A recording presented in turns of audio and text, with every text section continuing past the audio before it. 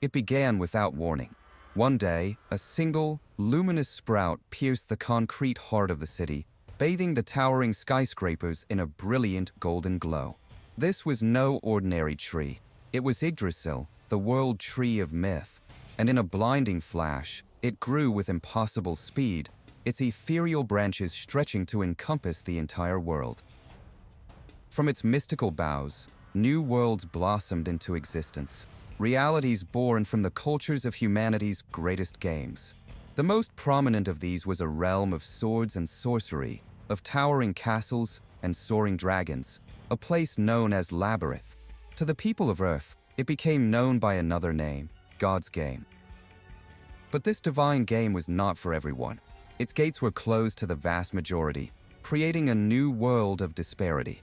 Far from the fantastical realms, in the grit and dust of an industrial site, a foreman's harsh voice cut through the air, barking orders for the day's work to end, his words laced with threats against any who might think of stealing. A young man, his face hidden by a hood and smudged with dirt, removed his hard hat, the weight of the day settling upon him. An older co-worker, his face a roadmap of hard years, approached him with a sly grin, calling him by his designation, 7017. He offered a clandestine deal on some good stuff he'd just acquired. The older man revealed a small, glowing chip in his palm, a data drug, a cheap escape in a world that offered little else. The young man recoiled, silently refusing the offer. Angered by the rejection, the dealer spat insults at the retreating figure, declaring him a snob who would end up in the same gutter as everyone else. As the young man walked, his world seemed to blur, the memory of Yggdrasil's golden light a stark contrast to the grim alley he now traversed. Around him, others were slumped against the cold brick walls, lost in the digital haze of their own escapes. He, however, had a different destination in mind.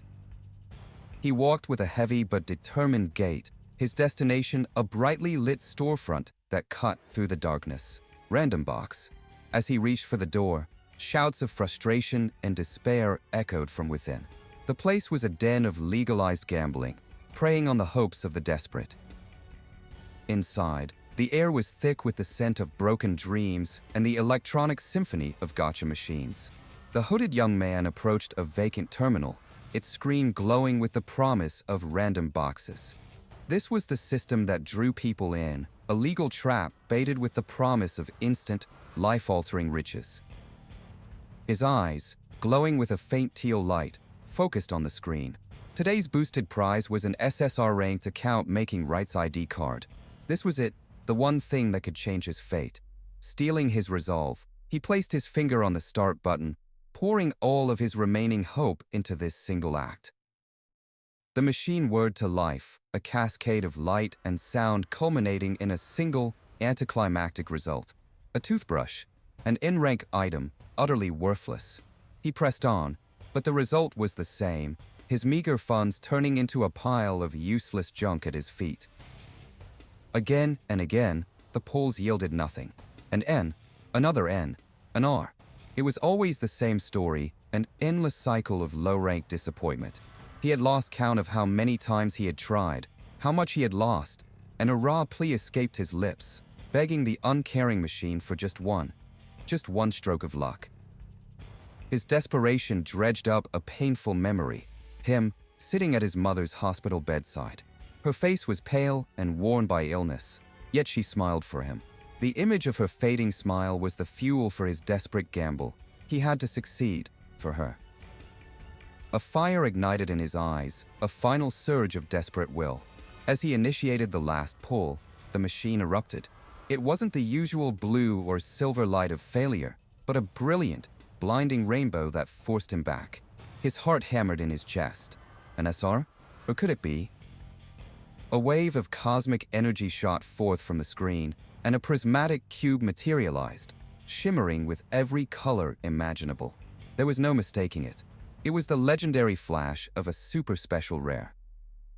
He stared, dumbfounded, at the screen, his hands trembling. It was a miracle he'd never even dared to hope for. Tears of disbelief and overwhelming relief streamed down his face as he held the prize, a golden Yggdrasil ID card. He had never given up, and now, his greatest hope was in his hands. This card was more than just a rare item, it was the key. It granted the right to create an account, to generate a game avatar, and enter the labyrinth. While the avatar couldn't exist in the real world, it was the only conduit to bring the impossible riches of the game back to Earth. The items brought back from Labyrinth, potions that cured incurable diseases, artifacts that defied physics, had reshaped civilization. Humanity had become utterly dependent on Yggdrasil, and the players who could access it had become the new nobility, the drivers of the global economy. It was a right given to an infinitesimally small few, a new ruling class clad in digital armor and wielding immense power. With a surge of adrenaline, the young man kicked over his stool, his fist clenched in triumph. At long last, he was one of them. He could become a player. His mind raced. With this, he could fix everything. He just had to get downtown to register the account. He bolted from the shop, his heart soaring with newfound purpose, only to have his world violently upended. A sharp blow sent him crashing to the pavement, his vision swimming as blood trickled down his face. Through a daze, he saw a group of thugs looming over him. Their leader smirked, identifying him as the lucky sack who had pulled the SSR. One of them held up his prize, mocking that his luck seemed to have run out. The leader took the card, his eyes wide with avarice. He had only ever seen such a treasure online. As the beaten young man tried to plead, to reclaim what was his, the leader's expression hardened with contempt. For an unknown to show such defiance was an insult. With a curt nod, he gave the order. A fist slammed into the young man's face, the impact echoing in the desolate alley. Pain exploded behind his eyes as his head snapped back, a grunt of agony forced from his lungs. The assault was merciless. Kicks and stomps rained down, breaking his spirit as much as his body. The leader grabbed him by the hair, lifting his bloodied face from the ground as he weakly begged for his card back, the one chance he'd ever had. The leader smiled cruelly, claiming he was offering a good deal for the card. He held a device to the young man's temple, and a notification appeared in his vision, a transfer of 30,000 points. It was a pittance, just enough for a single, hopeless spin at the random box. Smirking, the leader asked if the deal was done. In a final act of rebellion, the young man roared, his voice raw with pain and fury, and latched onto his tormentor's arm. Annoyed by his persistence, the man shook him off with disgust. As rain began to fall, the thugs decided to leave, their prize secured. They left him broken in a puddle of rainwater and blood. But as they walked away, they turned back in shock. Impossibly, defying all reason, he was forcing himself to his feet. A red warning flashed in his vision, his own body screaming that his vitals were critical. Every muscle protested, but he ignored the pain, taking one staggering step, then another. The thugs watched, bewildered by his resilience. The leader was about to finish him off when he realized the young man wasn't coming after them. He was stumbling back towards the random box. The thugs laughed at his crazy obsession, deciding to watch. After all, if he pulled something good, they'd just take it again. No one would care if an unknown died in an alley. The warnings in his vision intensified, his vitals now extremely critical. Pain was the only thing he could feel. His hearing faded, the world spun, and his own bloody shadow seemed to mock him as he lurched toward the glowing machines one last time. He collapsed just before the terminal, his body giving out. The machine greeted him with its cheerful welcome as he lay broken before it. With the last dregs of his consciousness, he stretched out a trembling, bloody hand, his mind focused on a single thought. Again, just one more. His finger touched the screen, but his strength failed him. The critical warning was the last thing he saw clearly. What a terrible life, he thought, as his vision finally faded to black. Suddenly, an immense pillar of golden light erupted from the machine, shocking the thugs outside. The light enveloped the young man's unconscious body, his form dissolving into a storm of digital pixels. His very existence was being rewritten. A synthetic voice echoed in the void of his mind. Emergency. Master's condition is in the red. taking emergency action to save his life. A new directive flashed before him. Character conversion forced. The YGGON system initialized, prompting him for a new name to begin his new life. A name echoed in the void. Ryuki. He found himself standing in a spotlight, his mind reeling with confusion. Looking down, he saw a cold steel locked around his wrists. What's going on? He thought, his panic rising. Why am I wearing these handcuffs? A disembodied voice pronounced a chilling verdict. The accused was found guilty of leaking confidential guild information and was sentenced to exile. A surge of desperate denial coursed through him. What? That's nonsense. It wasn't me, he screamed into the darkness, but his pleas fell on deaf ears. A second judgment was issued, a command to plead guilty to all charges. Suddenly, his voice was stolen from him, a crushing pressure sealing his throat. Before him, two shadowy, distorted figures materialized, the architects of his ruin. A sinister, glitching voice mocked his despair. Congratulations. Finally, it's the beginning of this unknown's life. But Ryuki's spirit refused to break. That's not true, he roared in his mind, his hands clenched so tightly his knuckles turned white. I didn't do that. His thoughts raced to the one thing that mattered more than his own life. I still have to earn money for Mom's surgery. But the cruel voice returned, a whisper of finality. It is too late. A heartbreaking vision of his mother, frail and bandaged in a hospital bed, flashed before his eyes as a voice called out, not to Ryuki, but to a number. Wake up, 7017. Ryuki's eyes shot open with a choked scream, the nightmare dissolving around him. He was no longer in a dark courtroom, but sitting in a shallow pool of water that reflected a sky filled with shimmering, digital particles. The air was calm, the silence profound. Where am I? He wondered, his voice barely a whisper. The unreality of the place was overwhelming. This isn't reality. Is this the other side? As he pondered his fate, a small, disc-shaped object with glowing blue eyes zipped towards him. Master, a synthetic voice chirped, please enter the name of your character. Startled, Ryuki flinched back. Yoa, you scared me. He pointed a trembling finger at the floating device. A flying cleaning robot. The device seemed to pause, its lights blinking with indignation. A cleaning robot? That's a pretty rude thing to say on a first meeting. I am the random box device system, YGGON. YGGON continued its introduction with a flourish. First of all, congratulations, Master. You have obtained the only UR rank in this world. The term jolted Ryuki out of his fear, triggering his gamer instincts. UR, he questioned, weren't the only rarities N, R, SR, and SSR. Shimmering, prismatic cubes floated through the digital space as YGGON explained. This is the gap between reality and Yggdrasil. Master, I need you to give me a name to complete the conversion and grant access to the labyrinth. The word labyrinth struck a chord deep within Ryuki, a place he'd only dreamed of.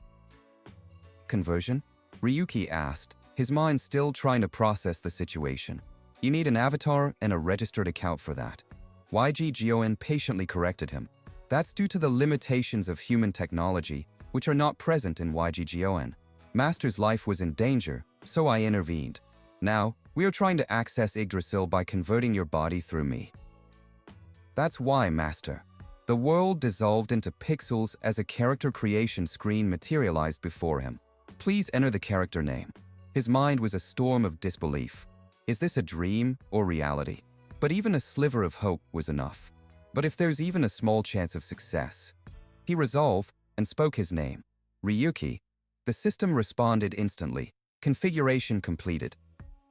An immense surge of energy enveloped Ryuki, a disorienting force that pulled at his very being. Yuok, he grunted, bracing himself against the gale of light. A message flashed in the void, transporting to the labyrinth. He shielded his eyes as the light intensified to a blinding white, and then, access completed. A new world opened up before him. Welcome to the world of phantasm. He found himself lying on a verdant cliffside, suspended high in the sky. Below him, waterfalls cascaded into the clouds, and the air was filled with glowing green petals. Dazed, he could only stare at the impossible, breathtaking landscape. He slowly got to his feet, allowing the sensations to wash over him. The gentle breeze rustling through his hair, the solid earth beneath his sneakers. It was all real, more vibrant than any simulation he had ever known. A smile touched his lips. This is what I've yearned for, the labyrinth. His moment of peace was violently shattered. From the shadows of a nearby forest, a rattling sound grew louder, and a horde of skeletons emerged, their empty eye sockets glowing with malice. Before he could react, one of the creatures lunged, its bony claws swiping at him. "What?" he cried, stumbling backward in shock. "Oi, isn't this supposed to be a tutorial map?" Ryuki shouted as he scrambled to evade the skeletal soldiers. "It's not fair to be thrown so suddenly into the hunting area." As one of the skeletons approached, a blue window appeared beside it, identifying it as a level 1 undead, weak to physical damage. Panic set in. His gamer instincts took over as he yelled, "Status window. Open. Status window." YGGON zipped beside him, its lights blinking in annoyance. "Master, how shameful. Please don't freak out." Ryuki ignored it, his mind racing. "Hey, I don't even have starting equipment. If the conversion was successful, I should be a player, right?" YGGON delivered a devastating blow to his hopes. Master is not a player from this particular labyrinth. There are other labyrinth systems, including this one, where calibration doesn't apply. The meanings sank in like a stone. That means levels, status, skills. World of Phantasm is unable to receive them. Ryuki's face contorted in rage. That's absolute nonsense. YGGON puffed up with digital pride. "How dare you? I am on a completely different level from a labyrinth as simple as this. If you really want something, why not pull a random box?" A system interface appeared, showing his rewards, a staggering 106 YGGON tickets, earned from completing the UR Gacha and gaining access to the labyrinth. With the skeletons closing in, he had no other choice. 106 free tickets. "I will use all of them," he yelled, thrusting his hands forward. A glowing blue console materialized before him, and he poured all of his desperation into the pull. "I don't care what it is, as long as it's a weapon. Please, something I can use." A black cube, crackling with golden energy, appeared in a flash of light. From it, a weapon materialized in his grasp. A feral grin spread across his face. "Come on over, you piles of bones. I will make you into ramen stock."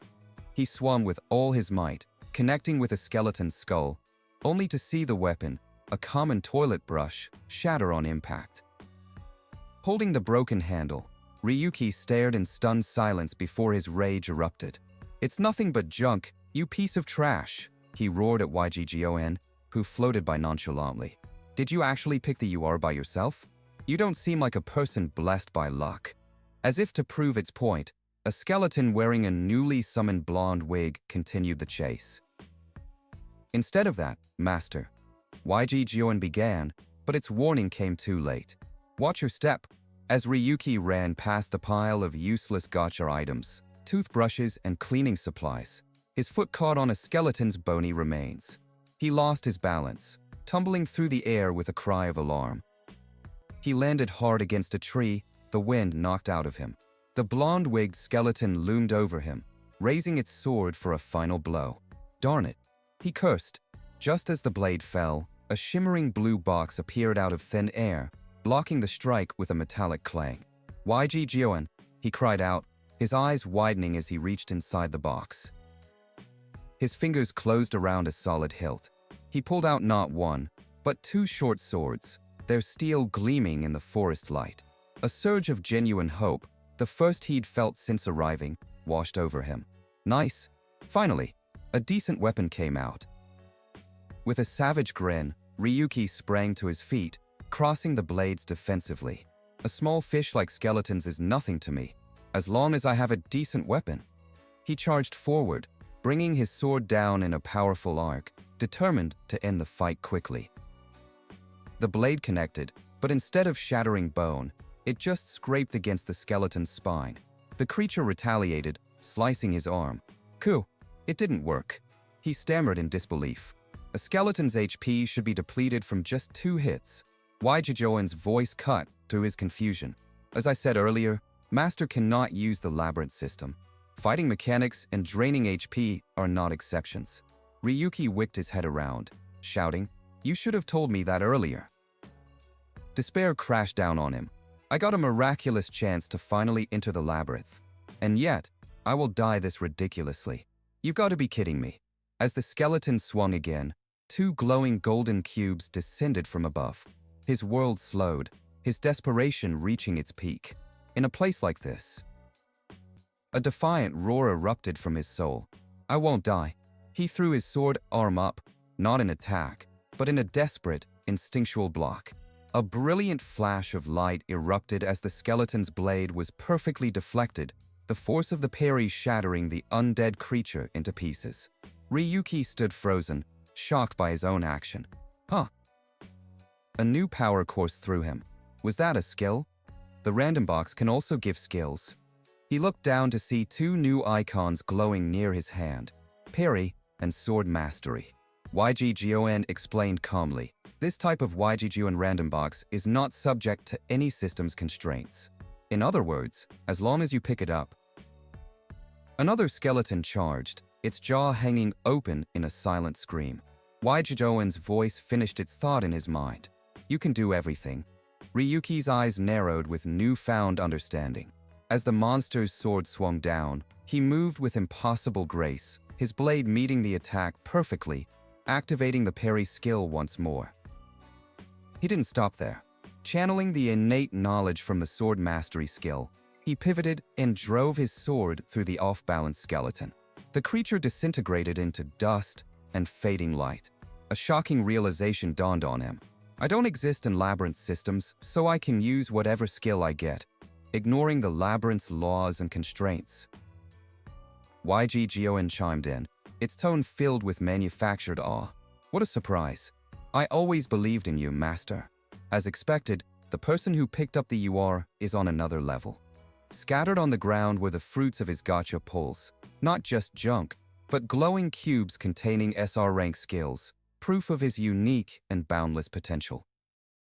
Ryuki let out a long, shaky breath, a slow, dangerous smile spreading across his face. From the start, it was a miraculous opportunity. It doesn't matter if another miracle happens now.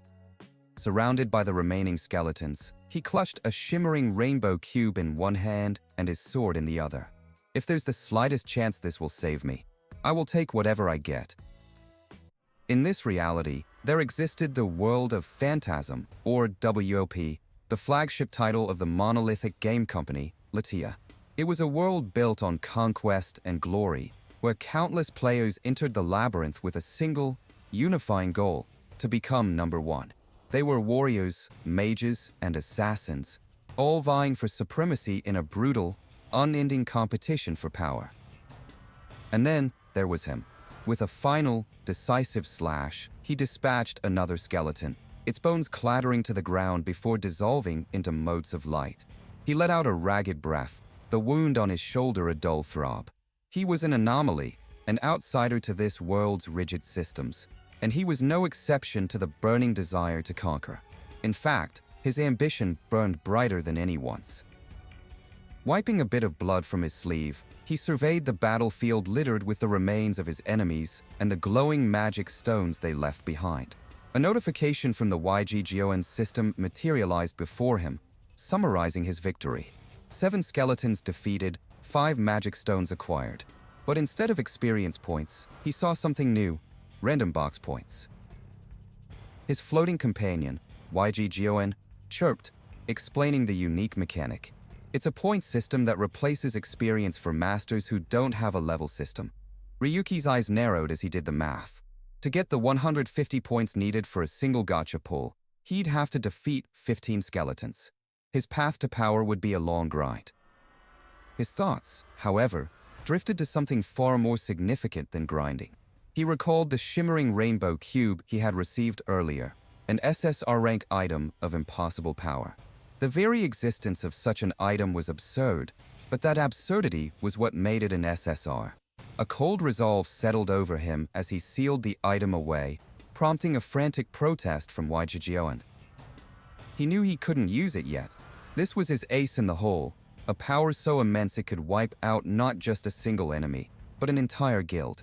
For now, he would hide this catastrophic power, keeping it in reserve for the day when he truly needed it, when all other options were exhausted. Bringing his focus back to the present, he reviewed his current equipment skills, sword mastery and parry, both SR rank. He needed 700 RP to level them up, a daunting task. Just then, as if summoned by his thoughts, the rattling of bones echoed through the trees. A new horde of skeletons emerged from the shadows, their empty sockets glowing with malice. A wide, predatory grin stretched across Ryuki's face. They had shown up at the perfect time. Time efficiency is key when grinding, he thought, his eyes gleaming with manic determination. With a primal cry, he charged forward, plunging back into the heart of battle to harvest the points he so desperately needed. An explosion of force ripped through the forest as another enemy fell. For what felt like an eternity, he fought, his every waking moment a blur of steel and crumbling bone. As the dust settled on his latest victory, he stood alone in the quiet woods. It was day 3 of his new life in the world of phantasm. A system alert chimed, displaying his completed daily missions and the gacha tickets he'd earned as rewards. He held up 3 fingers, calculating his progress. Time in the labyrinth is 10 times faster than in reality, he mused. 7 hours of grinding for 1500 RP. Not bad. It was a solid start. Waijijian zicked around him excitedly, impressed by his master's guts to collect enough for 10 pulls during the tutorial phase. Without a moment's hesitation, Ryuki confirmed the gacha pull. Notifications flashed across his screen as he poured all 1,500 points into his skills, immediately leveling up both sword mastery and parry. Waijijian's digital face contorted in panic. "Kaya, Master, are you insane?" the drone shrieked. Using precious RP on skills like that. It tried to reason with him, explaining that the skill system was a fundamental part of his abilities, but Ryuki remained stoic and unmoved by the frantic display. He calmly changed the subject, inquiring about the drop rates for each item rank. The numbers Waijijian displayed were abysmal, a meager 0.3% chance for an SSR. It explained why his free tickets had yielded nothing but junk. He scowled at the list of toothbrushes and trash cans in his inventory. "Way too stingy," he yelled in frustration. Ignoring Waijijian's pleas for the points, Ryuki was firm. The tickets for missions would be enough for random box pulls. His RP was reserved for guaranteed upgrades. When the drone asked how long he planned to stay in the tutorial forest, his eyes hardened. "Not yet," he stated flatly. "We need weapons, and our skill levels are still lacking." He turned his gaze toward the endless trees, a deep well of knowledge stirring within him. In his past life, he prided himself on knowing more about WOP than anyone. This forest of beginnings, he thought, is the best starting area for hunting in the early game. It was the perfect incubator for his nascent power. But he also knew its most critical secret. Once you leave, you can never return. It was a one-way trip. Therefore, his strategy was clear. He had to grow as strong as possible right here, right now. He would test the limits of his body without system corrections and claim the 1-week login bonus, a guaranteed SR ticket. After a full week of tireless battle, he had reached a plateau. The login bonus notification appeared, confirming his guaranteed SR ticket. He stood with one foot planted on the spine of a massive, defeated skeleton, a testament to his progress. A quick check of his skills showed both sword mastery and parry had reached level 3. It was clear that the skill levels he could raise here were nearing their limit.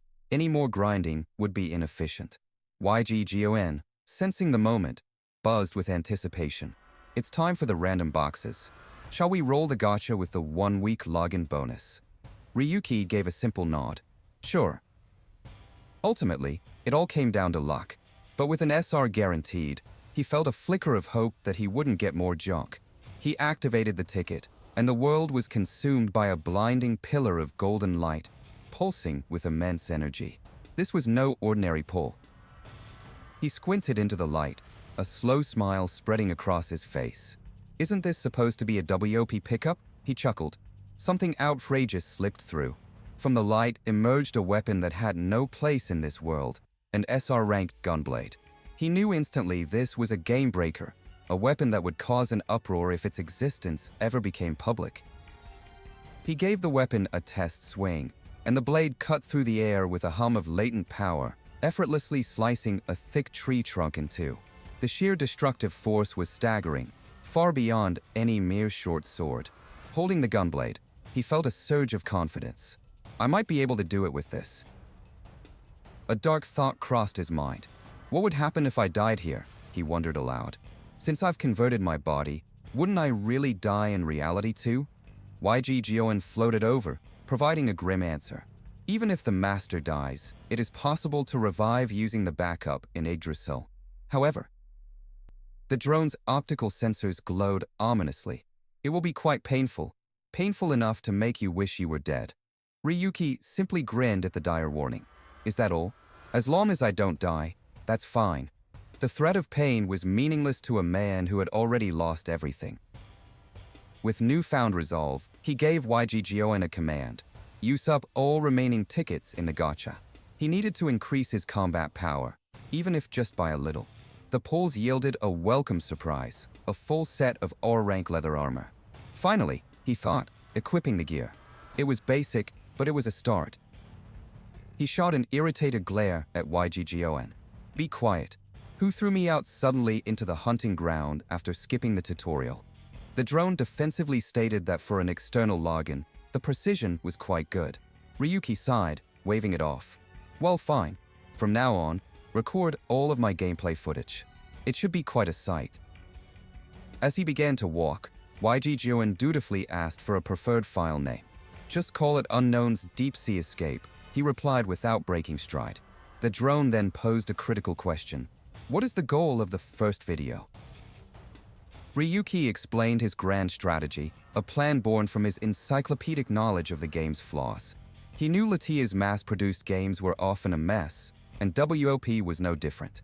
He was going to exploit one of its most notorious bugs, a late-game boss that had a chance to appear in an early-game area.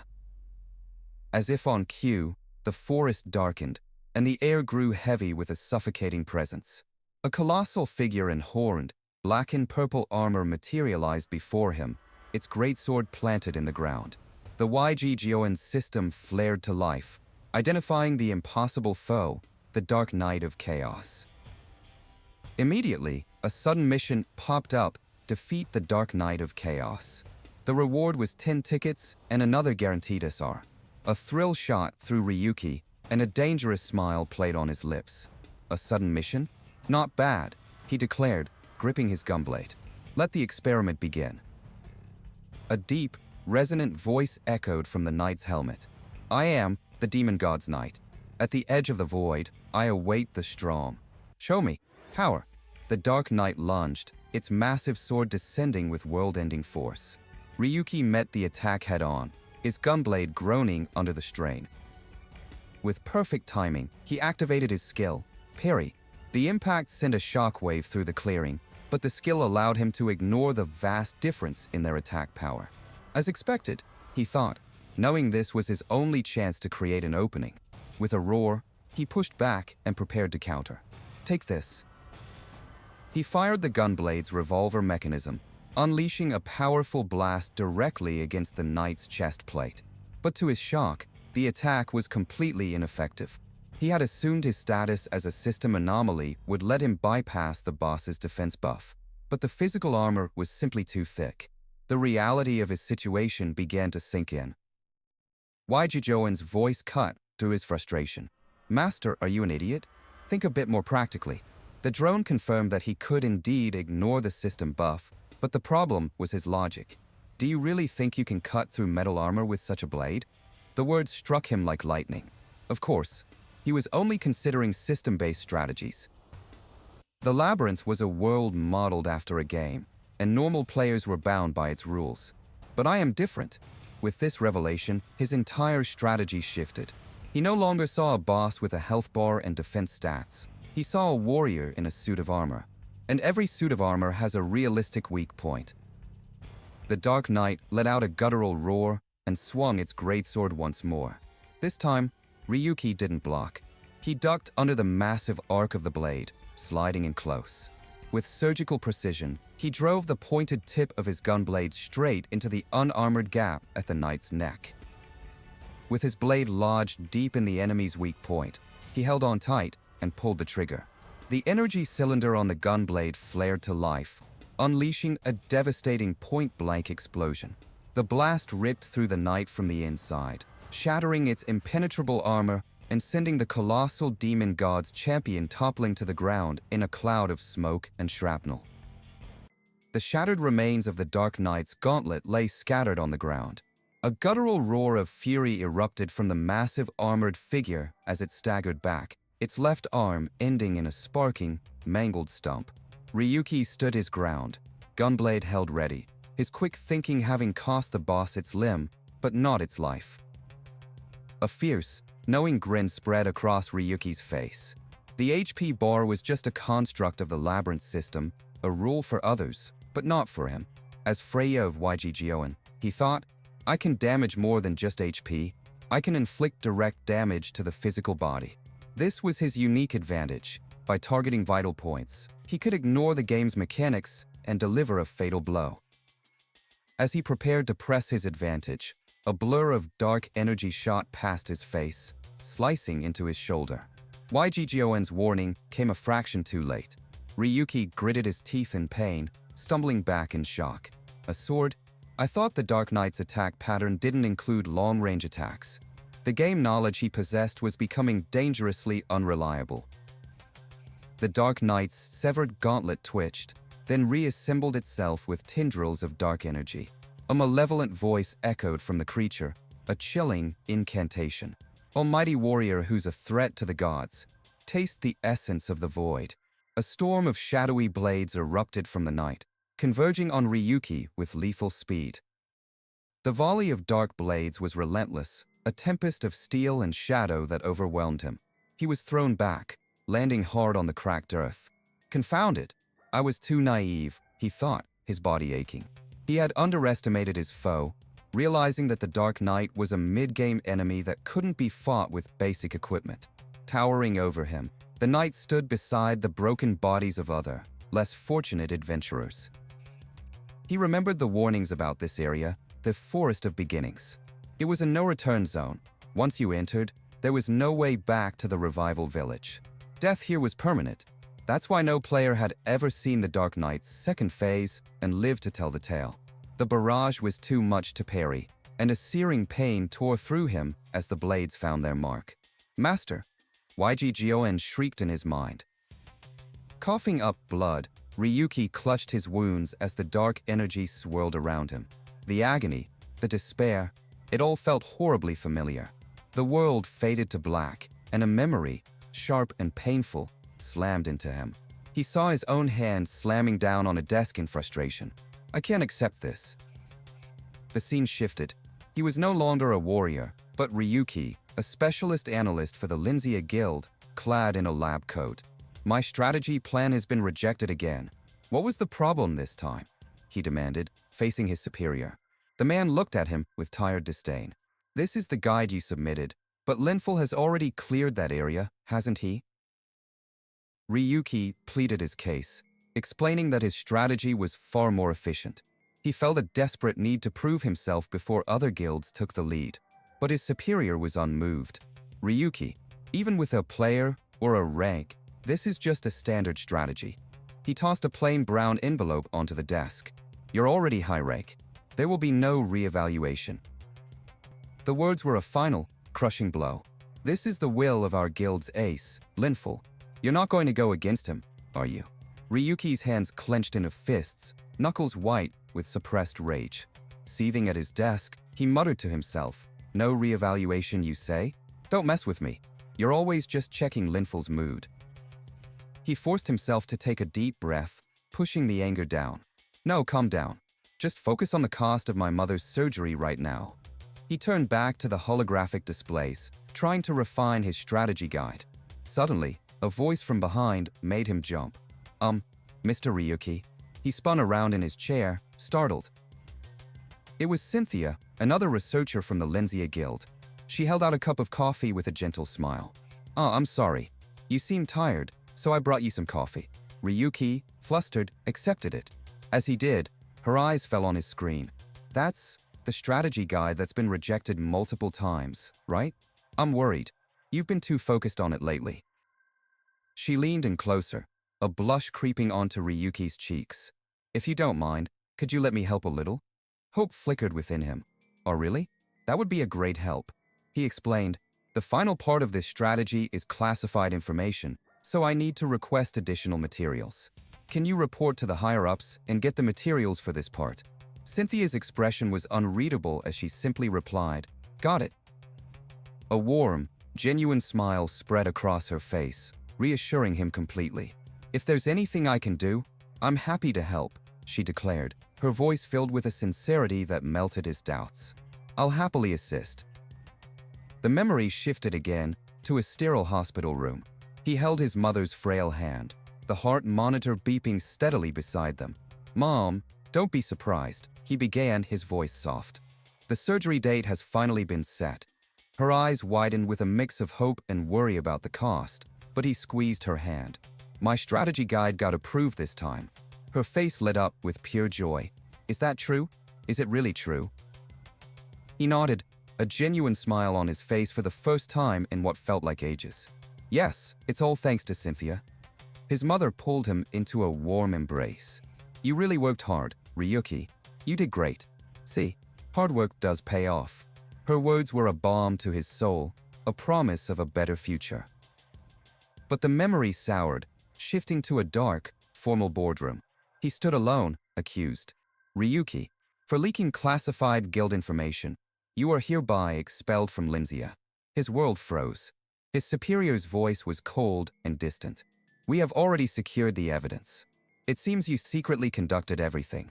If it weren't for Linful and Cynthia's report, no one would have noticed. The name hit him like a physical blow. Cynthia? From the side, a new voice dripped with arrogant boredom. Honestly, what a hassle. Is it okay to waste the Ace's precious time on this? It was Linful Darius, the Vice Guild Master, with Cynthia standing silently by his side. I was wondering what Ryuki, the one who kept submitting those annoying strategy guides, actually looked like, but seeing such a pathetic face just made me lose interest. Linful draped an arm around Cynthia's shoulders. Sorry for dragging you into this with someone who looks like that. As promised, I'll be your backer. As they turned to leave, Linful patted Ryuki condescendingly on the shoulder. This is what happens when you don't know your place. With your analysis being so useless, what's the point of having you around? He leaned in, his voice a venomous whisper. And on top of that, you were talking behind my back, weren't you? Did you forget your place? A cruel smile twisted his lips. But I must congratulate you, because it's the moment when your boring life ends. A cold, automated voice announced the verdict, rank revoked. Unknown. A system screen flashed before his eyes, sealing his fate. User authentication failed. The defendant was deemed to have admitted all charges, and all acquired ranks were revoked. In that moment, he lost everything. Money, status, honor, family. Not even his own name was left to him. He was nothing. The crushing weight of the past fueled a fire in the present. Back in the labyrinth, Ryuki gripped the dark blade, piercing his body, refusing to yield. The Dark Knight watched in disbelief. My attack, you're still enduring. How? Where does such power come from? Ryuki's face was a mask of pure, unadulterated rage, a grimace of agony and defiance. The Dark Knight raised its massive greatsword, imbued with the absolute power of its master. No matter what power it is, the demon god's blessing cannot be prevented, nor will it comply. The blade began its descent, a final, unblockable execution. Is this the end? As the sword fell, his life didn't flash before his eyes, only the burning shame and regret.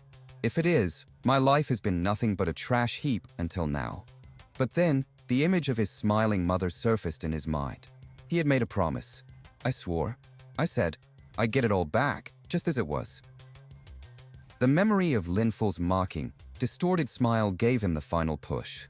A primal scream tore from his lungs as he was impaled, but it was not a scream of defeat. It was a war cry. From here, I'll claw my way up from this bottom tier.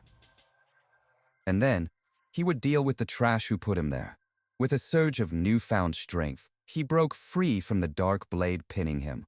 He met the descending greatsword not with a parry, but with a direct, upward thrust of his own gunblade, aiming for the very center of its pristine edge.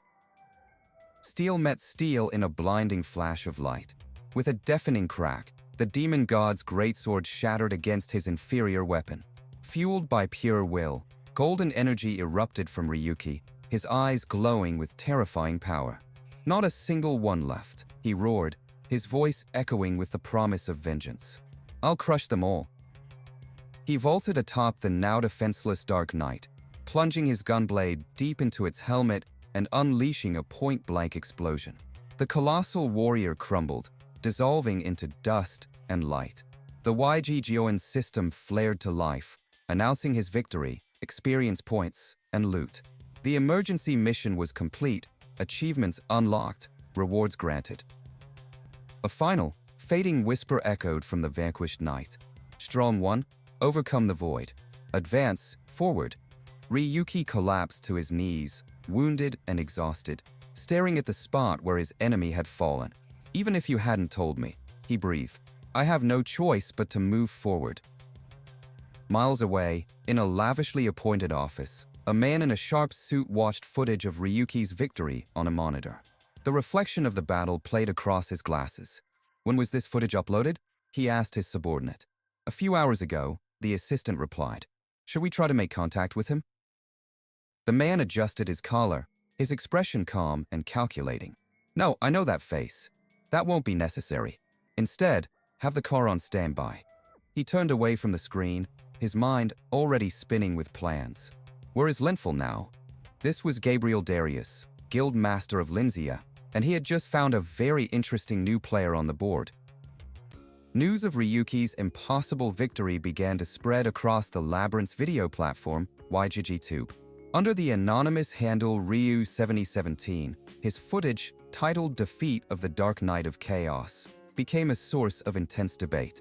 The comments section was flooded with disbelief and ridicule, with most players dismissing it as an elaborate hoax, convinced that a low-ranking player could never access such a high-level area, let alone challenge its guardian. Skeptics pointed to the unique gunblade, comparing it to a legendary weapon, but quickly dismissed it as a clever imitation. The sheer absurdity of the video's claim, a solo victory against the dreaded Dark Knight, led most to believe it was staged. To the average player, the footage was illogical, a piece of nonsense meant to troll the community, even as a quiet few began to wonder if the impossible had actually happened. Despite the skepticism, the video's view count skyrocketed into the hundreds of thousands. The primary argument against its legitimacy was the damage output. It was inconceivable for a player with tutorial-level stats to inflict such devastation. The community consensus settled on a simple explanation. The player, whoever they were, must have exploited a critical game bug or a cooldown reset glitch to achieve the feat. Within the prestigious Linzia Guild, the footage was being analyzed with professional scrutiny. A young analyst named Ragnar presented her findings to her colleagues, her expression a mix of awe and confusion. She admitted that the player's performance defied all known game mechanics and logic, particularly their ability to neutralize a boss monster in just 2 hits. Concluding it must be a glitch, she proposed that the guild should immediately contact this mysterious player, Ryu7017. As Ragnar made her suggestion, a senior analyst stared at the screen, his face pale with shock. A dawning horror crept into his expression as he recognized the player's face, a ghost from their past. He stammered, his mind reeling from the impossible connection he had just made, unable to believe that the disgraced unknown could have an active account.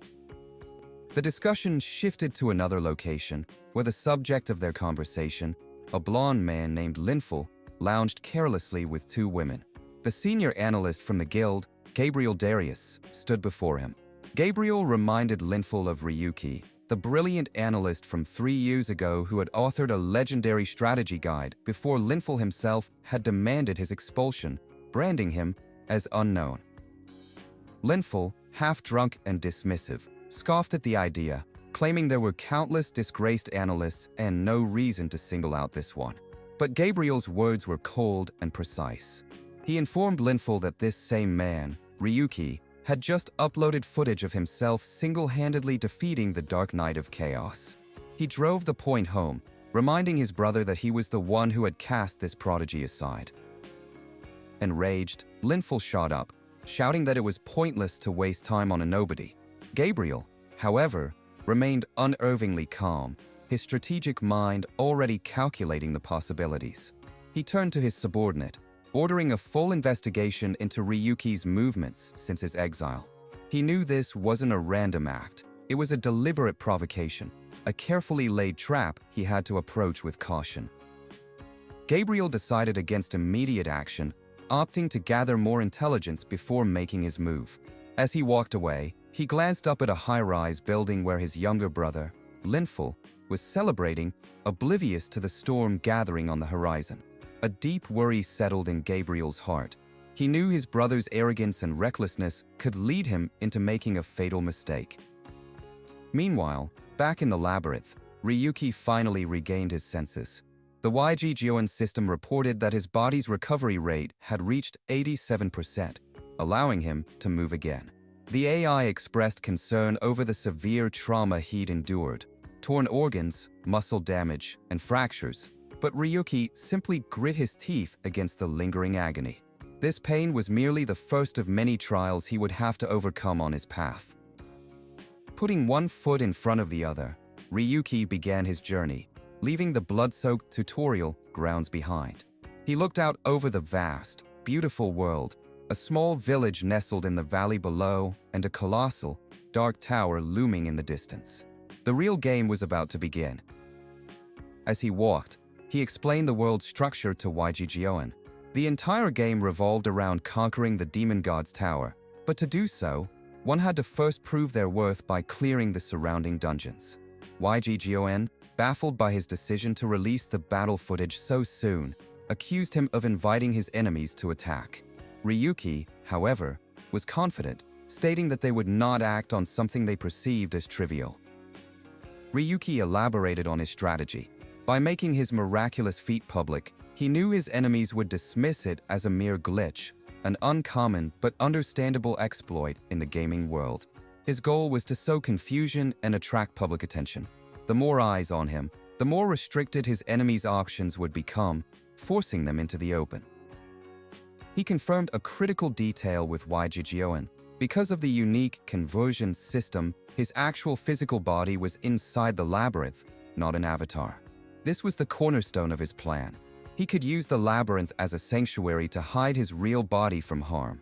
His mind flashed back to the man who had wronged him, Linful Darius, his expression hardening with resolve. With a means to crush Linful secured, all that remained was to lure him out. Ryuki clenched his fist, his voice laced with cold fury. He would provoke him relentlessly, making his very existence an unbearable thorn in Linful's side until he had no choice but to act. The moment Linful showed himself would be the moment of his utter annihilation. YG, ever the enthusiast for chance, suggested they use their accumulated points for some gacha rolls. Ryuki, however, brought it back to reality, reminding the AI of the 10-day limit before he needed to exit the labyrinth. YG clarified that such low-level concerns were unnecessary. Unlike normal players who used avatars that posed risks to their physical bodies, his conversion method transported his actual body, making it perfectly safe. Realizing his physical body was truly in this world, Ryuki felt a strange sense of liberation. YG recommended a brief return to reality, but its excitement for the gacha pulls quickly took over. Yielding to the suggestion, Ryuki initiated the conversion, his game world avatar dissolving as his consciousness was pulled back to the real world. He materialized back in the deserted random box shop, the very place where his new life had begun.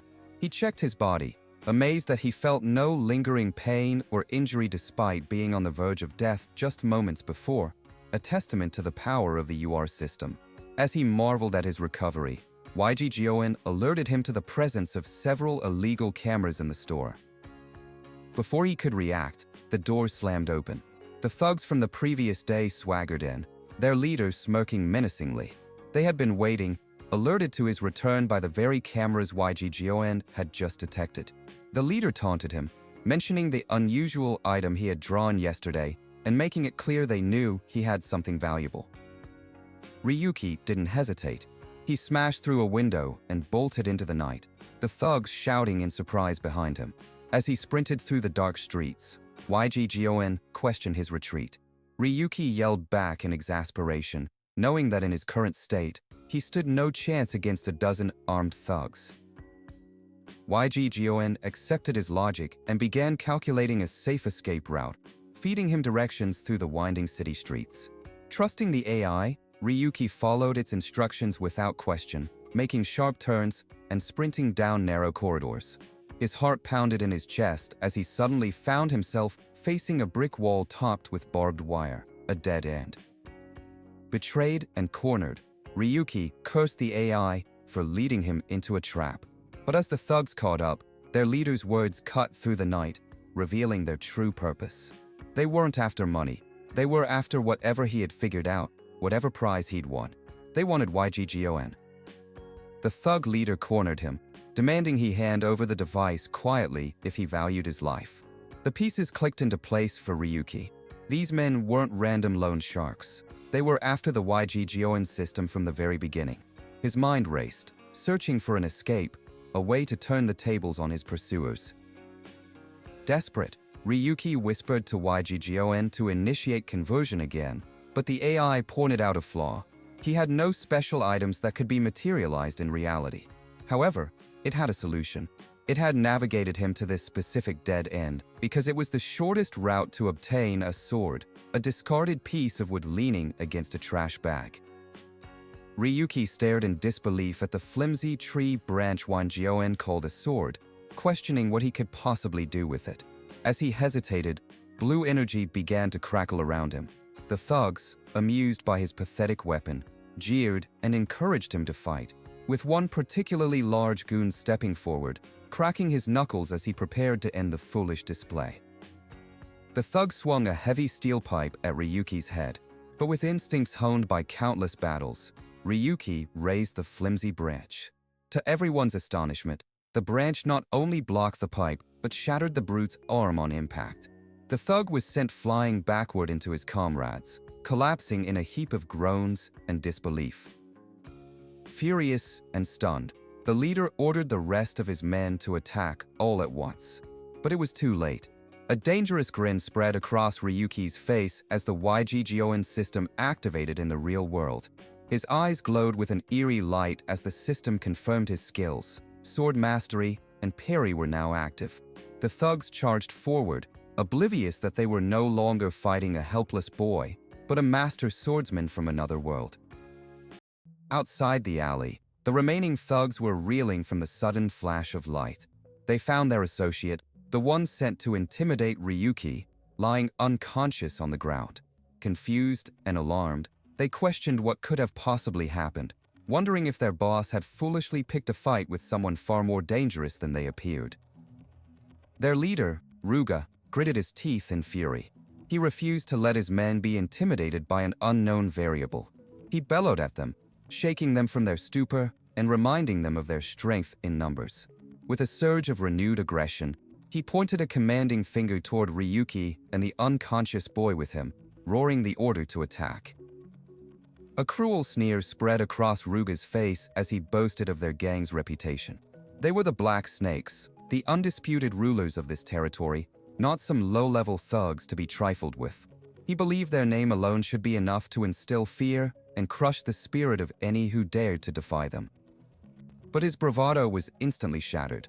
The alley filled with the sounds of pained cries and desperate pleas for help.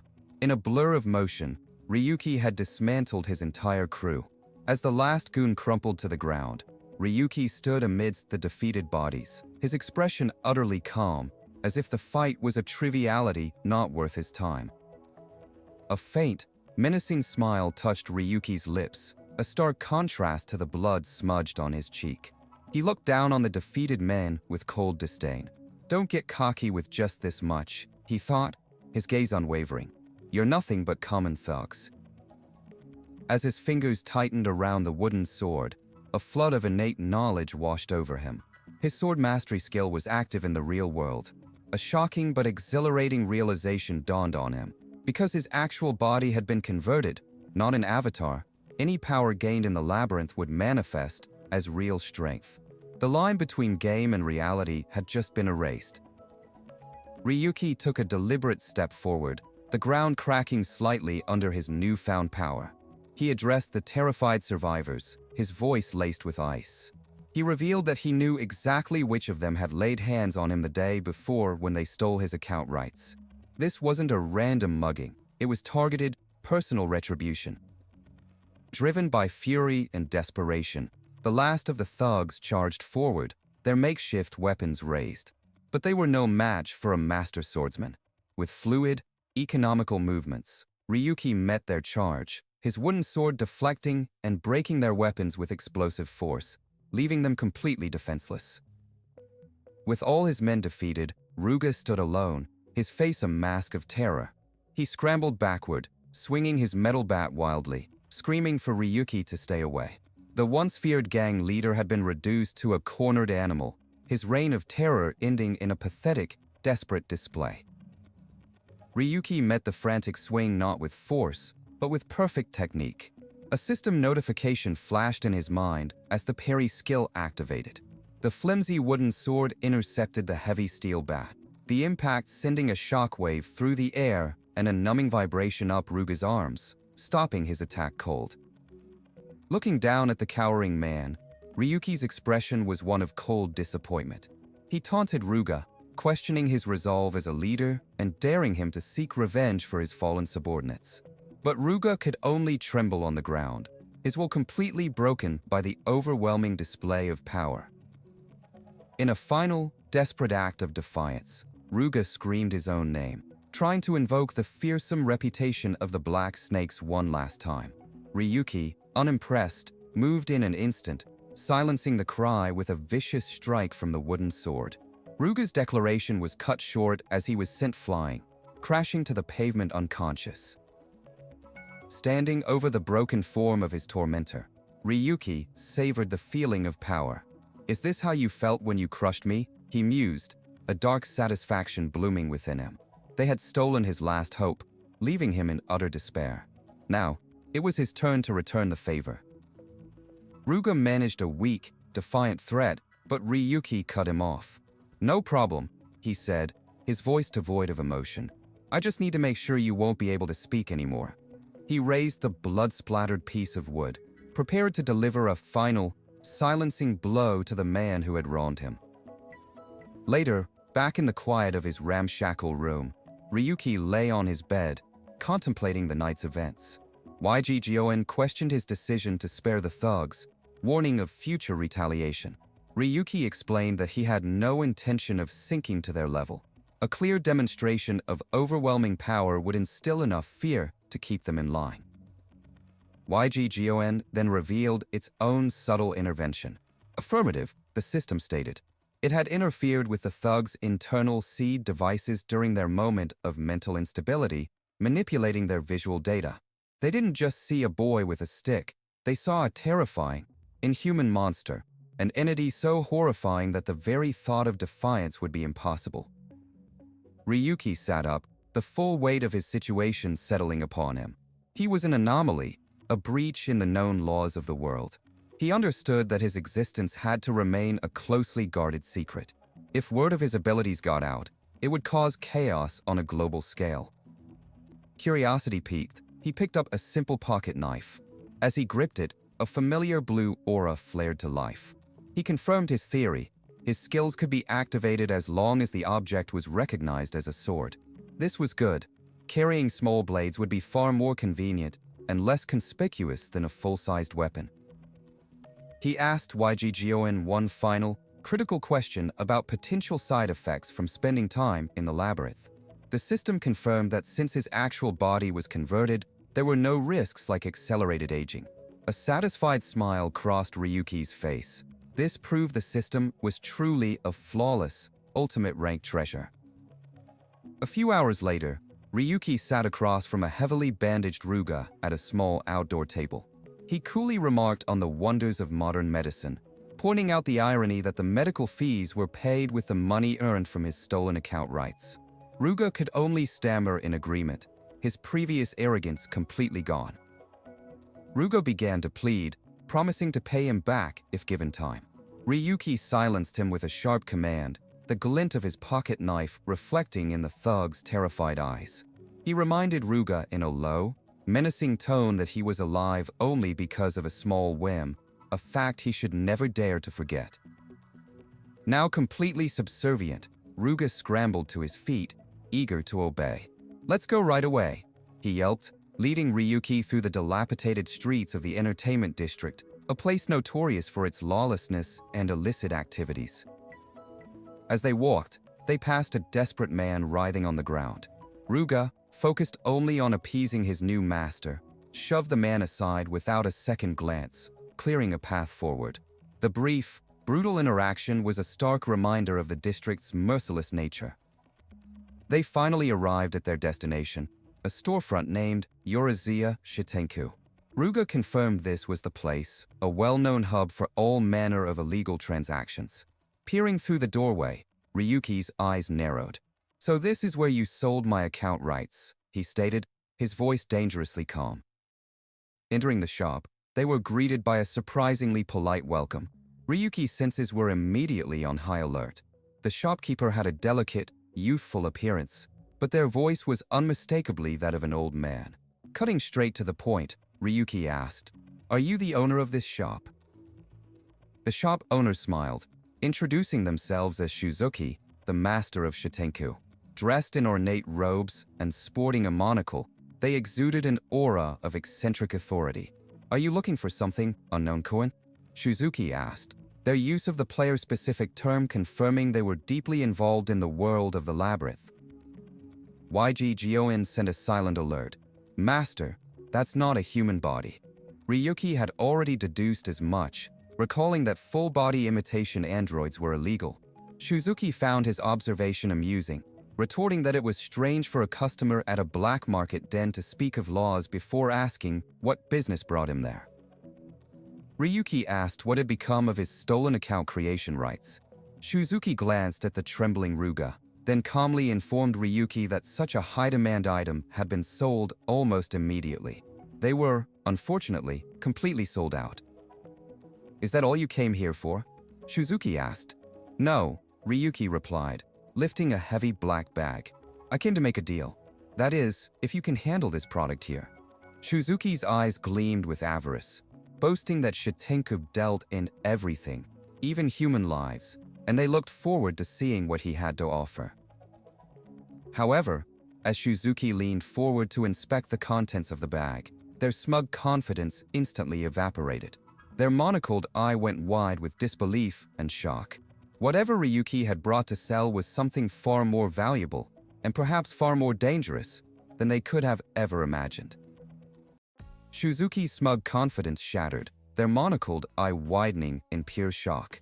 The heavy bag Ryuki had brought wasn't filled with common loot or stolen trinkets. It held a collection of radiant, pulsating orbs, magic stones of a purity and quantity that defied all logic for an unknown player. The avarice in Shuzuki's eyes was replaced by a dawning, terrifying realization. The young man before them was no ordinary scavenger. Regaining a sliver of composure, Shuzuki tried to seize control, questioning if Ryuki even understood the value of what he possessed. But Ryuki's calm retort cut through the pretense. He was not to be underestimated simply because he was unknown. His knowledge was sound. In the world of the labyrinth, items were divided into two categories, a fundamental truth every serious player understood. There were common items, data constructs that could not exist outside the labyrinth. And then there were special items, which could be materialized into the real world.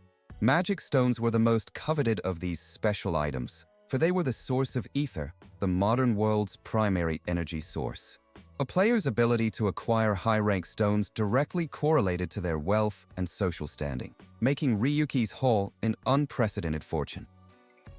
Shuzuki found the situation deeply suspicious. Such a treasure could fetch an astronomical price through legitimate guild channels. Why bring it to a black market dealer? Ryuki's answer was simple and direct. He obtained them personally and needed to sell them discreetly. This only deepened Shuzuki's disbelief. The idea that an unknown could acquire such items directly was, by all accounts, impossible. Sensing the conversation was escalating into dangerous territory, Shuzuki dismissed the injured Ruga with a quiet command. The thug, confused but intimidated, could only stammer in protest before Ryuki's icy glare sent him scrambling out the door. The air in the room grew heavy, now a private negotiation between two individuals playing a high-stakes game. Shuzuki began to connect the dots, their mind racing. The typical unknown who stumbled upon a magic stone was a lucky thief, nothing more. But something was different here. Recently, Shuzuki began activating a holographic display. Someone has appeared who deviates from that norm. Ryuki remained silent, his expression unreadable, waiting for the dealer to reveal their hand. The holographic screen lit up, displaying footage of Ryuki's impossible battle against the Dark Knight. To think that the protagonist of that recent viral video would come to my shop. Shuzuki's voice dripped with a mixture of awe and cunning. With a theatrical flourish, they spread their arms wide. Once again, welcome, Ryu 7017. The pretense was over. Shuzuki held up one of the magic stones, a deep purple orb pulsating with dark energy. If you were trying to hide your identity, you've been careless, they chided, a smirk playing on their lips. The appraisal app identifies this as the magic stone of the world of phantasms, Dark Knight of Chaos. There was no denying it. Ryuki was the only one who had ever defeated that bug boss in the tutorial. Ryuki let a slow, confident smile spread across his face. There was no point in hiding any longer.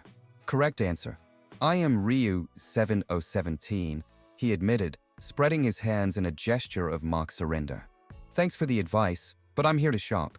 Let's get down to business. Shuzuki's curiosity was piqued.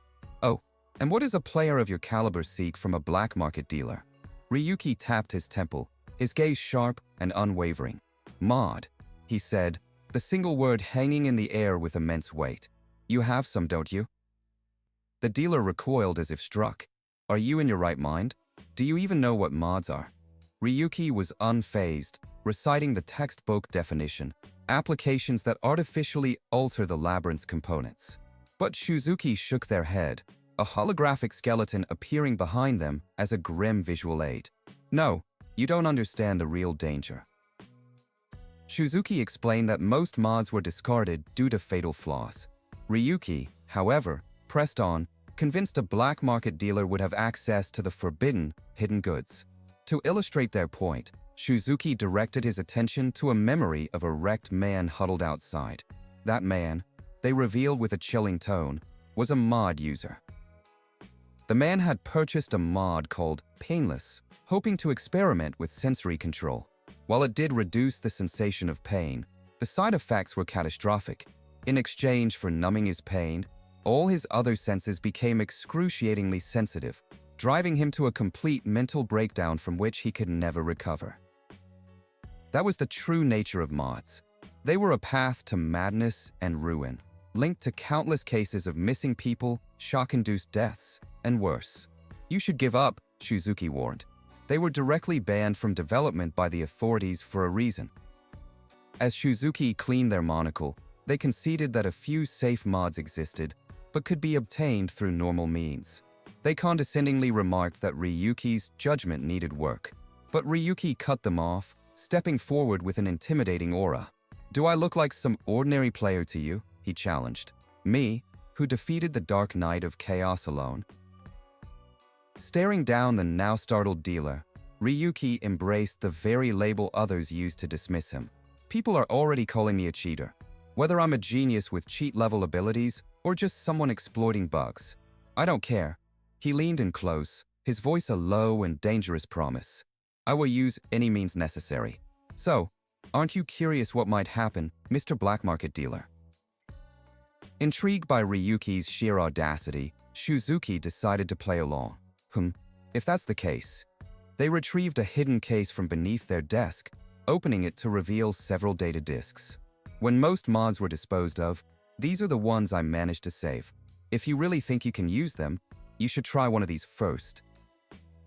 With YGGON's analytical power, Ryuki quickly assessed the dealer's offerings. The first mod, Attack Power Tripled, was a dud that only changed display numbers. The second, 1 second future prediction, was a good idea in theory, but its flawed implementation actually obstructed a player's vision during combat, making it a liability. He continued his assessment, dismissing one useless mod after another.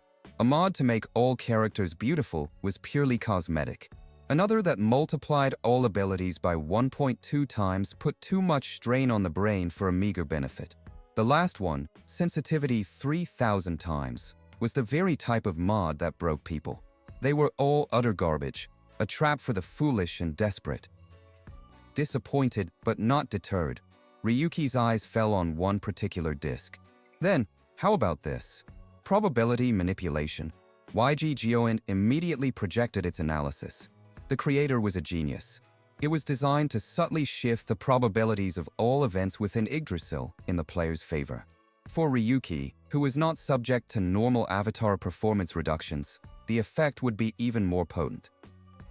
A 0.5 to 1% advantage seemed insignificant to most, but Ryuki knew better.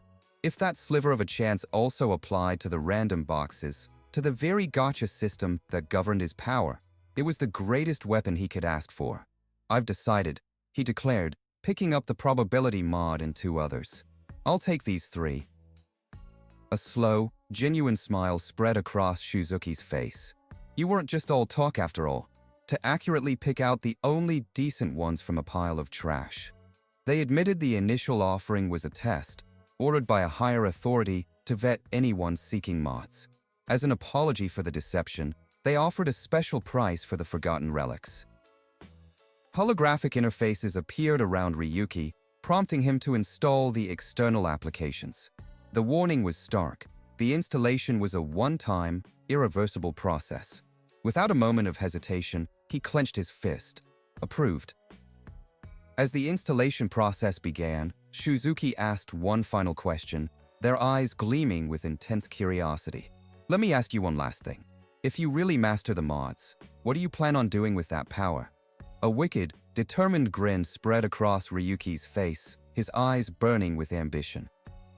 Outside, a vision of a great, golden tree, Yggdrasil, flashed across the cityscape. Back in the shop, Shuzuki collapsed in a fit of manic laughter, utterly captivated by Ryuki's answer. Ryuki's voice echoed in their mind, his goal laid bare. Top tier. His ambition was absolute. He would crush everyone, regardless of their rank. Bronze, silver, gold, platinum, even the so-called diamond players. He would obliterate all the worthless trash that stood in his way and ascend to the absolute pinnacle of the world. Shuzuki watched him go, a thrill running down their spine. This is going to be interesting. Ryuki stepped out of the shadowy shop and melted back into the bustling city streets. The newly installed power hummed at his side, a silent promise of the chaos he was about to unleash. His path was set, and the world was not ready for the storm that was coming. Ryuki stepped into a new world, a quaint village nestled beneath a towering mountain. He clutched his player ID, a simple card that granted him entry without issue. He had anticipated trouble, but in the chaotic world of the labyrinth, being an unknown face was the norm. His eyes scanned the peaceful scenery, a stark contrast to the brutal battles he had just endured. This was the first step on his path of vengeance. He walked through the bustling marketplace, a scene straight from a medieval fantasy. Children laughed and ran through the streets, vendors hawked their wares, and the air was filled with a sense of life he hadn't experienced in a long time. For a moment, the weight of his mission lifted. It was almost peaceful, but peace was a luxury he could not afford.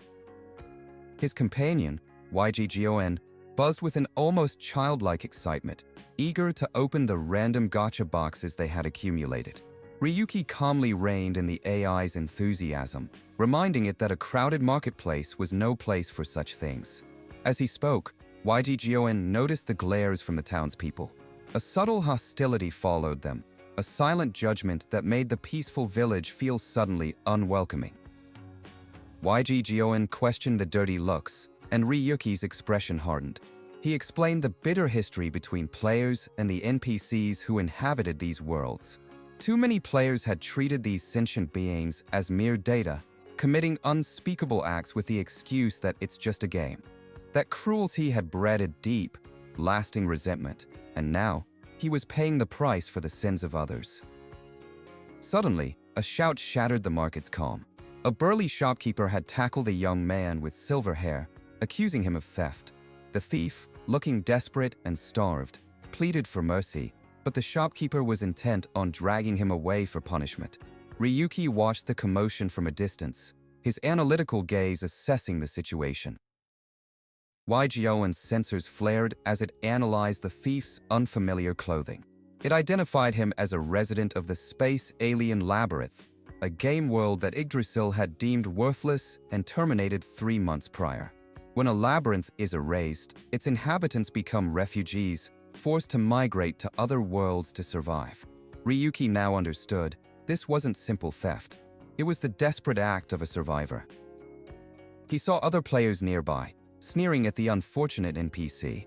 YGGON confirmed his thoughts, explaining Yggdrasil's merciless practice of culling labyrinths. A cold, determined smile formed on Ryuki's face. He felt no pity. His goal was just as ruthless. Then we'd better hurry, he thought. Even if this whole game ends, I will be satisfied as long as I can crush Linful and Linzia before that happens. Once they secured a room at the local inn, YGGON's excitement for their gacha session returned with a vengeance. But Ryuki had other plans. With a calm that unnerved the AI, he declared they would check the mod first. It was time to bend the rules of this world to his will. YGGON displayed the system's probabilities. With Ryuki's modification active, the odds shifted subtly. The chance of drawing the highest rarity, SSR, tripled from a measly 0.3% to a full 1%. It was still a long shot, but in a game of chance, even the slightest advantage was a weapon. This was more than just cheating, it was a calculated strike against the system itself. With the modified rates in place, Ryuki finally gave the command. He had an arsenal of 40 tickets and over 15,000 points ready to be spent. The hunger for a game-changing pull, the thrill of the gacha, took over. With this many tickets, YGGON declared, an SSR isn't just a dream. The first 40 tickets were spent in a blinding flash of light. The light faded, revealing not treasure, but a mountain of absolute junk.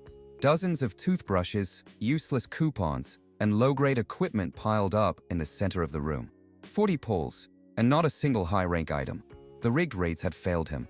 Ryuki fell to his knees, staring in utter disbelief at his terrible luck. Fury replaced his shock. What a load of junk, he seethed, grabbing YGGON and shaking it violently. The AI, with feigned innocence, sarcastically suggested he sell the toothbrushes. Blinded by rage, Ryuki threatened to scrap the device, until YGGON pleaded for him to stop, cryptically insisting this was all for his own good. In a dizzying shift of tone, YGGON suddenly erupted with joy. An SSR? Yes, I believed in you from the start. You're a god. Ryuki stared, baffled by the sudden change, before his confusion turned back to anger. He accused the AI of being a dirty cheater, realizing it had manipulated the outcome behind his back. The true rewards of his guaranteed tickets materialized. A golden cube opened to reveal an SR's skill, Flash Step, but from the rainbow cube, an item of immense power emerged, an SSR skill called Intuition. The system described it as a permanently active sixth sense, a power that could, at its peak, grant glimpses into the very origin of the world. Ryuki equipped the new skill, but felt no different. His curiosity turned to shock when he checked its upgrade requirements. Leveling intuition from level 1 cost 7,000 RP, an astronomical sum that could level his other skills multiple times. This was no ordinary ability. Its cost was a testament to its hidden potential. YG Gioen, ever the gambler, urged him to spend the points on more gacha pulls rather than the mysterious new skill. However, Ryuki's own intuition was screaming at him. He ignored the AI's pleas and instead invested his points methodically, strengthening his foundational skills, sword mastery, parry, and flash step. He chose proven power over uncertain luck. With just over 8,000 RP remaining, he faced a critical choice: gamble on more boxes or invest everything to max out his sword mastery. YG Gioen practically begged him to pull again, to chase that fleeting high. Ignoring his companion's desperate wails, Ryuki made his decision. He poured every last point into his skill. As the points vanished, sword mastery reached its maximum level. But then, something unexpected happened. A new option appeared on the system screen: rank up available. A wicked, knowing grin spread across Ryuki's face. He finally understood. The absurd point cost wasn't a barrier, it was a key. Without a moment's hesitation, he commanded the system to execute the rank up. A blinding torrent of golden light erupted in the room, so intense he had to shield his eyes. Powers surged around him, a raw, untamed energy unlike anything he had felt before. YG Gioen, explain, he yelled, but the device was silent, overwhelmed by the very process it had initiated. When the light subsided, system notifications flooded his vision. He had earned 15 gacha tickets for his achievements. But the true prize was his skill. Sword Mastery had evolved into Sword Mastery, a unique class enhanced by the world system itself. It granted him a new, devastating ability, Aura Blade. Ryuki stared in awe. He had never even heard of an SR Plus rank. This was a power beyond the known limits of the game, a higher tier of existence. A wild, triumphant laugh escaped his lips as he was bathed in golden light. Meanwhile, YG Gioen seemed to short-circuit, lamenting that it was stuck with a master who actually succeeds instead of providing the entertainment of a spectacular failure. "Stop your whining and get up," Ryuki commanded, his voice brimming with newfound power. This is where the real game begins. Their destination was a dungeon where the top-ranked player, Linful, had set the clear time record. YG Gioen voiced its concerns, but Ryuki's confidence was absolute.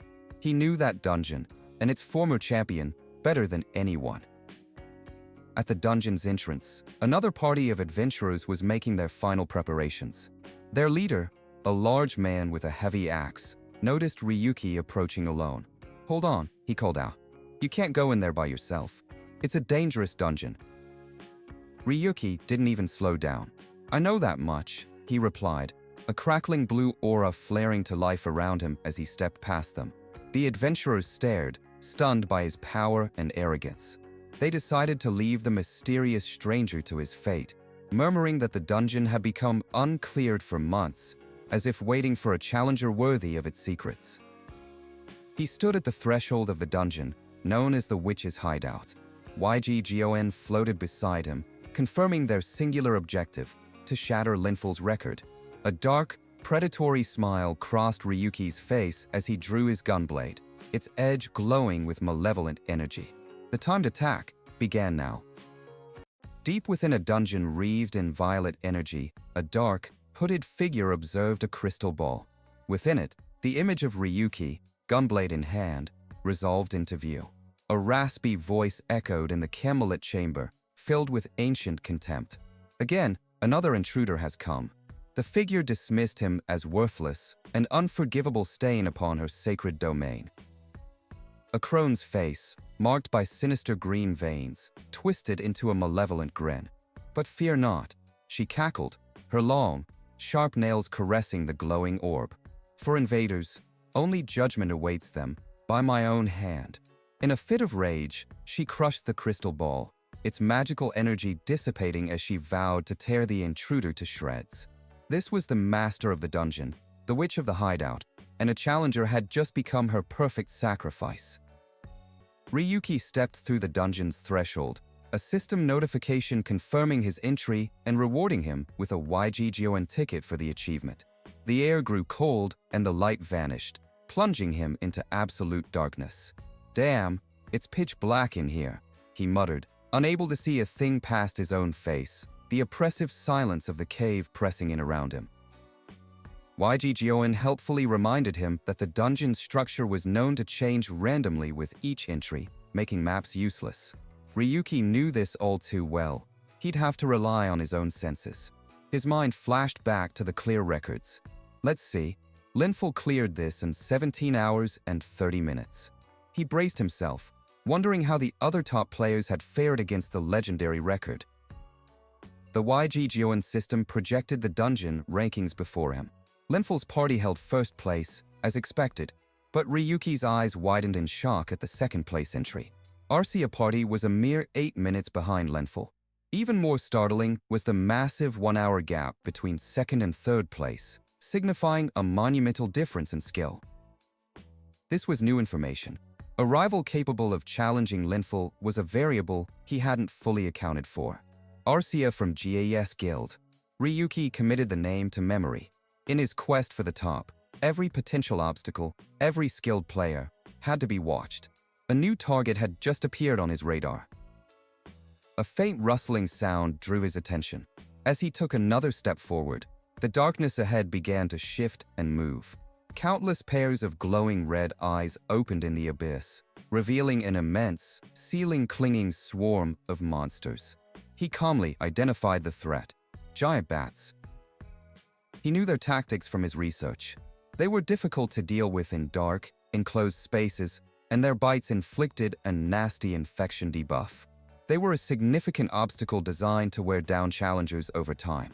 But that's old news now, Ryuki thought with a smirk, pulling a glowing blue energy cylinder from his belt. YGGON zipped around him nervously. "What's that?" it chirped. Without a word, Ryuki hurled the device deep into the cave. It clattered against the stone floor, and with a confident grin, he placed his hands over his ears. "My strategy." The cylinder erupted in a blinding, silent flash of concussive force. Ryuki winced as the high-frequency wave washed over him. "My ears," he hissed, shaking his head. He explained to YGGON, "It's a sonic bomb. Giant bats are sensitive to sound." His drone-like companion began to complain loudly that a heads-up would have been nice, its digital voice tinny with indignation. Ryuki just smirked, sarcastically apologizing for not realizing his companion had such delicate sensors. The bats, disoriented and bleeding from their ears, fell from the ceiling, screeching in agony. Ryuki moved through the chaos with lethal efficiency, driving his blade through one creature after another. He explained to YGGON that this wasn't just about killing monsters. Understanding patterns and gimmicks directly leads to a reduced clear time. As he finished off the last of the bats, his mind turned to the true puzzle of this dungeon. What's concerning is, no one's managed to clear this place in the last 3 months. YGGON questioned the significance of this, and Ryuki elaborated. This dungeon is famous for its low difficulty. After Linful beat it, it became a tutorial level. It's weird that it's suddenly unbeatable. After traveling for some time through winding, identical-looking tunnels, YGGON began to worry. "Master, are you sure we're not lost?" Ryuki's expression was one of supreme confidence. "No, this is correct." He scoffed at the idea of being lost here, his mind flashing back to his days as an analyst. "Do you have any idea how many strategy guides I wrote? I've seen this dungeon thousands of times in simulations." YGGON persisted, noting the strong sense of déjà vu. "This entrance is different," Ryuki stated flatly. He directed YGGON's attention to a nearby stalagmite. "See that curved scratch on the third one from the left? Until now, there were only straight scratches. This minuscule change," he explained, "only appears on the 33rd pass, signaling that the true escape route has been unlocked." YGGON's digital faceplate displayed an emoji of pure shock. Finding the hidden path, Ryuki dismissed his companion's awe. He explained that the whole dungeon was rigged with magic to confuse a player's sense of direction, while others, including Linful, relied on a special job skill to find the way. he had taken a different approach. Before that skill was even discovered, I committed every single map point to memory. His eyes gleamed with obsessive focus. He knew exactly where he was going. YG was speechless. To memorize every tiny difference, all to clear a dungeon solo. No normal player would even consider such a monstrous feat. This guy seriously disturbed. It thought to itself, a smiling emoji belying its internal monologue. "I can hear everything.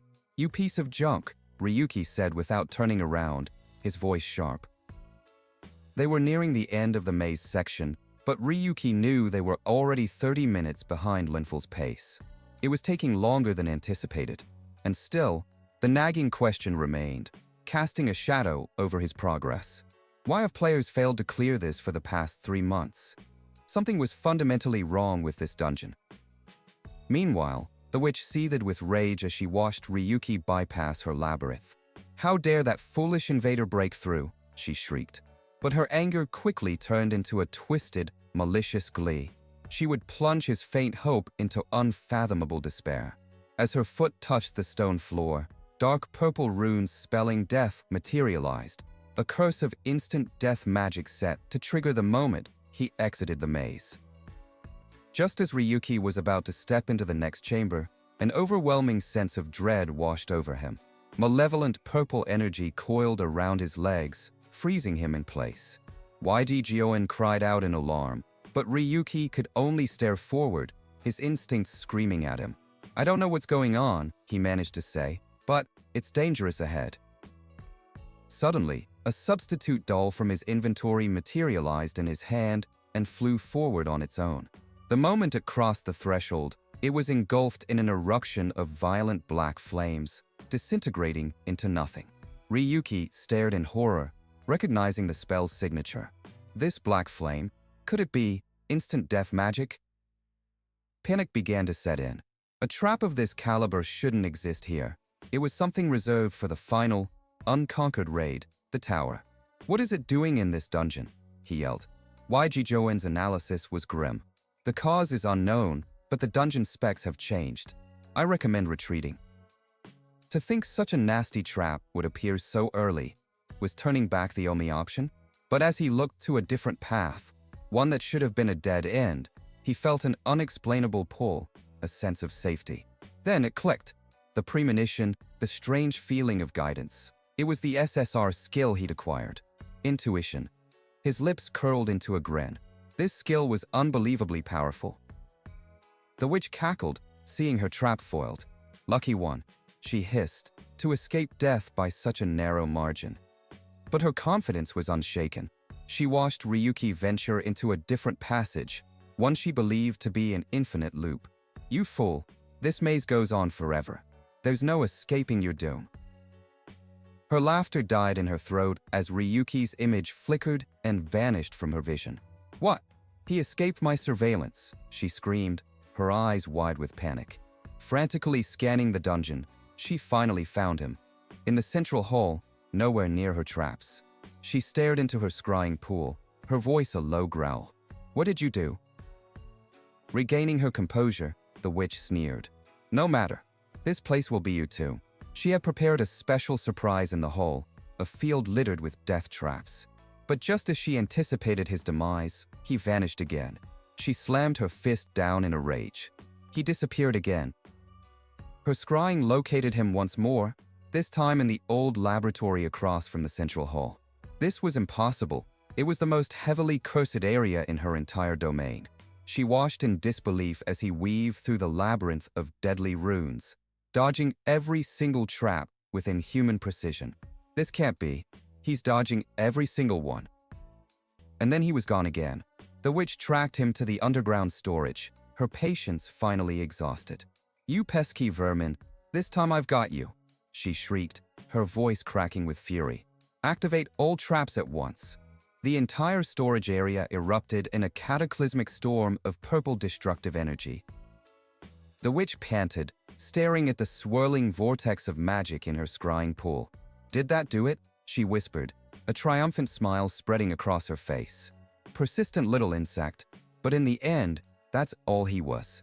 But her victory was cut short as a massive explosion of light erupted from within her lair, shattering her scrying pool and throwing her back. With a crash of splintering stone, Ryuki stepped through the shattered wall directly into the witch's sanctum. "See? Told you we'd make it to the boss room," he said calmly to YGGON. The witch stared, utterly dumbfounded and enraged. "Why you? How in the world did you get in here?" she stammered. Ryuki casually cleaned out his ear. "Look, explaining would be a pain, so let's just skip the exposition." A cold, dangerous smile spread across his face. He looked directly at the dungeon's master. "Time to end this little game, Dungeon Witch's Hideout boss. Lonely Witch, Serial." He drew his gunblade, its red accents gleaming in the dim light. "No," he corrected himself. "I've got a better name for you."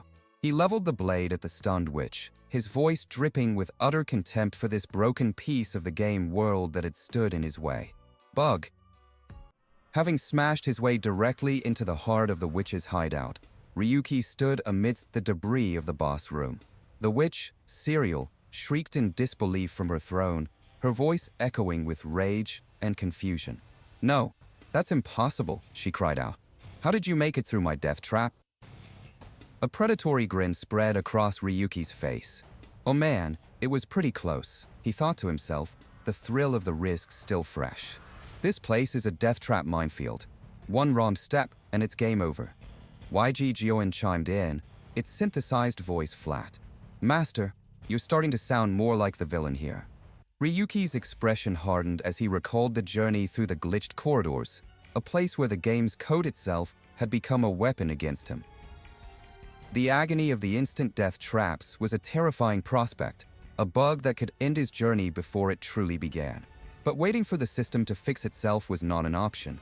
"No, it has to be now," he resolved, his eyes burning with determination. He had to solidify his power and position before the Linzia Guild or the formidable Linful could make their move. YGGON's voice cut through his thoughts, issuing a dire warning. "Master, my scan has detected numerous instant death traps. We should retreat and regroup." But Ryuki had other plans. Ignoring YGGON's counsel, he took a deliberate step forward, planting his foot directly on a glowing purple rune. A violent surge of energy erupted from the ground. With a defiant smirk, he slammed his hand down into the volatile magic, intentionally triggering the very trap he was warned against. YGGON cried out in alarm, "Master, are you alright?" From within the maelstrom of power, Ryuki's calm voice emerged. "Believe it or not, I'm fine." YGGON was beside itself. "Your suicidal behavior shocked me, Master. Are you acting recklessly because you're frustrated about the last failed gacha pull?" But Ryuki's gaze was fixed on the prize that had materialized from the trap's energy, a glowing blue cube. He had not been reckless. He had been calculating. "That doesn't matter right now, YGGON," he said, his voice low and triumphant. "It seems what I got was a jackpot." Back in the boss sanctum, the witch seethed, her face contorted in a venomous sneer. "This intuition of yours is beyond cheat level," she hissed, astounded that he could not only detect danger, but also sense the exploit-created spaces within her domain. Holding his prize, Ryuki simply smiled. "I haven't even leveled up yet," he mused. "Things are about to get even more interesting." YGGON, ever the pragmatist, cautioned him. "Sure, it's impressive, but it's still just human intuition. You will reach a limit eventually." "You're right about that," Ryuki conceded, his body tensing as he prepared for battle. But right now, what matters most is... He focused on the boss before him as the YGGON system flared to life, its interface glitching as it tried to analyze the corrupted enemy. The witch's eyes glowed with malevolent green light as she finally recognized the true nature of his intrusion. "Intruder! Intruder!" she screamed. With a furious roar of "How dare you!" the witch unleashed her power. The air crackled and the ground beneath her erupted in a storm of dark purple magic, runes spelling death, swirling in the chaotic energy. Tendrils of pure lethal force shot towards Ryuki, each one an instant kill spell meant to erase him from existence. He stood his ground, his eyes narrowed, perfectly calm in the face of absolute annihilation. He deflected a blast of dark energy with his gunblade, the impact jarring but manageable. As I thought, he muttered, a confident smile playing on his lips. Exploiting this bug is completely broken. He knew her attack patterns were monotonous, predictable even in their lethality. Deciding there was no point in dragging things out, he activated a skill, his body glowing. Flash Step LV3, instantaneous high-speed movement. In a blur of motion, Ryuki vanished, reappearing in the air above the witch. He leveled his gunblade, calling out to the corrupted boss. Hey, bug. As he spoke, another skill activated, bathing his weapon in a brilliant cyan aura. Sword Mastery. With his abilities boosted by the power of Yggdrasil, he looked down at his foe. I'll give you credit for being tough, he declared, his voice cold as steel. But I'm ending this now. A manic, liberated shriek escaped the witch's lips. I am free. No one can order me. Her lower torso burst apart, replaced by the mechanical legs of a monstrous arachnid. Die quietly, she screeched, lunging forward with her new, terrifying form. Ryuki sidestepped the charge, his blade slicing cleanly through her midsection. For a moment, it seemed too easy, but something was wrong. Before his eyes, the witch's bisected body began to change. Her spider-like legs transformed into a massive, shadowy beast that lashed out, striking Ryuki and sending him flying. As the witch's upper body writhed on the floor, it began to scream in agony, consumed by green and purple flames. It hurts. It hurts so much. The flames were not destroying her, but remaking her. Joen's analysis flashed through his mind. She's regenerating through self-replication. So that which was the center of this dungeon's bug. Ryuki watched in disbelief as her upper body began to reform from the chaotic energy. He was facing an enemy with infinite regeneration. Normal attacks were completely useless against this glitched monstrosity. The witch, fully reformed and enraged, unleashed another volley of instant death spells. The very air became a weapon, every particle a potential end. Ryuki was forced back, dodging and weaving through the onslaught. His focus was absolute. Don't miss any intuition, he thought, gritting his teeth. One mistake means instant death. Pinned down by the unending barrage, Ryuki yelled out, Joen, is there any way? The system responded instantly, its tone almost proud. I anticipated something like this and modified the universal appraisal mode. From now on, it can appraise monsters too. Experience the greatness of you are. Hope surged through Ryuki as he commanded, execute universal appraisal mode. A wave of data washed over his vision, analyzing the bug boss. It confirmed her classification, level, and her glitched abilities. Infinite regeneration and instant death trap magic. But amidst the sea of data, one detail stood out. The strange, insectoid wings on her back were not being properly recognized by the system. As the witch lunged again, screaming for his death, he knew he had found her weakness. He dodged another explosion of purple energy and focused his appraisal skill. Wing appraisal, he commanded.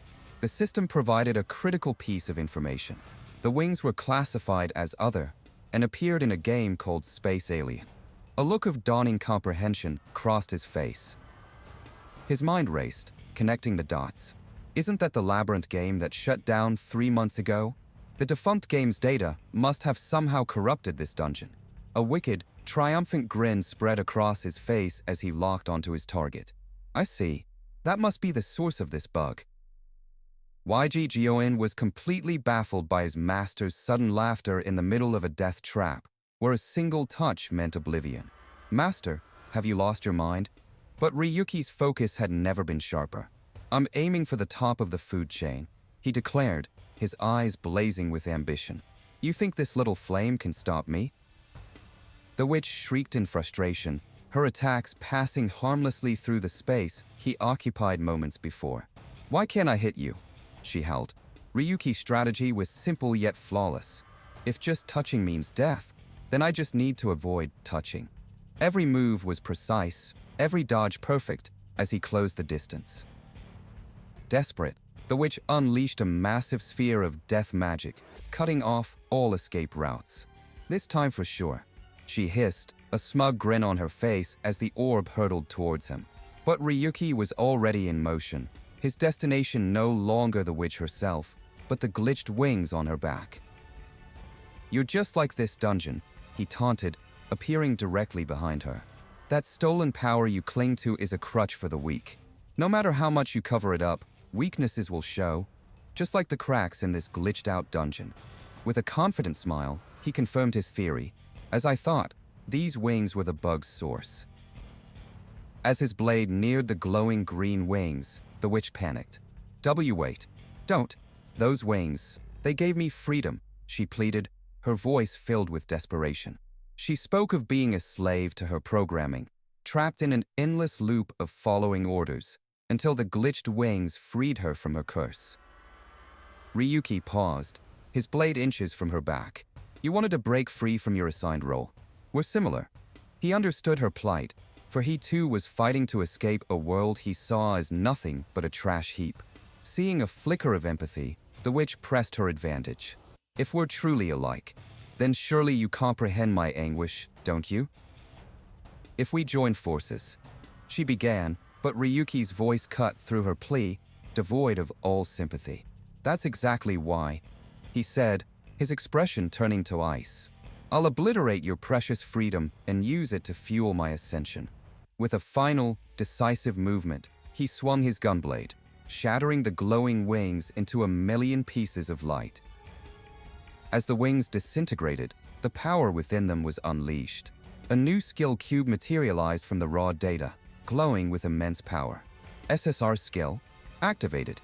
The energy washed over the witch, purging the alien code from her very being. The YG system displayed her stats once more. The classification was gone. She was now just Serial, the unique boss of the witch's hideout. The dungeon's master had been returned to her intended state.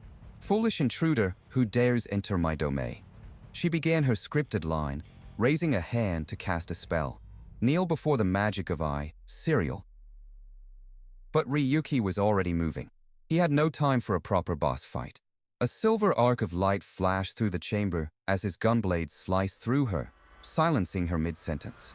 "Just because you're back to normal doesn't change anything," he stated, his face splattered with her blood. His cold eyes stared down at her disintegrating form. "You've lost." As the last echoes of the battle faded, the YG system flooded Ryuki's vision with notifications. Achievements unlocked, records shattered, and a cascade of tickets. The currency of power in this world were deposited into his inventory. The battle report confirmed his victory over Serial, the Witch of Solitude, rewarding him with experience and 2 unique items, the witch's magic stone and her very heart. Ryuki examined the meager rewards, a deep frown creasing his brow. "Just 500 RP, he muttered, the glowing heart and magic stone feeling insignificant in his hands. He compared it to the massive reward from the Chaos Dark Knight, feeling a pang of disappointment. YG floated nearby, its digital face displaying a shrug. "Looks like even the gods of random chance can fail you sometimes." But Ryuki's disappointment was fleeting. A slow smile spread across his face as he dismissed the loot. "Well, I wasn't expecting much in terms of items anyway," he admitted. The real prize was already his, the guaranteed SR ticket. More importantly, he had accomplished his primary objective. He had utterly demolished Linful's record, a feat that sent a far more powerful message than any item ever could. Meanwhile, outside the dungeon's entrance, another party licked their wounds. Their frustration boiled over into bickering, blaming each other for their repeated failures. Their leader, a broad-shouldered man with an axe, finally called for calm. He reminded them of the dungeon's strange state and suggested a new strategy, cooperating with others, a clear sign of their desperation and inability to progress. It was then that they saw a lone figure emerge from the cave, Ryuki. The leader, assuming he was another failed challenger, offered some patronizing encouragement. "Wow, you held out for 7 hours? Not bad for a solo run," he called out, a smirk on his face. "Ready to give up and go home now?" he asked, completely oblivious to the reality of the situation. As Ryuki walked past them without a word, a system window materialized before the party leader. Huh? What's this? He wondered, his eyes widening as he read the alert. The dungeon information had been updated. A sense of confusion turned to shock as he realized what he was seeing. The dungeon clear rankings been updated. The new rankings blazed in the air, a testament to an impossible achievement.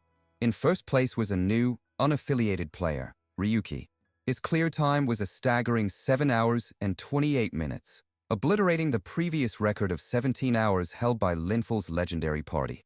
The party leader stared, his mind struggling to comprehend the numbers. They cut the time by 10 hours? A wave of disbelief washed over the entire party. They erupted in a chorus of denial and astonishment. That guy cleared the dungeon alone and took first place? One shouted.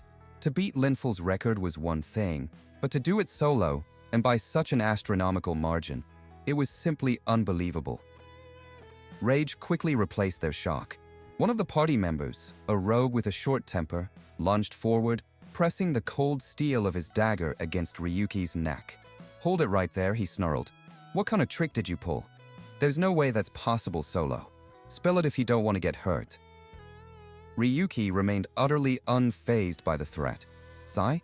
There was a bug in the dungeon, he stated calmly. I used it to cut down the clear time. Happy now. His casual admission sent the party into a frenzy. They accused him of being a cheater, of having no honor. Internally, Ryuki scoffed at their ignorance. What are these fools on about, he thought. With a cold, dismissive tone, Ryuki corrected their assumption. I fixed the bug. The rogue who held him at knife point froze, stunned into silence. Ryuki deftly stepped away from the blade and continued on his path. Instead of worrying about me, he advised over his shoulder. Focus on clearing the dungeon yourselves. His words were the final spark. The rogue, incensed by the lecture, charged forward with a furious cry. But his attack was meaningless. With a fluid, almost lazy motion, Ryuki's elbow slammed into the man's gut. The impact was devastating, knocking the wind from his lungs and sending him crumpling to the ground, his dagger clattering uselessly on the stones. As the downed rogue cursed, the party leader grabbed his shoulder, holding him back. A sudden, profound realization had dawned on him. That's enough. We're not a match for him, he commanded, his voice filled with newfound urgency. Wake up, you fool. He didn't exploit the bug, he solved it. Don't you get it? The rest of the party stared, the leader's words sinking in. To exploit a glitch for personal gain was one thing, but to understand its mechanics so perfectly as to fix it during a solo run, that was a level of game mastery they couldn't even fathom. The leader's mind raced, trying to place the familiar face, and then it hit him, a flash of memory from a viral video. The Chaos Dark Knight. Clear.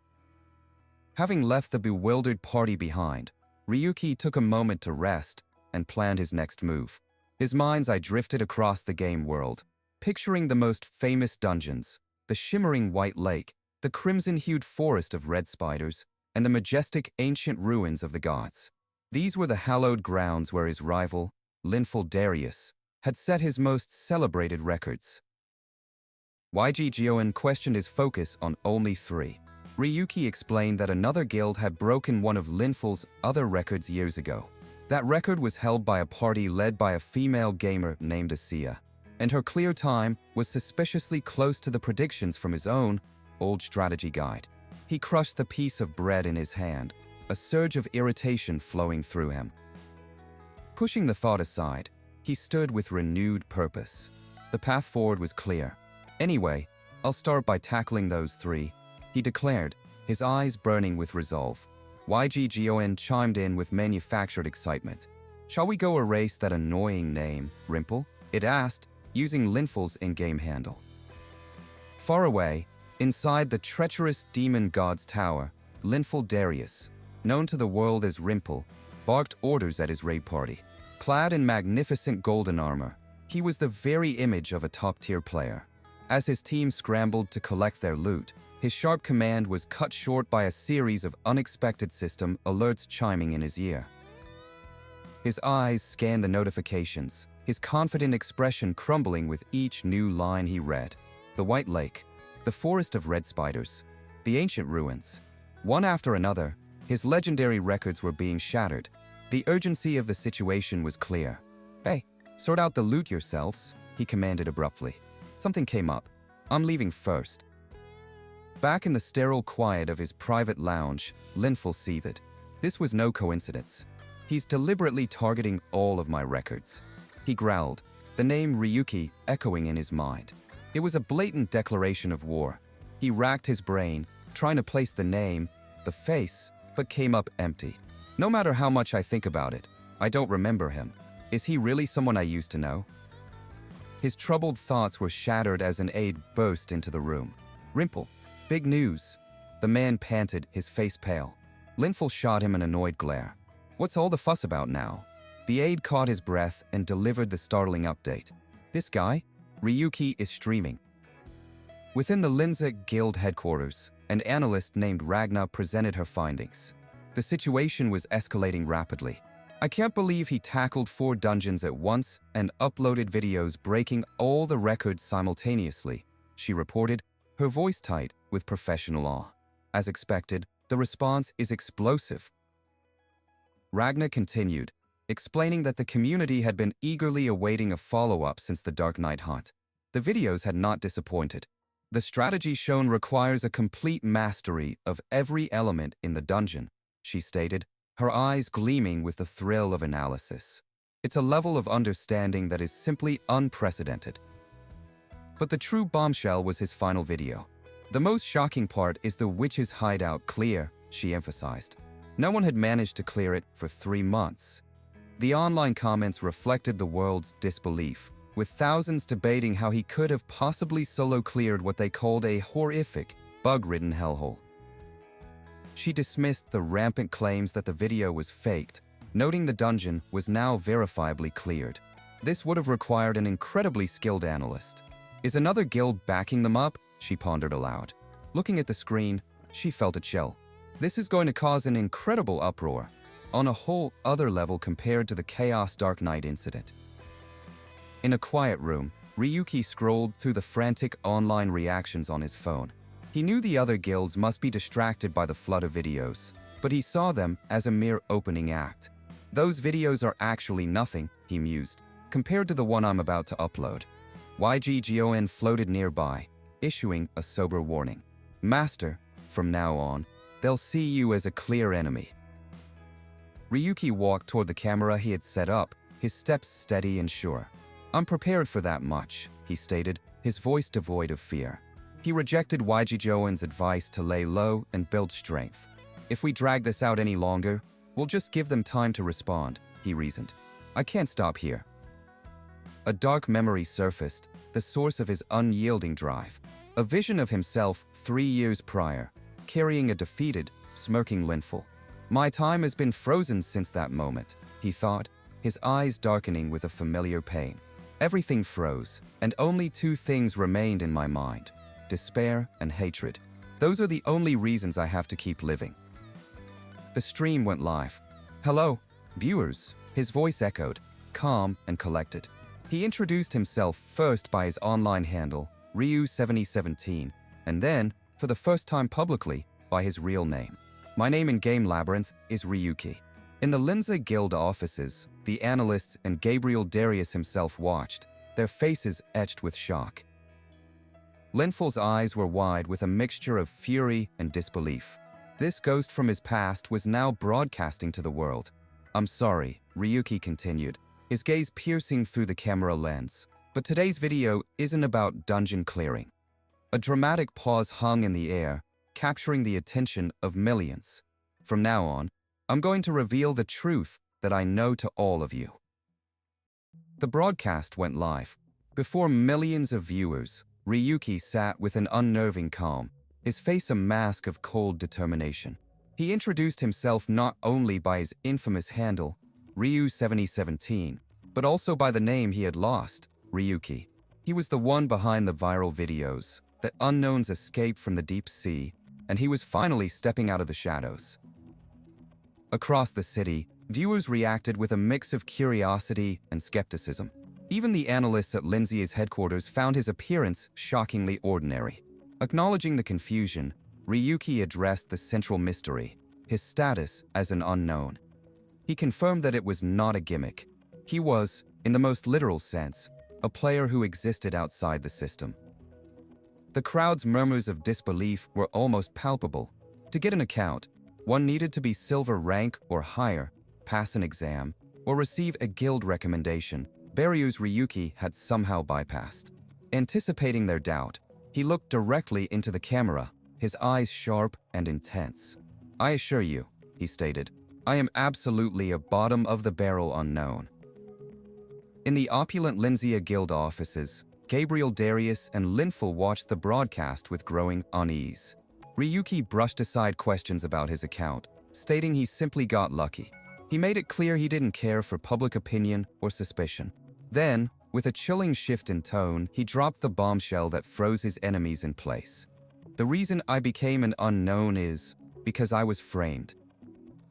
Ryuki let out a shaky, controlled breath, dismissing any notion of pleading his case, knowing no one would believe him anyway. This broadcast had a different purpose. His eyes, burning with a cold, blue light, found the camera lens, as if staring directly into the souls of his tormentors. "I know you're watching, Linful," he snarled, his voice dripping with venom. "And you too, you wretches from the Linza Guild." He forced them to relive the memory, to see the pathetic, broken man they had cast into the abyss 3 years ago. While they thrived, he had struggled in a living hell, a place of pure despair. As Linful's composure finally cracked, Ryuki's voice resonated with the power of his survival. "And now," he declared, "I've clawed my way back here." The camera zoomed in on his face, twisted by years of contained hatred. This was not a plea for justice. It was a declaration of war, a promise of retribution forged in the deepest pits of suffering. A dark, final threat hung in the air, aimed directly at those who had wronged him. "Just wait a little longer. It's your turn now." In a secret digital space, a clandestine group known as H-Voice observed the broadcast. The leader, a man in a white fedora, materialized from lines of code, a faint smile on his lips. Well, looks like an enemy of Linzia has appeared."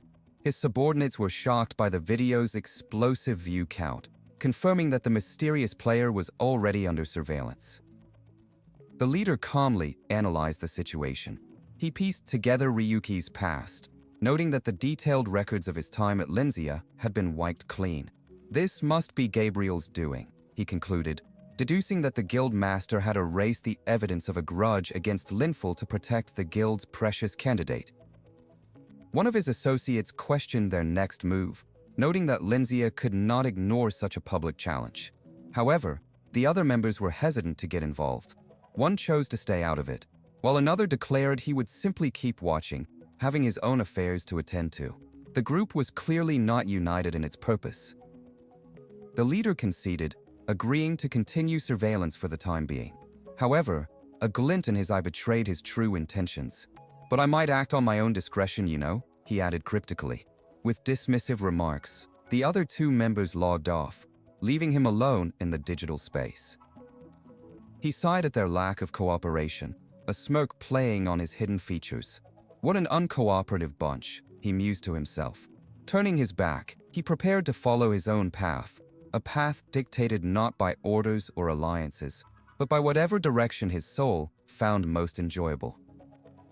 Meanwhile, Gabriel Darius faced a barrage of reporters' questions at a hastily arranged press conference. Calm and composed, he addressed the viral sensation, Ryuki. He coolly admitted that Ryuki was once part of their guild, but claimed he was expelled due to an unfortunate internal incident, severing all official ties.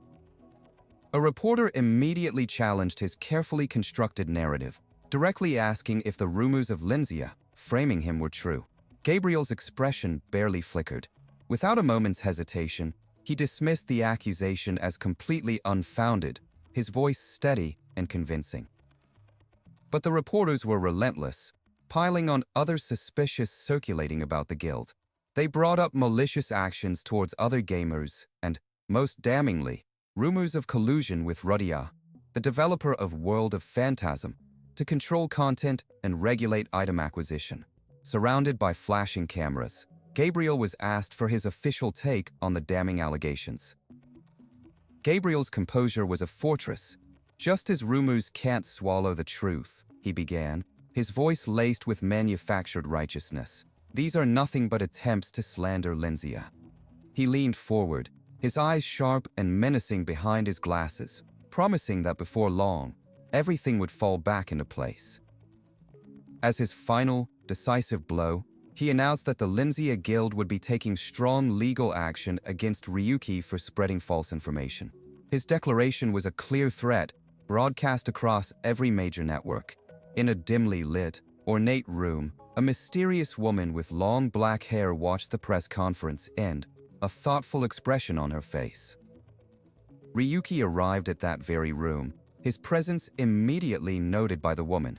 Well, the whole world's buzzing about you, she said, her voice a deep, gravelly tone that seemed entirely out of place. Ryuki, unfazed by his newfound fame, immediately removed his hood. I couldn't care less about that, he said dismissively. More importantly, what's with that body that doesn't match your gruff, old man voice? A smile graced her lips. I happen to like this voice, she purred, revealing her nature. It's one of the perks of a full-body prosthetic. Her body was a marvel of cybernetics, housing a human brain. But Ryuki had no time for pleasantries. I don't care, he said bluntly. Just show me the mod. She feigned disappointment, claiming that the old, outdated mods were all she had to offer. Ryuki's eyes narrowed. He refused to be played for a fool, reminding her of their last conversation. You said it yourself, he pressed, that there was a request to test those seeking the mod. Doesn't that mean you have connections with its creator? Caught in her own words, the woman's demeanor shifted. So you want to deal directly with the mod creator? She asked, a knowing smile spreading across her face. If the test subject is walking right in, who am I to refuse? She produced a single, unmarked disc, explaining that the creator had left it for anyone who came looking. It was his ticket to a meeting, but only if he could use it properly. As Ryuki took the disc, it flared to life, projecting a holographic interface. It was the Mind's Eye mod, a powerful tool that interfered with the user's visual system to obtain information. The woman warned him that its higher specs came with greater risks. Ryuki was undeterred by the danger, but the implication of being judged annoyed him. I don't like feeling like I'm being tested, he muttered. Before leaving, Ryuki hefted a heavy bag onto her counter. One last piece of business, he said. The woman's eyes lit up as he revealed the contents. A massive collection of boss-level magic stones from his dungeon runs. He asked her to calculate their value, including the mod bonus, and with a cheerful farewell from the proprietor, he departed. Back on the bustling city streets, YG calculated their impressive haul from the stones and ad revenue. It was surprised when Ryuki didn't immediately suggest trying his luck with gacha boxes. Nah, Ryuki said. I've got one more person to meet. YG was utterly bewildered. What? The master is meeting two people in one day. Are we talking about the same socially inept master here? A cheerful voice called out, and a young man with light brown hair waved from down the street. It was a face from Ryuki's past, one he hadn't seen in years. Long time no see, the man said with a wide smile. Ryuki watched him approach, his expression unreadable. You're earlier than I expected. YG went into a state of shock, its circuits struggling to process the scene. Since when does the master have friends? It shrieked silently. Ryuki's cold voice cut through its confusion. You've seriously misjudged this person. The man, Garcia, clasped a hand on Ryuki's shoulder, his greeting overly familiar. A memory surfaced, two boys in school uniforms standing beneath a great, shining tree. A younger, brasher Garcia pointed towards a goal, and a younger Ryuki stood beside him, arms crossed, a smirk on his face. It was a scene from a lifetime ago, a reminder of a bond that had long since been broken. Back in the present, Ryuki pulled his hood down slightly, his eyes shadowed. It really has been a while, Garcia, he said, his voice flat. Garcia smiled, suggesting they chat for a bit. Sure, I don't mind talking, Ryuki replied. But hidden from view, his fist clenched so tightly that blood dripped from his knuckles. Garcia led the way down the brightly lit street, his tone dripping with false sincerity. He apologized for what happened 3 years prior, feigning regret and claiming he had no other choice. His words were a hollow echo of betrayal, a performance Ryuki saw right through. He continued his act, explaining how dangerous it was to help an unknown, while on the rooftops above, hidden figures with firearms took aim. "I've been wanting to apologize properly," Garcia said, his smile never wavering. "Let's move somewhere more private." Ryuki, fully aware of the trap being sprung, simply agreed. "All right." As they walked, a cold, predatory grin spread across Ryuki's face. The flickering neon lights of the city reflected in his glowing eyes. He was no fool. He knew this meeting was a setup, an ambush waiting to happen. There are a lot of prying eyes around here, he thought to himself, relishing the fact that his enemies had walked right into his hands. Inside a quiet cafe, the traitor Garcia sat opposite Ryuki, a steaming cup of coffee between them. He bowed his head low in a grand performance of contrition, his voice dripping with false sincerity. "Once again, I sincerely apologize," he began, feigning remorse for the betrayal that had shattered Ryuki's life 3 years ago. "For what happened then? I am truly sorry." Ryuki remained perfectly still, his expression unreadable. He looked down on the pathetic display, his voice cold and sharp enough to cut through the facade. "Honestly, it doesn't look good to me," he said, cutting Garcia's stammering short. "Do you think an apology like this has any meaning now? Tell me, what are you really here to apologize for?" Seeing his feigned apology had failed, Garcia shifted tactics, revealing his true motive. He offered a condescending olive branch, a path back to the lowest rungs of the ladder Ryuki once stood atop. "I have a plan to help you get back to bronze rank," he offered with a practiced smile. "If you follow my plan, it's possible, though it won't be immediate, of course." The mention of the past sent a dark memory crashing through Ryuki's mind. He was back in the pouring rain, 3 years ago, desperately pleading with the same man. Garcia, his younger self, had screamed, his voice cracking with desperation. "There's only a week left until my mom's surgery. Please, if you lend me the money, I swear I'll repay you." The memory of Garcia's reply was seared into his soul. His face was a mask of pure disgust as he kicked Ryuki away. "Ah, drat it," he sneered, wiping his hands as if touching filth. "I came out wondering what nonsense you'd say. Know your place, you worthless unknown. Get lost." The words struck harder than any blow, sending Ryuki collapsing into the cold, wet pavement, the hope for his mother draining away with the rain. The vision shifted to the sterile, unforgiving walls of a hospital. He was denied, told that the mountain of bills was more than an unknown could ever hope to afford. The final image was the most painful, a white sheet pulled over a still form on a bed. His mother was gone, and the system had pronounced her fate as surely as the doctors had. The cold, dismissive voices of the past echoed in his mind, merging into a single, cruel chorus. "Now that it's confirmed, get out. This isn't a place for an unknown like you." The words became the foundation of his hatred, the fuel for the fire that now burned where his hope used to be. Ryuki snapped back to the present, a dry, humorless laugh escaping his lips. "Huh." The sound made Garcia flinch. "Garcia," Ryuki began, his voice laced with venom as he flicked his fingers dismissively. "I'll give you one piece of advice, since we were friends once. No one's going to believe that trashy performance." A holographic screen flickered to life beside him, displaying damning information. "I could easily find out where you're affiliated," Ryuki stated, revealing his knowledge of Garcia's failing company activity. "Your labyrinth is failing miserably. In that situation, what kind of support could you even offer?" Garcia's face went pale, his lies completely dismantled.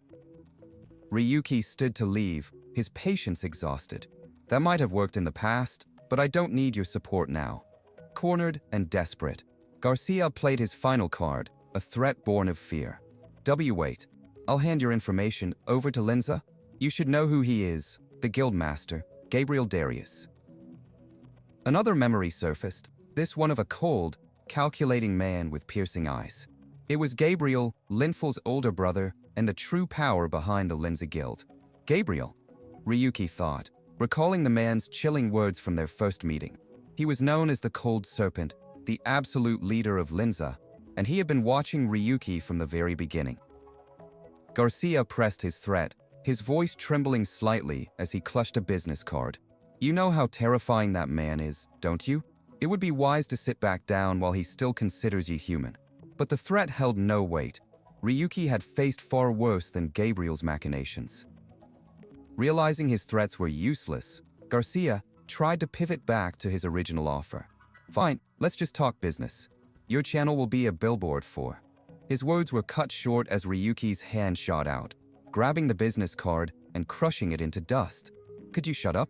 Ryuki's voice was dangerously low. I don't want to hear any of that trash. Humiliated and enraged, Garcia's composure finally shattered. Confound you, he roared, pulling a glowing blade from a hidden device on his wrist. How dare you, an unknown? He lunged forward, but his attack was stopped dead as Ryuki caught his wrist with effortless strength. Forgotten that this trash is dangerous? With a cold glare, Ryuki tightened his grip, his voice a deathly whisper. Huh? Garcia, do you have a death wish? Effortlessly, he twisted Garcia's arm and threw him across the cafe with a single, contemptuous shove. Get out. As Garcia crashed into a table, coughing and broken, Ryuki turned and walked away without a second glance. Let's never see each other again. Scrambling on the floor, Garcia screamed into a hidden communicator, his face a mask of panic and rage. Emergency. The target is escaping. His voice echoed through the cafe, a signal to the hidden forces lying in wait. Catch him quickly. As Ryuki reached the exit, men in dark suits appeared from all sides, firearms drawn. Stop right there. Surrender peacefully. But they were too slow. In a blur of motion, Ryuki disarmed them, shattering their guns before crashing through the cafe's glass facade and onto the street outside. The armed men gave chase, pursuing him down a dead-end alley. Quick, after him, they shouted, confident he was trapped. But when they rounded the corner, the alley was empty. High above on a rooftop, Ryuki watched them, his SR rank skill, flash step, glowing on his system interface. He had vanished in the blink of an eye. YGGON floated beside him as he looked out over the glittering cityscape. Gabriel Darius, he's taking a much more aggressive approach than expected, Ryuki mused. YGGON detected his rising stress, but Ryuki shook his head. No, it feels more like things are getting clearer about what to do next. His path was set. Let's head back to the world of phantasm. Elsewhere, in a dark, opulent room, Garcia knelt before the imposing figure of Gabriel Darius. I'm disappointed in you, Garcia. Gabriel's voice was like ice. I trusted you. Garcia, bruised and trembling, desperately tried to salvage the situation by offering intel, but Gabriel cut him off with a roar. The more you talk, the more disappointed I am. Gabriel stared down at his groveling subordinate with utter contempt. Do you think I wouldn't already know basic information about someone who used to belong to Linza? I didn't come here to hear such useless details. Garcia frantically suggested Ryuki got his account from a random box, begging for another chance. But Gabriel's own investigation had already ruled that out. Continuing his cold assessment, Gabriel dismissed Garcia's theories. I'm convinced that Ryuki has a benefactor. That's why I was expecting information about his associates. He turned away in disgust. I've wasted my time, talking to trash who would betray an unknown for a quick profit. Stunned by the insult, Garcia's fear curdled into a suicidal rage. A lowly unknown. How dare you look down on me? He lunged at Gabriel with his blade, a foolish, desperate act. Without even rising from his chair, Gabriel intercepted the attack, slamming Garcia's face into the floor with brutal, overwhelming force. Gabriel calmly held the bloodied Garcia's head to the ground, his voice devoid of all emotion. A bronze dares to attack a gold?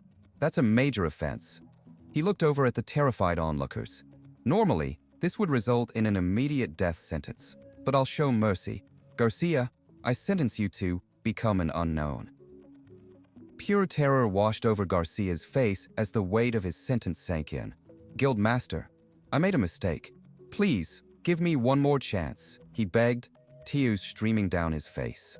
His pleas were ignored as two guards grabbed him, dragging him away as he screamed in denial. "I'm not an unknown." Gabriel watched him go, his expression unchanged. He was a decent analyst at best, but that's all he was. He doesn't compare to Linful. His thoughts drifted back to Ryuki, to the man he'd met years ago.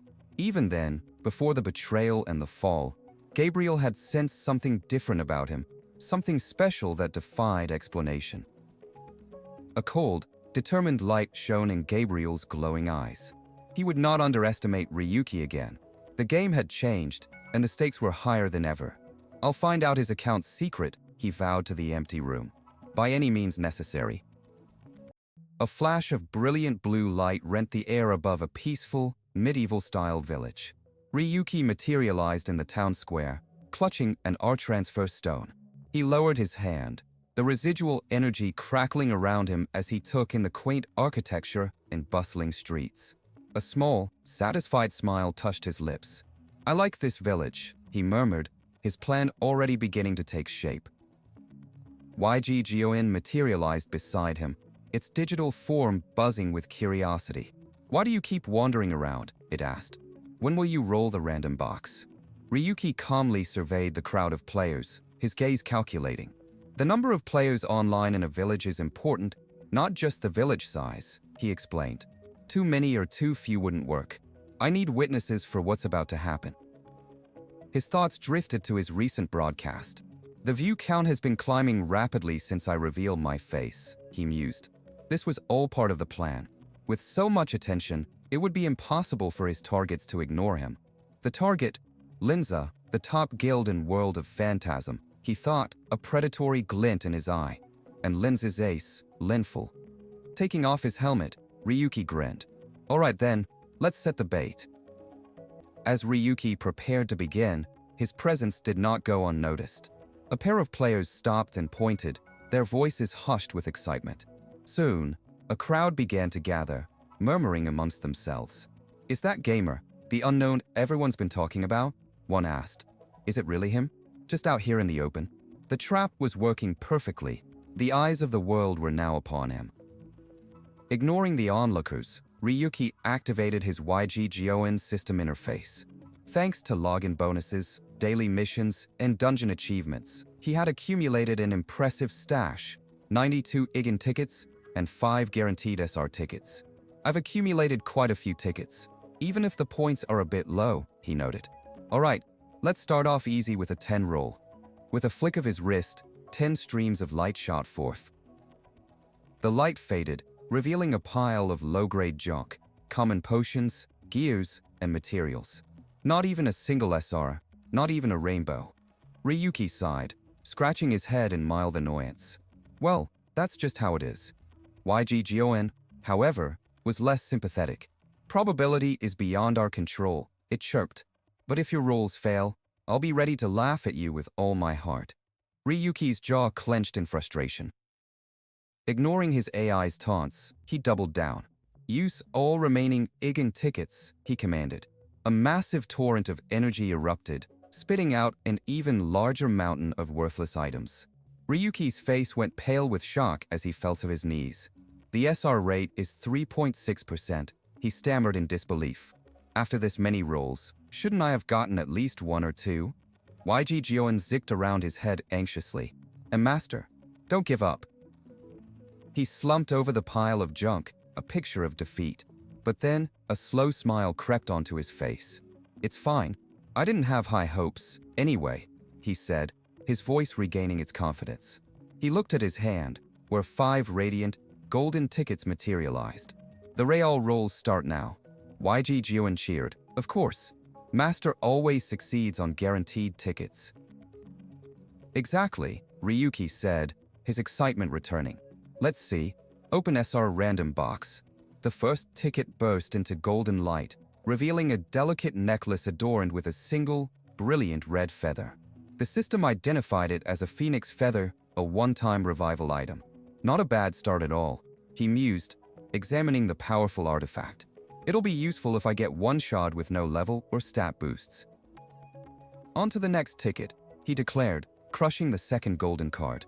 "Please, Let it be a weapon or a skill. The box opened with a flash, and Ryuki's hopeful expression froze into a mask of pure confusion. He stared blankly at the item in his hand, an SR-grade magic toothbrush.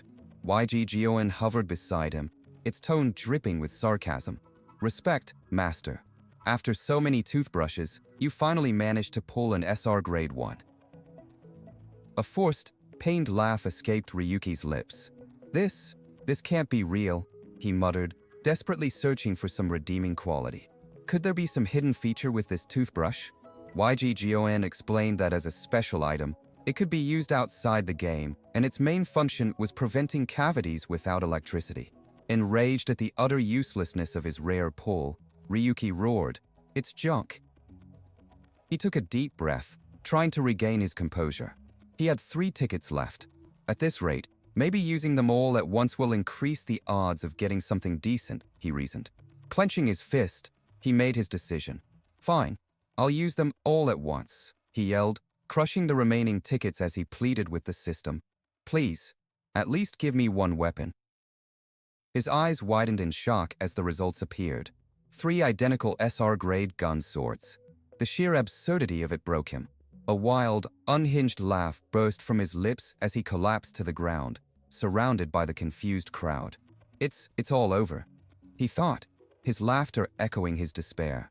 "I never thought I'd end up blowing all my tickets like this."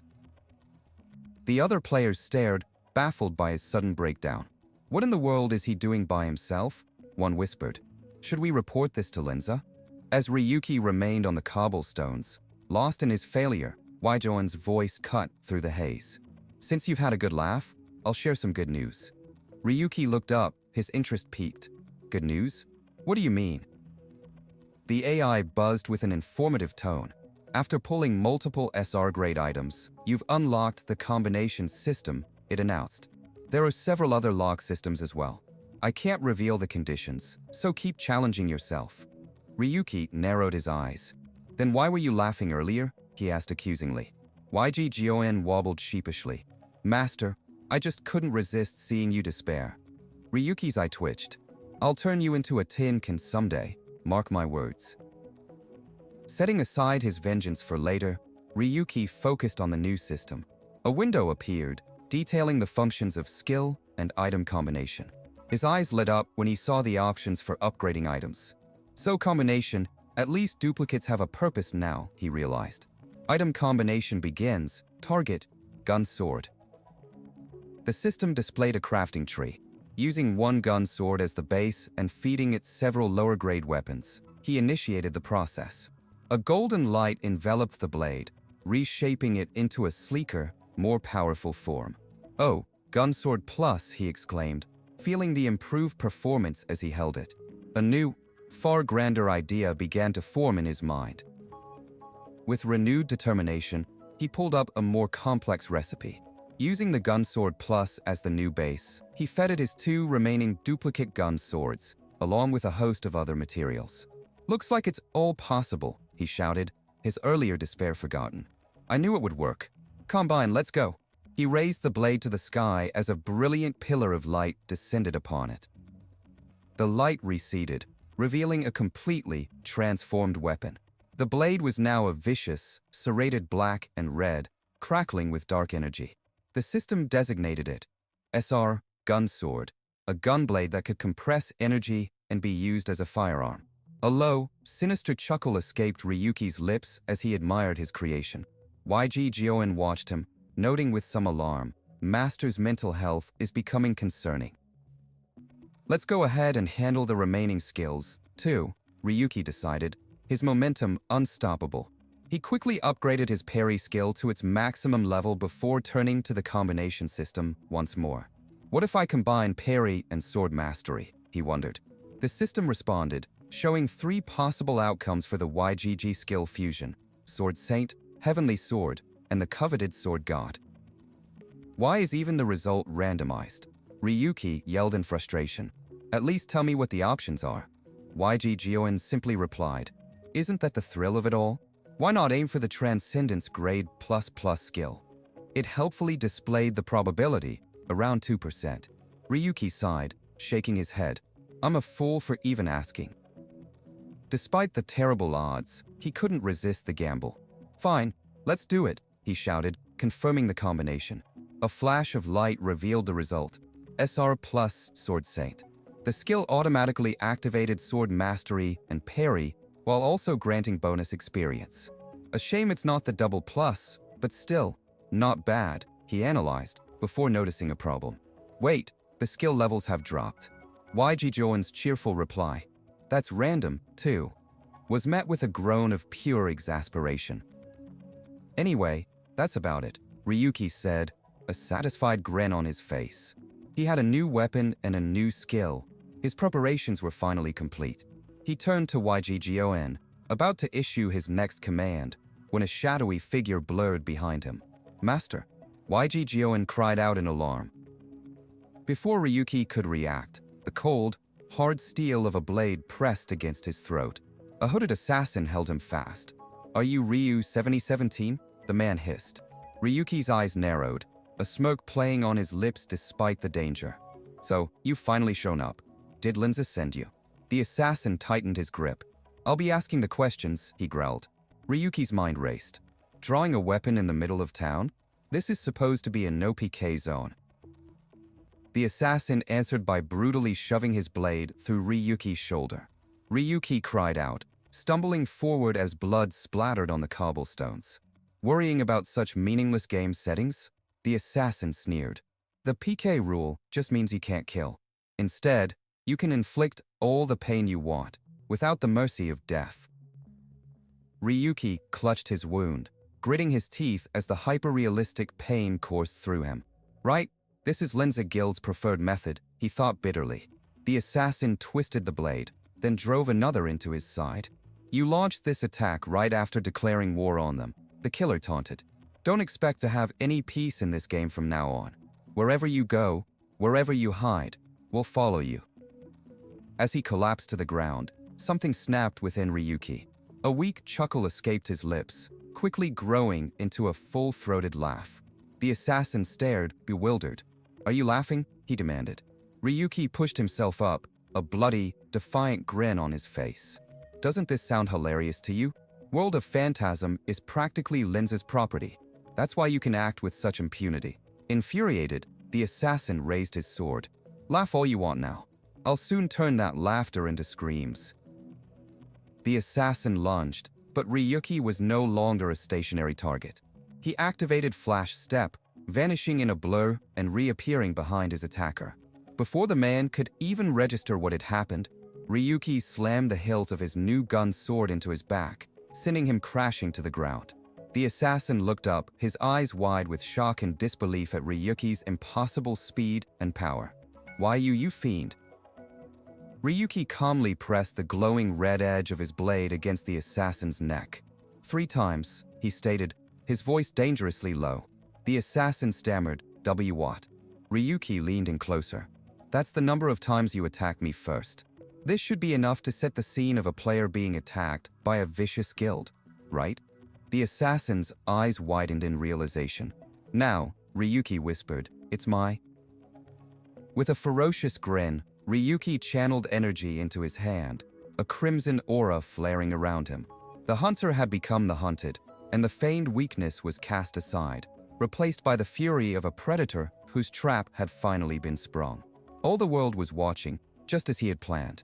He reared back his hand, his eyes burning with vengeful light, turned to strike back. As the live broadcast continued, a group of players watched the unfolding chaos with horrified disbelief. Cries of terror echoed through the virtual town square as Ryuki's retribution began. The first assassin barely had time to register his mistake before a crimson blade pierced through him, eliciting a guttural scream of agony.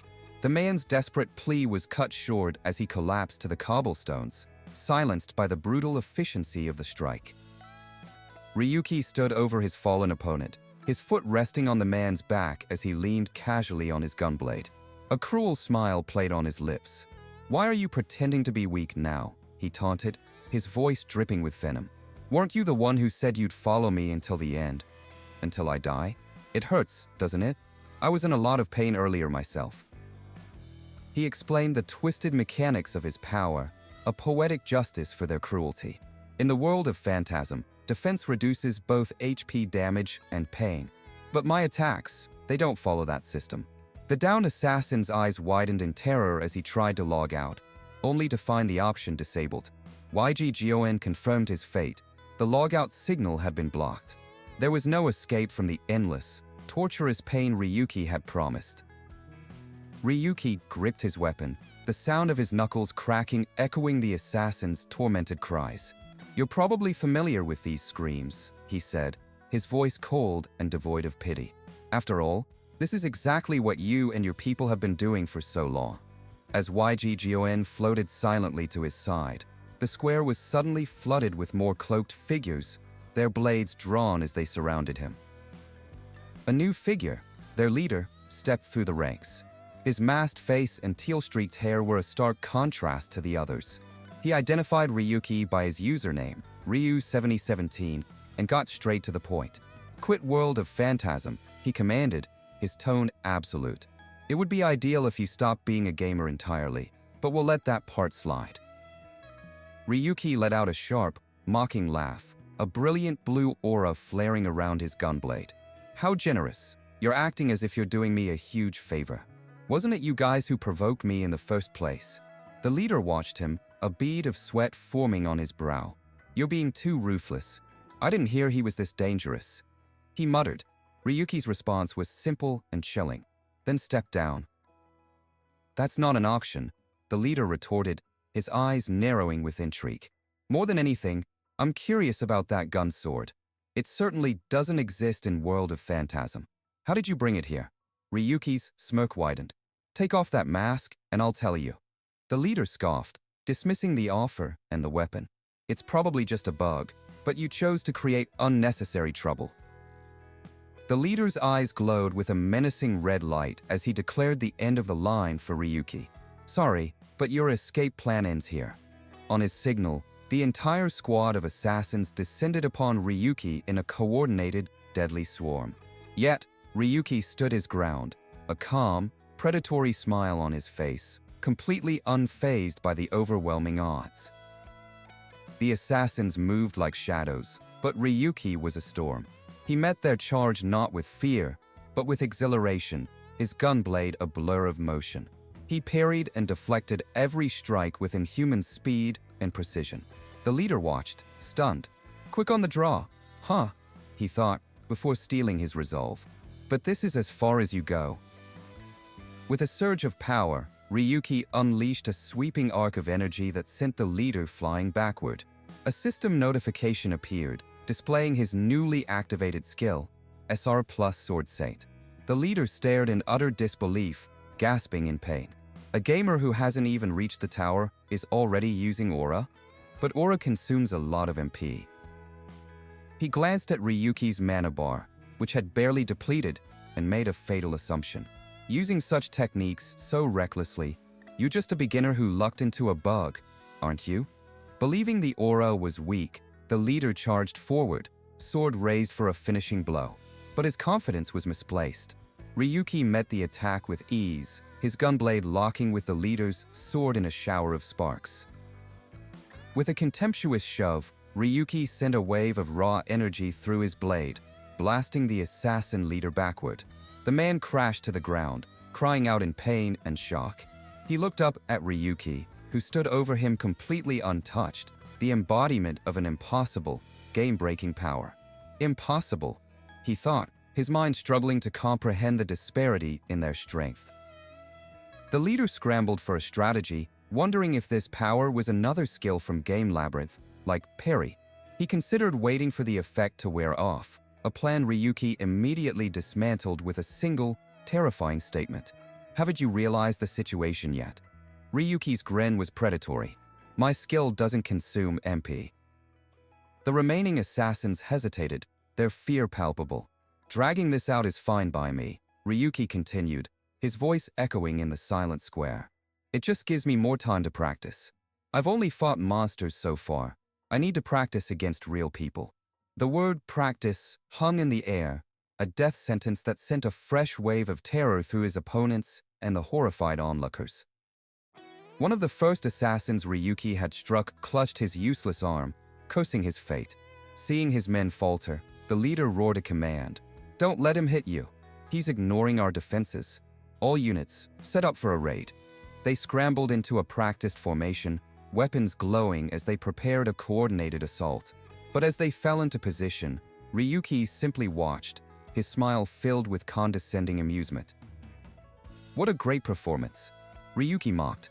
"Bringing out the black knife all too, huh? If you're revealing your signature weapon, you're not even trying to hide your identity anymore." He finally named his opponent, exposing him to the world. Dual-wield swordsman, Cassius. Ryuki twisted the knife. "Doesn't it bother you to ruin your gentlemanly image like this?" Cassius gritted his teeth in pure rage. Livid, Cassius channeled his power.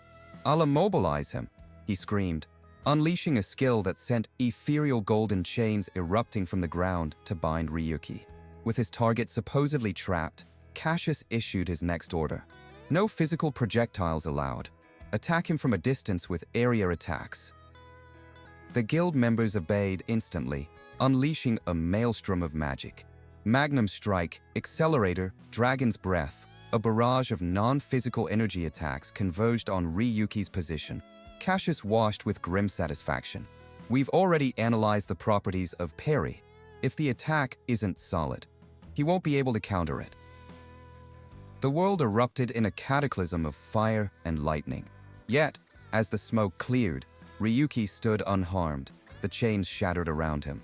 As expected, he said with a smug grin, "SR Plus does live up to its grade." YG Juan clarified the nature of his power. The sword aura had a slash effect across space itself, damaging anything that entered its field, whether physical or not. "But it's a bit disappointing," Ryuki mused, casually swinging his gunblade. "Now, I just need to swing this." Cassius, seething with frustration, tried to rally his troops once more, but it was too late. In a blur of motion, Ryuki was upon him, and a single, decisive strike sent the guild leader crashing to the ground, defeated. Ryuki stood over the fallen Cassius, unimpressed. Taking a bullet for the first time, huh? With a boss down in one hit, it hardly feels like an accomplishment. The remaining assassins stared in frozen horror, their eyes fixed not on their defeated leader, but on Ryuki's weapon. They finally recognized the impossible truth. That weapon? No way. That's a weapon type not found in World of Phantasm. Hey, a gun. A chilling grin spread across Ryuki's face. Against monsters, it's just crowd control. But against humans, it's a different story. Guns don't exist in World of Phantasm. No matter how elite Lens's forces are, they're not equipped to handle this. He leveled the barrel at them. "Since you came at me first, you should be prepared to end up crippled or die from shock. You should have been ready for that, right?" Two deafening shots rang out, followed by cries of agony as brilliant flashes of energy tore through the remaining assassins. From a hidden vantage point, a figure wearing a bear-like helmet watched the broadcast with growing excitement. "Wow, what is this?" he murmured to himself. "A bug? Can you even call this a bug? Things are just getting more interesting." The battle was over. The once proud assassins lay scattered across the cobblestones, groaning in inescapable agony. YG Juan provided a cold analysis of their failure. Their reliance on stats made their movements wasteful and predictable. "I've blocked everyone here from logging out," YG Juan stated flatly. "They can't even escape from the pain. How pitiful." Ryuki knelt beside the defeated Cassius, a thoughtful look on his face. Well, as high-ranking members of the Linza Guild, they probably have some kind of mental safeguard. Suddenly, a brilliant flash of light erupted in the sky. Before Ryuki could react, a colossal force slammed into him, throwing him across the square and shattering the stone beneath him. Staggering to his feet, Ryuki recognized the devastating power instantly. This skill, this is the technique I saw countless times on video. It was a legendary attack, one of the few true ranged skills in the game, obtainable only by mastering spear mastery. As a shower of light spears rained down from the heavens, he knew exactly who had arrived. Meteor shower. As the celestial bombardment intensified, Ryuki knew he couldn't win this fight. Not yet. With a look of grim determination, He crushed a glowing transfer stone in his hand. In a blinding flash of turquoise light, he vanished from the battlefield just as the meteors obliterated the ground where he stood. The sudden silence left the distant, onlooking players completely stunned. He's gone. They stared at the empty, cratered square, trying to process the battle they had just witnessed. What was that? One asked. If they're with Linza, then could that have just been? Meanwhile, the surviving assassins looked up at their savior, their relief quickly turning to dread. So, are they getting personally involved?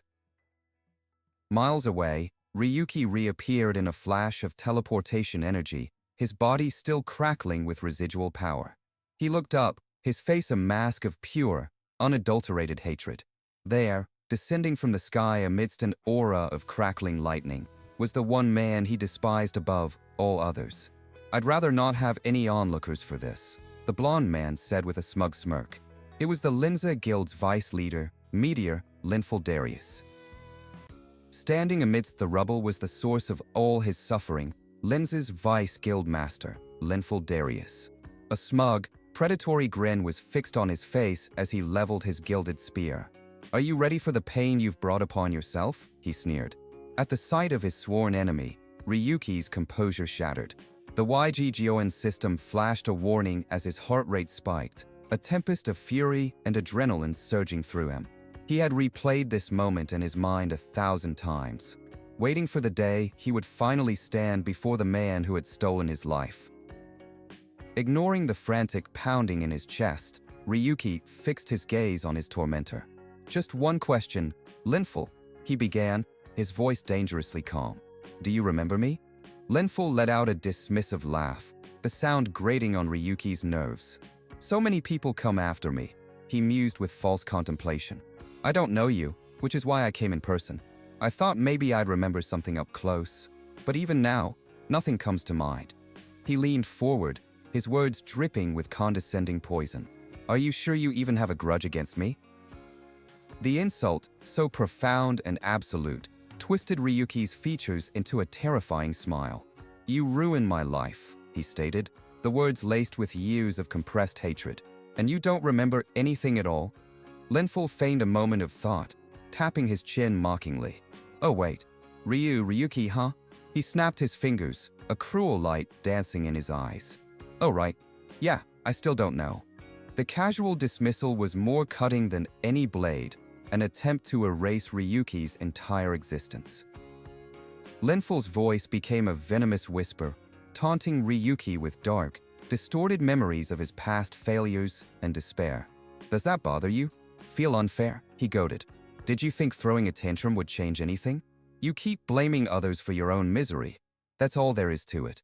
A brilliant golden aura erupted around him as he gripped his spear, the sheer power radiating from him a palpable force. But since I'm already here, he said with a predator's grin, don't disappoint me too much, all right? Don't worry, Ryuki replied, his voice a low growl. A crackling crimson aura, the color of vengeance, flared to life around him and his gunblade. He had no intention of holding back against the likes of Linful. The system responded to his resolve, and a new power awakened within him. An interface appeared in his vision, confirming the activation of his latent ability, SSR skill, Devil's Blessing. The battle began in a flash of gold. Linful vanished, reappearing before Ryuki in an instant, his spear a blur of motion. The sheer velocity was staggering, far beyond what Ryuki had anticipated from a mere player. What speed? He thought, his eyes widening in shock. He barely managed to raise his gunblade in time to meet the blow. A deafening clang echoed as steel met gilded steel. The force of the impact was immense, sending a shockwave through the ground, but Ryuki held firm. Linful looked on with mild surprise, a smirk playing on his lips. Oh, you deflected that? He commented, almost impressed. Not bad for an unknown, I'll give you that. The ground beneath Ryuki's feet was torn asunder from the force of that single, casual strike. Linful pressed his advantage, unleashing a relentless barrage of strikes. His spear became a storm of golden light, each thrust impossibly fast, each blow carrying crushing weight. Ryuki was thrown completely on the defensive, the metallic screech of his parries filling the air. He was barely keeping up, his body moving on pure, honed instinct as he deflected the onslaught, sweat beading on his brow. Suddenly, the assault ceased. Linful stood back, regarding Ryuki with newfound interest. I might have to reevaluate you, he said casually. He lamented how games had become simple, ether energy farms, losing their soul. It's for entertainment, really. In the old days, people played just for fun, right? His words were a condescending lecture, framing their life-or-death battle as a simple game. Let's say I'm giving you some pointers for free, Linful sneered, his arrogance knowing no bounds, from someone with real talent. He challenged Ryuki to try his best, to go for a high score. Then, with a manic grin, he raised his spear high, channeling a brilliant purple energy into it. He slammed the weapon down, unleashing his skill, Meteor Strike. The ground erupted in a violent explosion of fractured earth and raw power. The shock to Ryuki's wrist felt like it was about to snap, but he held on, gritting his teeth against the pain. He had weathered the storm, and in the brief moment of stillness following the cataclysmic attack, he saw his chance. With perfect timing, he executed a flawless parry, deflecting the residual energy. The YG Gyoen system confirmed the skill's success. This was it, the opening he needed. This is my chance to strike, he thought, a ferocious grin spreading across his face. Ryuki lunged forward, but Linful's reaction was unnaturally swift. He countered while still technically off balance, his spear lashing out to block the gunblade. The sheer power behind the unstable counterattack shocked Ryuki. It was heavier than even the Dark Knights. Linful noted the unusual parry skill with interest. Interesting choice, he mused with a sinister smile. I'll wrap it up a bit for you then. The fight resumed with terrifying new intensity. The stun effect from the parry was completely negated as Linful's attacks became an inescapable flurry. Ryuki remembered data he had reviewed as an analyst. Linful wielded the unique item Starlight Spear, a weapon that grew faster with every consecutive attack. He knew his defenses were crumbling. Even with his intuition and parry skills, he couldn't hold out for much longer. With his options dwindling, Ryuki saw one final chance. He had to risk everything on a single, perfectly aimed critical hit. He braced for impact, but the Starlight Spear was too fast. A searing pain erupted in his chest as Linful's weapon pierced him through. Too bad, Linful mocked as he flung Ryuki's body into the air.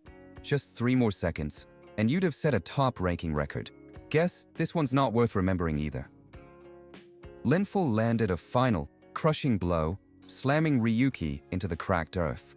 With his opponent utterly defeated, he revealed the final, cruel layer of his plan. Oh, and by the way, you can't die here even if you want to, he explained with a chilling smile. This ruined wasteland, though devoid of NPCs, was still considered a PK-free village by the game's broken system. Ryuki was trapped, unable to escape, unable to die. Linful stalked toward his helpless victim. You can't run, so if you don't want to suffer more, start talking. There's someone backing you up, isn't there? Spitting blood, Ryuki managed a defiant retort. If you're that curious, why don't you ask Cynthia? The name struck Linful like lightning. His smug composure evaporated, replaced by shock and fury. He grabbed Ryuki by the collar, his voice trembling with rage. Wait, you know where she is? Where is that little? A weak, bloody laugh escaped Ryuki's lips. What's this? Did she betray you too? He taunted. The jab sent Linful into a blind rage. Quit spouting nonsense and answer me, he roared. But as Linful's anger peaked, Ryuki's intuition skill flared, warning him of a different kind of disturbance. He seized the moment of distraction, crushing a small device in his hand. A small flash bomb from Yggdrasil erupted in a blinding white light. Linful recoiled from the flash, shaking his head to clear his vision. You really think you can take me down with a toy like this? He scoffed. He refused to believe Ryuki was acting alone. But Ryuki's chilling laughter cut him off. Do you think I'd let someone else manipulate me? Ridiculous. Why would I need someone else's help to finish off scum like you? Seeing that his torture tactics were failing, Linful's patience wore thin. Fine, so you don't want to talk? That's your choice. Don't regret it. Ryuki slowly pushed himself up, his body battered but his spirit unbroken. He locked eyes with his nemesis, a terrifying light of pure hatred burning within them. "You said you didn't remember who I was, didn't you?" he growled, gripping his gunblade. "But from now on, you'll never forget." A crimson aura, far more potent than before, exploded from him. "I'm coming at you with 50%. His devil's blessing activated once more, flooding him with the power to make good on his promise.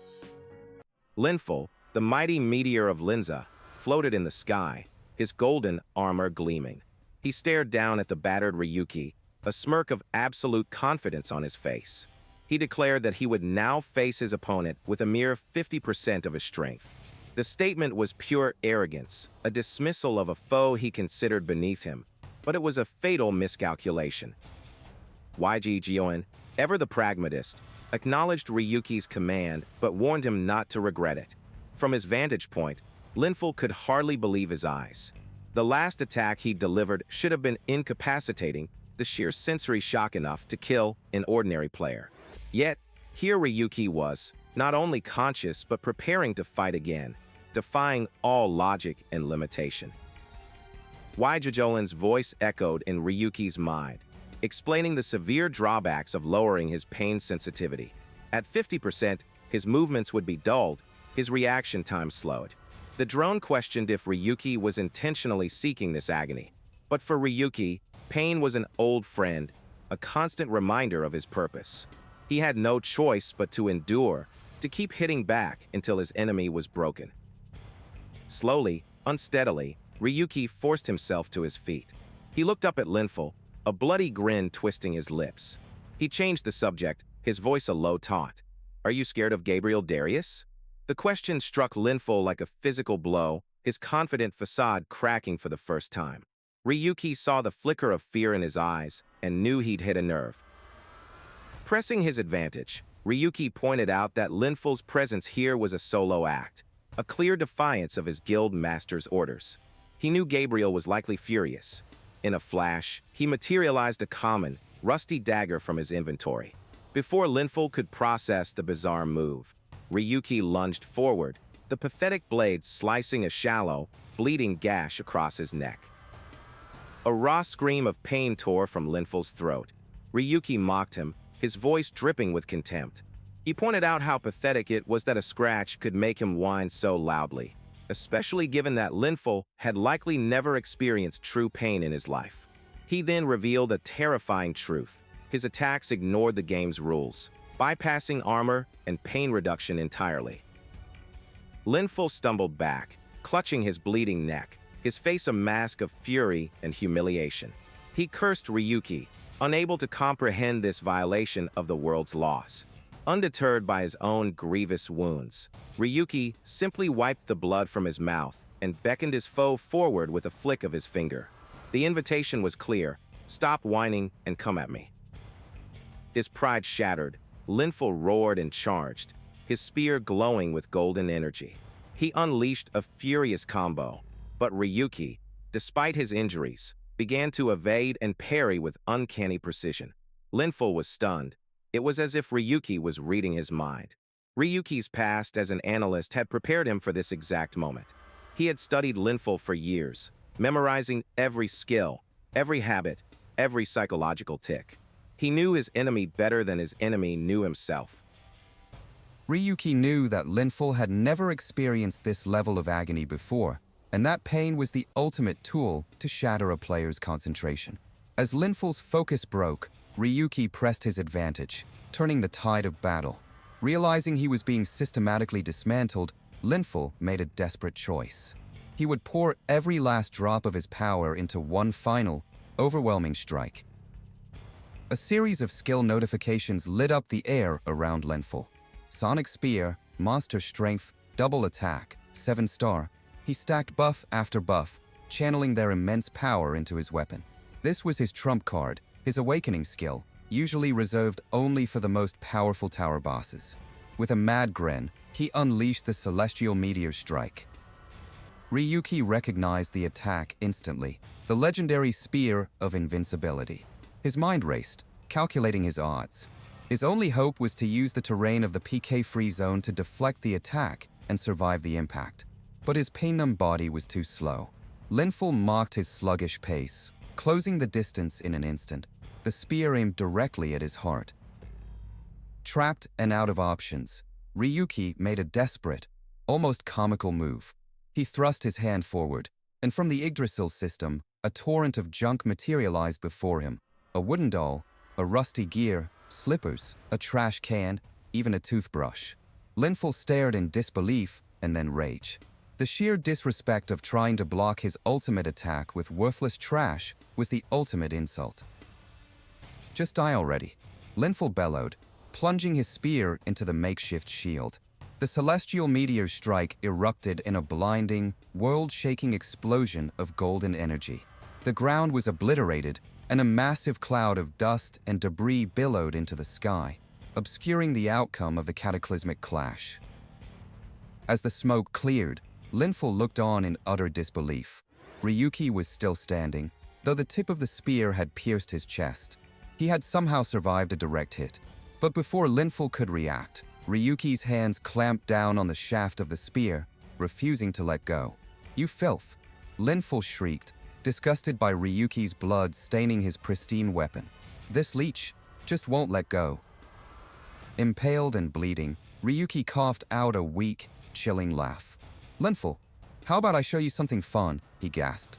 He spoke of the mysterious SSR power he had acquired from the very beginning, the one he tested on Serial's wings.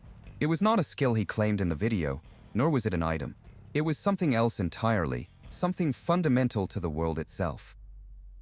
Linful watched in growing horror as a brilliant blue energy surged from Ryuki's hands and enveloped his spear.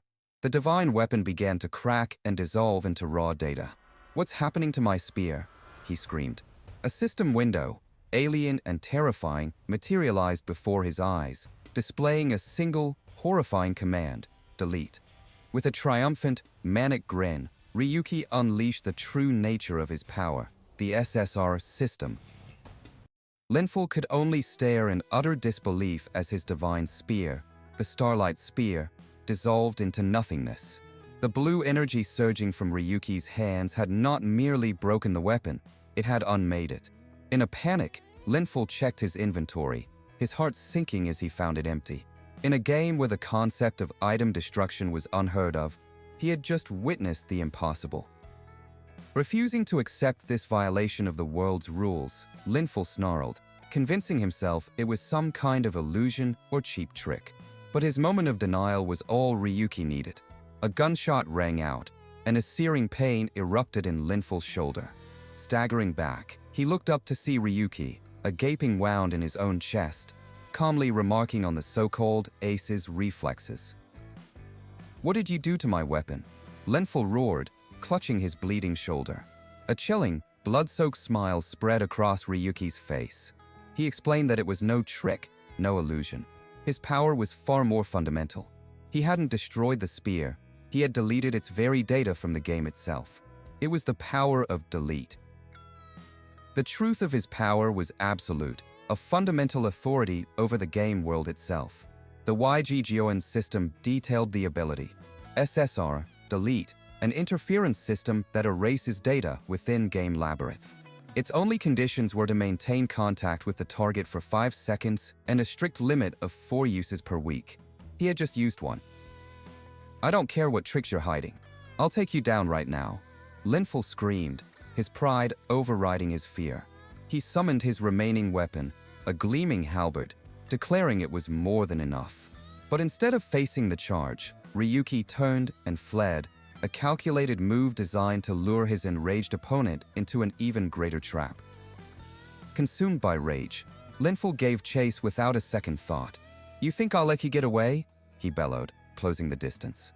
Just as he was about to strike, a feint sounded from beneath his feet. A violent explosion tore through the earth, engulfing him in fire and shrapnel, stopping him dead in his tracks. Before he could recover, another blast sent him stumbling to his knees. "Gah!" he cried out, blood pouring from his wounds. Ryuki's calm voice cut through the ringing in his ears. "You better stay still if you know what's good for you," he warned. "I've set up a bunch of mines around us." Linful looked around in horror, realizing the battlefield itself had been weaponized against him. Nonsense, Linful spat, trying to call the bluff by taking a defiant step forward, only to hear another sickening. Ryuki's smile widened. He had anticipated everything. He knew Linful's patterns, his arrogance, his tactics. From the moment he started that broadcast, this entire confrontation had been meticulously planned. This is a place where filthy individuals like you from Linza play dirty, isn't it? Ryuki mocked. He knew they would lure him to a private, isolated area to silence him. So, he had arrived early and planted a few gifts of his own. With a predatory gleam in his eyes, he thanked Linful for playing right into his hands, promising to see his vengeance through to the very end. Driven to madness, Linful let out a final, desperate roar of fury. "Quit your nonsense," he shrieked, charging forward with reckless abandon, heedless of the danger. He triggered another mine, and the world erupted in a cataclysmic explosion. Fire and earth were thrown into the sky as the trap was fully sprung. As the thick dust began to settle, Linful cursed his elusive foe. Spotting a silhouette through the haze, he lunged, pouring all his remaining strength into one final, desperate strike. His halberd plunged deep into the target, but the feedback was wrong. To his horror, he realized he hadn't struck Ryuki at all, but a simple, featureless decoy doll. The realization that he'd been completely outplayed washed over Linful. From the shadows, Ryuki's voice began a calm countdown. 5, 4. Linful looked down at his halberd, still clutched in his hands, as cracks of blue data began to form along its surface. 2, 1, 0. Just like the spear, his second weapon disintegrated into nothing. Starting to feel it now? Ryuki taunted, his point brutally proven. Not just some trick, huh? With Linful completely disarmed and broken, Ryuki raised his gun's word, YGG, and initiated cylinder full release. A massive, brilliant beam of energy erupted from the blade, engulfing his nemesis in a torrent of destructive power. Lying battered and defeated in the crater, Linful knew he had lost. His pride shattered, his only thought was to escape. "Log out," he commanded, desperate to flee the nightmare. But the system was unresponsive. He screamed the command again and again, raw terror gripping him as he realized the game would not let him leave. As Linful clawed at the ground in a desperate attempt to log out, a calm, mechanical voice from YGG announced, "I've disabled logout." Ryuki slowly approached, his expression one of pure contempt. "Trying to run away? You're the great Lindsay Ace. Aren't you ashamed?" He grabbed Linful by the hair, forcing him to meet his gaze. "Do you remember an analyst in the Linza Guild named Ryuki?" "I'm never going to remember you," Linful shrieked, his defiance a hollow echo of his former arrogance. Ryuki's eyes darkened, his voice dropping to a chilling whisper that cut through Linful's denial. "Even if you're no longer a gamer?" The question hung in the air, pregnant with a terrifying implication Linful couldn't yet comprehend. Ryuki explained the ultimate, unbreakable rule of Game Labyrinth. One account per person, for life. If you lose that account, you can never play again. He then revealed the true, horrifying extent of his power. He had wondered, if delete could erase an item's data, could it also erase an entire account? As the meaning sank in, Linful's defiance shattered into pure terror, and he began to beg for his virtual life. With a cold, remorseless smile, Ryuki placed his hand on Linful's head and began the final countdown. 5. Linful pleaded, his voice cracking with fear. 4. He screamed, thrashing on the ground. 3. The world around him began to darken, his fate sealed by the one man he had wronged and forgotten. The scene flashed back to the Linza Guild offices, to Gabriel's final warning to his brother. "Do not act recklessly, Linful. This time, it's different." But Linful had plugged his ears, dismissing the caution as nagging. That arrogance was now his undoing, as Ryuki's merciless countdown reached its inevitable conclusion, 0. No. A final, agonized scream was torn from Linful's throat as the delete command took effect. His entire being, his avatar, his very existence within the game, began to violently glitch and fracture. His world dissolved into a chaotic cascade of disintegrating data blocks, his account being permanently and irrevocably erased from the system. As the last fragments of Linful's data vanished, Ryuki collapsed to his knees, the physical and mental toll of the battle finally catching up to him. A soft voice from YGGON confirmed his victory. "It's over. Well done, Master." But as Ryuki stared at the empty, silent battlefield, he knew this was far from over. A surge of unquenched hatred burned away his exhaustion. He pushed himself to his feet, his fist clenched. "Don't make me laugh," he growled to the empty air. "This is just the beginning." His vengeance was not a singular act, but a long, bloody path. There were still so many people who needed to repay what they had taken from him. He thought of his remaining targets, the Linza Guild as a whole, and its master, Gabriel Darius. But as his thoughts swirled, a figure shimmered into existence behind him. Before he could react, a dagger cloaked in a corrupting dark aura was plunged deep into his back, striking the same wound that had bled throughout his fight. "Master!" YGGON cried out. The world around Ryuki dissolved, and he found himself in a strange, empty dimension, a virtual cage made of a glowing red grid.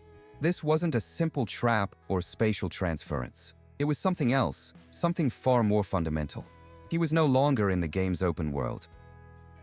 A figure in a dark cloak materialized before him, crackling with an unnerving energy. "It's been a while, Ryuki," a familiar voice spoke. Wary and clutching his new wound, Ryuki demanded to know the identity of his ambusher. "I am GS's Asiya," the figure stated, a name associated with a top-ranking guild Ryuki had never encountered before. "Asiya is my real name, but I once went by a different one," the figure continued, a knowing tone in her voice. "You'd probably know that one better." She slowly pulled back her hood, revealing the face of a woman with silver hair and piercing eyes, a face from his distant past. "I never thought we'd meet again, Ryuki." Trapped within the crimson grid of the digital cage, Ryuki clutched the bleeding wound in his chest. A single, fragmented name escaped his lips, dredged up from a past he had tried to bury. "CYN, Cynthia?" The name triggered a flood of grayscale memories. Her gentle smile, a warmth he hadn't felt in years, twisted into a vision of sorrow as she stood beside the smirking, blonde figure of Linful. The ghost of his past had returned, and with her, the searing pain of betrayal. The woman in the dark cloak let out a chilling laugh that echoed in the virtual space. "I'm sure I mentioned it earlier," she stated, her voice devoid of warmth. "Cynthia was an alias. My real name is Asiya." Ryuki could only stare, the agony in his chest matched only by the fury building within him. The woman responsible for his downfall was standing before him, amused by his suffering. Ryuki's face contorted with rage. "I don't care what your real name is," he snarled. His gunblade slipped from his grasp, clattering onto the digital floor. "Because of your scheme, I got kicked out of the guild, became an unknown. I lost everything." Each word was a condemnation, a bitter reminder of the life that was stolen from him by her and Linza. Despite his pain, a predatory grin spread across Ryuki's face, his eyes gleaming with a dangerous light. He couldn't comprehend why she would show herself now, after all these years. "There's only one reason I can think of for that," he rasped, his voice low and threatening. "You must have a death wish, right?" Asiya's expression turned somber, a flicker of a shared past in her eyes. "I tried to find out what happened to you," she admitted. "Thinking about how to bring you, Linful, and those Linza guys down is what kept me going every day. If it hadn't been for that, I'd have died just like you expected." She too was fueled by vengeance, a dark mirror of his own hatred. The revelation did nothing to quell his fury. "So tell me why you're here now," Ryuki demanded, his voice tight with restraint. "I'm barely holding back from killing you on the spot." Asiya met his gaze, unfazed. "It's been 3 years, and you've changed a lot," she observed, before delivering her ultimatum. "Let me get straight to the point. Forget everything. Let go of your revenge on Linza." Ryuki's dangerous smile returned, wider and more unhinged than before. "What did you say?" he asked, his voice deceptively calm. Asiya pressed on, attempting to leverage his past. "If you live quietly, Linza will ease up on tracking you. Think about your family, at least for the sake of your mother." She paused, her expression shifting to one of feigned pity. "Oh, I just learned today that she passed away. Sorry." Her words cut deeper than any blade. The mention of his mother, delivered with such cold indifference, shattered the last of his control. "You really do have a death wish, don't you?" he whispered, his hand tightening on the grip of his gunblade. "If that's the case, I'll grant you that wish, right now." With a roar of pure rage, Ryuki surged forward, his blade aimed for Asia's throat. To his shock, she moved with impossible speed, deflecting his attack with a small, ornate dagger. A powerful kick sent him stumbling back, his mind reeling. "What's with that girl?" he thought, stunned by her strength and the unnatural power emanating from her weapon. Asia gave him no time to recover, pressing her advantage. She lunged, and in a shocking display of power, caught the flat of his descending gunblade with her bare hands. The reinforced metal groaned and splintered under her grip, data and blood spraying from the impossible impact. This was no ordinary player ability, it was something else entirely. He wrenched his weapon free and swung again, but she gracefully dodged the attack. "You're not even close," he taunted, though a cold realization was dawning on him. "Is that all you've got?" Suddenly, Asia's form began to flicker and dissolve into a cascade of glowing data cubes. "What is that?" she exclaimed, looking down at her own disintegrating body. "Guess taking down Linful wasn't just luck," she conceded. "I'll be going now." Ryuki stared in disbelief as his gunblade suddenly flared with energy, reacting violently to her departure. "What?" As her form destabilized, Waijoan's voice cut through the confusion. "Master, that figure isn't real." There was a massive data transmission when he touched the dagger. The woman he had been fighting was a mere projection, a digital ghost. Waijoan's tone became almost mocking. "You kept calling it a bug, a cheat, but now that you see the real thing, you're shocked. That's what an artificial bug looks like." Ryuki brushed off the technical explanation, his frustration mounting. "I don't care about that," he growled. "Bottom line, I can't kill you now." As her projection faded, Asia made one last declaration. "Bringing down Linza is my job." She threw a parting taunt over her shoulder. "I don't know what kind of trick you used, but can you handle it when Linful returns?" A blood-splattered, contemptuous smile touched Ryuki's lips. "Linful?" Asia's fading image looked back, her eyes wide with conviction. "I'm not giving up on revenge. I couldn't care less about the consequences. You'll regret this."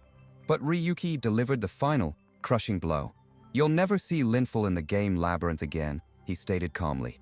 I erased his account completely. He was crying and screaming by the end.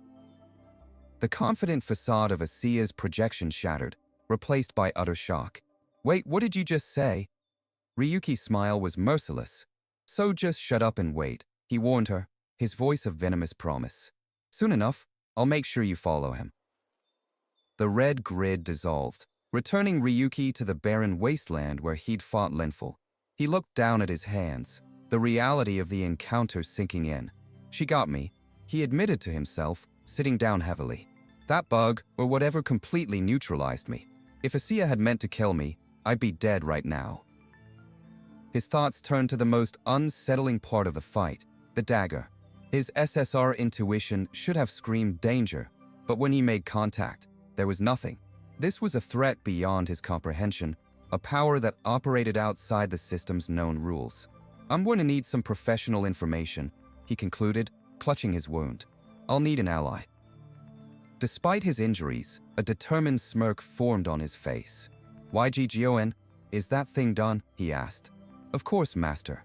Tracking the data and connecting the call," his partner replied. Ryuki looked up at the sky, his voice carrying through the newly established connection. "You're listening now, aren't you? The mod maker." On the other end of the line, a startled teddy bear avatar flinched in surprise. Ryuki's mind flashed back to the moment of realization. "So you put a backdoor in that Insight mod I bought from Shuzuki's shop," he stated, leaving no room for denial. "You thought I wouldn't notice you hacking my vision?" Panic flared in the mod maker's digital avatar. He was already onto me. I need to disconnect Dash," he stammered, but it was useless. It's no use, Ryuki's voice echoed, cold and absolute. I assume you saw how I blocked Kaseus and Linful from logging out? The terrified teddy bear frantically apologized, insisting he meant no harm. It doesn't matter if you meant harm or not, Ryuki retorted. You put me through a test and then spied on me?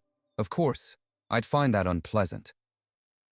With the trap sprung, Ryuki issued his terms. You know Shizuki, right? Let's meet face to face.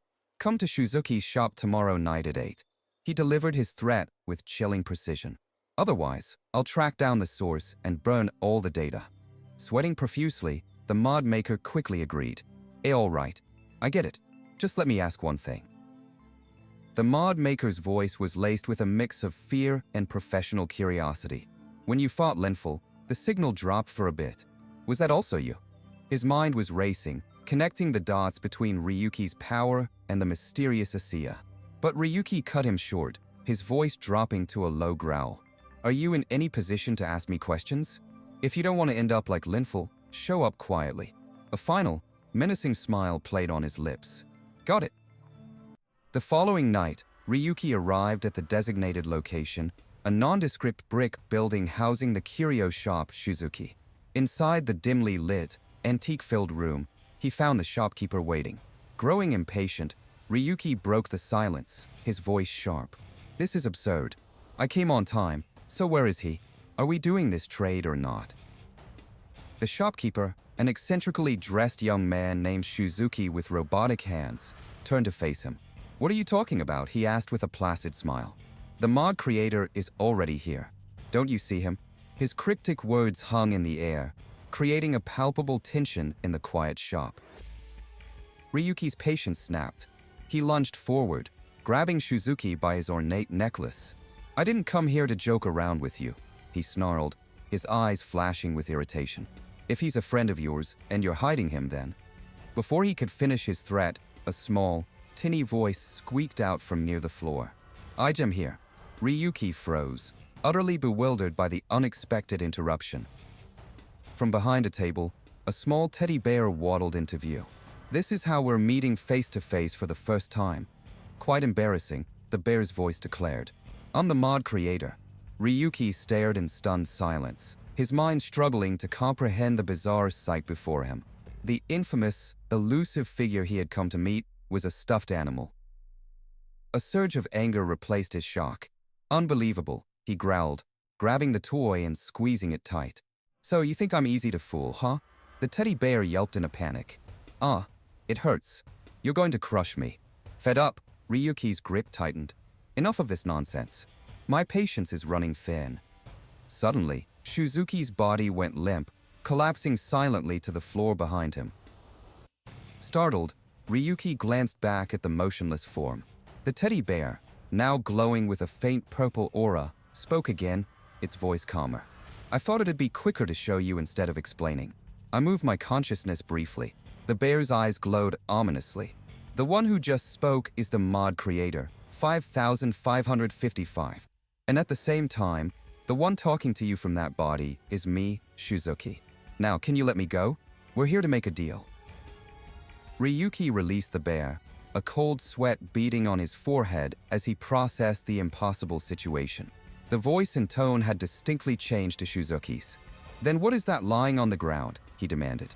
YG Jioen chimed in, providing clarity. It's indeed the same person. It appears he uses multiple bodies and can adjust his personality programming accordingly. The system displayed an image of Shizuki standing amidst countless other faceless avatars. Ryuki was floored by the sheer complexity of his new contact. Insane. He's even altered his own personality. Shizuki, speaking through the bear again, sounded impressed. Impressive observation. Then, the voice shifted back to the more excitable 5555 persona. Anyway, congratulations on taking down Linful. Especially that ability you used at the end. Where did you get that? Are there limitations? A cooldown. Crossing his arms, Ryuki deflected the barrage of questions. I'm not going to answer that. How about you tell me who you are? The bear floated up, the 5555 persona receding. Shizuki will explain that. It said, its voice now neutral. But still, you might want to be careful about showing that delete ability. Ryuki's expression hardened. Thanks for the concern, but it's too late. Holding up his wrist device, Ryuki revealed his hand. Video editing is done, and this battle is already uploaded. The fight with Linful, from start to finish, it's all up now. The teddy bear's eyes flared red with panic. You uploaded that whole thing? Are you out of your mind? All of Linza will be after you now. But Ryuki simply smiled, a chilling and predatory grin. That's exactly what I want.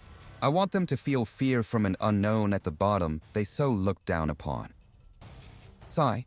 It's like talking to a wall, the bear lamented. Do you even know you're being tailed already? The news caught Ryuki off guard. As he turned, the bear tossed itself back onto the table. Forget it.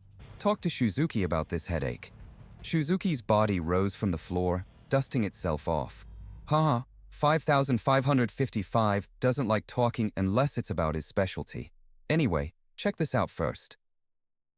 With a snap of his fingers, Shuzuki projected a holographic grid map of the surrounding city block. What is this? Ryuki asked, startled. It's a live feed showing the area within a 100-meter radius, Shuzuki explained. Quite handy for detecting those targeting us. On the map, several figures were highlighted in an alleyway, identified as Black Snake at a distance of 47 meters. Ryuki recognized the name. Black Snake? Are those guys still not over it?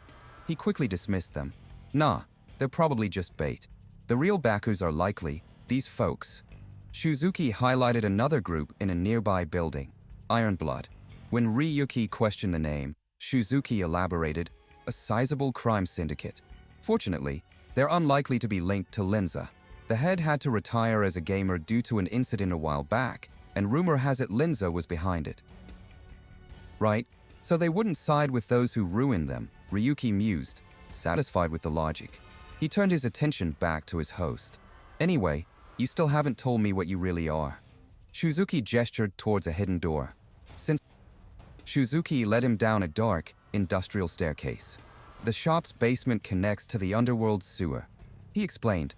As they reached a heavy door, a scanner confirmed the area was safe. Stepping through, Ryuki found himself in a vast, unsettling workshop. Lifeless android bodies, his merchandise, hung from the ceiling. This is my storage, Shuzuki said calmly. It's where I store my finest creations. YG offered a dry assessment, impressive by human standards. Ryuki, however, was unfazed by the display. To be honest, I'm not that interested in these bodies, he said, cutting to the chase. More importantly, 5555, Shuzuki, what should I call you? Shuzuki smiled. For now, I'm Shuzuki, and as a hacker, I'm 5555. Although it's hard to understand just by explaining. Before we proceed with the deal, I'll explain who I am. Shuzuki projected a data file into the air. Name, nameless. Age, estimated between 20 and 30. Gender, estimated female. Unfortunately, he confessed, that's all I know about myself. Ryuki was taken aback. You don't know who you are? Did tampering with your personality cause some kind of split? A knowing smirk touched Shuzuki's lips. Something like that. Have you heard of the 707 explosion incident? He recounted the official story, an air crash with no survivors. But in truth, there was one. He continued, his voice grim. A charred figure that couldn't even be identified or communicate. They were torn apart in a lab until nothing was left. Then some twisted person turned them into a full-body android. YG mechanical voice was laced with disgust. Oh, humans really are detestable, huh? Ryuki looked at Shuzuki, the pieces clicking into place. So you were that survivor? Shuzuki pointed a robotic finger to his own temple. More accurately, we are. The accident fused countless memories together. Whether they're souls or minds, I don't know. I'm just controlling those personalities artificially. So I can only say that I don't know myself. Ryuki considered the incredible, tragic story. After a moment, he nodded. All right, let's say I buy that. What kind of deal are you looking for? In response, Shuzuki's robotic hand tossed him a thick blue binder. Ryuki caught it, reading the label, Linza Guild and Latia Soft. He looked up as Shuzuki made his offer clear. Your revenge. I want to be a part of it. Meanwhile, the internet was ablaze. Ryuki's video, Unknown's Gimhi Escape Episode 6, had gone viral, detailing the raid and the defeat of Linful Darius. Comments flooded in, mocking Linza's fallen ace. Skeptics dismissed the footage, particularly the data deletion. I watched it. It seems like it's just fabricated, one user wrote. A game that doesn't allow deletion, but there's deletion? Please. But a single, potent question began to dominate the discussion. If this is fake, shouldn't Linful just come out and prove it? The guild's silence was deafening. In a lavish, private room, that very question was being answered in a storm of empty bottles and shattered pride. Linful Darius, surrounded by his own mess, slammed a bottle down in a drunken rage as he stared at a login screen. It read, "Account information verification." His account was truly gone. "Don't mess with me," he slurred, trembling with a mixture of alcohol and fury. "I'm Linful. I'm the ace of Linza." The denial crumbled into desperate pleading. He slammed his hand on the table, crying out for his brother, for Gabriel. "Brother, just once. Just give me one more chance." In a sterile, high-rise office, Gabriel Darius listened to his younger brother's pathetic groveling with cold detachment. "You ignored my warning, went off to fight on your own, and even lost your account," Gabriel stated, his voice devoid of sympathy. "What chance are you expecting?" Linful, now standing before his brother's desk, made his desperate demand. I was caught off guard, so just get me another account." "From now on, I'll do exactly as you say," Linful pleaded, his composure breaking. "There has to be some way. Seizing another gamer's account or getting a creation pass." Gabriel's expression soured with disgust. "For someone who's been an active gamer, you're shockingly ignorant. It's embarrassing to think we're related by blood." He gestured to a document on his desk. "The rule is one account per person, period. Once you lose it, you can't make another." Gabriel's patience was exhausted. "Your time is up, or are you trying to waste more of mine?" As two imposing guards flanked him, a horrifying realization dawned on Linful. Is this really the end for me? Panic gave way to defiance. "Fine, I'll handle it myself," he yelled, trying to shove past the guards. "Get out of my way." Gabriel simply adjusted his glasses, unmoved by the spectacle. His brother's struggle was brief and futile. The guards swiftly overpowered Linful and threw him out of the building, his body hitting the pavement with a dull thud. "I'm tired of cleaning up your messes, sir," one of the guards said coldly. "Don't even think about coming back."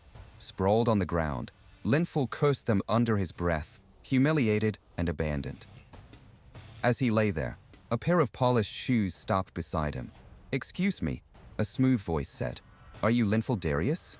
Linful glared up, running a frustrated hand through his hair. "If you're here to beg, get lost. I'm already in a foul mood." The stranger chuckled. "Haha, begging." He knelt down, holding up a photograph of a hooded Ryuki.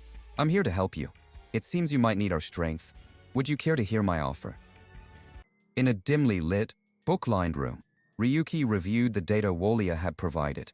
He asked the mod maker if the information was true, a conspiracy alleging that the Linza Guild was intentionally delaying progress in World of Phantasm.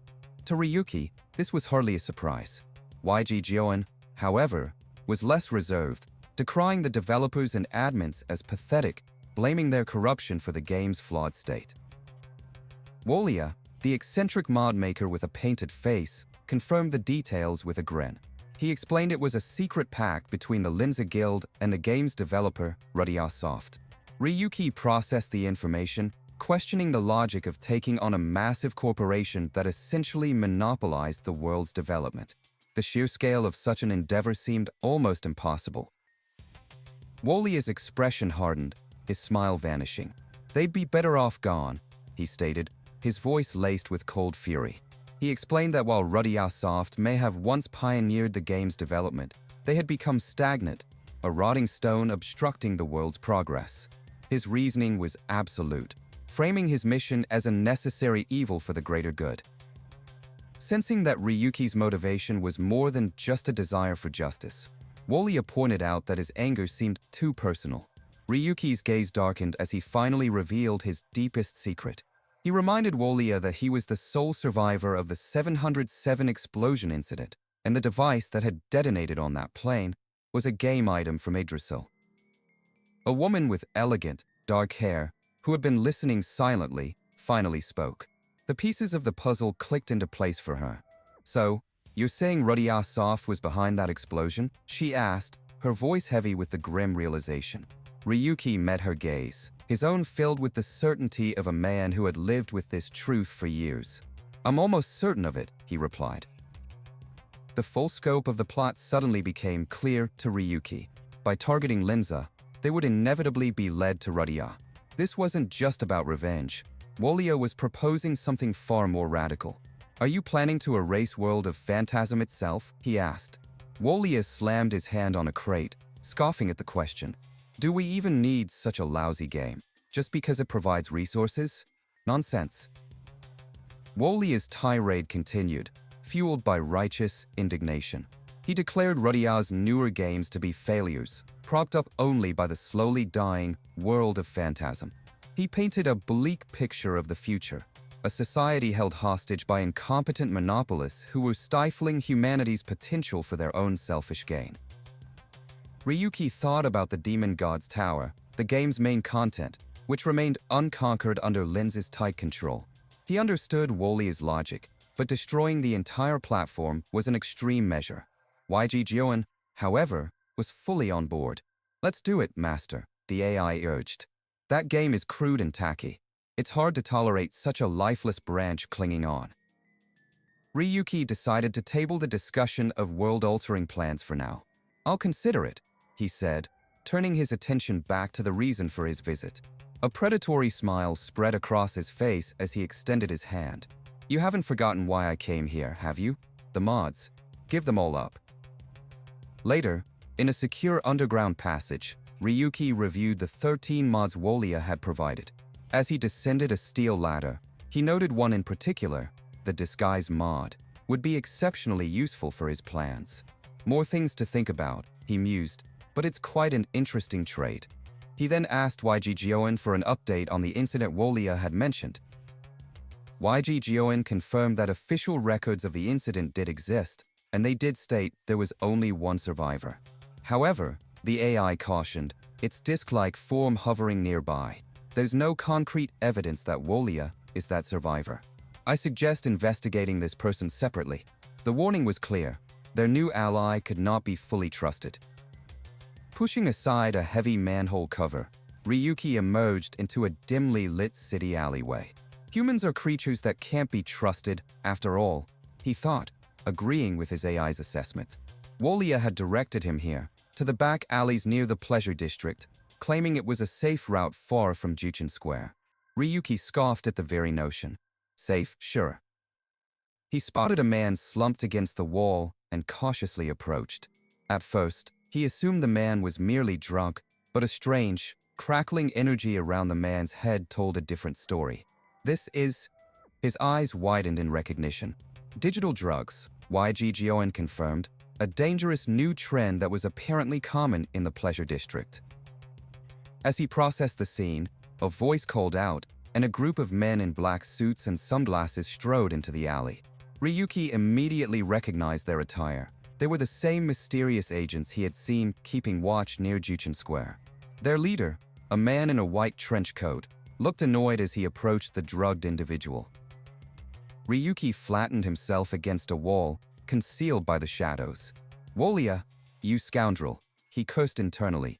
"Did you lead me into a trap?" He watched as the leader grabbed the dazed man, mocking him before delivering a vicious blow to the face. "Stupid fool," the leader grunted, ordering his men to drag the unconscious man away. The leader lit a thick cigar as one of his men reported in. "So, you lost the target?" he asked, his voice calm and dangerous.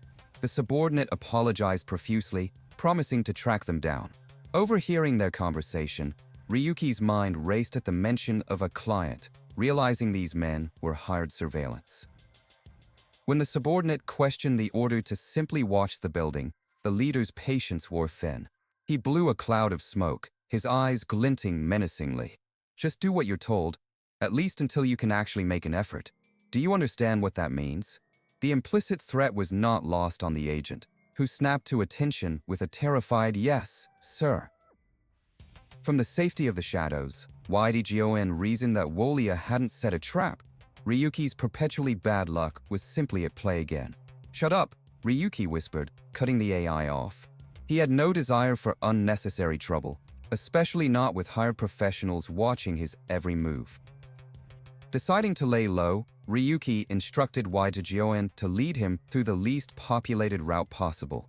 He moved silently through the night-shrouded streets until he reached a nondescript motel. With a final, cautious glance around, he slipped inside, the need for a secure location now more pressing than ever. Once inside the sterile motel room, Ryuki let out a long sigh and collapsed onto the bed. The weight of his constant vigilance, both in-game and in reality, settled upon him. "I can't even remember how long it's been since I laid down in the real world," he thought, the simple comfort feeling utterly alien after weeks spent in God's game. Just as a moment of peace began to settle, a glint of steel sliced through the air. Pure instinct took over. Ryuki threw himself aside, rolling off the bed a split second before a long sword pierced the mattress where his head had been. The force of the blow was immense, causing the wall behind him to explode into a shower of plaster and dust. A masked assailant stood in the ruined room, shocked that their target had dodged the fatal blow. But Ryuki was already moving, a feral grin on his face. YG Gioan system, skill, Sword Saint. With preternatural speed, he lunged, plunging a combat knife deep into the attacker's side. The assassin cried out in pain as blood sprayed across the room. The wounded assassin shattered the motel window and leaped out into the night. That guy was using a special skill, Ryuki thought, recognizing the signs of an Yggdrasil item. He vaulted through the broken window in hot pursuit, his voice echoing in the alley. "Like I'd let you get away." On the rooftop, a trail of fresh blood marked the assassin's escape route. YG Gioan quickly analyzed the situation, detecting the use of invisibility, presence concealment, and a slash effect from a reality-converted item. Without intuition, I wouldn't have even noticed. Ryuki realized, his unique skill being the only thing that kept him on the hunt. He followed the trail to a corner, his senses on high alert. There, a faint shimmer in the air betrayed his quarry's location. "He's nearby," Ryuki thought, closing the distance. "Running any further is a waste of time," he called out. "Why don't you just reveal your identity? Who sent you? Black Snake? Iron Blood?" Cornered and wounded, the invisible assassin groaned in frustration and unleashed a final, desperate attack. Blue energy flared to life, crackling around their sword as they charged. Ryuki met the strike with his small knife, the resulting impact sending a shockwave of energy across the rooftop, blowing back dust and debris. As they locked blades, Ryuki analyzed his opponent's form. The power's impressive, he conceded internally, but his swordsmanship doesn't match it. A confident smirk played on his lips as he called out the assassin's weakness. "Not your main weapon, is it?" The assassin cursed, enraged at being seen through. He pushed forward, trying to use brute force, but Ryuki was faster. With a sharp twist, he grabbed the assassin's hand and forced it onto the edge of his own blade, disarming him in a spray of blood. As the invisibility failed, Ryuki leaned in. "Now let's get a good look at that smug face." The face revealed was one he knew all too well. "Well, look at this," Ryuki sneered, his voice dripping with contempt. The so-called former guild ace trying to act like an assassin. Standing before him, clutching his bleeding hand, was Linful Darius, his face contorted in a mask of humiliation and fury. You wretched unknown," he shrieked. Linful Darius stared at his bleeding hand, his pride wounded far more deeply than his flesh. The humiliation of being disarmed so easily by an unknown ignited a firestorm of rage within him. "You wretched unknown," he shrieked, his voice cracking with fury. He lunged for his fallen sword, driven by a desperate need to reclaim his honor. But Ryuki was a specter of violence, always one step ahead. Before Linful's fingers could even brush the hilt, a single, brutal punch connected with his jaw. The force of the blow sent him reeling backwards, crashing to the hard ground of the alley as he coughed. the metallic taste of blood filling his mouth. Ryuki casually picked up the fallen blade, his expression one of utter disdain. "Isn't that an Yggdrasil item? Where did you get something so terrifying?" he asked, his tone laced with mockery. He held the legendary weapon as if it were a common trinket. "Well, a piece of junk like this should be enough for someone like you, though." The insult was a razor blade to Linful's ego. He staggered to his feet, but the cold, predatory look in Ryuki's eyes shattered his resolve. Survival instinct overrode his pride, and he turned to flee. Ryuki watched him go, a confident smirk spreading across his face. Running away in a situation like this? I don't think that's a wise choice. As Linful sprinted out of the dark alley and into the bright, crowded street, a desperate plan formed in his mind. "That crazy monster," he thought, panting. "But there's still a way." He knew the law was on his side. No matter how strong Ryuki was, in the eyes of the world, he was just an unknown, a pariah with no rights. The crowd gasped as the famous Linful Darius stumbled into their midst, bloodied and disheveled. Their shock turned to awe as they saw his pursuer, Ryuki, wielding an Yggdrasil sword. Whispers turned to shouts of recognition. "That's him, the unknown who clears the deep-sea escape. Ryu 7017. Linful seized the opportunity, playing the part of the victim. "How dare an unknown try to kill a gold?" he sneered, his voice ringing with false indignation. He gestured to the crowd and the floating camera drones. An unknown wielding a weapon, chasing down a wounded gold, and it's being witnessed by numerous onlookers. He was certain he had won. In this world, the testimony of an unknown was worthless. "What are you going to do now?" he taunted. To his utter shock, Ryuki let the sword clatter to the pavement. With a calm, unnerving smile, he simply said, "Arrest me." Linful stared, dumbfounded. "What did you say?" Ryuki's smile widened as he laid his trap. "According to you, if I, an unknown, attacked you, a gold, then it's self-defense for you to attack me, right?" He threw his arms open wide. "If you kill me now, you'd be innocent. Isn't this a golden opportunity?" Doubt warred with ambition in Linful's mind. What is this guy planning? No, it must be a bluff. The allure of public victory was too strong to resist.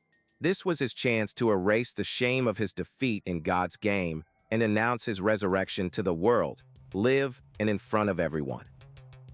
Blinded by arrogance, Linful snatched the sword from the ground and lunged forward with a furious roar. Die! He unleashed a series of wide, powerful slashes, each one crackling with energy. But to Ryuki, it was a clumsy dance. "That attack is so sloppy, it's almost pitiful," he thought, effortlessly evading each strike. "I don't feel any tension at all." Linful screamed in frustration as his attacks continued to miss. "Silence," he roared, putting all his strength into a wild, spinning slash. Ryuki easily sidestepped the attack, his taunts cutting deeper than any blade. "You're not used to the sword, so all your attacks are missing. You should have brought your main weapon." "Oh, wait. You don't have your spear anymore, do you?" The reminder of his destroyed divine weapon sent Linful into a frenzy. "How long are you going to keep dodging like a rat?" he bellowed. But this was never a duel of equals. This was an execution. Seeing his opponent completely lost to rage, Ryuki stopped dodging and delivered another staggering punch to Linful's face. Ryuki's voice was calm, almost conversational. "I think you're mistaken. This isn't a duel." Spitting blood, Linful refused to accept defeat, his pride screaming for vengeance. "How dare you?" he snarled, launching himself into one last, desperate attack, his only thought to wipe the smoke off Ryuki's face permanently. Just then, a chunk of concrete fell from a damaged building, forcing Ryuki to glance away for a fraction of a second. Linful saw his opening.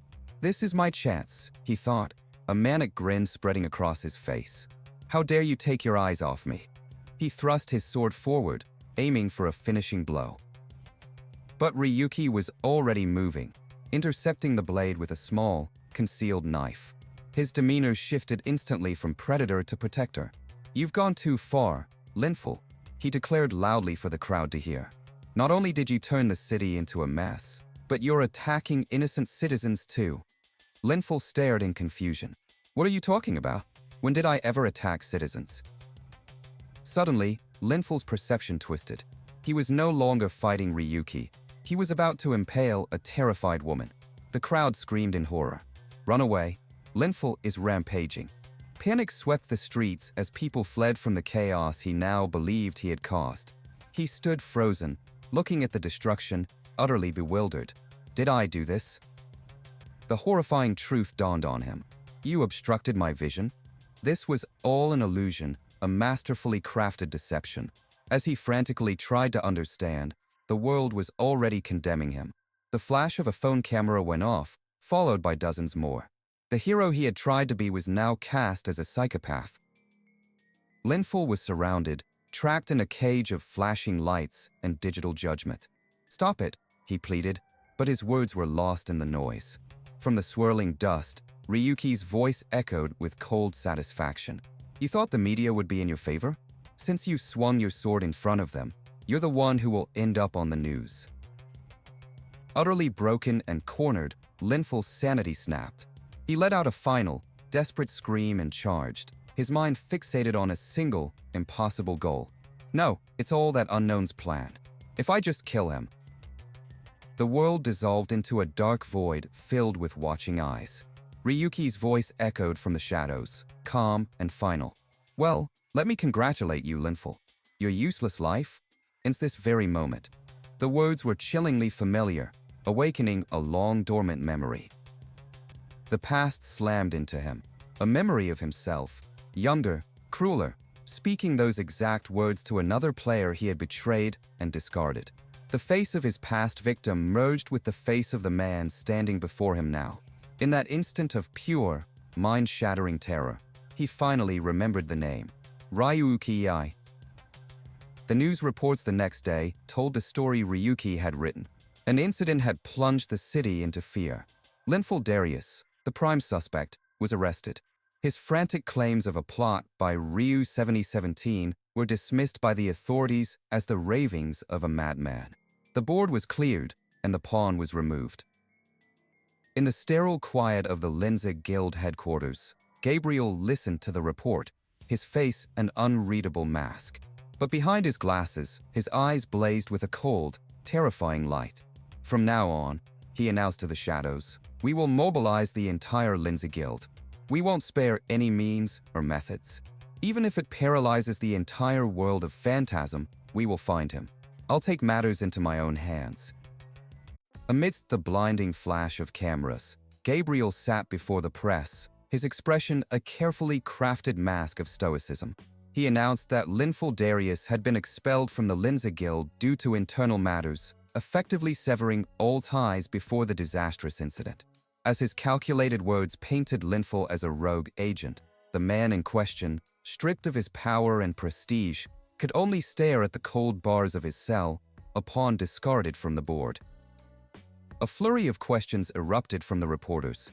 They pressed Gabriel about the viral video showing Linful's account being deleted and questioned the guild's initial aggression towards the player known as Ryu 7017. Unfazed, Gabriel smoothly pivoted, reframing the narrative not as an unprovoked attack, but as a necessary investigation into a player who had openly declared war on their guild.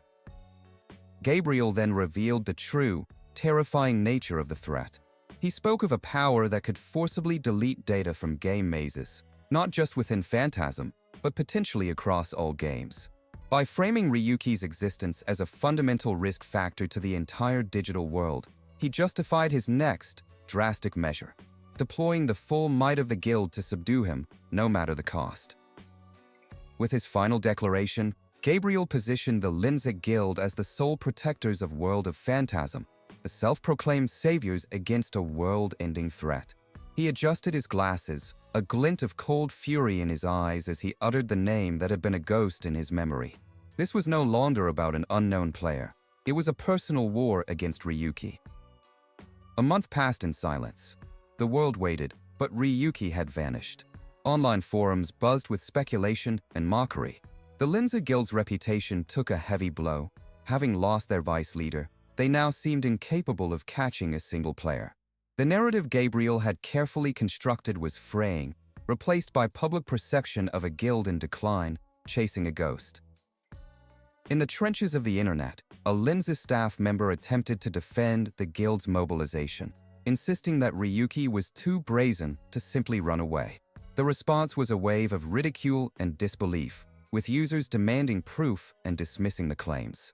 Overwhelmed by the public's contempt, the staffer slammed a fist onto their desk in a moment of pure, unadulterated frustration. The guild staffer, Laguna, muttered her frustrations to the empty office.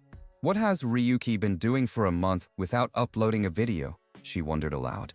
Her thoughts were interrupted by the arrival of her fiery, red-headed colleague, Visk, who casually greeted her before asking about their guild leader's whereabouts.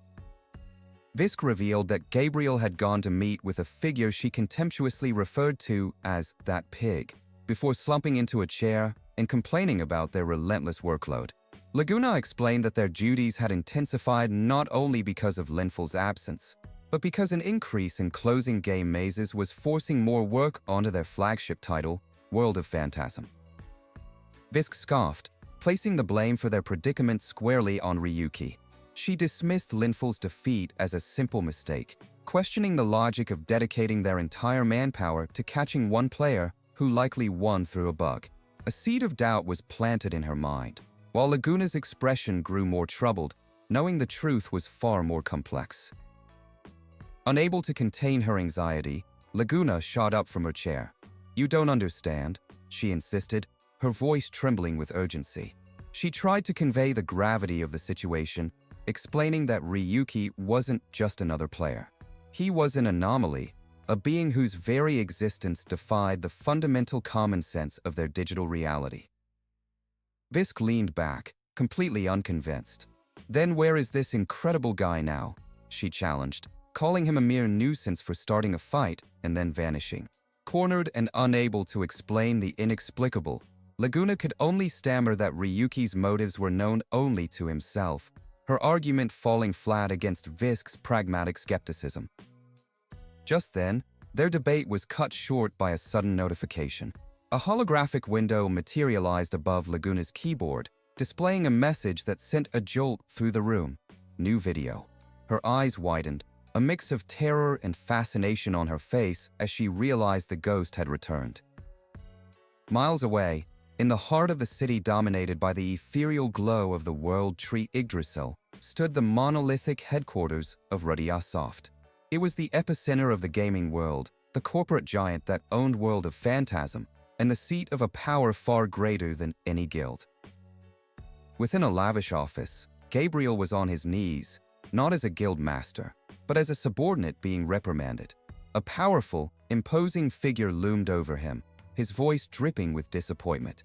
"Apologies won't cut it," the man growled, reminding Gabriel of his explicit orders to eliminate the threat in the real world if it couldn't be contained within the game. The man, Duke Stevero Rudia, CEO of Rudiasoft and a formidable platinum rank player, derided Gabriel for his incompetence. To struggle against a mere unknown, a simple bug or cheat, was an embarrassment. He leaned back in his chair, the weight of his authority pressing down on Gabriel as he questioned if he had grossly overestimated his guild master's capabilities. Duke Rudia's criticism turned to the guild's performance as a whole, noting the declining resource mining in their flagship game and their increasingly disappointing management. He declared his patience with such outdated trash was at its end. Gabriel could only lower his head further, absorbing the humiliation without a word of defense. Leaning back with a dismissive wave, the CEO admitted that the relic known as World of Phantasm was destined for obsolescence soon anyway. However, its premature collapse would be an inconvenience. A brilliant turquoise hologram projected from his chair as he explained he needed the game to survive just a little longer, at least until his new project was complete. A predatory grin spread across Duke Rudia's face as he prepared to unveil his secret weapon. "Allow me to introduce you," he boomed, "to the masterpiece that will reshape the entire God's game industry." He presented it as the future of his company, a new titan in the making. Gabriel stared at the swirling data, his eyes wide with shock and awe. Their meeting was abruptly interrupted by a system-wide alert that pinged on Gabriel's interface. Across the globe, players and guild members looked up from their screens as the same notifications spread like wildfire. The unknown had resurfaced. The whispers and rumors ignited into a roar of disbelief. The man they thought was hiding had just made his next move. Ryuki's video began, its title a bold and shocking claim: destroyed a god's game. He appeared in a vibrant, block-based world, a stark contrast to Phantasm's high fantasy. With a confident smile, he greeted his viewers and immediately addressed Gabriel's press conference, coolly repeating the title he'd been given: an enemy of society. A thoughtful, almost playful look crossed his face. It's funny to be called an enemy of society, isn't it? He mused, a dangerous light in his eyes. He then spoke directly to his pursuers, his voice calm, yet filled with unshakable resolve. You don't need to rush me. I'll crush World of Phantasms soon enough. He presented his current location as a preview of what was to come, an abandoned game called Thump Builder. He explained that it was a failed project, plagued by poor management and bugs, the kind of digital ghost town that the oversystem, Yggdrasil, would normally terminate and erase completely. Ryuki then began a lesson, outlining the 3 conditions for a game Maze's termination. The first, he explained, was the depletion of its resources.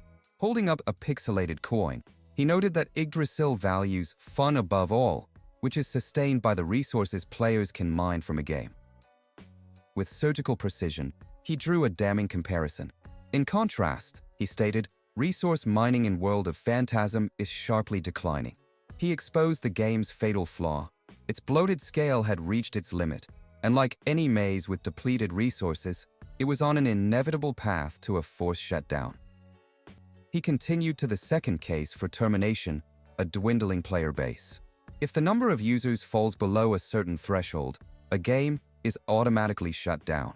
Ryuki pointed out that this abandoned Thump Builder was already teetering on the brink of this very fate.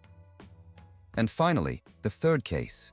Ryuki said with a knowing smile, just as a colossal, heart-shaped creature made of pink cubes materialized behind him. He identified it as the Thump Cube God, the divine entity that created the game's world, and also the very reason the game was a failure. His lesson complete, Ryuki drew his gun sword, its crimson edge glowing with latent power. The purpose of his visit became terrifyingly clear. He wasn't there to play or to conquer. He was there to commit deicide, to destroy the very core of this digital world. Watching the live feed, Visk shouted in outrage, declaring that attacking a divine entity should be impossible within the system's rules. But Laguna's face was ashen with a deeper horror. She recognized the weapon. How is he using the same weapon in another game maze? She gasped, realizing Ryuki was operating outside the fundamental laws that governed their reality. In response to the threat, the Thump Cube God began to pulsate, spawning an army of smaller cube soldiers. The adorable but numerous minions swarmed forward, a pixelated tide of red, intent on overwhelming the intruder. With a predatory grin, Ryuki wove through the attackers, his blade a blur of motion that shattered them into data. He explained the game's design flaw to his audience. The soldiers were weak, but their endless, destructive attacks made any form of building or creation impossible, turning a creative game into a frustrating, unwinnable chore. After effortlessly parrying a few more attacks, he posed a question to the world. So what happens if we destroy the root cause? He answered it himself by launching into the sky, his body a missile aimed directly at the heart of the giant, pixelated god. With a thunderous impact, Ryuki plunged his gunblade deep into the core of the Thump Cube God. The divine entity, the source of all creation in this world, let out a comical, high-pitched shriek of pain and terror, its simple face contorted in disbelief. Standing victorious upon the creature's shuddering form, Ryuki revealed the final method to end a game labyrinth. One must introduce an unrecoverable, catastrophic flaw into the system itself, a bug so severe that maintaining the game's existence becomes impossible. He then unleashed his ultimate power, the authority he had hidden since the beginning. the SSR's system. Placing his hand on the god, a stark blue command prompt materialized, displaying a single, chilling word, delete. A torrent of raw, chaotic energy erupted, tearing the divine entity apart at a code level. The cube god didn't just die, it was unwritten from reality. Its massive form dissolved into a storm of glitching pixels and fractured data, erased from existence by a power that defied all rules. Ryuki landed gracefully as the last remnants of the game's creator vanished into the digital ether. With its management system and divine entity deleted, the game world of Thump Thump Builder began its final collapse. The sky fractured, and the remaining cube soldiers screamed as their forms disintegrated, their world shutting down around them. The game maze was officially terminated. And no way. Visk stammered, her skepticism shattered. Did he actually destroy the game maze? Laguna, trembling, connected the horrifying dots. The skill that erased Linful's weapon and avatar. She whispered, realizing its terrifying potential. It wasn't just an anti-player ability, it could affect the very fabric of a game world itself.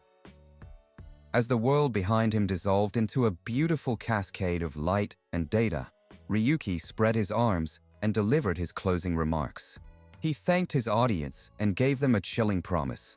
The spectacle of a dying world was a preview of what he would soon unleash upon World of Phantasm.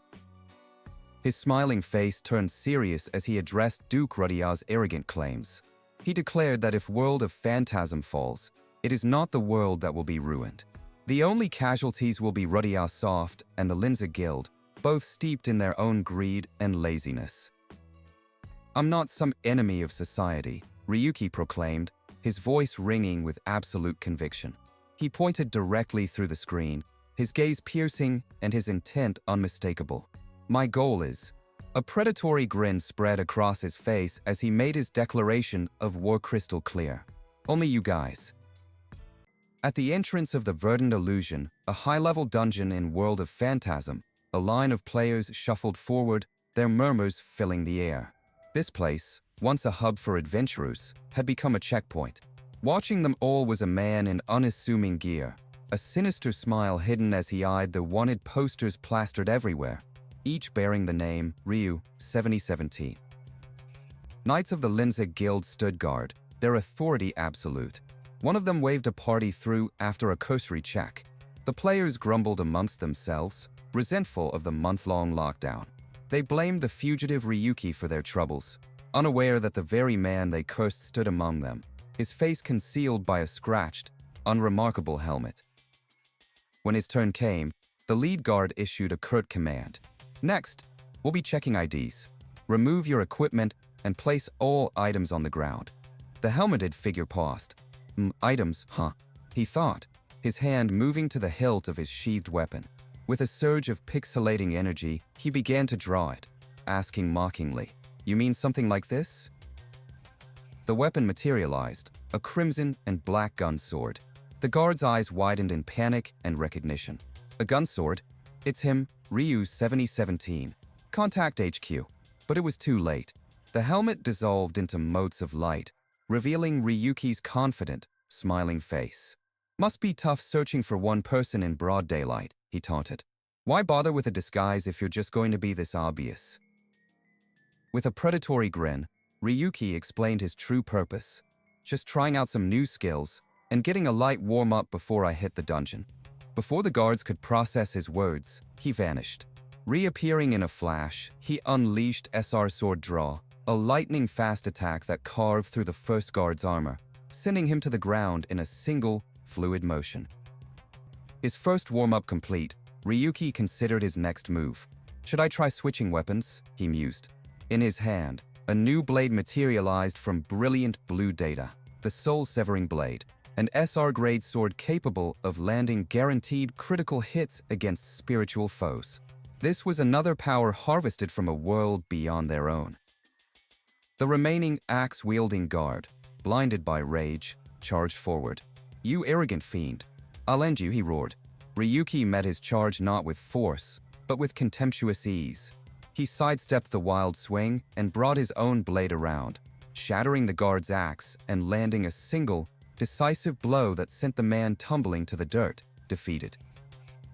The last guard stared, utterly dumbfounded. That power, those items aren't from World of Phantasm. What has he been doing for the past month? The scene shifted, pulling back the veil of time.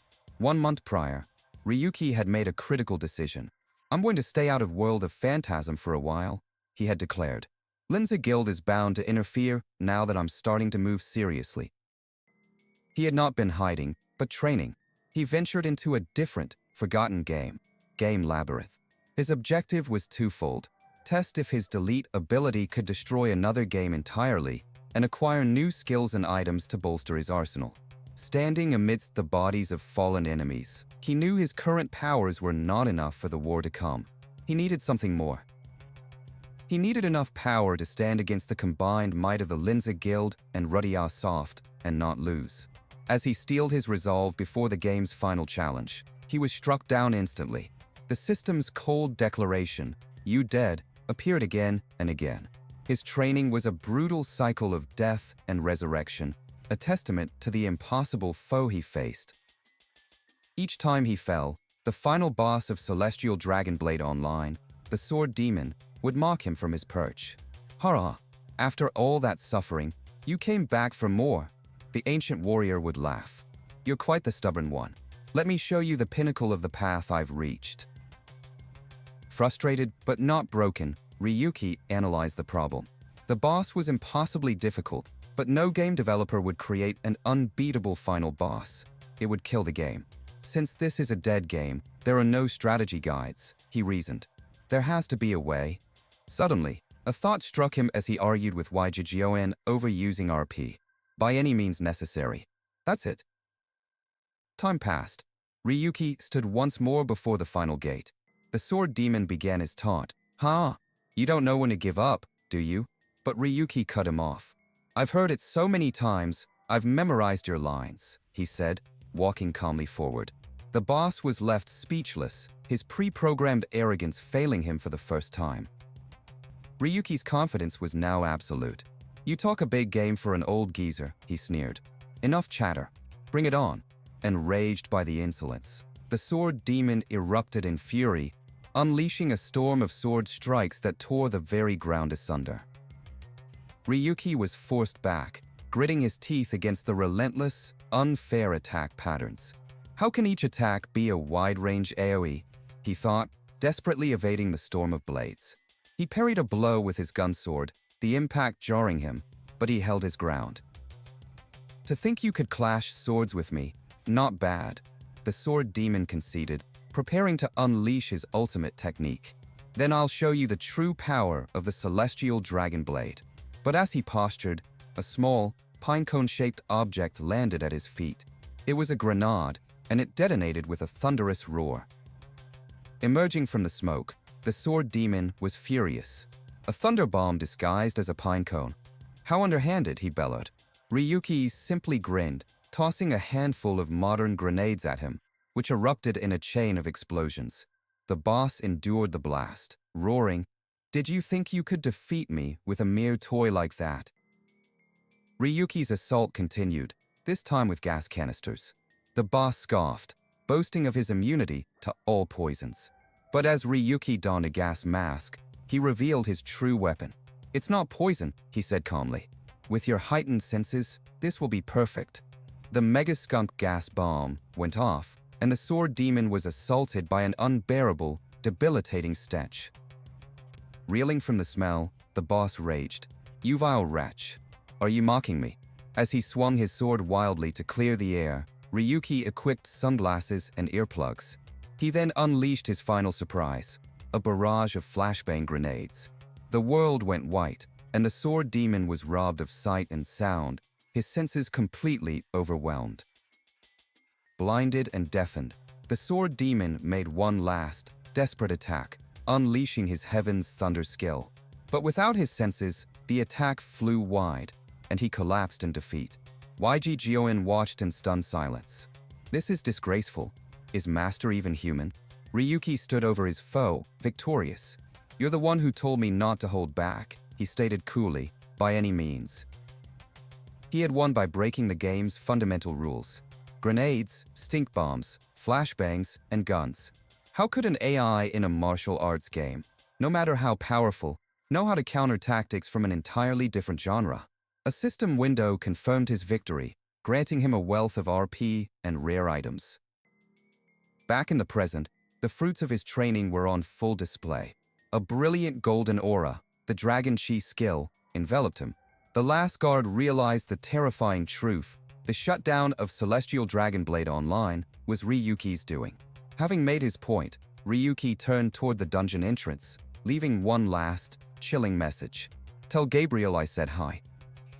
Inside the verdant illusion, Ryuki confronted the boss, a bloody tree spirit named Liganon, infamous for its ability to manipulate the entire battlefield.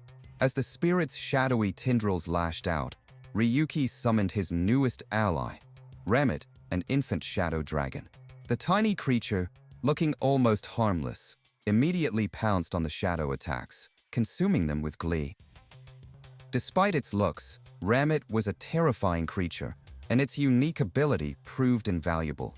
This successful test confirmed Ryuki's belief that all the powers he had gathered would be useful in his war. After clearing the dungeon, the system displayed the new rankings.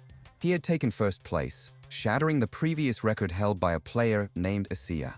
Seeing that name again, a flicker of memory crossed his face before he turned to leave.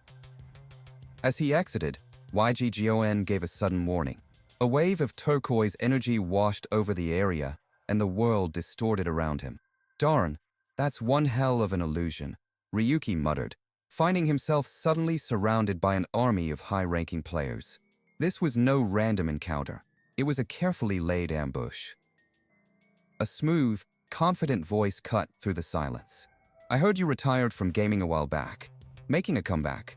Ryuki looked up to see a man with blonde hair and glasses, his presence radiating immense authority. It was the legend himself, the leader of the Linza Guild, Gabriel Darius. Ryuki stood his ground, a vortex of turquoise energy swirling around him. Before him stood the calm, imposing figure of Gabriel Darius, backed by what appeared to be the full might of the Linza Guild. "I expected this," Ryuki stated, his voice steady despite the overwhelming odds. He scanned the sea of armored players, a wry smirk gracing his lips. "But it's a bit surprising to see such a huge crowd. Over 1,000 of you, just to catch one master. Has Linza finally gone completely off the deep end?" Gabriel held up a glowing data book, his expression unreadable. "Ryu, 7017. No, Ryu, why? I have a proposal for you." Ryuki's smirk widened into a look of sheer amusement. He knew this wasn't a negotiation. It was an ultimatum delivered at the head of an army. "A proposal?" he countered, his tone laced with sarcasm. "With these numbers, didn't you mean to say threat? Let me cut to the chase." Gabriel's voice was smooth and persuasive, a silver tongue weaving an irresistible offer.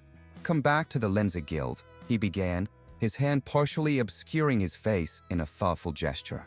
"We'll not only revoke your unknown status, but we'll guarantee you a gold rank position, a level nearly impossible to reach in a lifetime." He paused, letting the weight of the offer sink in before delivering the final, staggering proposition. "How about the position of heir to the Linza Guild Master? Does that make sense to you?" Ryuki's hand tightened on the grip of his gunblade, the absurdity of the offer ringing in his ears. They were offering him the keys to the very kingdom he had sworn to burn to the ground. "You're really pulling out all the stops just to rope me in," he mused aloud.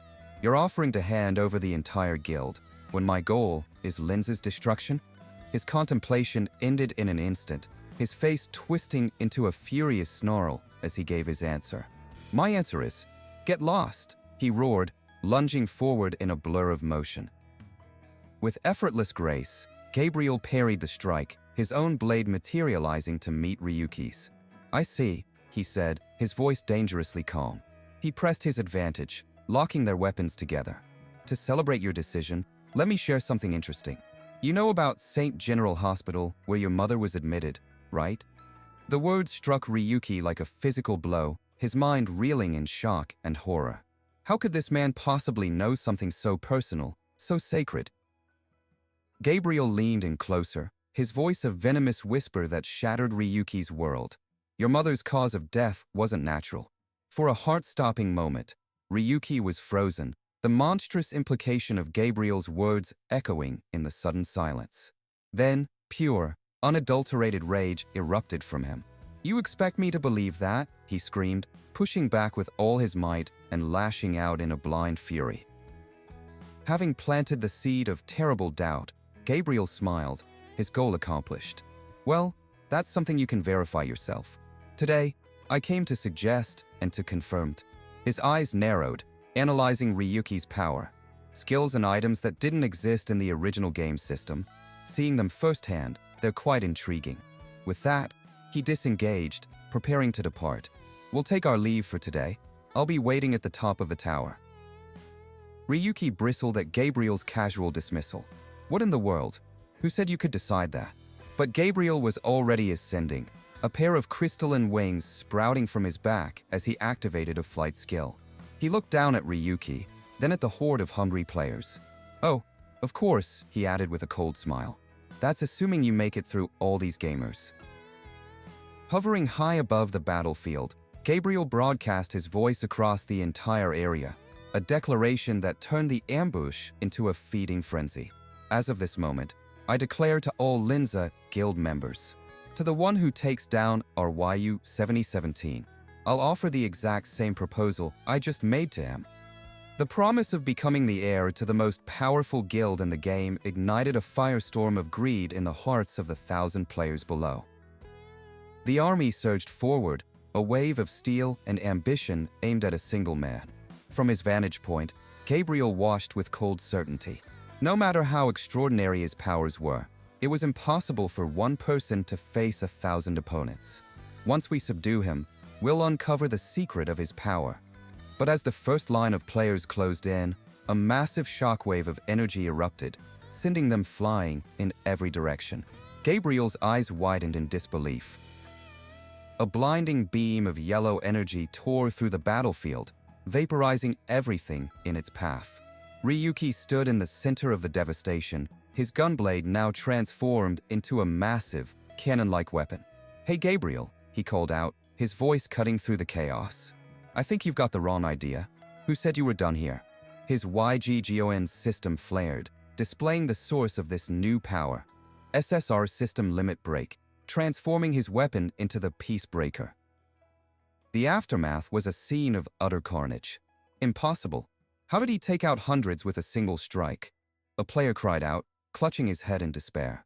Panic began to spread through the surviving ranks, but a few hardened veterans tried to restore order. Don't panic. It's still just one guy we're up against. We can catch him if we overwhelm him with numbers. Fueled by desperation and the promise of ultimate power, the remaining guild members coordinated their assault. Everyone, use ranged attacks, a commander shouted. A storm of arrows, spears, and magical projectiles converged from all directions, a torrent of destructive energy aimed at one central point. Just land the final blow, and you'll be the next guild leader. The world itself seemed to tremble under the force of the combined attack. Ryuki stood unflinching in the heart of the storm, a confident smirk playing on his lips as the deluge of attacks descended upon him. The resulting explosion was cataclysmic, a blinding flash of light that shook the very foundations of the virtual world. When the light faded, a thick cloud of dust and debris obscured the battlefield, leaving an eerie silence in its wake. The survivors peered into the smoke, their hearts pounding. Did we get him? One asked hesitantly. As the dust settled, their hopes were dashed. The impact crater was empty. Darn it, he's gone. Panic set in once more. No way. Did he have a return stone? Another shouted in disbelief. That's impossible. It takes at least 10 seconds to activate one. Could it be a logout? If he logs back in, he'll be right here. Keep a close watch. Gabriel descended into the crater, his usual composure completely gone. He clenched his fists, staring at the empty space where his target had been. I can't believe this is even possible. He muttered, a storm brewing behind his eyes. He took a deep breath, regaining a semblance of control. You got me good this time, Ryuki, but it won't happen again. Far from the battlefield, Ryuki reappeared in a flash of light, leaning against an ivy-covered wall. For a comeback fight, that was pretty fun, he chuckled to himself. A predatory glint entered his eyes as he looked towards the horizon. Next time, I'll wipe you out along with the tower, Gabriel. The YG Gyoen system confirmed his escape method, an SR-level teleport, a powerful skill now on a 1-hour cooldown.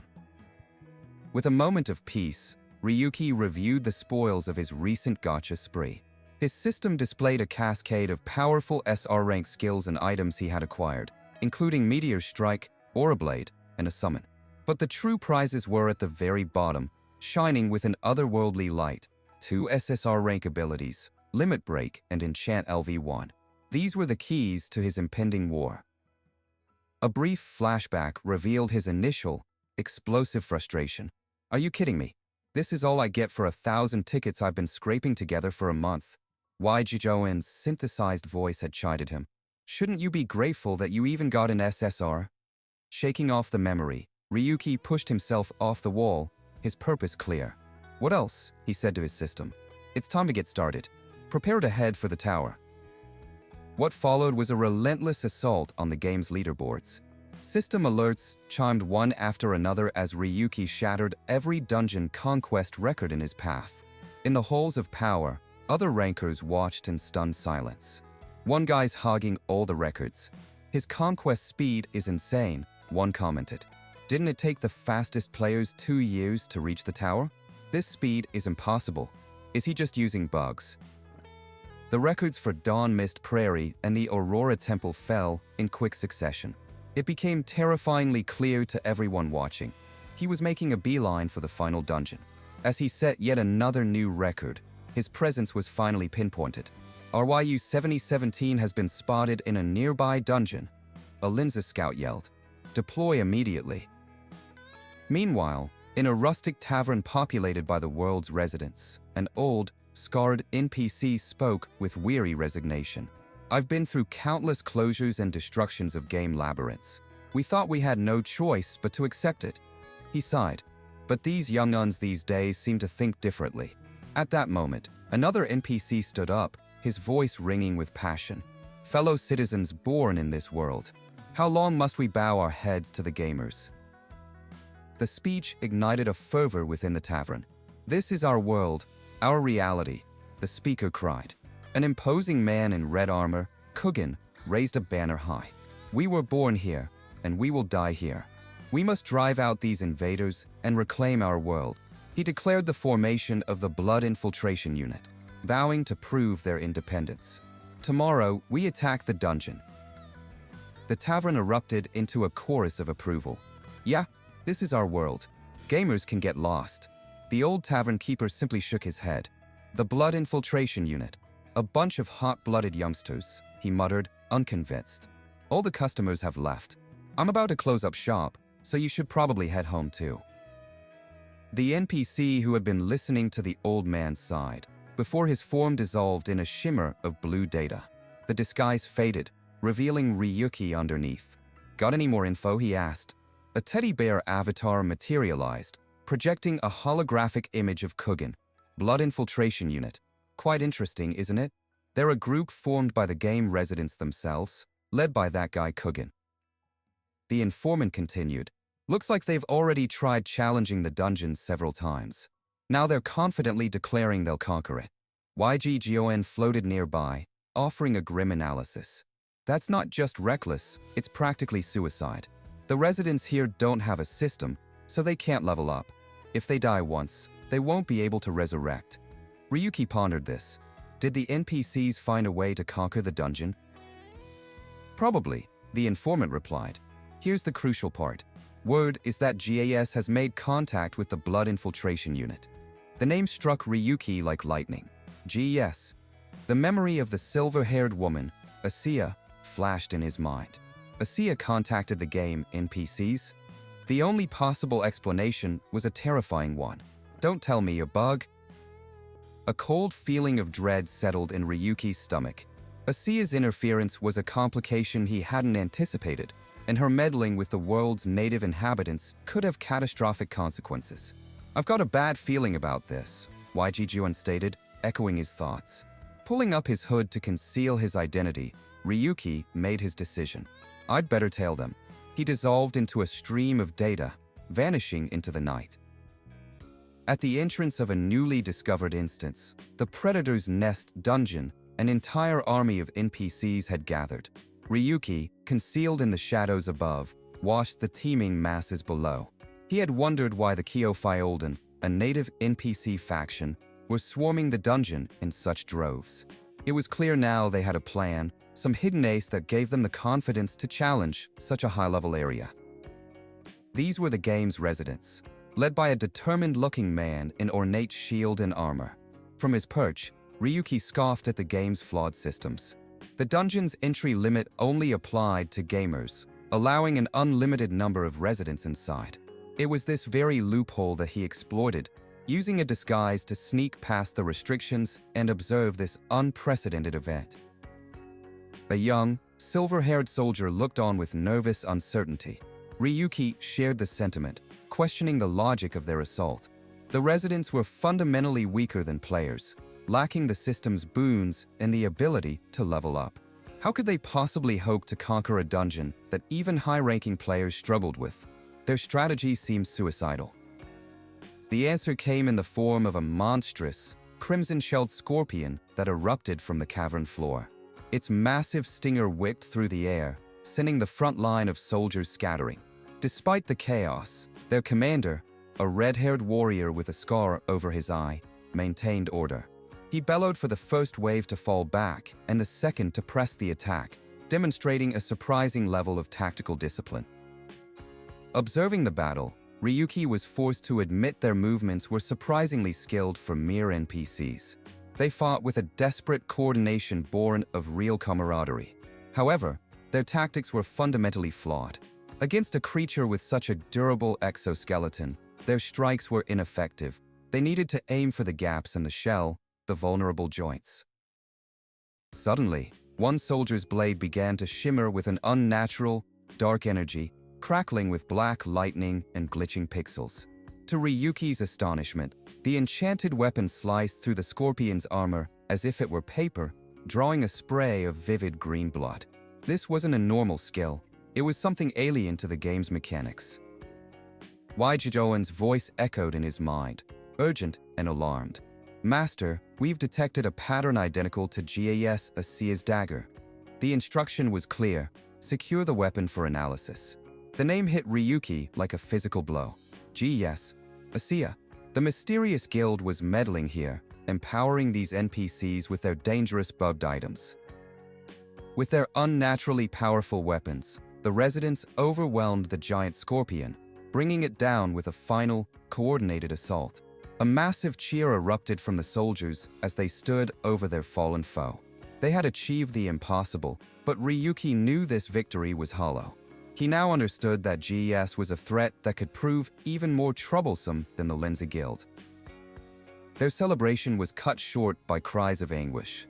Though the scorpion was dead, its potent venom still coursed through the veins of the wounded. Soldiers collapsed, their bodies racked with pain, as their comrades looked on in horror. The reality of their mortality set in. Without a player's system, these injuries were fatal. Ryuki turned to his companion. Waijijoen, what happens when an NPC dies? The AI explained that they were absorbed into Yggdrasil and reborn, a form of reincarnation where memories of a past life were exceedingly rare. Down below, the commander, Kugan, seemed to have a solution. He ordered his men to administer a medicine he had prepared before their departure. One of the men produced a vial containing a black, viscous liquid and poured it into the mouth of a fallen soldier. For a moment, nothing happened. Then, an explosive wave of brilliant green energy erupted from the soldier's body, his near-fatal wounds sealing in an instant. The onlookers gasped in amazement, hailing it as a miracle. Ryuki watched, his suspicion mounting. The black spear, the black potion, one suspicious item after another. A deep sense of unease settled over him as his SSR intuition skill flared to life, sensing a profound and ominous power from these items, a danger he hadn't even perceived from Asia's bug before. His own skills were evolving. The healed soldiers rejoiced, convinced that the mysterious gamer who supplied them with these miraculous items was their savior. Kugin, however, remained grim. He understood the transactional nature of such power, warning his men that not all gamers were allies. Their benefactors' motives were obvious: to win them over and use them as pawns in a larger conflict. As they continued their advance, facing hordes of monstrous ants, Kugin rallied his troops with a defiant cry. They would accept this power, but they refused to be puppets. In this war between players, they would not be the ones being used. They would become the users, seizing this opportunity to forge their own destiny. After a grueling push, the surviving residents finally arrived at the heart of the dungeon. A palpable sense of dread filled the chamber as Kugin stared up at the final challenge. Before them, a colossal, armored insectoid creature with glowing yellow eyes emerged from the darkness. A system window materialized, identifying the final boss, Predator Abaddon. Kugin knew the beast's pattern. He ordered his men to attack with everything they had before it could burrow underground and turn the battlefield into a death trap. From his vantage point, Ryuki analyzed their reckless charge. A frontal assault was foolish. Against such a foe, one had to analyze its patterns and engage in a war of attrition, using a skill like intuition to find the perfect moment to strike. Just as Ryuki predicted, their frantic assault failed, and the beast tunneled into the earth, shaking the entire cavern. The soldiers scattered, their commander screaming at them to keep moving. They knew that to stop for even a second was to fall into its subterranean trap, from which there was no escape. Panic began to set in as they searched for their hidden foe. But Kugin had one more trick. He raised his banner, a device affixed to the shaft, and shouted, "Radar activated." He slammed the standard into the ground, and a massive pulse of blue energy spread across the floor, creating a grid that revealed the boss's exact position beneath the surface. It was another impossible, bug-like ability. With a furious roar, Predator Abaddon burst from the ground, its hiding spot exposed. Ryuki stared in disbelief at the blatant cheat. "Detection? How is that even fair?" he exclaimed. YG Gioen floated beside him, deadpan. "Master, where did you throw away your conscience?" The boss thrashed wildly, its sudden emergence sending soldiers flying. Kugin commanded the wounded to fall back and use their remaining potions. He gripped his own empowered spear, dark energy swirling around it, and rallied the survivors for one last, desperate push. "Just hold on a little longer," he roared. "Victory is within our grasp." A primal scream tore from Kugin's throat, his eyes glowing crimson as he plunged his spear deep into the monster's head. The colossal beast shuddered and fell silent. A system message confirmed their victory. The predator's nest was cleared. A moment of stunned silence was followed by a deafening roar of triumph as the NPCs celebrated their hard-won battle. Their cheers were interrupted by a slow, condescending clap. A man in a blue cloak and a wide-brimmed conical hat emerged from the shadows. Kugin immediately recognized him. "You, John Doe." The mysterious benefactor who had gifted them their powers strolled forward, an amused smile on his face. "I can't believe you actually managed to clear it." Kugin demanded to know how long the agent had been there, as the dungeon should have been a sealed space. The agent, a member of GAS, simply chuckled. "My, aren't we frosty?" Kugin stood his ground, stating that while he appreciated the help, he didn't trust him. He knew the agent planned to use them for his own ends. The agent's smile widened, but it held no warmth. "This achievement might give the game residents some pride," he said, his voice laced with pity. "Unfortunately, the heroes of this change won't be you." Kugin defiantly declared that their work was just beginning, but the agent cut him off with a sharp question. "You took the black potion, didn't you?" With a chilling grin, he snapped his fingers. Instantly, every soldier who had consumed the potion screamed in agony, collapsing as black, glitching energy erupted from their bodies, overwhelming them. As Kugin writhed on the ground, the agent revealed the horrific truth. The potion wasn't a healing item, it was a virus. It continuously generated bug code in damaged areas, which then gradually infected the user's entire body. The entire dungeon raid, the weapons, the potions, It was all one grand experiment for GAS. His body being consumed by the digital plague, Kugan stared up with pure hatred. "What do you think we are?" The agent looked down on him, his expression one of utter apathy. "Just some fancy game NPCs." With his final, shuddering breath, Kugan spat a curse. "Go to hell, you outsiders." Ryuki watched in silent horror as the agent walked through the field of corrupted bodies. The man was dispassionately checking a data pad, cataloging the results of his cruel experiment. "Failure. This one's a failure too," he muttered, disappointed by the near-total annihilation of his test subjects, before something caught his eye. Kugan's body, far from dissolving, began to twitch and convulse. Black energy coalesced around him, forming a grotesque, glitching cocoon. The agent's face lit up with manic excitement. Is this finally a success? He watched as the corrupted data began to stabilize and reshape the fallen commander. A deep, distorted voice echoed through the chamber, repeating a single command: "Awaken, residents." From the cocoon, a monstrous black silhouette began to rise. The bug code, now self-sustaining, spread like a plague, its tendrils infecting the very data of the dungeon itself. The agent looked on, ecstatic. It's the first pattern that doesn't collapse. The entire dungeon will be bugged. Using his enhanced speed, Ryuki flashed behind the distracted agent, pressing the cold steel of his blade to the man's throat. "What? How did an outsider?" The agent stammered in shock. "Don't look back." Ryuki's voice was low and deadly. "You just blabbed about GAS with your own mouth. Explain the bug, now." With the blade digging into his neck, the agent quickly capitulated. "Fine, I'll talk." He explained that GAS had been researching a way to interfere with Yggdrasil's core data. After a long development, they were close to perfecting their bug. All they needed was one final test, a closed space with a large number of subjects to observe the results. A memory surfaced, unbidden. It was a sun-drenched day in a quiet village, long before the world fell into chaos. A woman with silver hair, her armor pristine, sat across from a young, red-haired boy.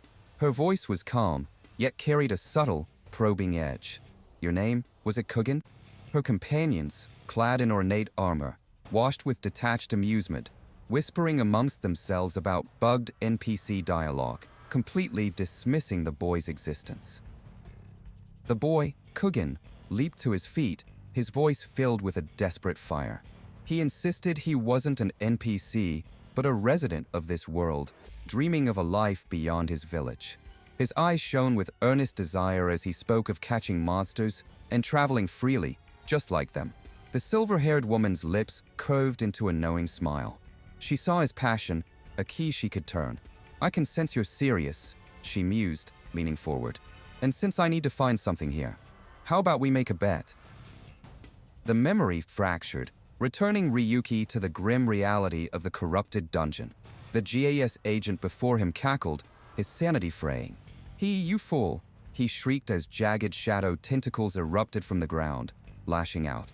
He boasted that this attack, a Dark Knight's shadow technique, was a masterpiece inspired by Ryuki's own legendary videos, a twisted homage meant to be his end. Ryuki remained utterly unimpressed.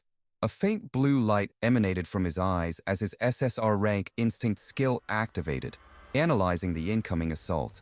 The chaotic flurry of shadows slowed in his perception, their trajectories laid bare. With a calm, fluid motion, he reached into his inventory, his hand closing around a small, cylindrical device. The system confirmed his selection, an R flashbang. With a flick of his wrist, Ryuki threw the flashbang. It detonated in a blinding flash of white light, shattering the darkness and overwhelming the agent's senses. The man cried out, stumbling back as his vision exploded into static. He clutched his face, groaning in pain, completely disoriented and vulnerable. In the next instant, Ryuki was behind him, an arm locked around his throat. "You think I'd fall for such a basic shadow trick?" Ryuki's voice was a low growl in his ear. He tightened his grip, demanding answers. "Stop scheming and tell me what that black thing is that's devouring this dungeon. What did you do to the Blood Guild?" The agent, still defiant, let out a strained laugh. Ha ha ha, why so angry? Did you get emotionally attached to an NPC or something? His mockery was a fatal mistake. Ryuki's eyes narrowed.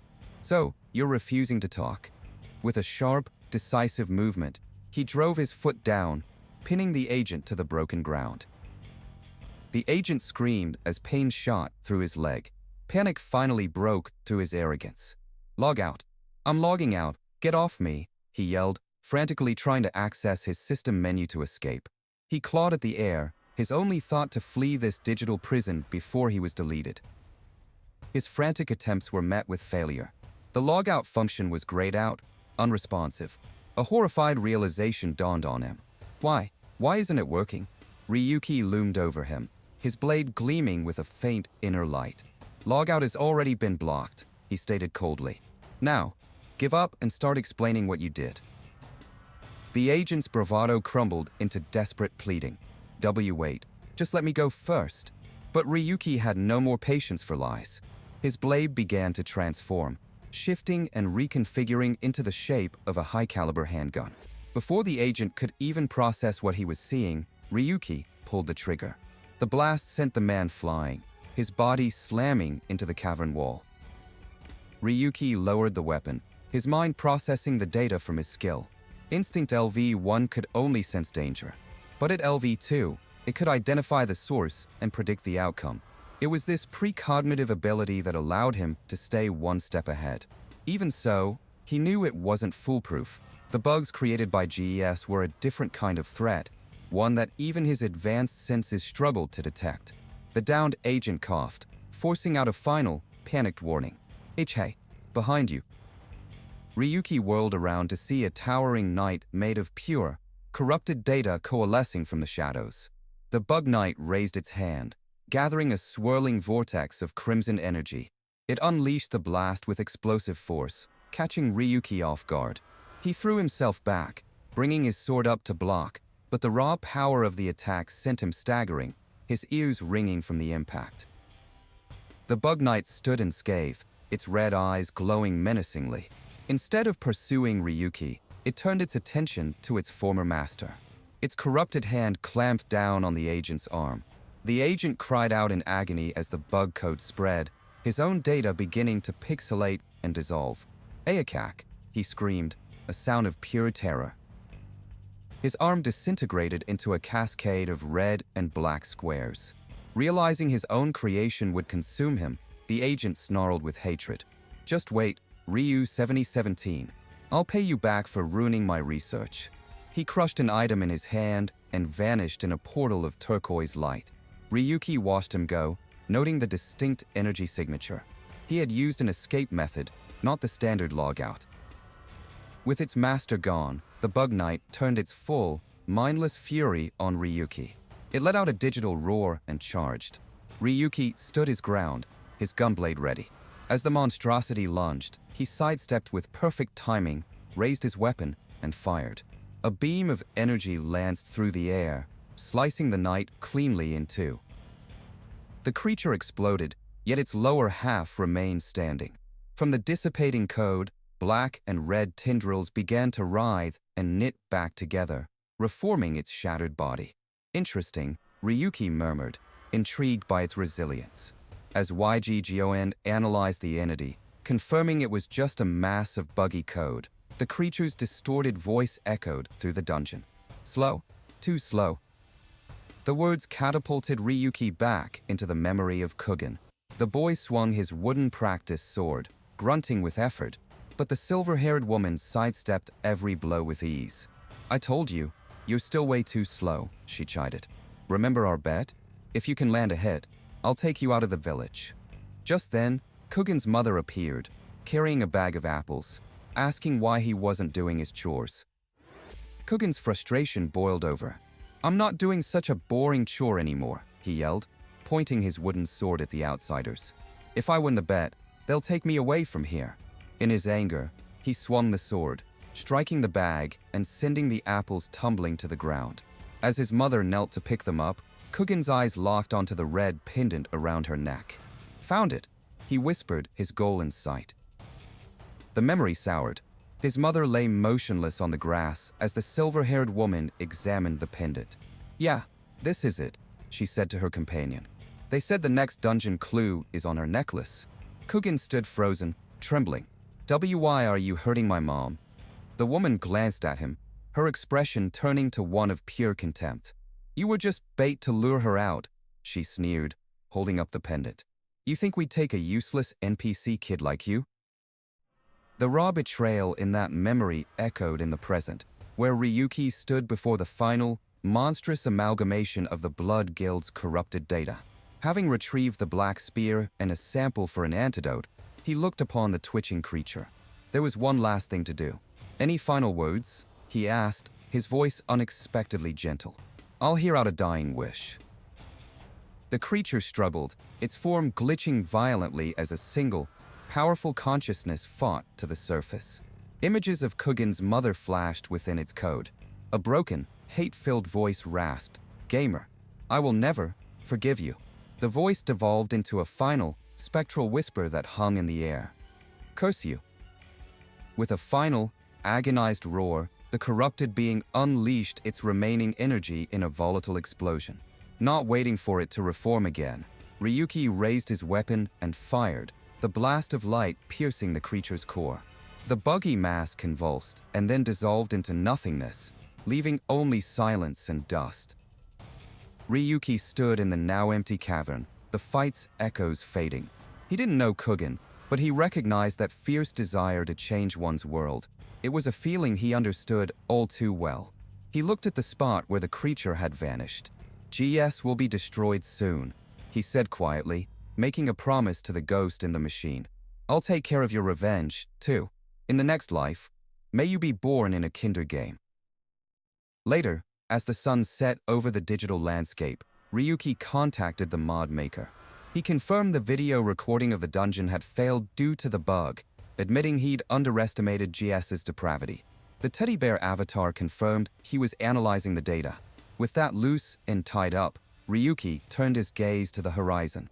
"It's much later than planned," he said to Waijioan, "but it's time to earn my Phantasma certification. Time to reach the peak of Demon's Tower." The Demon's Tower was a colossal structure that pierced the clouds, the undisputed final challenge of World of Phantasm. At its heavily guarded entrance, members of the Linza Guild stood watch. One of them, a fiery red-haired warrior named Bisk, leaned on her axe, seething with impatience. "What kind of nonsense is this?" she fumed. "Standing around as guards when we should be climbing the tower." A calm, dark-haired woman named Noir addressed her. "According to guild info, there's a 90% chance Ryu 7017 will become a phantasma and show up in the tower this week. They mused that their guild master, Gabriel, was likely plotting something, using them as bait." Bisk scoffed, calling him a snake. Bisk's frustration with the guild's leadership was palpable. "The info from HQ is all wrong, and support is a joke," she ranted. Noir sighed, agreeing that the game had become chaotic, citing the recent incident where the NPC-led Blood Guild cleared a dungeon only for it to collapse. This had sparked widespread conflict, with players now harassing innocent NPCs. Noir lowered her voice. "Actually, there's evidence someone interfered with the Blood Guild, but the data was wiped. The guild suspects a connection to Ryu 7017. Her expression brightened slightly as she recalled the conversation. "I heard the details from Laguna. To her, Ryu 7017 is practically a deity." Bisk snorted in disbelief. "Who'd trust someone who does dangerous stuff like data deletion?" Noir shrugged, a flicker of uncertainty in her eyes. True enough, the memory of Ryuki's power, capable of erasing a divine weapon from existence, was a sobering thought for anyone who might stand against him. Their conversation was interrupted by a boisterous player in brilliant white and gold armor. "Well, look who it is, a kid," he said, patting a furious Bisk on the head. This was Explosive Sword, another high ranker with an ego to match his name. He continued to taunt her, joking about child labor. Ignoring Bisk's fuming, Explosive Sword grinned at the assembled rankers.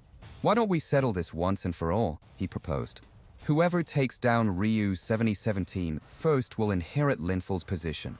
Let's settle it for the next guild ace." Noir clapped her hands in delight, while another member frantically tried to shush them, reminding them that their target was confidential information. As the hours wore on, their initial excitement turned to boredom. "I'm losing my patience here," one player muttered. "You think he chickened out and ran?" Suddenly, a series of chimes echoed through the area as system windows materialized in front of every player. They stared in confusion, wondering if it was new intel, since they were nowhere near clearing their current floor. Bisk's eyes widened in shock as she read the notification. It wasn't guild mail or a quest update. It was a server-wide broadcast, displayed against a backdrop of shimmering data. A new record had been set for the fastest clear time on the first floor of the Demon's Tower. The bored chatter of the assembled rankers died instantly, replaced by a stunned silence. A server-wide broadcast had hijacked their ambush, displaying an achievement that defied all logic. A new record for the Demon Tower's first floor had been set, 18 hours. Explosive Sword stared in disbelief, his voice cracking. The previous record, a grueling 72-hour slog achieved with the full backing of the Linza Guild, had just been shattered by an impossible margin. Bisk, ever the analyst, tried to process the data. An undiscovered area on the first floor was unheard of, a place crawled over by thousands of players. This could only mean the record setter had found a secret, optimized route that no one else had ever conceived. Beside her, the fiery warrior Noir could only stare, a single, frantic question echoing in her mind. Just who on earth possessed that level of skill and audacity? As if in answer, the system updated the rankings, and a single name burned itself into their screens: Ryuki. A wave of shock and confusion washed over the group. The man they were lying in wait for, their confidential target, Ryu 7017, had not only slipped past their intelligence network, but had been rewriting the game's history right under their noses. The ambush had become a farce. Their prey was a phantom who had never even been in the cage. Explosive Sword was the first to recover, his shock morphing into a defensive arrogance. He reasoned that a player capable of defeating Linful would naturally possess such skill.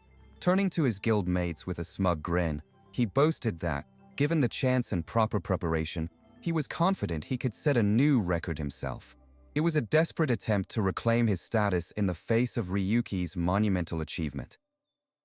Noir immediately dismantled his bravado with cold, hard logic. No ranker in their right mind would willingly redo the first floor, as it meant resetting all of their tower progress. A suicidal move for anyone serious about climbing. In that moment of clarity, Bisk felt a chill run down her spine. She had been completely mistaken. Ryuki wasn't just another skilled player to be hunted. He was a strategic threat who operated on a level she had failed to anticipate. Gazing up at the impossibly tall spire of the Demon Tower, Bisk finally understood. She now saw the true reason for Guildmaster Gabriel's extreme caution regarding this single, unknown player. Ryuki wasn't just breaking records. He was sending a message, and she had a sinking feeling that this was only the beginning of his campaign. Miles away, in the serene landscape of the newly discovered Garden of Beginnings, Ryuki collapsed to the ground, utterly spent. His victory was immediately soured by Waijijoen's emotionless critique. The AI noted with disappointment that he had exceeded the target time by 13 minutes. After 18 hours of non-stop, high-stakes combat, Ryuki could only stare at his companion in exhausted disbelief. His exhaustion quickly gave way to irritation. He shot up, pointing an accusatory finger at the floating drone, reminding it that Waijijioen was the one who had set the ridiculously tight time frame in the first place. Musing on the cause of the delay, Ryuki wondered aloud how an entire hidden area on the game's most trafficked floor could have gone undiscovered for so long. The oversight spoke volumes about the complacent habits of the game's top players. Waijijioen dryly remarked that it couldn't be helped, as the other players simply lacked intuition. Ryuki stood, brushing himself off. This grueling clear was more than just a new record. It was a preliminary test, the opening salvo in his war. With his first objective in the tower complete, he took one last look at the digital vista and decided it was time to return to the real world. Data dissolved around him, and the fantasy landscape was replaced by the cool, sterile walls of a high-tech apartment. It had been a while since he'd logged out. Surveying the room, a secure hideout prepared by his contact Akatsuki, he felt a momentary sense of relief. Unlike his last location, this place showed no signs of intrusion, but a thread of anxiety remained. He just hoped his fragile peace would last until his mission was complete. A holographic interface materialized in the air, displaying the sigil of his informant, Akatsuki. The voice congratulated him on the impressive clear, but Ryuki was in no mood for pleasantries, cutting straight to the point. Akatsuki's tone remained light, chiding him for his coldness after they'd gone to the trouble of setting up a secure channel. Then, the voice turned serious, requesting an in-person meeting. Ryuki frowned. A physical meeting was a significant risk. Akatsuki insisted it was important, adding a chilling warning. People were actively searching for him in the real world. As a final, cryptic hook, the informant mentioned that Ryuki would get to see their new body before the transmission ended, leaving him with more questions than answers. Ryuki stretched, groaning about being summoned while he was dead tired. YG Gioen chimed in, noting that both Akatsuki and Ryuki were equally selfish, earning a sharp shut up from its master. Despite his exhaustion and YG Gioen's warnings, Ryuki didn't hesitate. He hoisted himself onto the balcony railing, ready to head out. YG Gioen analyzed the situation, concluding that going outside was a high-risk move and that the summons could easily be a trap. Ryuki acknowledged the risk, admitting he didn't fully trust his ally. But he was weary of the endless cycle of deceit. He wasn't planning to betray Akatsuki. He was sick of betrayal itself. With that resolve, he leaped from the balcony, vanishing into the city below. He hadn't gotten far when a deafening roar tore through the night. A violent shockwave threw him off balance as a building in the distance erupted into a massive fireball. YG Gioen's synthesized voice was grim and immediate. That was the hideout where Akatsuki was located. It wasn't a trap for him to walk into. It was an assassination attempt on his only ally. A surge of cold fury coursed through Ryuki. He landed on a nearby rooftop, his eyes fixed on the pillar of fire and smoke consuming the night sky. Akatsuki was in there. Cursing his enemies for their audacity, he raced towards the scene, ordering YG Gioen to pinpoint Akatsuki's exact location amidst the chaos. YG Gioen's scans were fruitless. Akatsuki was not in the area, and all attempts at contact failed. The AI suggested the slow process of tracking through surveillance footage, but Ryuki's patience had evaporated. There was no time for subtlety. He knew a much faster, more direct way to get the information he needed. With a burst of augmented speed, Ryuki smashed through a concrete wall into a grimy warehouse. Dust and debris settled to reveal his target, Luga, a low-level thug, recoiling in terror. Ryuki's eyes glowed with cold fury. There would be no pleasantries this time. A palpable aura of menace radiated from Ryuki as he advanced. He stated calmly that he was already aware of Luga's activities, spying on both him and Akatsuki, and dealing with those shadowy figures in black suits. Luga began to sweat profusely, his bravado crumbling in the face of the predator before him. Ryuki slowly cracked his knuckles, the sound echoing in the tense silence. He informed Luga that he had been too busy to deal with him before, but that grace period was over. From this moment on, he would be treating Luga as someone he fully intended to kill. The raw threat shattered Luga's composure, and he screamed a name in desperation. Iron Blood. They made me do it. Ryuki paused, the name unfamiliar. YG Gioen quickly filled in the blanks, identifying Iron Blood as the powerful criminal organization they had previously spotted, a gang that ruled the city's entertainment district through violence and fear. Luga, babbling, insisted that not even Ryuki could hope to defy them. Unimpressed, Ryuki picked up a sturdy wooden plank from the floor. He told Luga that excuses were worthless and demanded the location of Iron Blood's base.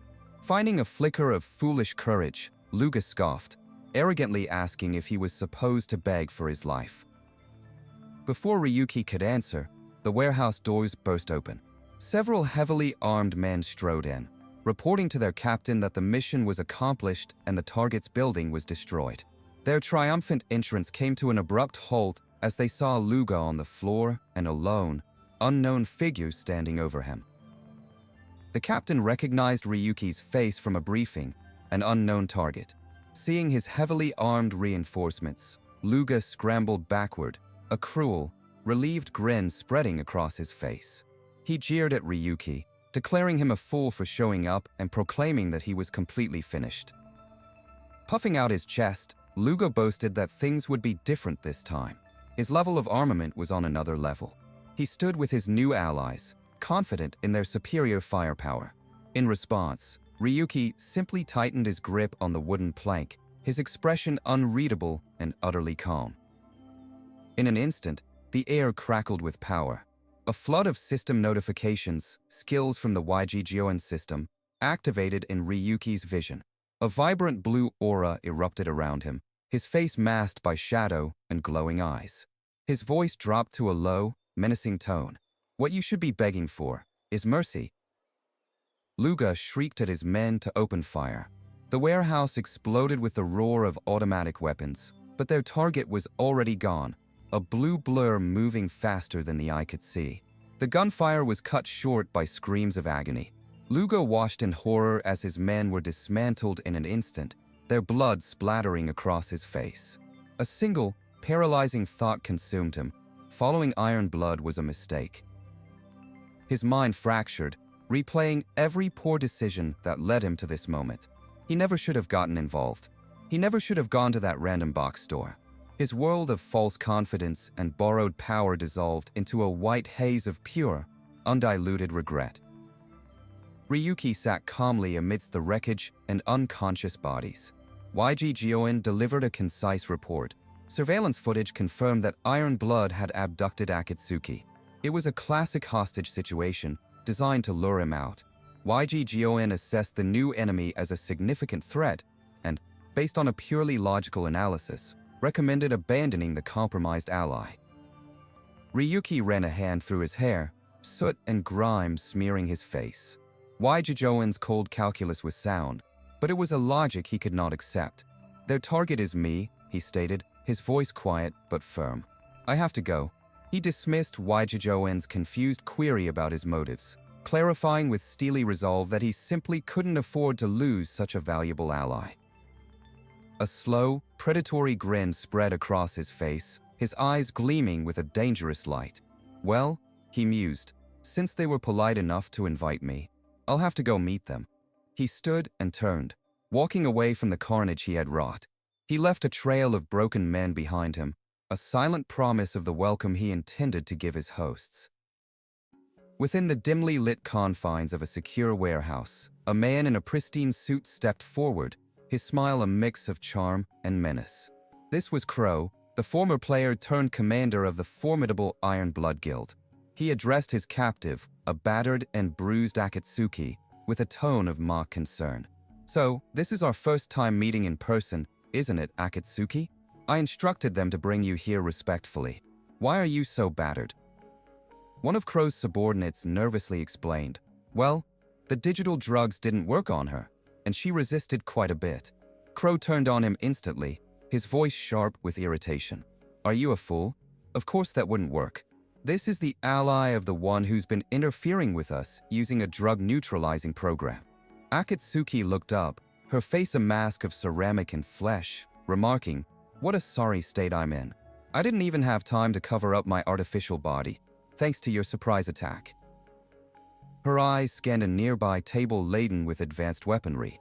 "These are all quite hard to acquire. Where did you get them?" she probed, ever the information broker. Crow cut her off, his patience wearing thin. "Do you think you're in a position to be asking questions?" he said, adjusting his cuffs. "Time is valuable, so let's get straight to the point." In one fluid motion, he drew a pistol and aimed it directly at her, his voice cold and demanding. "Where is Ryu 7017? Unfazed by the gun pointed at her head, Akatsuki simply changed the subject. "Why are you after him? Weren't you also at odds with Linza?" Crow's face contorted with rage at her deflection. "If you keep answering my questions with more questions, I'll shatter that fancy electronic brain of yours," he snarled, his composure cracking. "I'm not known for my patience." Akatsuki pressed on, attempting to form a common ground. You stopped being a player because of Gabriel, right? Wouldn't it be natural to join us in opposing Linza? Her words were cut short by the deafening crack of a gunshot. Crow fired a warning shot that exploded against the wall just past her head, a clear and violent dismissal of her offer. Smoke curled from the barrel of his gun as he loomed over her, his face a mask of grim determination. I told you, I'm not patient, he repeated, his voice dangerously low. Enough with the charade. Answer now. Next time, I won't just give you a warning. Akatsuki merely smiled, her resilience unshaken. That's quite a threatening warning. Leaning over the table, Crow made his final demand. This is the last time I'll ask. Where is Ryu 7017?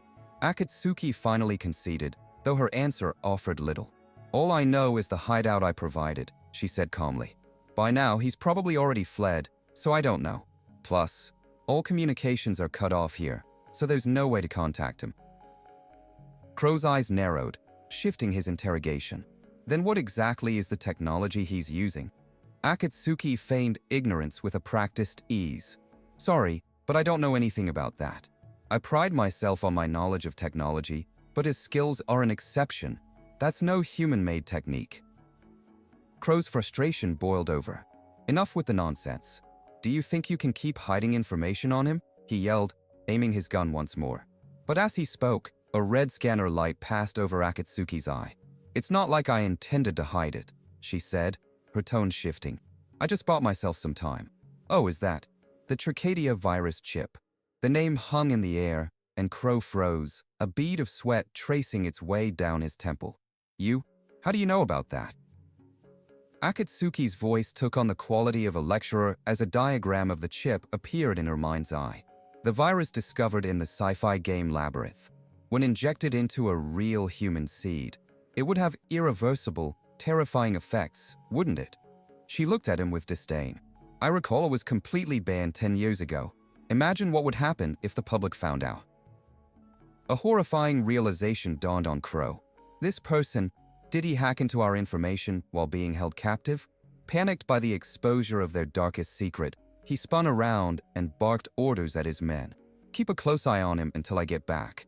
If he tries anything funny, shoot him on the spot. As he stormed out, Akatsuki watched him go, a single word escaping her lips. Coward. In a separate room, Crow slammed his fist against a terminal flashing a connection failed error. Darn it, they severed the connection on their own. Who are they? He raged. Just then, a dropped component on the floor began to glow with an intense blue light. From it, a voice emerged, no matter. I got what I needed. Crow stared in shock as the light coalesced into an ornate, glowing sword, an Yggdrasil item known as the Snow Ice Sword. He gripped the legendary weapon, its immense power surging through him. If I can just get my hands on Ryu 7017's technology. He thought, his mind racing with ambition. He envisioned himself escaping this district, returning as a powerful player, and finally confronting the man he despised. Wait for me, Gabriel Darius. I'll blow a giant hole through your face. His vengeful fantasy was abruptly shattered by shouts from the interrogation room. What's going on? Crow demanded, turning to see one of his men staggering back in terror. Boss, Akatsuki. Back in the room, his men were down, and Akatsuki was surrounded by crackling golden energy. Ah, you're back, Akatsuki said with a chilling grin. I was thinking while you were gone. Life is all about survival. And then, I had a good idea, Akatsuki announced, as a blinding light erupted from her body. The room was engulfed in a massive explosion, sending the remaining guards flying. Crow, barely managing to shield himself with the Snow Ice Sword, screamed in disbelief. You crazy? He blew himself up. From the settling smoke, a calm voice spoke. Hurrah! This isn't quite self-destruction, you see. Dozens of small, spherical drones with single glowing eyes materialized in the air. To be precise, I only exploded my body, Akatsuki's voice explained. The most important part of me, my head. In other words, my brain is hidden in one of these drones. Crow stared, utterly aghast. You monster, he stammered, gripping his sword. Akatsuki's disembodied voice retorted, I don't want to hear that from filth who sell drugs. The swarm of drones began to disperse, zipping through the air. Now, let's begin a fun little game of tag. With a furious roar, Crow gave chase. Darn it!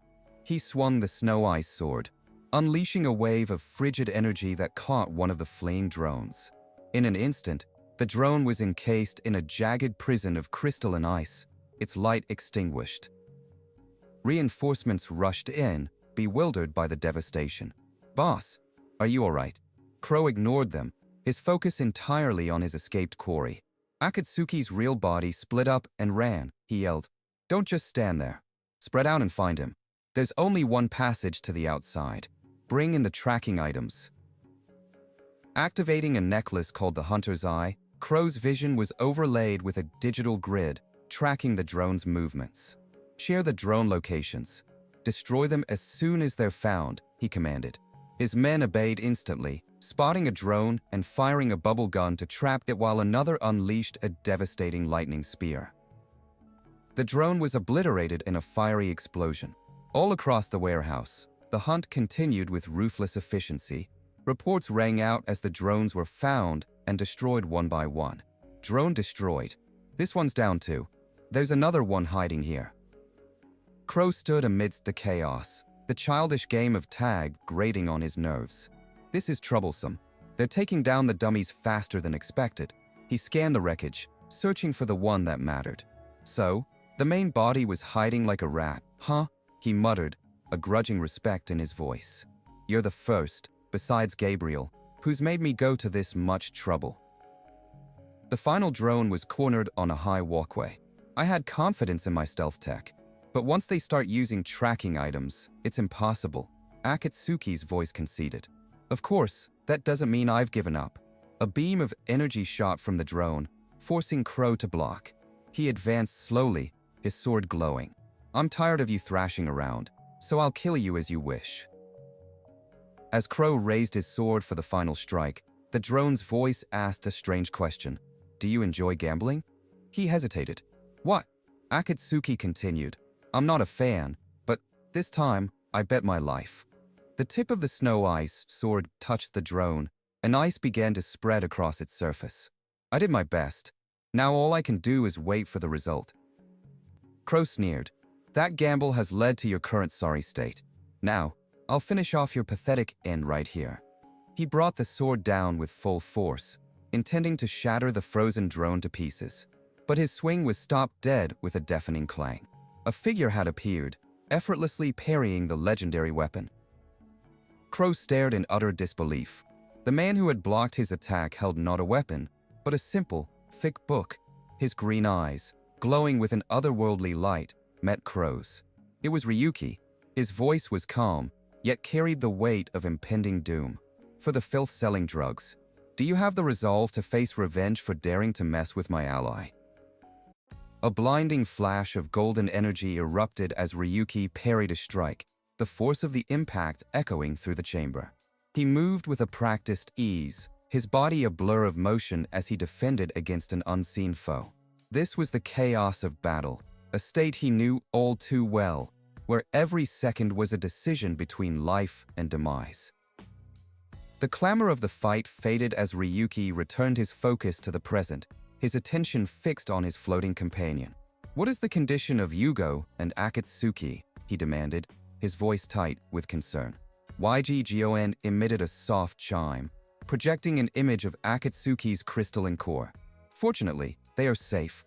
They are in a hibernation state, so if we connect them to an external device later, recovery will be easy." Ryuki gazed at the inert drone that was once his ally, a grim expression on his face. "Is that Akatsuki?" he murmured, finding it difficult to reconcile the machine with the being he knew. His quiet reflection was shattered by a furious shout from across the warehouse. "You useless fools! Hurry up and assist!" An impeccably dressed man berated his subordinates, his face contorted with rage. "You came in from the underground, and yet you couldn't even defend the stairs. What were you doing?" The chastised henchman trembled, stammering apologies before scrambling to obey. I'm so sorry. I'll take care of it immediately," they yelled, charging forward with weapons raised. Their leader remained behind, a glimmering sword of blue energy materializing in his hand as he watched his men rush into the fray, confident in their numbers. Watching the disorganized charge, Ryuki let out a sigh of contempt. Confounded, coming here in droves like this. He muttered, a dangerous light in his eyes. I let you off because I was in a hurry. He braced himself, planting his feet firmly on the grated floor, ready to end this interruption once and for all. As he stepped forward, his foot struck something small and hard. He glanced down to see several microchips arranged in the shape of a cross, glowing with an ominous blue light. Before he could process the strange discovery, a disembodied voice cried out from the chips, a single, desperate word echoing in his mind. Master. Wai Jijoan's voice cut through the air, sharp with alarm. Master? It's dangerous. The warning came too late. The chips erupted in a cataclysmic blast of fire and electricity, engulfing Ryuki in a vortex of raw, destructive energy. The very air seemed to ignite as the traps sprung with lethal force. When the smoke cleared, the aftermath was a scene of total devastation. The charging henchmen lay scattered and unconscious amidst the debris. Untouched, Ryuki held one of the men by the collar, the man's plea for help dying in his throat. The leader stared in disbelief, his mind reeling. Even if they're weaklings, I used items, and yet it was so easy. How? YG Gioin materialized beside Akatsuki's core, reporting its status with mechanical calm. I almost died in such an anticlimactic way. Fortunately, I'm safe too. The leader, seeing his forces decimated, straightened his suit and pointed his energy sword at Ryuki, trying to project an authority he no longer felt. I don't know who you are, but kindly get lost before I have to deal with you. Ryuki met his gaze, his expression unreadable. The man scoffed, I have no personal feelings. I'm just following orders from above. Ryuki's eyes narrowed slightly. Oh, no personal feelings, you say? That phrase, spoken with such casual detachment, struck a dissonant chord deep within him, pulling a dark and painful memory from the abyss of his past. The world around him dissolved, replaced by the sterile chill of a hospital room. A woman on a screen spoke with cold professionalism. The unpaid hospital bills and treatment fees alone are not small. How do you plan on paying them, now that you've become unknown?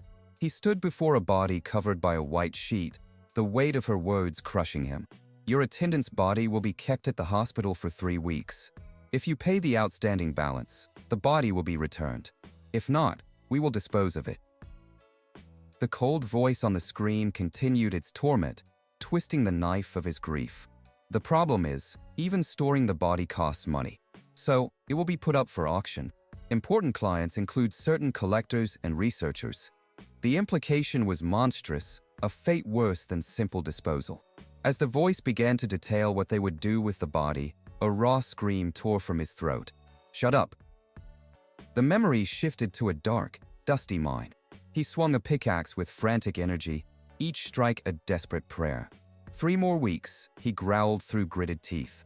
If you can gather the unpaid amount by then, that's fine, a voice taunted. All he could think about was his mother. Get my mother out of the hospital. Once she's out, then we'll handle the funeral.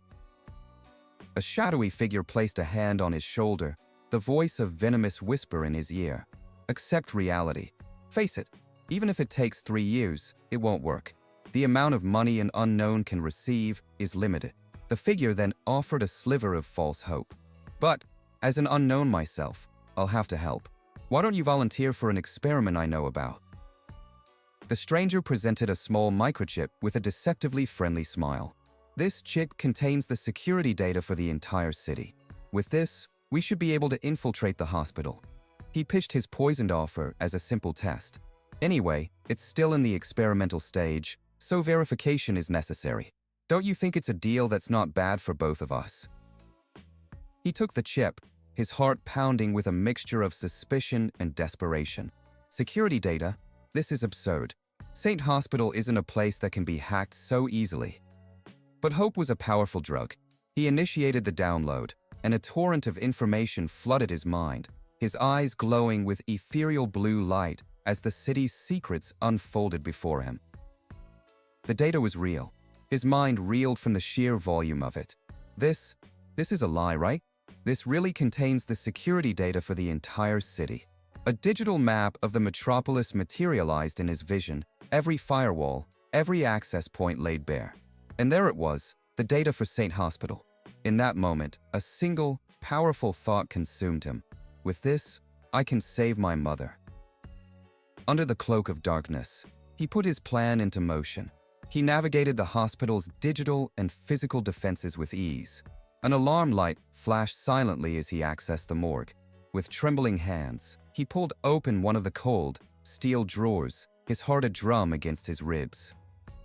He strained, hauling a heavy coffin through a deserted back alley, his breath coming in ragged gasps. The physical exertion was nothing compared to the emotional weight of his task. Finally, his strength gave out, and he collapsed to the cobblestones, the ropes slipping from his raw fingers. Lying on the cold ground, a weak but triumphant grin spread across his face. I did it. This is a miracle, he whispered, sweat and tears mingling on his face. He marveled at the power of the chip, wondering at its origin. Just then, a familiar, gentle voice broke the silence, and his blood ran cold. Ryuki? He looked up to see his mother, alive and whole, sitting on the very coffin he had just stolen. Disbelief warred with overwhelming joy. Mother? He stammered, his eyes wide. Tears of relief streamed down his face as the impossible truth sank in. Why his mother? He stumbled to his feet and rushed into her arms, burying his face in her shoulder. You were alive. Slow, deliberate applause echoed in the alley. Linful and Cynthia emerged from the shadows. Congratulations, Ryuki, Linful said with a smirk. You finally did it. Now, all that's left is to return to Linza. Cynthia clasped her hands, her expression one of pity. Lin, I'm truly sorry. Let's go back to the guild together. Ryuki stared at them, his mind reeling in confusion. What nonsense are you talking about? Why are you here? As he spoke, the form of his mother in his arms began to flicker and dissolve, turning to digital dust that scattered in the wind. The warmth of her embrace vanished, leaving only a bone-deep chill. He fell to his knees in a dark, empty room, the beautiful illusion shattered, crying out her name to the suffocating silence. A figure emerged from the darkness, the man from the mines. What? You woke up sooner than I thought, he said with a lazy smile. Did you have a fun time? Well, the trial version was probably ending soon. He waved a dismissive hand. I'll give you that as an experiment cost. The man leaned in, his voice dripping with cruel amusement. You look confused, don't you? 7017, the chip you so happily downloaded, that was data drag. He revealed the horrifying truth. It was all a sophisticated hallucination. I don't know what you saw, but it was all delusions. Pull yourself together. Look around properly. Ryuki's gaze shifted, taking in the squalid room filled with other comatose victims of the same cruel experiment. The man's smile vanished, replaced by a predatory glare. For now, from here on, it's pay to play. He lunged forward, his fists raining down on Ryuki in a brutal assault. Weakling, have you lost your mind? He snarled, kicking the downed boy. Just get the money, and I'll give you the chip. But Ryuki could only whisper one word through his broken lips, a name that was his only reality. Mother. I have to save her. As he lay broken, a chilling realization pierced through the fog of pain. Wait, how much time has passed? The answer was a fresh hell. He had been lost in the illusion for over a month. He dragged his battered body to the hospital, only to be met with a final, devastating blow. You fool, it's been over a month, the receptionist sneered. It's already been put up for auction. We've gotten so many complaints about an unknown like you hanging around. Don't come back. The memory faded, and the fury of the past ignited the present. The Iron Blood leader charged, his snow ice sword gleaming. You creature. My sword, he shrieked, enraged by the damage from the earlier blast. For a bug like you, an unknown. He brought the blade down, aiming to cleave Ryuki in two. But this was not the same broken boy from the mines. With a surge of golden power, Ryuki met the legendary weapon not with a parry, but with a shattering counterstrike. The snow ice sword exploded into 1,000 glittering fragments. The shockwave sent the leader stumbling back, vomiting from the sheer force of the impact. Ryuki's voice was a low growl, dripping with the venom of his resurrected trauma. "You said you had no personal feelings? Sorry, but I do have some personal feelings." Amidst the shattered remnants of their battle, the leader of Iron Blood coughed, his body racked with pain from Ryuki's earlier assault. Yet, a mocking sneer still clung to his face. "Have you given up already?" he taunted. "Iron Blood isn't so impressive after all." Unmoved, Ryuki turned his back, his focus absolute. "All I need is to take Akatsuki back," he stated, his voice cold and resolute. "Move." Enraged by the dismissal, the leader roared in defiance. "This is ridiculous. I'll show you the true power of my snow ice sword." He channeled his energy into the legendary weapon, unleashing a violent, uncontrolled blizzard. The wave of supernatural cold instantly froze everything around him, including his own terrified subordinates, their bodies encased in shimmering ice. YG Gyoen materialized, issuing a stark warning. "That item is dangerous. You won't be able to withstand it with your wooden sword." Ryuki felt the truth in the analysis as the biting cold seeped into him. He realized the blizzard was a persistent area of effect attack, designed to drain his warmth and hinder his movements.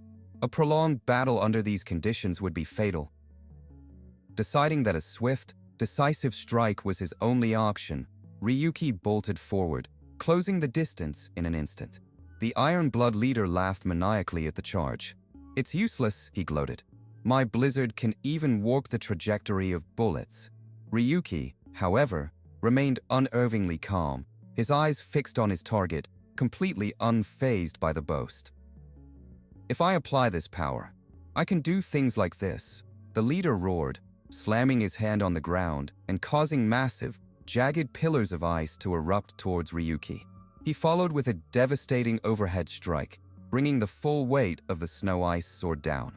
Ryuki met the blow, the impact shuddering through his wooden staff as he grit his teeth against the numbing cold that was steadily slowing his reactions.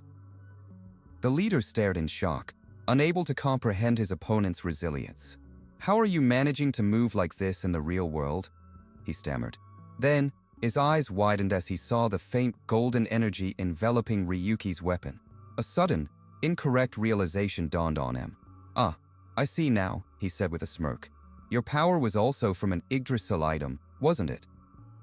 Ryuki scoffed internally at the flawed comparison, but recognized the strategic value in his opponent's arrogance. "Perfect," he thought. "I'll let you keep misunderstanding." Believing he was facing a fellow item user, the leader's pride swelled. "My snow ice sword and your item," he declared, raising his blade with renewed confidence. "Let's test which is stronger." The leader unleashed a blinding flash of icy light, temporarily robbing Ryuki of his sight. In that split second of darkness, he lunged forward for the kill. Though blinded, Ryuki's instincts took over, and he parried the strike just in time.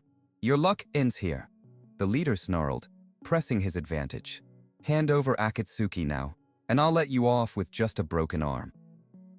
Ryuki calmly wiped the frost from his brow, his expression one of profound disappointment. "All right, I'll admit it," he said, his voice dripping with condescension. "You've got about the strength of sword mastery level 1. Is this your full power?" The casual, expert assessment shattered the leader's composure. To be belittled by an unknown was an unbearable humiliation, and he charged forward, roaring with pure rage. With a contemptuous smirk, Ryuki effortlessly sidestepped the furious assault. "You're a piece of filth who can't even beat an unknown like me, living like a parasite in the shadows of the Pleasure District." The insult struck a deep nerve, incinerating the last of the leader's self-control. "I'll kill you," he shrieked, his attack turning wild and desperate. "I'll take that so-called impressive strength of yours," the leader screamed, channeling every last bit of his power into one final, cataclysmic attack. The system announced the skill name, Wida. A colossal blade of pure ice energy materialized and crashed down upon Ryuki, obliterating the concrete floor in a massive, crystalline explosion. The leader lay on the ground, gasping for air as he stared at the aftermath. A system window shimmered in the air, detailing Ryuki's counter, Sword St. Perry, level 4. He had taken the blow head-on. A sliver of hope returned as he saw that his opponent's weapon had finally shattered. But his weapon broke too, he wheezed, thinking the fight was turning in his favor. A predatory grin spread across Ryuki's face as he produced a new weapon, a gleaming golden knife. A big move also has big risks, he lectured calmly. I'll teach you the basics as a player. Before the leader could comprehend the new threat, YG announced the activation of 2 new SR rank skills, Meteor Strike and Draw Technique. Ryuki vanished in a blur of golden light, unleashing an impossibly fast strike. The attack sent the Iron Blood leader flying, but Ryuki, since the impact, felt wrong. Are you hiding another item under your clothes? He called out. The leader staggered to his feet, a triumphant, pain-filled grin on his face as purple energy pulsed around his suit. That's right, he gloated, revealing his trump card. Black iron armor. It reduces physical damage by half. Sorry, but your attack won't work on me. Ryuki ran a hand through his hair, sighing with genuine pity. Hi, you fool. It would have been easier if you just dropped dead. As his opponent charged, screaming about his newfound invincibility, Ryuki began to move with a fluid, terrifying grace. I was just thinking I wanted to get used to the real sensations, he mused, effortlessly dodging and deflecting every clumsy blow. How about becoming my training partner? Suddenly, his opponent's desperate blows triggered a dark memory. A vision of his past self, beaten and broken, flashed before his eyes. He heard the cold, dismissive voice of Gabriel Darius echoing from the depths of his trauma. Is this all? Pathetic. As planned, I'll take your account. The phantom pain of that betrayal ignited a furious inferno within him. The memory of his younger self screaming Gabriel's name fueled a terrifying surge of power. He met the next attack not with a parry, but with a ferocious counter that sent his opponent reeling. He roared, his voice resonating with the conviction of a man reborn through suffering. I am the strongest. The sheer force of the blow plunged the Iron Blood leader into a feverish vision of his own past, climbing over mountains of corpses in his relentless pursuit of power. The memory of his own humiliation at Gabriel's hands twisted his features into a maniacal grin. I will aim for even greater heights and regain the qualifications of a player, he vowed to the phantoms. I'll take everything from you, and I'll take it back. The battle was over. Medics strapped the now unhinged leader of Iron Blood to a gurney. His eyes were wide with madness as he laughed at the ceiling. Gabriel, how do you feel? He cackled, completely lost in his shattered reality. I am the strongest. It's me. Police secured the chaotic scene. An officer reported to his superior, his voice grim. The members have either frozen to death or are in a data drag addiction state. We also found evidence of the Trichadia virus chip. The superior glanced at one of the bodies, frozen with a blissful smile. Well, they got what they deserved for getting involved with illegal items. The officer pocketed the small virus chip, dreading the mountain of paperwork to come. Messing with Trichadia was a major offense that would trigger a massive investigation. As the comatose guild members were wheeled away by paramedics, one medic callously remarked to his partner, "Such a shame. They were good payers." Watching the scene unfold from a nearby rooftop, Ryuki allowed himself a small, grim smile. He had merely copied the data from the data drag drug into the chip. The results were more potent than he could have hoped. They're probably having some nice dreams, he mused. YG confirmed their success. With Iron Blood neutralized, the constant surveillance on both him and Akatsuki was finally gone. Despite the victory, a detail from the fight still bothered him. But there's one thing I'm concerned about, he said, his expression hardening. He recalled the leader's delirious ravings, screaming triumphantly to someone or something he called Cien. I don't know what that is, Ryuki pondered, but it's highly likely that the Yggdrasil items they used came from there.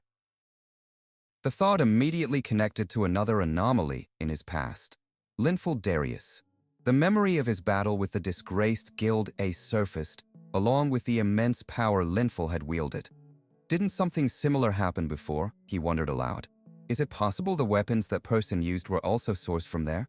A new, shadowy organization had just appeared on his radar. Back in a makeshift hideout, a converted basement warehouse, Ryuki sifted through the data YGGON had gathered. The search was complete, but the results were a dead end. There was no information on the mysterious entity called SEN. Frustrated, he sighed, realizing that whoever he was dealing with, their security was impeccable. This new enemy, coupled with the compromisation of his original safe house, left him feeling cornered and exposed. As he stewed in his thoughts, the door creaked open. A cheerful voice cut through the gloom, and a young woman in a stylish, cat-eared hoodie waved at him. Ryuki looked up, his eyes widening in disbelief. It was his cybernetic ally, Akatsuki, but her appearance was radically different, almost human.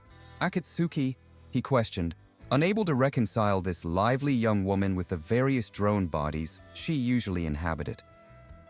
YGGON, ever the analyst, was astounded by the precision of her new form, noting it was far beyond standard cybernetics. Akatsuki simply beamed, enjoying Ryuki's surprise. He, however, was more concerned with the drastic shift in her behavior.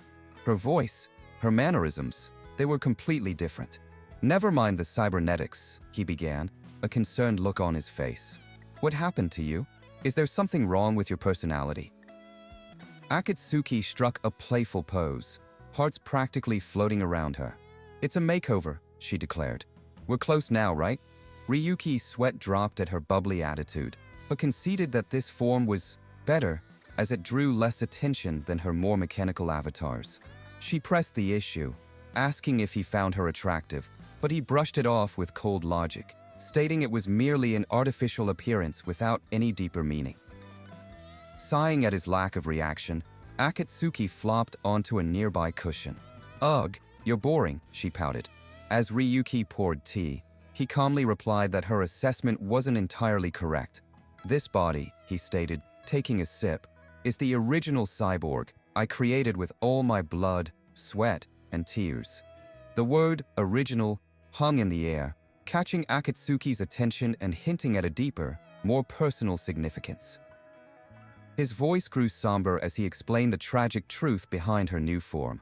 It was a simulation of what her body might have looked like had it grown normally, had she survived the plane crash that claimed her life as a child. This body, which he called OO, was not just a shell, it was a manifestation of regret, an unattainable dream of a life she never had. The revelation cast a shadow over her cheerful demeanor, revealing a profound sadness beneath the surface. Akatsuki quickly shook off the melancholy. Well, enough of this nonsense, she announced, her smile returning. Now that I've shown you my real form, let's work hard. She proudly explained that this body was on a completely different level from her previous prototypes, and that he should feel honored to be the first person to ever see it. A ghostly image of her more regal, traditional-looking prototype appeared behind her, highlighting the stark contrast. Ryuki considered her words.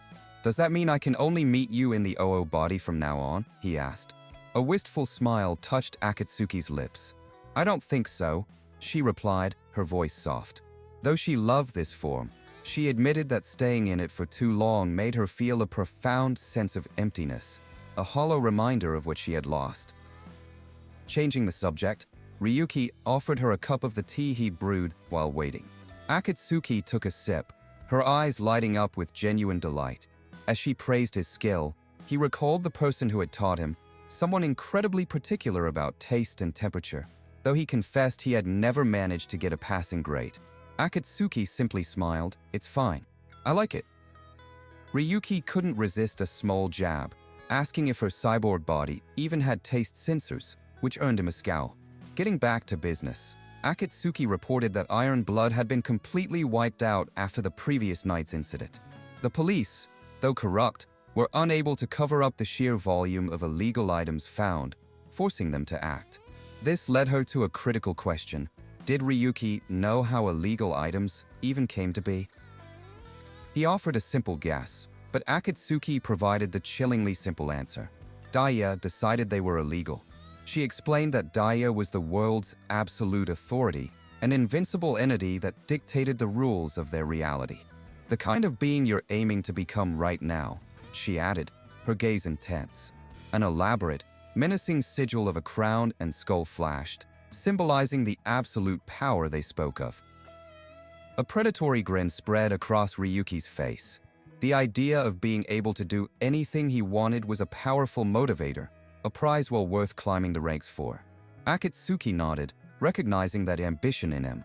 With the immediate threat of Iron Blood gone, she refocused their attention on the true remaining problem, the shadowy organization, SEN. Akatsuki began to divulge the rumors she had gathered from the entertainment district. An organization named SEN had suddenly appeared, making a proposal to the local factions. They offered an immense reward, flooding the district with wealth to gain influence. The true prize, however, was not money, but a vast supply of powerful Yggdrasil items. Ryuki's brow furrowed in thought. The information was still too thin. He had no idea what SEN's ultimate goal was, nor how they possessed so many legendary items. Between GS, unknown individuals, and now SEN, his list of enemies was growing at an alarming rate. As he contemplated his next move, Akatsuki interjected with a sly grin. "I have something in mind," she said cryptically. "I'll tell you once I've figured it out." Meanwhile, deep within the Demon's Tower, another group was making their ascent. On the 10th floor, the Crimson Shield Party, led by the silver-haired ghosts, stood over the corpse of a defeated monster. They were relieved that the monsters appeared one by one, making the climb manageable. With only the floor boss remaining, a ghost rallied his team, their confidence high as they prepared to push onward to the 11th floor. As the party made final checks, their baggage carriers struggling under a heavy load, conversation turned to the latest news. They spoke of Ryuki, the player who had recently shattered the 9th floor clearance record. Most of the party members were dismissive, believing his exploits were fabricated for show. However, the allure of the fame they would gain by defeating him was a tempting prospect. One of the players suggested that Ryuki was likely on the 10th floor with them, proposing they hunt him down before tackling the boss. The meek baggage carrier, however, voiced his concern, reminding them that even the great Linful had been defeated by Ryu 7017. His timid words of caution were met with a chilling silence from their arrogant leader. The mention of Linful's defeat sent a ghost into a rage. He furiously grabbed the baggage carrier by the hair, snarling that Linful was nothing but a high-level scarecrow with no real-world experience. He violently shoved the boy to the ground, warning him to mind his manners if he wanted to remain in the party. The boy could only stammer out an apology, terrified by his leader's explosive anger. Deciding that waiting for Ryuki was a waste of time, a ghost commanded the party to proceed to the boss room. As they walked, another member taunted the bruised baggage carrier, calling him a useless freeloader. With contemptuous arrogance, the party pushed open the massive, ancient doors, stepping into the darkness of the boss chamber. Inside, the chamber was unervingly quiet. As they entered, the baggage carrier, who knew the boss was a Jigaminotaur, felt a deep sense of unease, whispering that something felt off. His premonition was met with sharp commands to shut up from a ghost and another party member, who were tired of his constant complaining. In an instant, their world fractured, the air filled with blaring alarms and red error messages. A wave of corruption washed over them, and the party leader cried out in terror, recognizing the dreaded death game error. Behind them, the massive stone doors slammed shut, and from the shadows emerged the floor boss, a Jigaminotaur, its eyes burning with a malevolent, crimson light. Pure panic erupted. A ghost screamed for everyone to run for the entrance. The baggage carrier, weighed down by his pack, frantically scrambled toward the light, his heart pounding with terror. The entrance door was still open, a sliver of hope in the collapsing chamber. If he could just make it out, he might survive. But as his foot crossed the threshold to freedom, a heavy boot slammed into his back. It was a ghost. The leader had callously kicked him back into the room as a sacrifice. "I'll leave the time buying to you, baggage carrier." A ghost sneered, his face a mask of cruel satisfaction as the stone doors thundered shut, sealing the boy's fate. Safely outside, the surviving party members gasped for breath, horrified by the sudden error. A ghost, however, was unervingly calm, a sinister grin spreading across his face. Actually, this works out perfectly, he mused. He explained that the door, now locked by the bug boss fight, would likely only be opened by the next challenger to arrive, Ryu 7017. Unaware of the brutal trap awaiting him, Ryuki stood amidst the wreckage of the 9th floor's boss, his AI companion Ygigioen chattering incessantly. A ghost party now lay in ambush, their plan diabolically simple. They would let Ryuki, with his unyielding spirit, trigger the bug boss fight and open the doors, then strike him down from behind when he was most vulnerable. A memory surfaced, a scene from a sunnier, more naive time. A charismatic knight with silver hair, the party leader Agos, extended a welcoming hand. He had assured a young, hopeful boy that his lack of combat prowess didn't matter. They weren't looking for a warrior. With a disarming smile, he invited the boy to join their party, promising they would conquer the tower together. The memory shattered, replaced by the brutal present. A heavy boot slammed into the boy's back, sending him stumbling back into the monster's chamber. It was Agos, his once charming face now a mask of cold contempt. As the stone doors thundered shut, sealing the boy's fate, Agos' cruel words echoed in his ears, ordering him to be useful for once and buy them some time. The boy collapsed onto the cracked stone floor, the impact jarring him to his core. A wave of despair washed over him as the truth of his situation settled in. He had always known he was a burden to the party, a mere baggage carrier. But to be abandoned like this, thrown away as a disposable sacrifice, the thought was a fresh, agonizing wound. As his hope faded, the very air around him glitched. Crimson text materialized, declaring in error code 666. It was a death game, a bug zone where the connection to the outside world was severed. In this place, death was permanent. A surge of primal fear jolted him to his feet. His only thought was to run, to escape the error zone before it was too late. His frantic escape was cut short. A hulking, bull-headed monster appeared from the gloam, its axe carving a devastating trench in the ground where he had just been. The shockwave threw him backward, knocking the wind from his lungs. He lay gasping, the will to fight draining from him. I don't want to die here, he thought, clawing at the ground, trying to force his broken body to rise. The beast loomed over him, its shadow a suffocating blanket of despair. It raised its weapon for the final, killing blow. The boy squeezed his eyes shut, bracing for the end. But the strike never came. Instead, he heard the sharp, impossible clang of metal on metal, a sound that defied the very logic of his situation. A figure stood between him and the monster, effortlessly holding back the enormous axe with a weapon of his own. It was a man in a white coat, his expression calm and analytical. He assessed the beast, noting that taking down such a massive creature with ranged attacks alone would be ineffective. He had to engage in close-quarters combat. Ygigioen, the man's AI companion, floated beside him, providing data on error code 666. It described the phenomenon as a manifestation of Yggdrasil's wrath. The AI then fretted over the master's safety, not out of concern for his life, but because his death would mean losing all their accumulated tickets. The man, Ryuki, couldn't help but crack a wry smile. Sounds like you care more about the tickets than me? Ryuki turned his attention to the trembling boy on the ground. Is this Ryu 7017? The boy wondered, recognizing the legendary player. Ryuki's voice cut through his awe, sharp and direct, demanding to know if he was part of an ambush. Panicked, the boy scrambled to explain, recounting how his party had betrayed and abandoned him because he was weak and useless. The boy's words struck a deep chord within Ryuki, dredging up a painful memory of his own past, a time when he, too, was left broken and helpless. He looked at the boy, seeing a reflection of himself. If you survive this, Ryuki asked, his voice low, what do you want to do? The boy's tear-streaked face contorted with rage, and he spat out a single, venomous word, revenge. That was the answer he was looking for. A predatory grin spread across Ryuki's face. He understood that burning desire perfectly.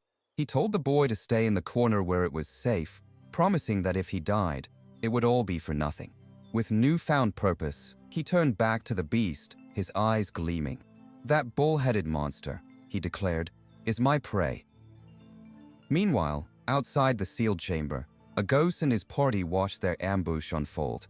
They noted with amusement that their baggage guy was still alive, serving as an effective decoy. Their plan was simple and cruel. Let Ryu 7017 exhaust himself fighting the bug boss, then emerge from the shadows to steal the kill and eliminate a rival. They would be the ones left standing, laughing in the end. Back in the hellish arena, the Gigaminotaurus let out a deafening roar. YG Gioin identified the boss, the guardian of the 10th floor, as it launched its first devastating attack pattern. Ryuki knew that any party unprepared for this initial, overwhelming assault would be instantly wiped out. It was a brutal gear check designed to weed out the weak. But Ryuki was anything but weak. To the abandoned boy's utter astonishment, he didn't dodge or evade. He met the monster's onslaught head-on, his blade clashing against the giant axe in a shower of sparks. He held his ground, parrying blow after thunderous blow. The first phase was going exactly as he had anticipated. The beast grew enraged, its body crackling with violent red energy. It was preparing its second attack pattern. As it let out a furious roar, the entire chamber was flooded with a storm of crimson lightning. The air hummed with raw, untamed power, a chaotic tempest that left no safe place to hide. The lightning strikes were completely random, too fast for the eye to follow. Ryuki was forced to rely on pure, honed instinct, moving a split second before each bolt seared the ground. He weaved through the deadly dance, knowing a single misstep would be fatal. The pressure was immense. There was no escape from the storm. He gritted his teeth, counting the seconds, enduring the unending barrage. Watching from the sidelines, the boy's eyes were wide with terror. He knew this pattern, the red thunder, known as the 40 seconds of hell. To witness someone endure it alone was something he never thought possible. Finally, the 40 seconds passed, and the lightning storm subsided. The Gigaminotaurus was visibly strained, panting heavily as it prepared for its final act. Ryuki stood firm, his plan having succeeded thus far. Everything up to this point was a calculated risk, but now came the true test. He needed to confirm if he could withstand the boss's most powerful attack, the third pattern. Every fiber of his being, every instinct he had, screamed at him to run. But he silenced the fear. This was the moment to risk everything. As YG Gioen pleaded with him to reconsider, Ryuki's blade began to glow with a brilliant blue aura. A wild, almost manic grin touched his lips as he prepared to face the impossible. The Gigaminotaurus roared, channeling all its remaining energy into its axe, unleashing its final attack, the Red Thunder Slash. A cataclysmic wave of crimson energy surged towards Ryuki. With no path of retreat, he charged forward, meeting the wave head-on. The world dissolved into a blinding explosion of red and blue light as the two ultimate attacks collided. The world erupted in a cataclysmic blast of red and blue energy. Ryuki, with every ounce of his strength, met the Gigaminotaurus's ultimate attack, the Red Thunder Slash, head-on. It was a moment of pure, reckless defiance, a gamble that defied all known strategies. The resulting shockwave tore through the chamber, a blinding light that consumed everything in its path, the clash of two ultimate powers threatening to tear the very fabric of the dungeon apart. Watching from the sidelines, the young player Agos had abandoned could only stare in horror. He couldn't comprehend what he was seeing. To challenge a boss of this caliber alone was insanity, but to face its most devastating, unblockable attack directly was suicidal. Even Phantasm, the top-ranked player, would never attempt such a feat. The only known strategy was to dodge or die. There was no in-between. His mind reeled, trying to process the impossible sight before him. The player known as Ryuki wasn't being annihilated. Instead, he was pushing back, holding his ground against a torrent of energy that should have erased him from existence. The young man's disbelief turned to awe as he realized this wasn't a desperate last stand, it was a calculated counterattack. A guttural cry tore from Ryuki's throat, not of pain, but of exertion. A wild, almost manic grin stretched across his face as crimson lightning crackled around him. This was the moment he had been waiting for, the perfect test for a hidden power. With a surge of resolve, he called upon his secret weapon, roaring into the storm. Skill. Activate. His mind flashed back to a conversation with YGGON. Among the countless items he had acquired from random boxes, one stood out as the most absurd and potentially powerful. It was an SSR system skill, one that allowed him to temporarily evolve his items and skills to the Yggdrasil stage, pushing them beyond their known limits. The system window confirmed its activation. Limit Break. His SR-level Sword Saint skill had been forcefully evolved into an SR++ Yggdrasil tier ability for 5 minutes. This was the ace up his sleeve, the power that would allow him to shatter the game's conventional wisdom and carve his own path. Back in the present, the impossible happened. Empowered by Limit Break, Ryuki's blade, now glowing with an ethereal power, cleaved through the red thunder slash. The cataclysmic wave of energy dissipated against his single, decisive stroke, the force of his attack so immense it sent shockwaves rippling back towards its source. YGGON, despite the success, voiced its concern over such a reckless strategy, already calculating the odds of failure. But Ryuki was resolute. He knew that to reach the pinnacle, to conquer the challenges that lay ahead, calculated risks were not just an option, they were a necessity. There was no room for hesitation on the path he had chosen. The Gigaminotaurus staggered, its ultimate attack completely nullified and its energy spent. Seeing the beast's weakened state, a cold smile touched Ryuki's lips. The test was a resounding success. "The experiment is over," he declared, his voice low and dangerous as he readied his blade. "Now it's hunting time." With a burst of speed that shattered the stone floor beneath him, Ryuki vanished. He reappeared in an instant, a blur of motion that the hulking boss couldn't track. A brilliant arc of blue light flashed across the Gigaminotaurus's face, the clean, precise cut a testament to his overwhelming superiority. This blinding speed was another of his carefully crafted combinations. By enchanting his Yggdrasil tier instant step with the draw-cut skill, a simple movement ability transformed into a devastating, high-speed offensive maneuver. He could now close any distance and strike before his opponent could even register his presence. The beast roared in a mix of fury and pain, swinging its massive axe wildly. But its movements were clumsy, predictable. Ryuki weaved through the attacks with contemptuous ease, a predator toying with its prey. "You're too slow, you mindless beast," he taunted, his grin widening with every failed strike. He unleashed a storm of slashes, each one a pinpoint strike against the beast's vital points. A complex web of glowing blue lines crisscrossed the Gigaminotaurus's body as Ryuki moved faster than the eye could see. Overwhelmed and riddled with wounds, the mighty boss could do nothing but bellow in impotent rage. The time was right. Now, Ryuki thought, channeling power for the final blow. He activated his second enchantment, a combination he had perfected through countless experiments. By layering the destructive power of Meteor Strike onto his limit-broken Sword Saint, he created an attack of unparalleled destructive force. As the Gigaminotaurus lunged forward in a last, desperate charge, Ryuki met it with his ultimate skill. His blade, now wreathed in roaring golden flames, slammed into the beast. The impact was absolute, a contained supernova of power that vaporized the boss's defenses and sent its massive body flying. Breathing heavily, Ryuki stood amidst the rubble, his clothes torn and stained with blood, but his eyes burning with triumph. The massive form of the Gigaminotaurus lay defeated before him. A cascade of system notifications filled his vision, announcing his victory, the clearing of Floor 10, and a horde of rare loot and achievements.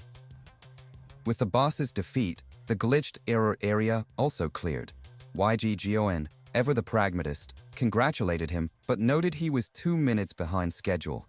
Ryuki brushed it off, stating that he'd still beaten the previous record by a full hour. It was then that the young player he'd saved ran up to him, his voice filled with a newfound reverence. How? How did you become so strong? The boy asked, desperate for an answer. Ryuki merely turned his back, the wounds on his shoulder a stark reminder of the battle's cost. I was just lucky, he replied coldly, his voice leaving no room for argument. That's all there is to it. But as he prepared to move to the next floor, a voice dripping with mock praise echoed from the entrance. Good job on the boss kill, Ryu 7017. It was a ghost, flanked by his Crimson Shield party members. The young player froze, the color draining from his face as he realized their savior had walked directly into a trap. A ghost sneered, commending the boy for his role as unwitting bait. Their intentions were clear.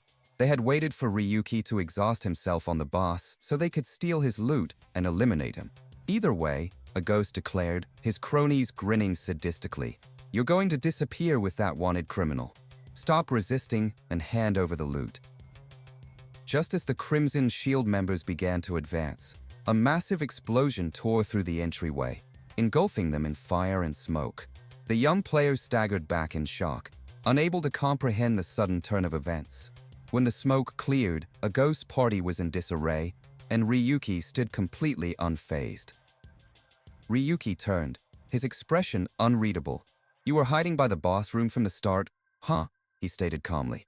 That's why I planted landmines at the entrance in advance. He glanced at the terrified young player, adding a simple warning. There are still some that haven't exploded, so don't get too close. His gaze fell upon the boy who had been so callously betrayed, a predatory smile playing on his lips. The fresh wound on his shoulder still bled, a stark contrast to his triumphant demeanor. Do you want revenge?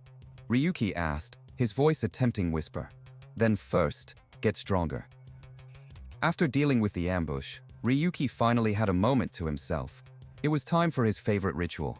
Having diligently saved up every login bonus and mission reward, he prepared to open a massive stash of random boxes, his excitement palpable.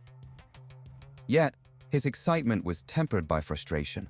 Even with his probability manipulation skill active, the odds were abysmal. I spent 1,000 boxes and got only 2 SSRs. Is this a joke? He fumed.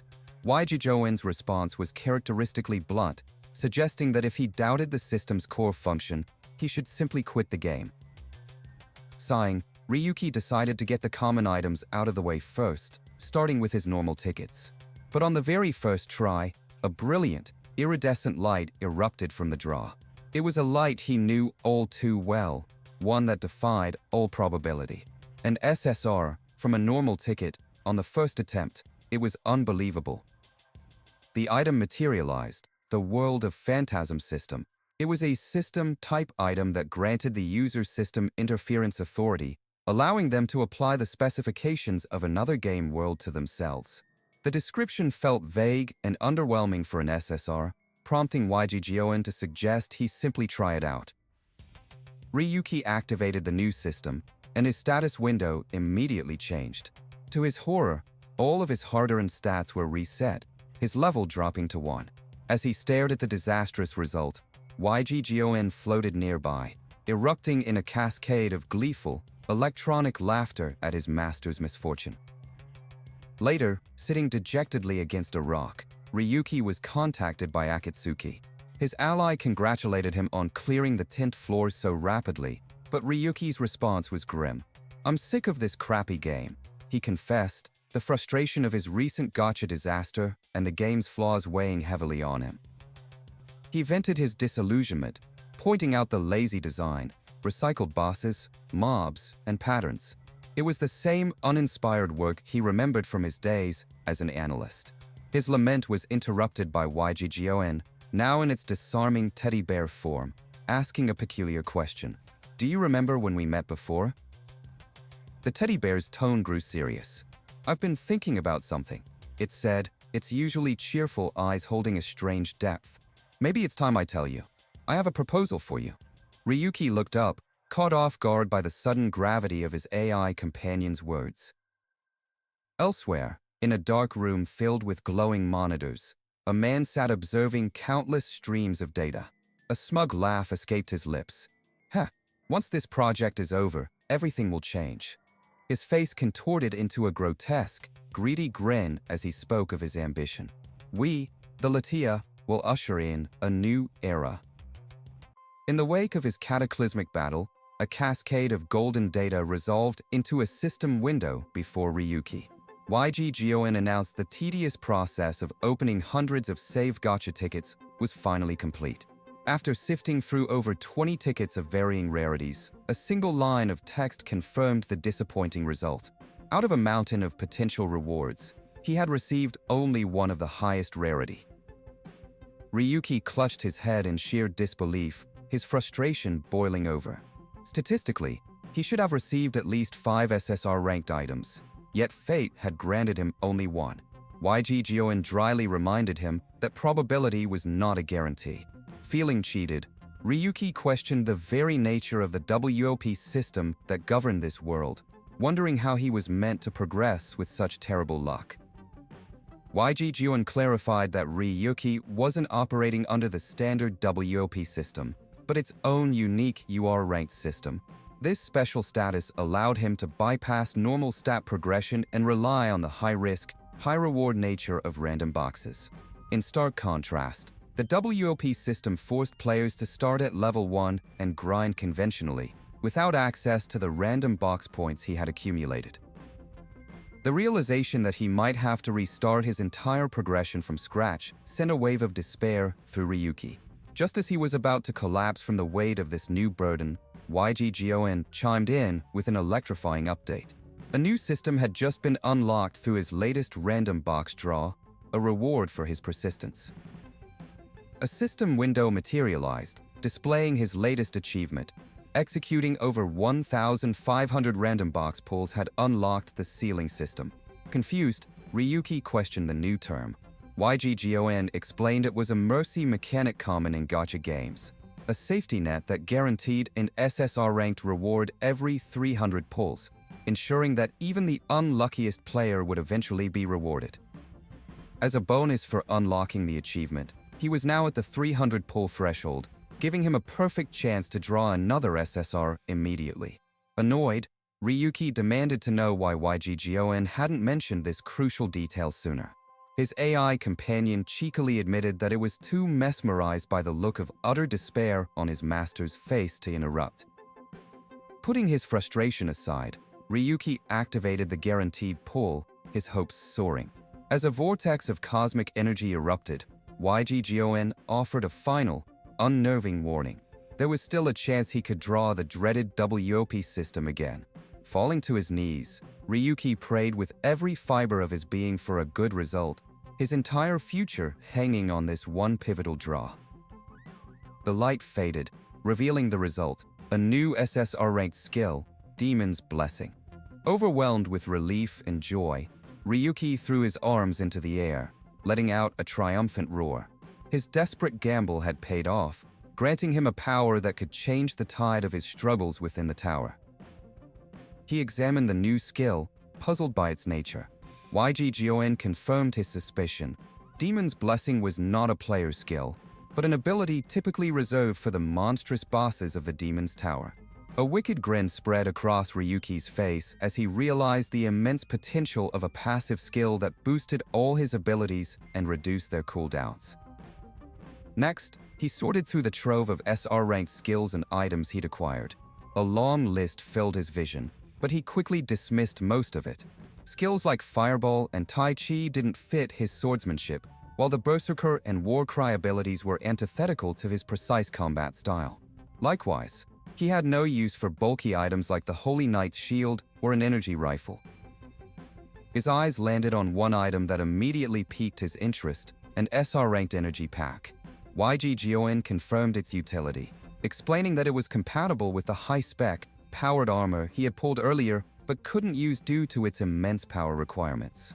This small device was the key to unlocking a piece of formidable equipment.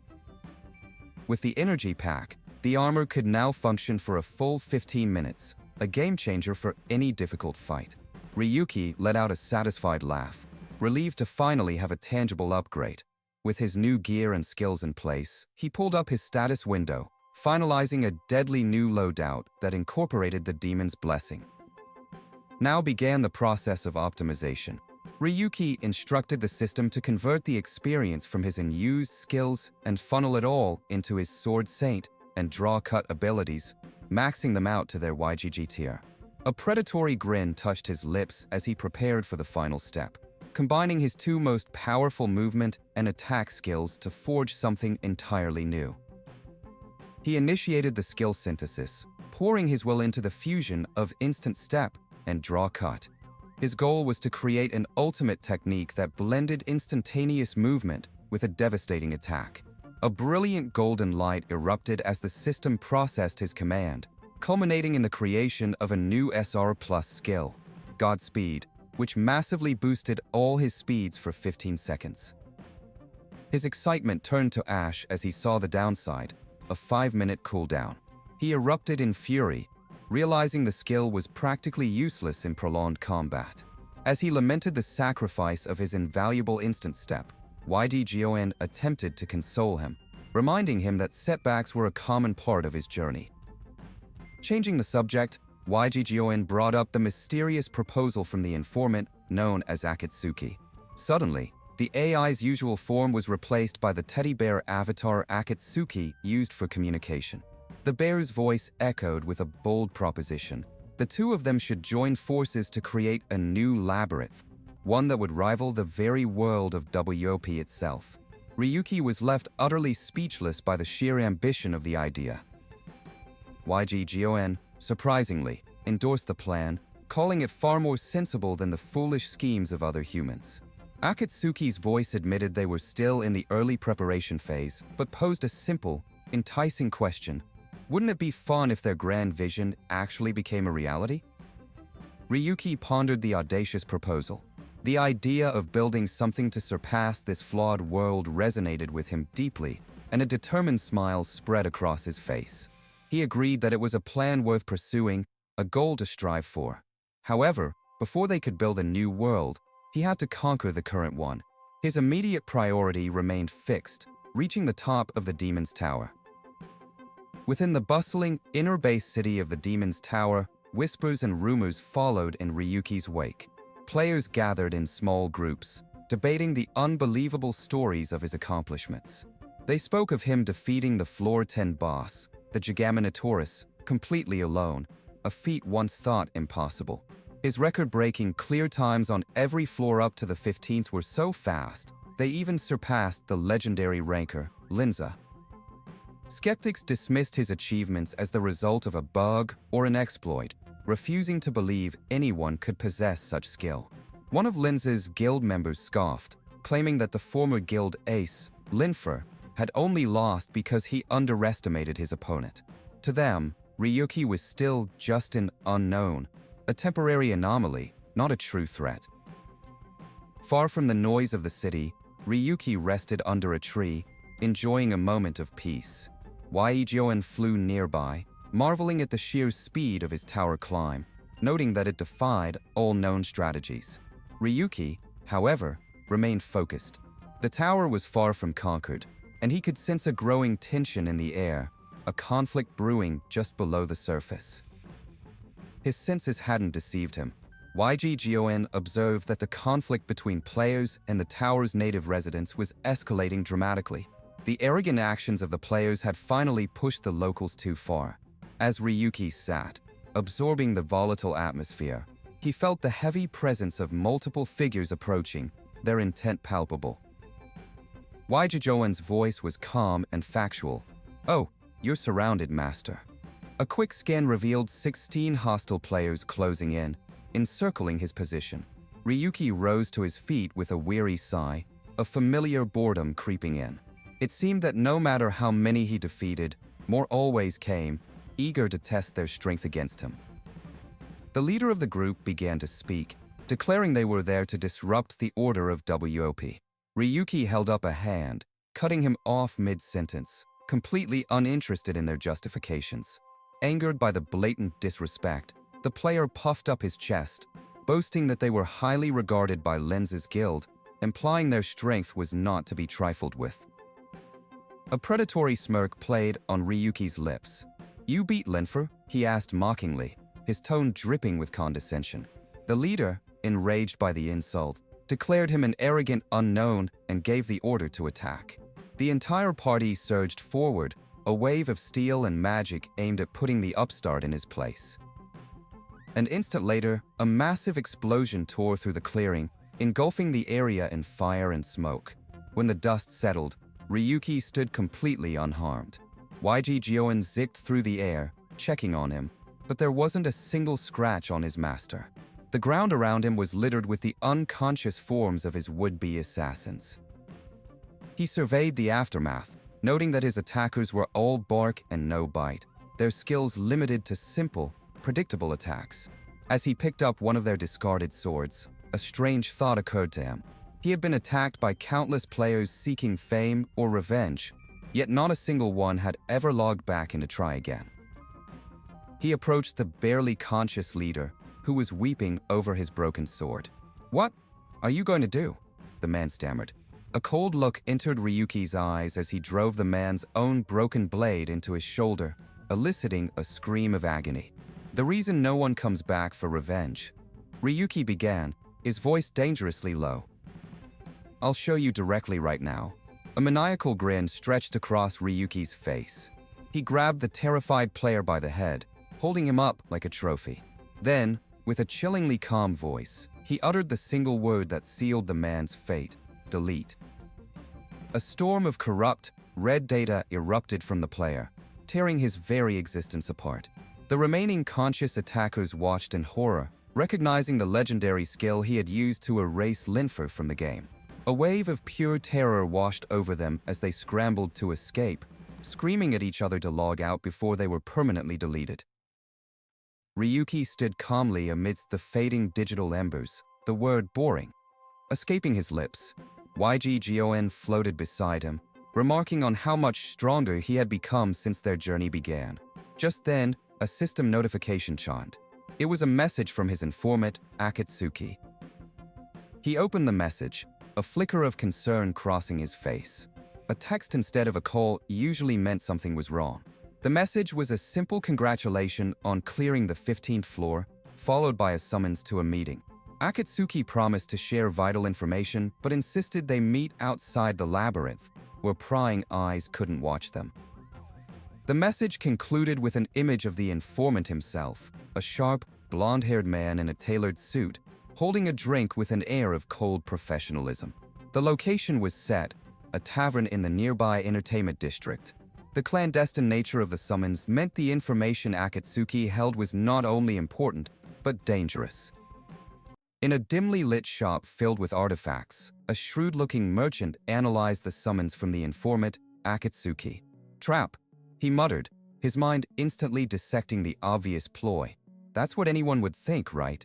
He gestured towards Ryuki, explaining the suspicious nature of the invitation, a unilaterally chosen location for a one-on-one meeting. The merchant found the informant's motives utterly incomprehensible. YG Jioen chimed in, noting that Akatsuki, whose real name was Gabriel, had never been skilled at manipulation, questioning who would fall for such a clear ruse. It then cheekily added that its master wasn't exactly the sharpest tool in the shed. Ignoring the AI's jab, Ryuki pressed the merchant for details on the specified location. The merchant described it as an infamous underworld tavern, renowned for its impenetrable security and a common meeting ground for high-ranking individuals, completely disguised from the outside. Despite the tavern's reputation, the merchant believed its high profile made it a relatively safe venue. As a precaution, he offered Ryuki a pair of high-grade disguise glasses, an item powerful enough to function as a full costume. Taking the glasses, Ryuki's mind raced, weighing the risks against the potential rewards of this dangerous meeting. Changing the subject, the merchant brought up a separate matter. "Oh, and about that investigation you asked me for." Ryuki paused, momentarily confused. The merchant clarified, his tone growing serious. "It's about the St. Yggdrasil General Hospital. It took some time, but I managed to gather some information." A holographic display materialized, showing the pristine exterior of the hospital. The merchant explained its public facade, a beacon of charity and goodwill, sponsored by the corporate giant Leishasoft purely for public relations. It was a world that had no relevance to the outcast unknowns. As Ryuki absorbed the information, his expression hardened, sensing the darkness hiding behind the benevolent image. The merchant confessed his initial suspicions of organ and drug trafficking, but the truth he uncovered was far more disturbing. "Prepare yourself," he warned, his face contorting with disgust. "Even I, who've lived in the shadows for so long, find this utterly repulsive." The information he was about to share was a truth so vile it sickened a man accustomed to the world's filth. As Ryuki stared at the glowing data file, a voice recording from Akatsuki played, delivering a soul-shattering revelation. "Your mother's cause of death was not an illness." The voice directed him to the list of patients from St. Yggdrasil General Hospital, the very place she had been admitted. "Find out what happened for yourself. Your mother's name should be on that list." His hands trembling, Ryuki accessed the file. He scrolled through the names, his heart pounding with a sickening dread. And then he saw it, the name that confirmed his worst fears. "Linza!" he roared, a wave of pure, unadulterated fury erupting from the depths of his being, the world around him turning a bloody red. Meanwhile, in a lavish private suite, Akatsuki glanced at his expensive watch, a flicker of annoyance on his face. He scoffed at the audacity of an unknown, keeping him waiting for 8 minutes. "He must have figured I'd wait," he mused with a smirk, swirling the amber liquid in his glass. "You've gotten awfully brazen since I last saw you." The door slid open, and Ryuki entered, his face a cold mask of controlled rage. He removed the disguise glasses as Akatsuki greeted him by name. Wasting no time on pleasantries, Ryuki cut straight to the heart of the matter, his voice dangerously low. "The human experimentation conducted at the hospital. When did you find out about it?" Akatsuki poured himself another drink, unfazed. "Oof. So you figured that much out already," he commented, crediting Ryuki's competent ally. He admitted to knowing for a long time, but by the time he realized the truth, it was too late. With cold detachment, he delivered the final, damning confirmation. "Your mother was also one of the human experimentation subjects." The words were a spark to a powder keg, and with a guttural scream of "Gabriel," Ryuki launched.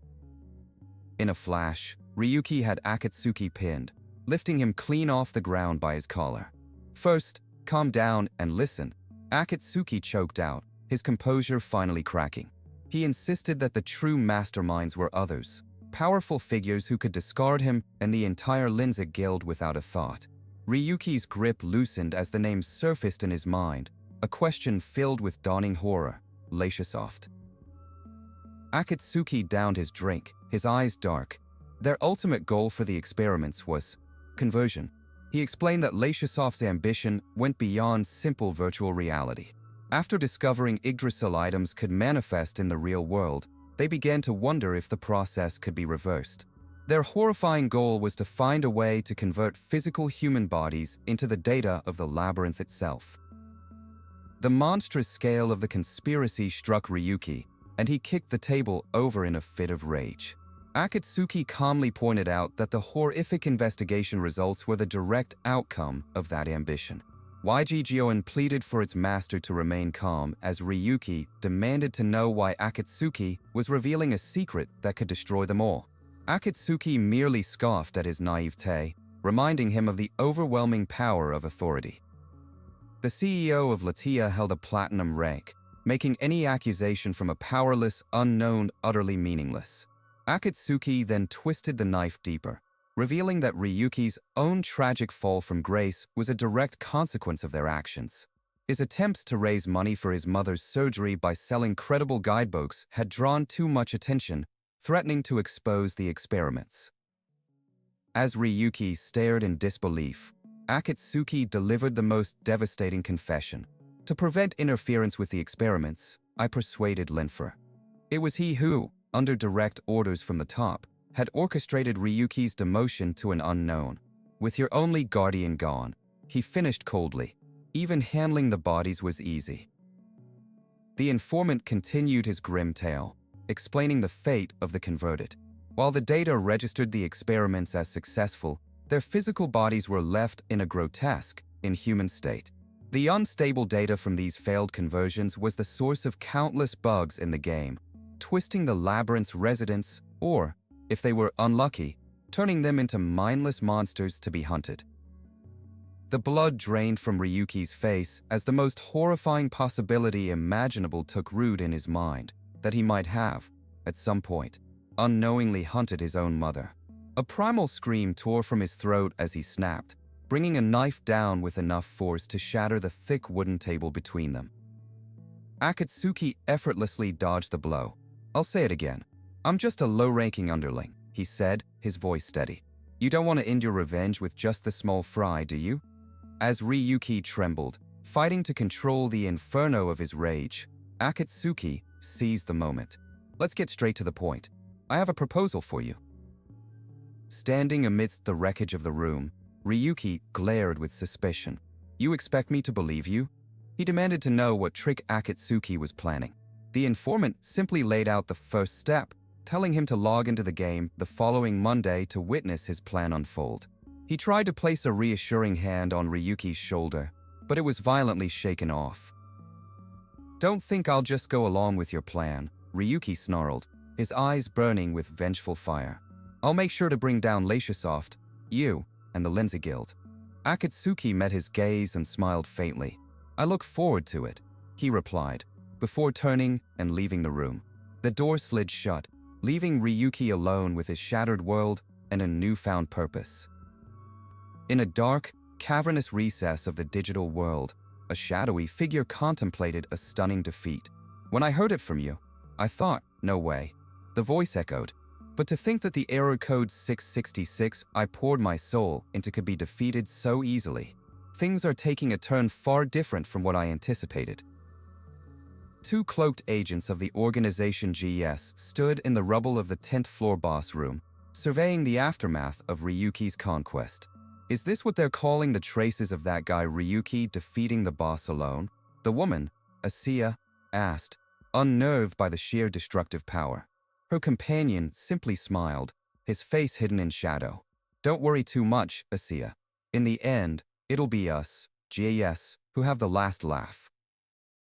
Visions of the key players flashed by, the resolute Asiya, the calculating Akatsuki, the determined Ryuki.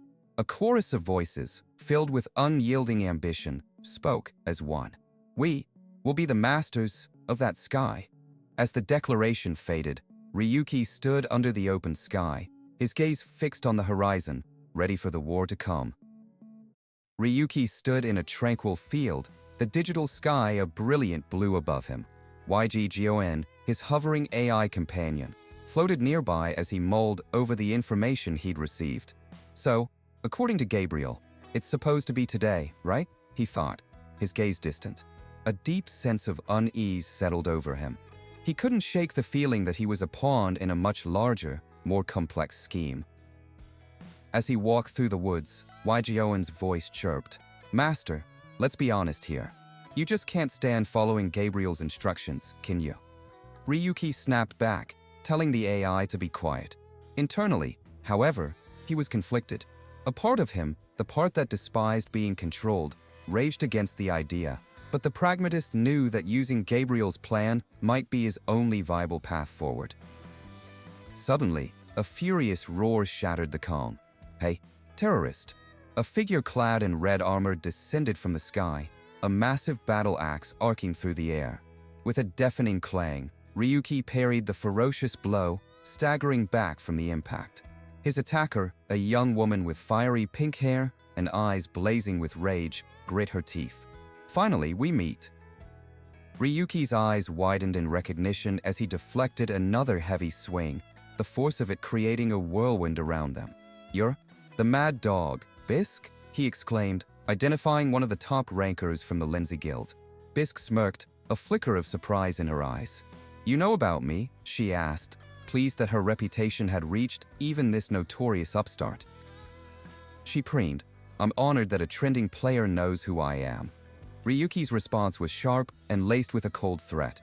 "How could I not know the future ace of Linza?" he said, his expression shifting into a predatory grin. I should at least remember the names of the people I'll take down next. Bisk's pride was instantly wounded. You're more arrogant than I expected, she growled, her grip tightening on her axe. Well then, let's see what you've got. She lunged forward, unleashing a flurry of powerful strikes. Sparks flew as their weapons clashed in a blindingly fast exchange, the forest floor trembling with the force of their duel. Ryuki expertly parried her assault, his mind racing as he analyzed her combat patterns. Her speed and power aren't quite at Linful's level, he assessed grimly, but they're still impressive, as expected of Linza's future ace. Seeing her initial attacks fail, Bisk roared and unleashed a devastating skill, X-Striker. A wave of crimson energy surged towards him, forcing Ryuki to summon his just in time. The force of the X-Striker was immense, cracking the surface of his SR-ranked shield. He had underestimated her power. As Bisk closed the distance for another strike, Ryuki made a difficult decision. Blessing of the Demon God. On, he commanded, activating the YG Gyoen system's high-risk, high-reward SSR skill. A sinister, purple aura erupted around Bisk as the blessing took hold, her eyes glowing with malevolent energy. Her physical abilities were now amplified to a terrifying degree. She brought her axe down in a single, overwhelming blow. The attack shattered Ryuki's guard and sent him careening backward, leaving him gasping in the dirt as his vision swam. Slowly, Ryuki pushed himself to his feet, a grimly satisfied smile spreading across his face. This level of agility is on a completely different scale, he mused, wiping blood from his lip. As expected, SSR is in a class of its own. He now understood Gabriel's ploy. So this is why he asked me to send the coordinates? He thought, a little disappointed. I expected him to send assassins, but just one.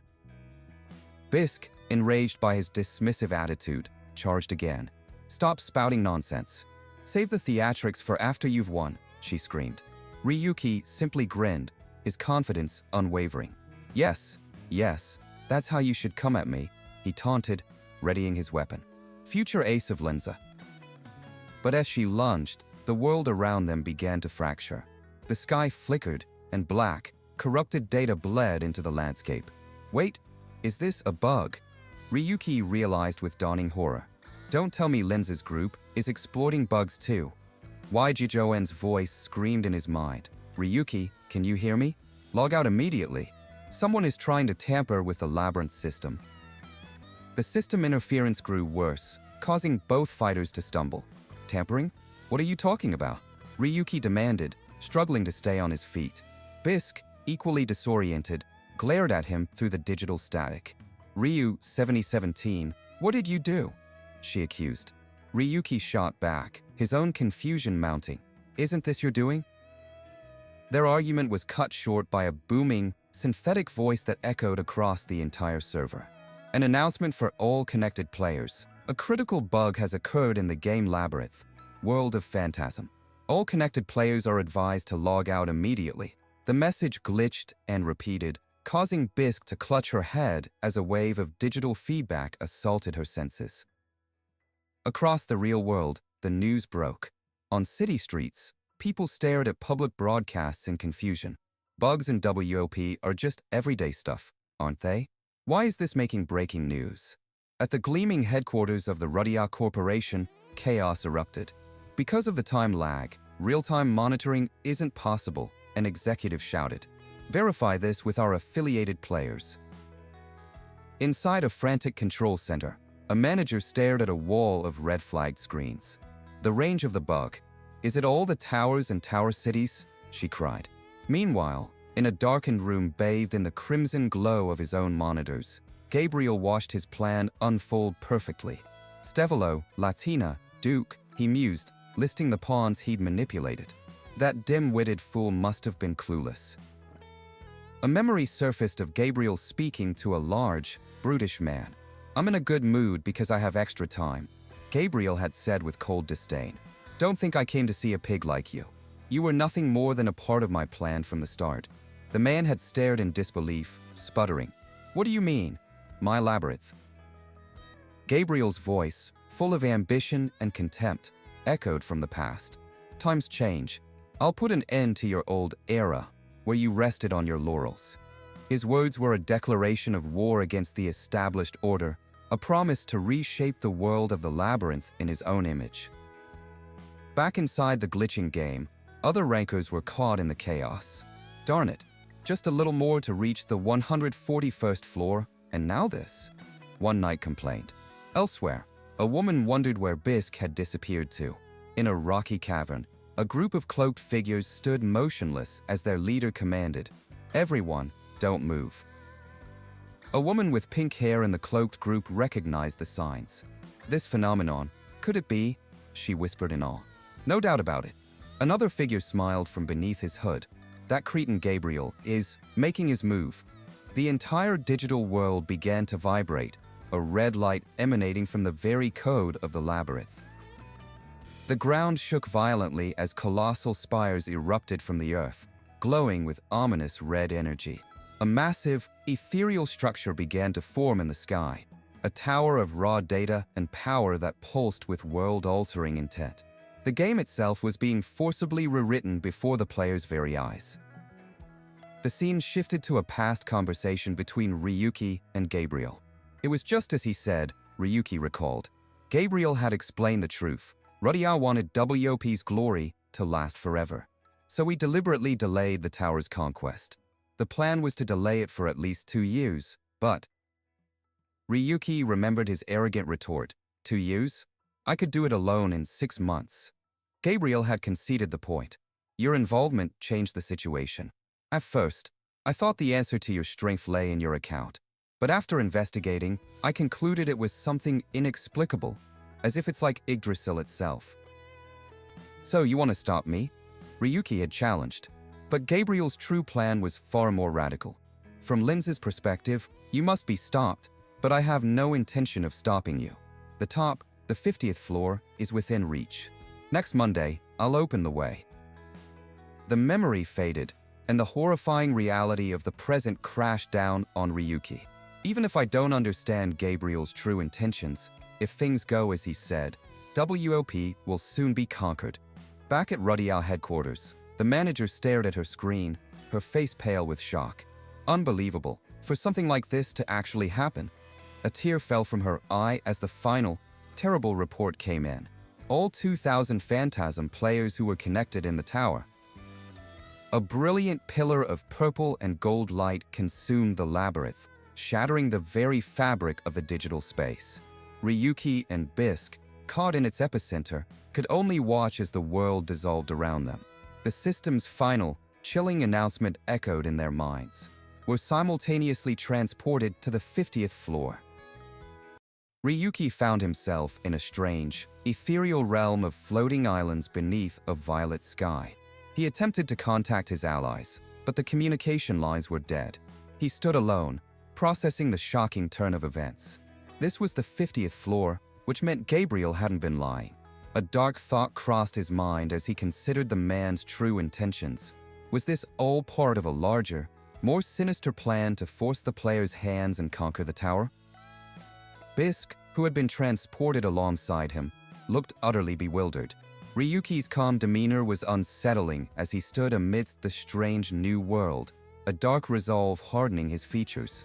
He vowed to make Gabriel regret involving him in this twisted scheme. Seeing him begin to walk away, Bisk rushed to confront him, her voice a mixture of fear and frustration. Wait, what exactly is going on here?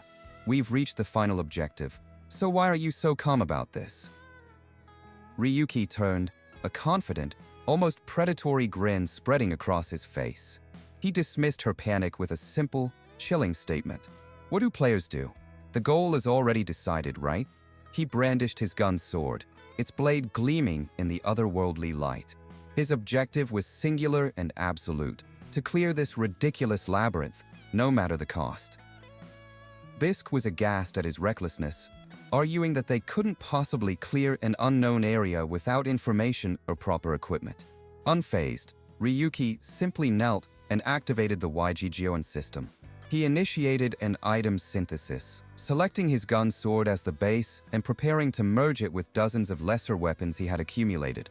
A high-risk gamble, to forge a weapon worthy of the final floor. The synthesis process was not a quiet fusion, but a cataclysmic eruption of energy. Raw data and chaotic light exploded outwards, throwing Ryuki to the ground.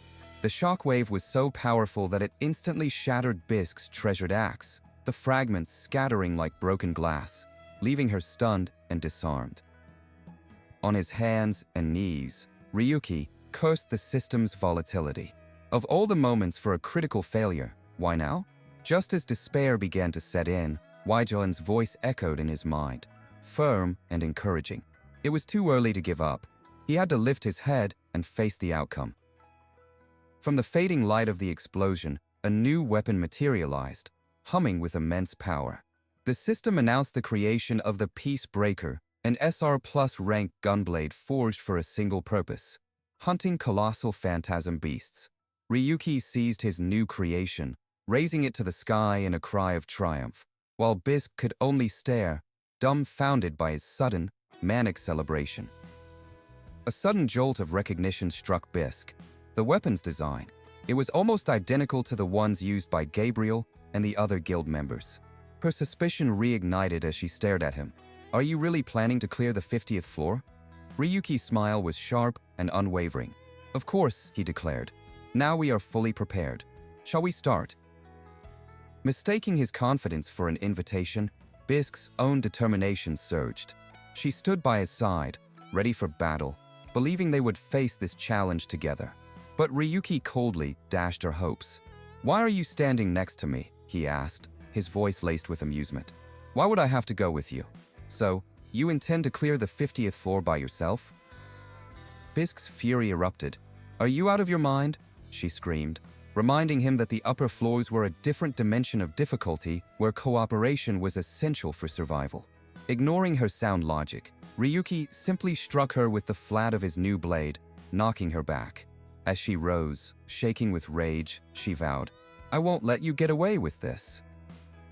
Unbeknownst to them, they were not the only ones on the final floor. A scout from the Linza guild named Bayan crouched in the bushes, surveying the unfamiliar landscape. He reported back to his assembled party, sketching a map in the dirt. Their objective, a central pillar of light, was protected by an impenetrable barrier and surrounded by 4 unique, hostile terrains. Bayan described the 4 elemental trials that lay before them. To the east, a field of crystalline, burning jewel. To the west, a roaring, receding waterfall. To the south, the swirling wings of the tornado.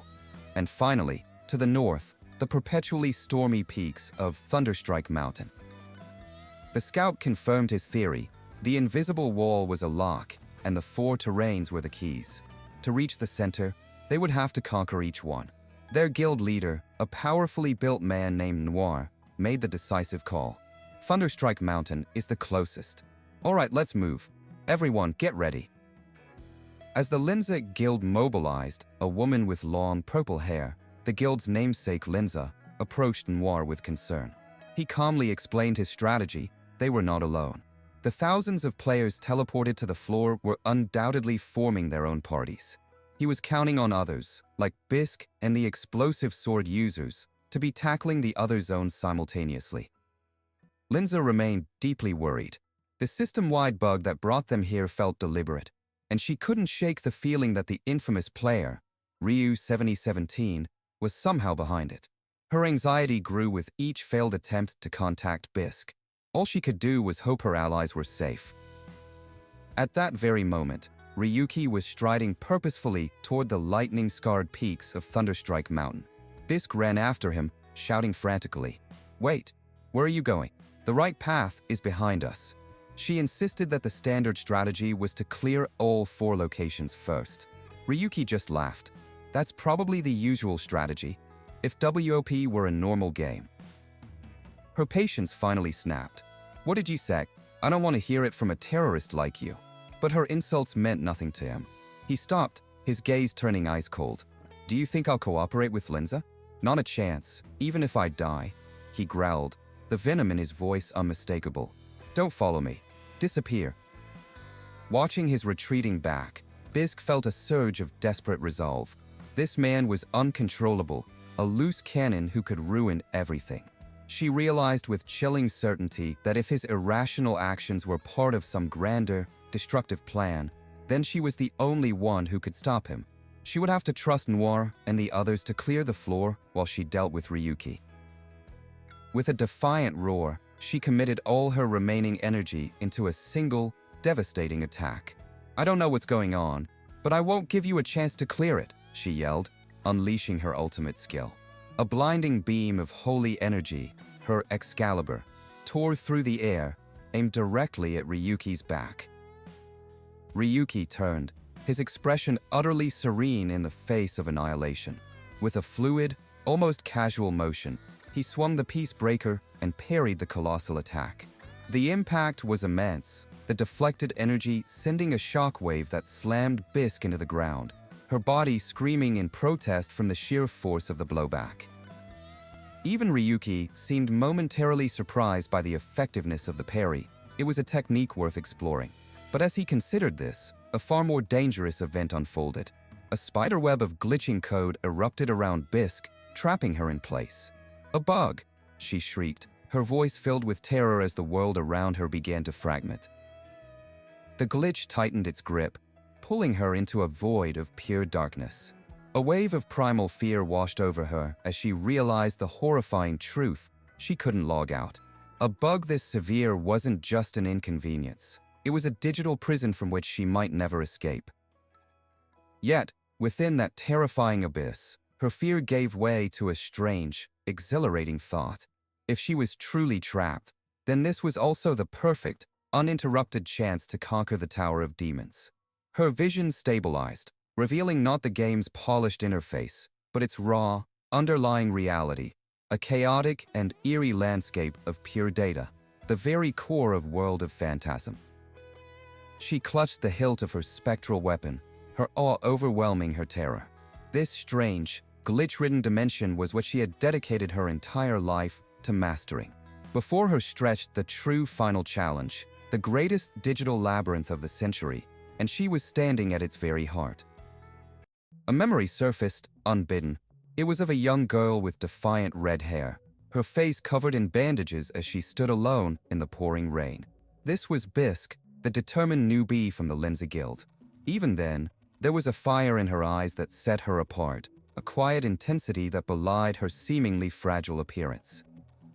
She had always been underestimated. Other players openly mocked her, calling her frail and weak, a liability who couldn't even keep up. But their derision only fueled her resolve. While they rested, she hunted, pushing herself for 17 hours straight without a single break, a relentless pursuit of power that was both terrifying and admirable to those who witnessed it. Her obsessive grinding earned her the moniker Mad Dog, a title she wore with pride.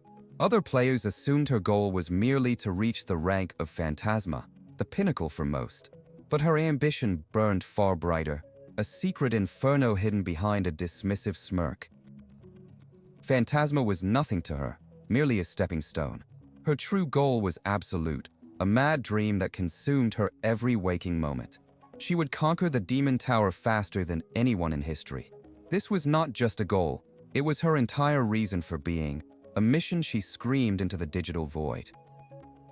The memory faded, and she returned to the present, dazed and confused. She found herself bound by a glowing rope, an item called a multi-rope. Before her stood a young man with sharp purple hair, Ryu 7017. A wave of bewilderment washed over her as she realized the impossible. This stranger had just saved her life. Ryuki explained his actions with a casual, almost cruel indifference. He held no allegiance to her or her guild. The politics of this world meant nothing to him. However, the thought of anyone dying a pointless death in what he considered a trash game left a profoundly bad taste in his mouth. His words were a spark in a powder keg. To call her life's work, this world she revered, a trash game, was an unforgivable insult. As she bristled with rage, Ryuki simply raised his hand, a strange power gathering at his fingertips. It was time, he declared, for her to accept the true, horrifying nature of the labyrinth. With a gesture, a section of the world simply vanished, revealing nothing but a void of empty code. Bisque stared in shock, her entire worldview crumbling. Ryuki directed her gaze, forcing her to see the illusion for what it was, a fake, a hollow world constructed of simple holograms. Her belief in the greatest labyrinth of the century was a lie. He scoffed at her denial, his voice laced with pity and disdain. How could she still cling to such fantasies after witnessing the truth firsthand? Clenching his fist, he pointed towards the horizon, preparing to deliver the final, devastating blow to her fractured reality. He revealed the game's greatest secret. The countless glitches and holes in the world weren't random errors. They were evidence of a deeper problem. The so-called final stage, the legendary 50th floor that all players dreamed of reaching, was nothing more than an unfinished, discarded wasteland. The ultimate prize was a lie. The truth was too much to bear. All her effort, her sacrifice, her pain, it was all for nothing. The psychological shock was so profound that it began to tear her avatar apart at the seams. Her form flickered and glitched, revealing the raw binary and skeletal data beneath, a terrifying glimpse into her own digital non-existence. When her form stabilized, she looked at him with a mixture of awe and fear. "You knew all along, didn't you?" she asked. Ryuki admitted he had only recently figured it out himself, but given the game's rampant bugs, the conclusion was inevitable. Still, he mused, even an incomplete world might be conquerable. Bisque fell to her knees, staring out at the glitching, broken landscape that was once her glorious world. The illusion was shattered completely, leaving only the raw, ugly code of an abandoned project. Beside her, Ryuki stood with a confident smirk, completely unfazed by the revelation that had nearly destroyed her. His AI companion, YGGON, completed its scan of the area, confirming his suspicions. "It seems that less than 40% of the terrain is functioning properly," it reported. "It's doubtful whether it's even possible to clear it under normal circumstances. For the Latia players, delaying the conquest was likely their only option." Ryuki began walking, his destination a jagged cliffside overlooking a seemingly bottomless chasm. YGGON buzzed nervously, questioning his master's sudden detour to such a dangerous place. Even in a broken world, a fall from this height would be fatal. Standing at the very edge, Ryuki's lips curled into a manic grin. "No," he said calmly. "I intend to jump from here." YGGON panicked, asking if its master had finally lost his mind. But Ryuki was resolute. "I don't know why," he admitted, "but my intuition is telling me to jump." Ignoring his AI's frantic cries, Ryuki took a leap of faith, plunging headfirst into the abyss. A brilliant blue aura enveloped him as he fell, softening his descent. With impossible grace, he executed a perfect three-point landing on solid ground far below. He looked around, finding himself in a bizarre, otherworldly landscape of floating crystalline islands. "Where is this?" he wondered aloud. YGGON floated down, its digital face a mask of disbelief. "Wow, what incredible luck you have," it chirped. Ryuki simply smiled. "See? I told you it'd be fine." YGGON observed their new surroundings, noting that the floating platforms seemed to form a path leading upward. Before them, a searing wall of fire marked the entrance to a new zone, the Demon Tower's Burning Jewel. Their path to the top was clear, though seemingly impassable. As YGGON expressed concern over the agonizing pain of being burned alive, Ryuki's expression soured with disappointment. He could already tell the flames weren't real, they were just another visual effect, data visualized for appearance. He had been prepared for a true trial by fire, but once again, the game's shallow design left him wanting. With effortless agility, he bounded from one floating rock to the next, ascending the fiery path with ease. Upon reaching a wide, stable platform, his instinct screamed. This was a battle zone. His arrival had not gone unnoticed. Other players were already engaged in combat, and they had just spotted him. His presence immediately shifted the dynamics of the fight. The other players, driven by ambition, saw him not as an ally, but as a rival for the coveted title of Ace. A flicker of annoyance crossed his face. These opportunistic players were a distraction he could not afford, a pointless obstacle on his path. Far away, two cloaked figures observed the chaos from a high vantage point. They understood the situation perfectly. So the 50th floor was indeed unfinished, one mused.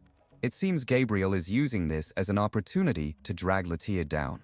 His companion, Asia, sneered in disgust. After leeching off Latia until now, what do you plan to do? The masked leader's voice was cold and detached. I don't intend to cooperate with them either. Letting everything go according to their plans would be boring. A sinister grin spread across his hidden face. If things go as planned, this labyrinth will completely collapse. And afterward, we, GES, will usher in a new era. Back on the platform, Ryuki's patience wore thin. Battling the area's monsters was tedious enough without having to fend off glory-seeking players. After effortlessly deflecting another wave of attackers, one desperate player decided to resort to a forbidden power. If it's come to this, he roared, I'll use. In a flash, several players were cut down by an unseen force. Ryuki's eyes narrowed, a flicker of genuine interest finally showing. He recognized the source of the power. That black dagger, he thought with dawning realization. It's the one GAS used. The player's body contorted, enveloped in a dark, glitching aura as he transformed into a grotesque, winged demon. Surrounded by his similarly monstrous allies, he stood as a formidable new threat. Yet, Ryuki simply sighed, a look of profound disappointment on his face. Unbelievable. His voice dripped with contempt. You dare use that in front of me? Flashes of memory, of others who shared his disgust for this foul power, filled his mind. I know exactly how it was made, and that's why it sickens me every time I see it. His hand tightened on his weapon, his eyes burning with cold fury. The decision to use it. I'll make you regret it. A monstrous creature, its skull-like face twisted in a silent roar, lunged from the shadows. Its glowing red eyes fixed on its target as it descended upon a lone warrior. But the player met the charge from above, his own weapon blazing with energy, diving headfirst into the beast in a spectacular collision of light and fury. Elsewhere, another battle raged. A warrior stood his ground, a brilliant pillar of golden light erupting from his sword as he parried a savage blow. His attacker, a reptilian humanoid monster, recoiled from the force, its fanged maw agape in a furious snarl as it prepared to strike again. The reptilian beast's claws raked against the warrior's blade, the impact sending a shower of sparks into the air. The exchange was brutal and unrelenting, a whirlwind of motion and violent energy. The warrior spun, his cape flaring as he dodged and countered, his every move a desperate dance against a superior foe. He cursed in frustration as he raised his weapon, a massive gunblade, only to find it unresponsive. A sudden, unexpected system failure had crippled his primary means of attack. What is happening? He cried out in a panic, his eyes wide with disbelief. I can't shoot anymore. As another monster charged, he desperately called out to his AI companion. Yugwon, what's going on? The AI's diagnosis was dire. His weapon, the Peacebreaker, had been infected by a malicious bug, sealing all his long-range capabilities. But the true danger was far worse. Yugwon delivered the chilling news. With every use, the bug would continue to infiltrate and corrupt his very body. His only recourse was to log out and reset his data, but the 50th floor was unstable. If he left now, he could never return. Faced with an impossible choice, Ryuki gritted his teeth, his expression hardening with resolve. A sinister, defiant grin spread across Ryuki's face. The choice was no choice at all. It doesn't matter, he declared, his voice cold and steady. I just need to cut them all down, right? With his path decided, he launched himself into the horde, his blade a whirlwind of destructive purple energy, carving a path through the corrupted monsters. In a separate, shimmering data space, Bizk's avatar materialized, staggering as the connection stabilized. Just as she found her bearings, a voice crackled through her comms. It was Ryuki, his voice strained. He informed her that an agent of GAS had appeared, unleashing a bug that was now infecting his own systems. YGGON, in its disarming teddy bear form, analyzed the incoming data from Ryuki. It's pretty complicated, the AI mused. I need to create a specific debug code for this. Leveraging its prior knowledge of GAS code, the AI assured Ryuki it could finish the analysis quickly, a promise met with a desperate plea to hurry. Back in the chaotic arena, Ryuki surveyed a new wave of enemies, giant, purple-tinged scorpions. A wave of disgust washed over him, not from fear, but from professional disappointment. Curse these developers, he muttered, recognizing the lazy design. They're just reusing recolored monsters all the way to the final content. Meanwhile, Bisque and her party faced their own obstacle at the waterfall of Rewind. She scrambled up the slick, floating rocks, determination in her eyes as water cascaded around her. All right, just a little more, she thought, pushing herself onward, and I'll be up. Suddenly, her eyes shot wide with shock. A brilliant golden restraint, the sacred rope, erupted from the water, ensnaring her and yanking her back with irresistible force. She let out a frustrated sigh as she landed back on the rocks. Phew, this path doesn't seem to work either. Her teammates gathered, equally disheartened. An invisible wall blocked their path, and the party members sent to investigate the waterfall had vanished without a trace. Bisque stared ahead, her expression grim. They had encountered many bugs on their journey, but this was the worst yet. Looking down into the abyss, a horrifying possibility dawned on her. The world around them flickered, revealing the raw, unstable code beneath its surface. Could it be that this entire area is in an incomplete state? The realization sent a chill through her, the true scale of the world's decay finally becoming clear. At the Mountain of Thunder, a different raiding party was being annihilated.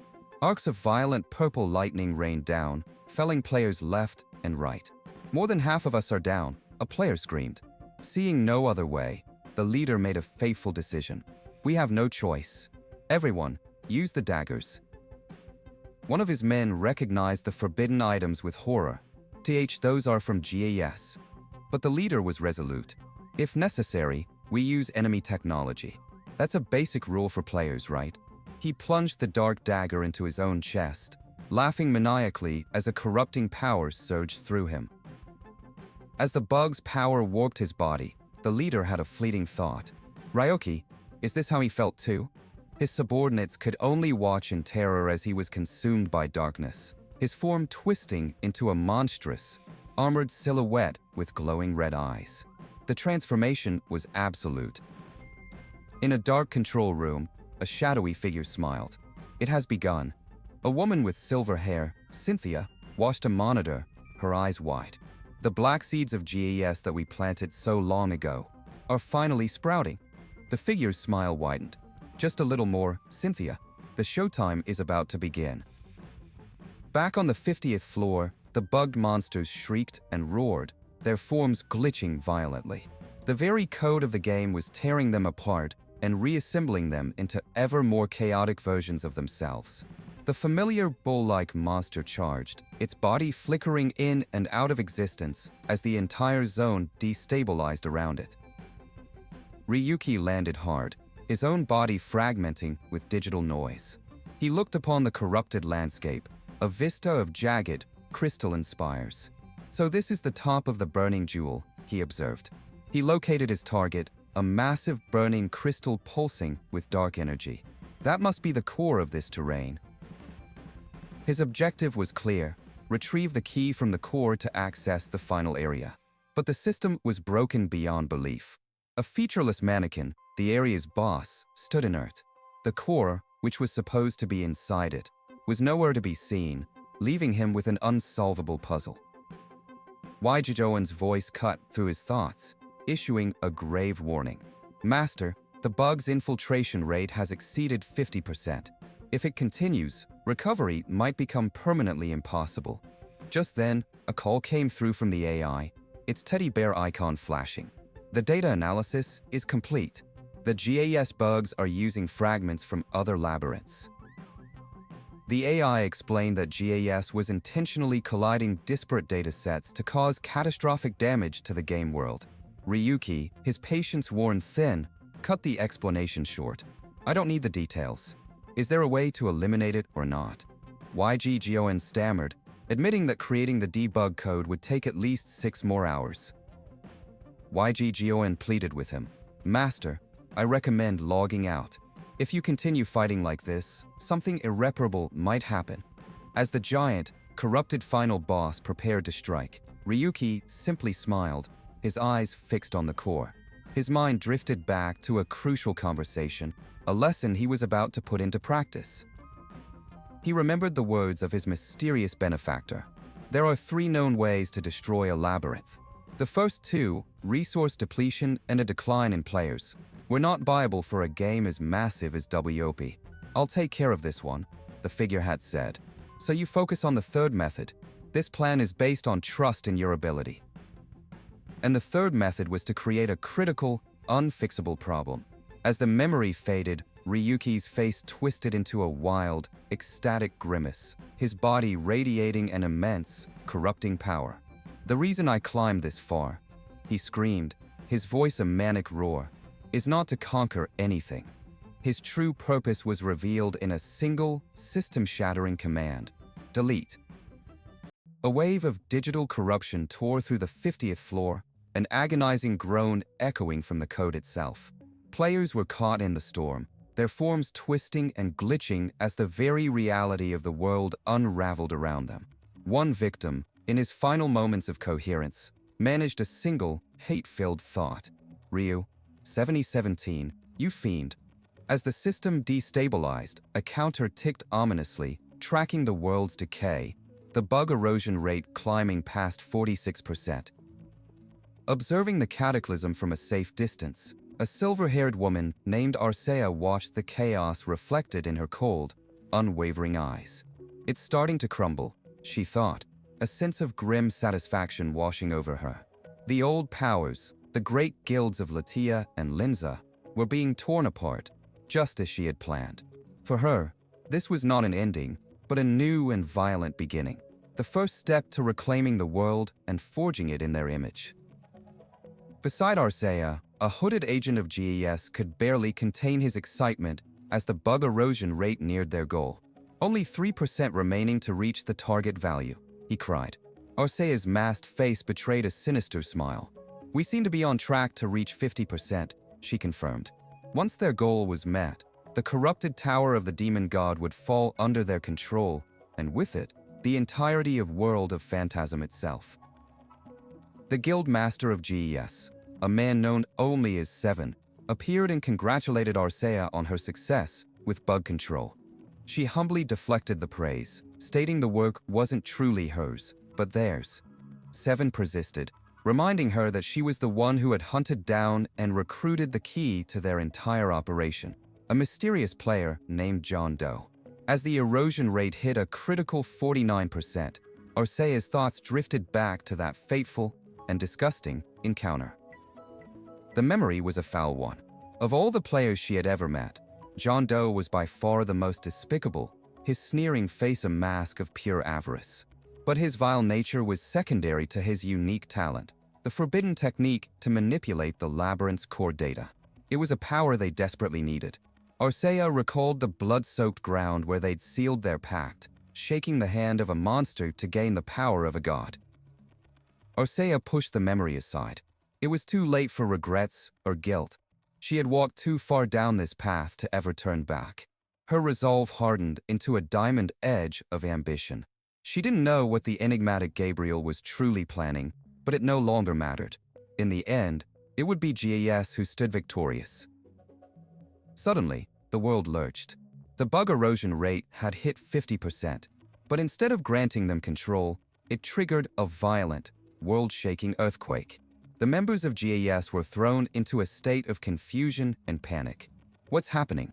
Seven yelled, his carefully laid plans dissolving into chaos. Stay calm. First, assess the situation. The system was unresponsive, its warnings dire. Bug erosion was now unable to be confirmed. and their control over the process had been abruptly severed. A horrifying thought struck Arcea. Could it be? John Doe betrayed us. Her fears were confirmed as the very terrain around them, the burning jewel, began to crack and shatter, its massive crystal core imploding under the strain. Seven stared in horror at the swirling digital particles, a chilling sense of déjà vu washing over him. Those particles, are they the same skill that erased Linful before? He looked up to see the sky itself tearing open, a colossal, glitching structure descending upon them, threatening to unmake everything. His voice was a choked whisper, filled with a disbelief that bordered on madness. The 50th floor? No, the realization was too vast, too terrible to comprehend. The entire tower of the demon god is collapsing. The foundation of their world was being deleted from existence. Amidst the swirling vortex of destruction, Arcea saw a familiar figure, wreathed in his own storm of blue data. It was Ryuki. This was his doing. Her mind flashed back to his interference during Linful's demise, realizing he wielded the same world-breaking power. You again, she seethed, just as a wave of pure, unadulterated rage emanated from Ryuki. You've completely ruined my plans, he roared, the world shattering around him like glass. Arcea's face contorted into a mask of pure fury. All their planning, all their sacrifice, undone by this one, unpredictable variable. Ryuki, she screamed into the digital storm, her voice filled with a promise of vengeance. I will never forgive you. Consumed by hatred, she charged off into the chaos, ignoring Seven's desperate cries for her to come back. Elsewhere in the collapsing world, the thousands of players who had been transported to the 50th floor were caught in a desperate struggle for survival. They found themselves on a fragment of land called the Burning Jewel, a place that was rapidly crumbling into the abyss. Panic set in as they scrambled for safety, their cries echoing in a world that no longer obeyed any rules. Ryuki, however, remained unervingly calm amidst the pandemonium. He watched the terrain fall apart with the cynical eye of a game analyst. This game really is terrible, he muttered, annoyed. How can the entire terrain collapse just because a single core disappears? As his AI companion, Yjijion, recommended an immediate evacuation, Ryuki simply weighed his options. Ignoring the obvious path, Ryuki took a running leap into the chasm. Yjijion, what's the survival probability if we fall from here? He asked casually. The AI's response was blunt. Did you hit your head? Of course, it's 0%. When it suggested using a teleportation skill, Ryuki dismissed it immediately. In this unstable data storm, a blind teleport would be suicide. With conventional escape routes closed, Ryuki decided to embrace the chaos. A wild, almost manic grin spread across his face. Might as well do this instead, he declared. To Yjoan's frantic protests, he angled his body downward, diving headfirst into the swirling heart of the collapse, disappearing into a vortex of raw, untamed data. Ryuki landed hard in a strange, new reality, a desolate landscape of glitching crystals and corrupted code. While he was assessing his bizarre new prison, a search party from a major guild surveyed another scene of devastation nearby. They found the remains of a support team, completely wiped out by the collapse. Looks like everyone got caught up and died, one remarked grimly. One of the search party members confirmed their mission. It was support sent from the guild, so we have to confirm it properly. His partner consulted a scanner. It seems Ryu 7017 has shown up, although there's no reaction from the detection skill. He smiled smugly. In a situation like this, skills can't be used. There are no survivors, not even Ryu 7017. But he had survived. Battered and bruised, Ryuki pulled himself to his feet. He had found himself in a bug-ridden space, completely isolated from every other area of the game. It was a digital dead end, a prison of corrupted data. He marveled at his own impossible luck. I never thought my instinct would guide me to a place like this. Yjijion materialized, its form flickering. Master, the bug is worsening rapidly. Wouldn't it be wise to escape? But Ryuki shook his head. Counterintuitively, he felt that this isolated pocket of chaos was the safest place to be. YG Jioen agreed to trust his judgment, but posed a troubling question. Was this truly his own decision, or was he being controlled by his overpowered intuition skill? Meanwhile, the search party prepared to leave, assuming the area was clear. One member, however, insisted on checking a nearby ledge. "Wait," he called out. "I haven't finished searching over there." As he took a step, the ground beneath him exploded into a vortex of black and red pixels, consuming him instantly. Ryuki watched the unfortunate player get devoured by the glitch. "See," he said to YG Jioen with grim satisfaction. "Didn't I say this place was safer?" Being crushed by a bug was a terrifying fate, but for now, they were secure. All they had to do was wait for the collapse to end. The real problem is... He trailed off, his eyes widening in horror. The real problem was his prized weapon. The Beast Breaker, his greatest asset, began to flicker and disintegrate in his hands. "Am my Beast Breaker?" he cried out, a genuine note of panic in his voice.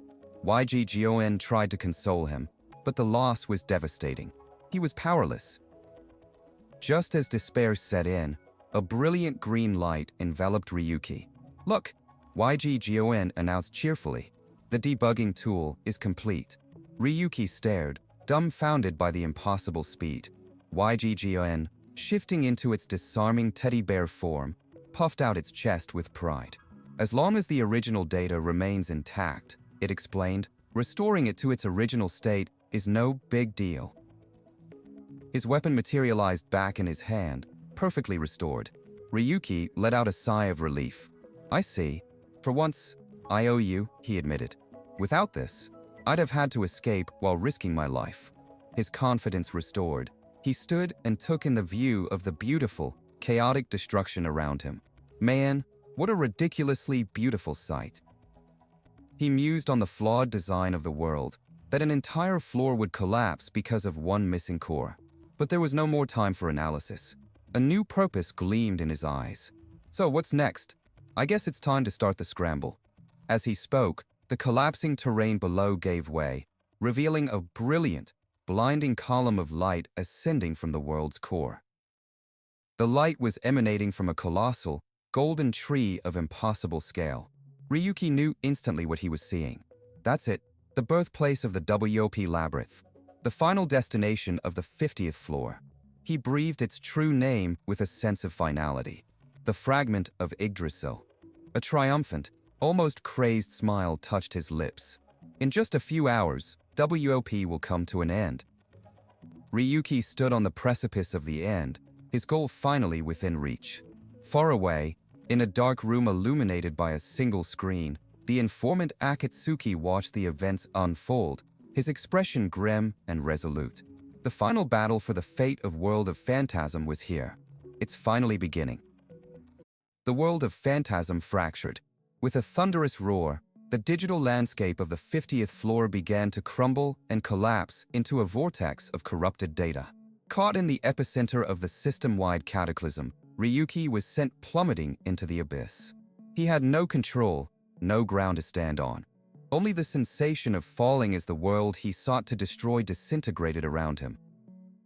A flicker of shock crossed his face, a bead of sweat tracing a path down his temple.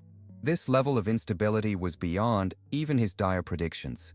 With a jarring impact, his feet slammed onto a newly formed, unstable platform of crystalline code. The force of the landing sent a shockwave through him, a stark reminder of his vulnerability in this chaotic new reality. As crimson, data-like cubes floated around him, Ryuki wasted no time.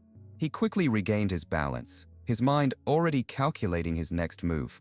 Accessing his interface, he triggered the YG Jioen system skill, a powerful buff that would grant him the speed he desperately needed to navigate this treacherous, collapsing environment. For 15 seconds, his attack, movement, and casting speed would be increased by an immense 130%. A surge of brilliant blue energy enveloped him as the skill activated. He moved with impossible speed, leaping from one crumbling block to the next, a blur against the apocalyptic background. After clearing the immediate danger, he paused, catching his breath. Phew, a 5-minute cooldown is still better than nothing, he thought, flexing his hand. Every second, every skill, was a resource he had to manage with perfect precision. Suddenly, a sharp pain lands through his skull. He gritted his teeth, clutching his head as Waijoen's concerned voice echoed in his mind. "Master, are you alright? Is there a problem?" Ryuki forced himself to answer, his voice strained. "No, I'm still fine for now. It seems like there are too many bugs. They're causing an overload." The pain was more than just a system error. It was a fundamental conflict within his being. "Ever since I reached the 50th floor, my instincts have been going haywire," he agonized internally. "Even at just level 2, it feels like my head is about to explode. Will I even survive if it goes beyond level 3? Waijoen's disembodied voice offered a cold comfort, chuckling that this was the path he chose and he had to endure it. Shaking his head, Ryuki pushed the torment aside. "No, I can still barely endure this," he resolved, his expression hardening. The deeper implications of his instincts would have to wait. For now, there was only one objective that mattered. He planted his foot firmly, his gaze fixed forward. The only path was to advance. "Whoa, everywhere is turning into a disaster," Ygon exclaimed as a cataclysmic explosion of purple energy erupted in the distance, tearing a new hole in the sky. The sheer destructive force was breathtaking, a beacon of chaos in an already broken world. Ryuki's eyes narrowed, his attention drawn to the source of the blast. That direction. Elsewhere, amidst the digital wreckage, the warrior Bisque stood in stunned silence. The world around her was a ruin, a testament to a power she couldn't comprehend. What on earth has been happening?" she murmured, her voice filled with disbelief. "It's like the end of the world." Her gaze drifted towards a colossal, glowing tree in the distance, a sight of impossible beauty amid the destruction. But her awe quickly turned to fury as she recalled the recent chaos. Could it be that Ryu 7017 has caused another mess? She seethed, her hands balling into fists. Her companion, Moore, suddenly appeared, calling her name with concern. Bisque's eyes widened in surprise. "Noir, you're here on the 50th floor too?" Noir rushed to her side, a smile of relief on her face. "I couldn't just sit around and wait. I wanted to catch Ryu 7017 myself."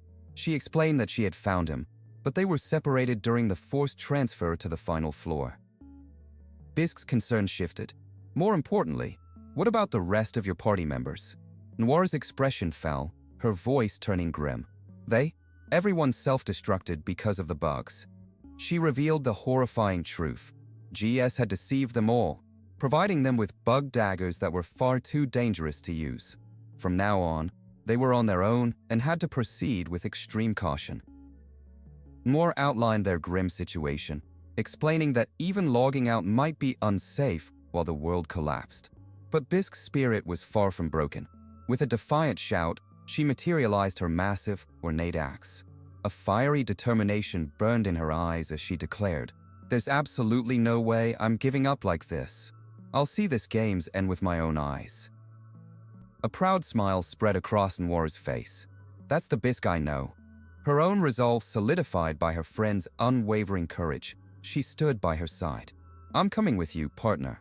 Together, they would face the end, whatever it might be. Their moment was shattered by a blood-curdling scream.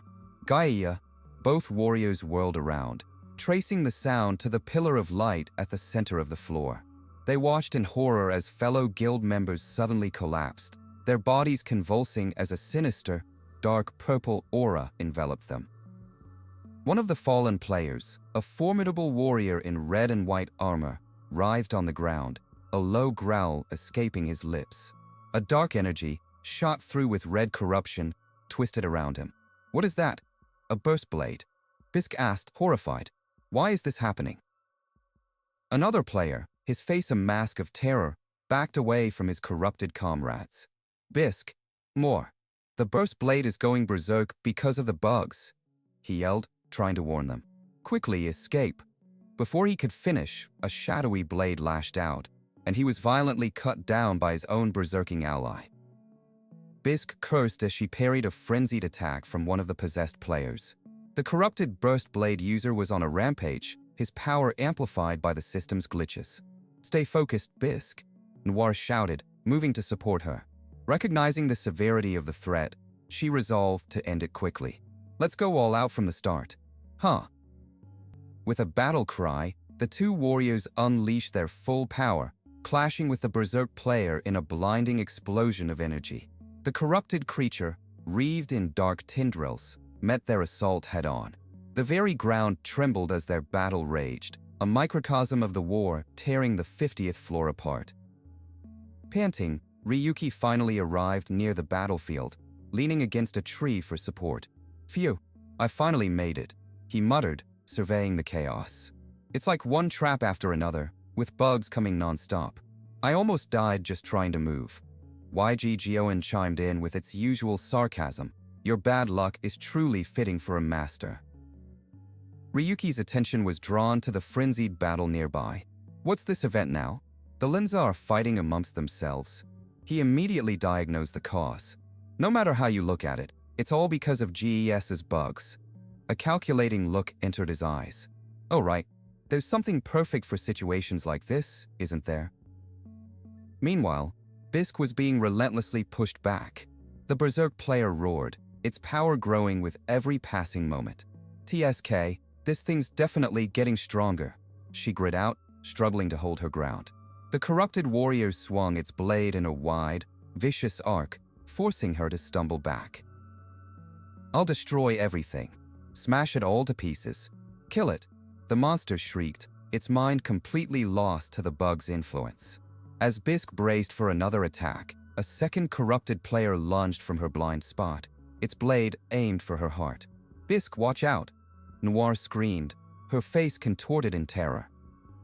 In a selfless act of sacrifice, Noir threw herself in front of her partner. A sickening sound filled the air as the corrupted blade impaled her, a spray of crimson data marking the fatal blow. Bisque could only watch in horror as her friend, her partner, collapsed. No, Noir, she whispered, her voice trembling as Noir choked on her own digital blood. Bisque, Noir cried out, her body dissolving into a dark, corrupting miasma. With her final breath, she reached a hand towards her friend. You stay alive. As Noir faded into nothingness, Bisque's shock turned to pure, unadulterated rage. A gut-wrenching scream tore from her throat as she glared at the soulless creature responsible. You fiend. Across the globe, the real world was watching. On countless screens, the chaos of the 50th floor was being live-streamed. Onlookers were bewildered. Is this really the 50th floor of the Demon Tower? WOP is finally done for, one commented, voicing the disappointment of many. They couldn't understand why the game's final content was such a buggy, unplayable mess. The sentiment was echoed across forums and chat rooms. The top floor was just released, and it's already a mess, one user typed, laughing. Rankers who poured their lives into WOP, my condolences. Speculation ran rampant, with many pointing fingers at the game's most infamous player. Could Ryu7017 have caused this mess again? Is he seriously trying to destroy WOP? Inside the gleaming headquarters of Rudia, panic had set in. A heavy-set executive slammed his desk, roaring, "Shut down the live stream immediately. Use any means necessary." But his subordinate could only deliver grim news. That's impossible. The access itself has been blocked. It seems the system has been directly embedded within the 50th floor, and the broadcast channels are being run via macros. The executive's rage grew. It's likely due to an Yggdrasil item. We have plenty of those, don't we? Even if the signal is blocked, use them. But his technicians were powerless. A man in glasses reported calmly, "Gabriel, that fiend. Why can't we reach him? The signal status during the broadcast is all good." The architect of this chaos was intentionally ignoring them. The executive's face was pale with sweat as the truth of their predicament sank in. No one was supposed to reach the 50th floor. In 2 years, we were planning to announce a new game and shut down WOP due to unforeseen accidents. Their entire corporate strategy was unraveling. Larsha-sama, an assistant, cried out, "Look at this screen. One of the channels broadcasting the 50th floor seems to have caught Ryu7017. On a popular stream, a host known as Target TV his face hidden by a paper bag, addressed his massive audience. Everyone, thank you for your patience. In the midst of the chaos, our channel is scouring countless videos for that person you all want to see, he announced dramatically. And just now, we've spotted Ryu 7017. Now take a look. The stream cut to in-game footage, showing Ryuki's back amidst a chaotic battle. But then, the feed shifted, the streamer's voice catching in his throat. Wait, everyone, hold on a second.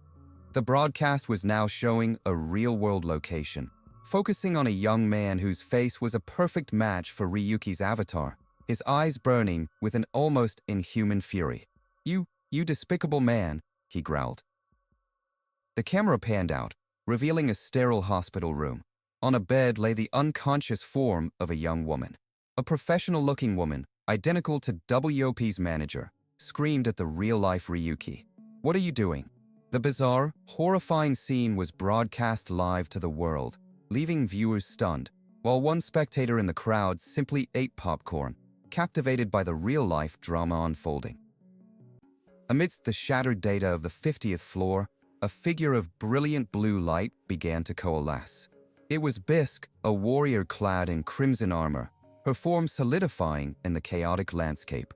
Her eyes, burning with red intensity, widened in a mixture of shock and fury as she took in the scene. A primal scream of rage tore from her lips, echoing through the broken world as she identified her target. With a furious roar, Bisque charged, her great axe igniting with incandescent energy. Exploding blade, she screamed, unleashing a torrent of power towards a player corrupted by a dark, glitching aura. The blow landed with explosive force, but her enemy stood firm, his own power crackling around him. You fiend, she bellowed, her entire being focused on obliterating the monstrous player before her. Unfazed by the cataclysmic battle, Ryuki sat nearby, casually shoveling handfuls of popcorn into his mouth. From behind a pair of ridiculous party sunglasses, he watched the chaos unfold as if it were a cheap action movie. YGGON floated beside him, its digital expression one of pure disbelief. To munch on caramel salt popcorn while watching such a fight, it's truly beyond imagination, the AI mused, before adding with admiration, as expected, Master is truly top tier. Bisque refused to yield, launching another assault. A system window announced her skill, firewood splitting, as she brought her glowing axe down with enough force to shatter the very ground. Her corrupted opponent, however, met the strike with his own weapon, his dark power absorbing the impact. The blade stopped inches from his face, the force of the collision creating a blinding flash of light as he held her at bay. The corrupted player seized the opening, his hand tightening on his weapon. Bug invasion, he growled, unleashing a vortex of dark, glitching energy. Bisque, seeing the incoming attack, scoffed, how naive.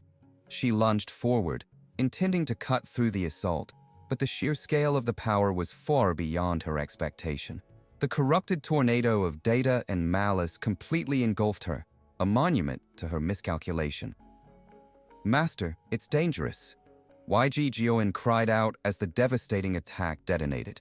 Blood splattered across the ground, and for a moment, the world fell silent. Ryuki finally paused, his snack time over. Well, he sighed, setting aside his popcorn and removing his sunglasses. A grim smile played on his lips as he rose to his feet. I'll acknowledge your resolve. I'll take you on properly. Elsewhere, in a glade of digital trees, the agent Asiya stopped dead in her tracks. A wave of corrupting energy washed over the area, a sensation she recognized with chilling certainty. This feeling, no doubt about it, she thought, recalling the last time she encountered this power, the bug dagger. Her gaze was drawn to a colossal, glowing tree that pulsed with light. Before it, a shadowy figure stood. Found you, interloper. Back at the battlefield, Bisque stared in disbelief. Ryu 7017? When did you? He simply looked over his shoulder with a casual air. Yo, Bisque, I didn't think you were still alive. I thought you'd already been knocked out for charging in recklessly. Enraged, she readied her weapon again. Shut up. I don't have time to argue with you now. Once I take this guy down, I'll deal with you. To think you'd come looking for me yourself. As Bisque and the corrupted player clashed once more, Ryuki moved with impossible speed. He appeared between them, casually deflecting the corrupted player's blow with one hand. The attacker reeled back, stunned by his effortless defense. "Such a weak attempt. That won't work on me," Ryuki taunted, a knowing smirk on his face. "Ever since you got your hands on the debug tool, you've been acting all smug, huh?" "Hey, don't get in the way," Bisque yelled, leaping in to attack. But Ryuki was one step ahead. In a flash, he produced a paralysis dagger and struck her mid-lunge, freezing her in place. She grunted in shock as her body went rigid. Ryuki looked down at her with disappointment. "TSK, can't fight properly and can't even endure it, huh?" The corrupted player, consumed by a lust for power, let out an inhuman roar and charged. "Die," he screamed, his body wreathed in chaotic red and black energy. Ryuki simply turned to face him, his own aura flaring to life. With a single, fluid motion, he met the attack, unleashing a devastating counterstrike that erupted in a blinding explosion of golden light, shattering his opponent's assault completely. The corrupted player collapsed, choking on his own power. I'm the strongest," he stammered as his body began to convulse violently. Ryuki watched, unimpressed. "What? Is it over already?" Disappointing. The player's form twisted, consumed by the very bug he sought to control. More power, strength. He gasped as his avatar destabilized. Ryuki smirked coldly. "And the best solution you could think of is cramming bugs into your avatar? At this rate, you'll self-destruct first." Suddenly, Ryuki's expression shifted. His eyes shot to the sky as a new, immense pressure descended upon the battlefield. Something's coming, he realized. Streaks of fiery light tore through the corrupted sky, converging into a single point. A star? A meteor? No, it's not a star. A system prompt materialized before his eyes, its text confirming his worst fears. Annihilation skill, Stardust Arrow. The colossal pillar of destructive energy slammed into the ground, obliterating everything in its path. The world dissolved into a maelstrom of light and fire. Ryuki was thrown from his feet, forced to his knees by the sheer, overwhelming force of the impact. The shockwave tore across the land, a wave of pure annihilation that leveled the entire forest. The aftermath was devastating. Another player caught in the blast screamed in agony as their avatar was torn apart. Bisque, struggling to her feet, found she couldn't move. I can't feel my legs," she whispered in horror. A wave of glitching red pixels consumed her lower body, and she let out a piercing shriek of terror and pain. My legs, she cried, watching them dissolve into nothing. Ryuki stood amidst the devastation, his mind racing. Even with intuition level 2, I couldn't fully grasp it. This attack must be... His thoughts were cut short as he sensed a familiar presence. He turned to see the cloaked agent, Asiya, her weapon drawn. "Found you," he said, his voice laced with an unnerving calm. Asiya's face was a mask of pure fury. "So you were here," she seethed. How dare you? How dare you?" A ghost of a smile touched Ryuki's lips. "Huh? It was you? Long time no see, Asiya. How have you been?" His casual tone only enraged her further. "Ryoki, you're the one who destroyed the 50th floor, right?" she demanded. "Well, yeah," he admitted nonchalantly. "I didn't think it'd collapse so easily, though." Asiya's knuckles turned white. "Because of you, everything I've been planning for so long has fallen apart." Ryuki let out a soft chuckle, a sound devoid of warmth. "Seriously, you're unbelievable. Is it okay for you to be reacting to me like that? Honestly." He tilted his head, a wild, almost manic grin spreading across his face. "Seeing your furious face fills my heart with so much satisfaction." A wave of corrupting energy washed over the player's body, his muscles twisting into grotesque shapes. What am I?" he stammered, his mind reeling from the betrayal. He collapsed to his knees, staring in horror at his monstrous reflection in the debris. "You said it was a stable bug." "Gee, yes. How dare they deceive me?" Asiya watched from a distance, her expression a mask of cold fury, her plans now in ruins.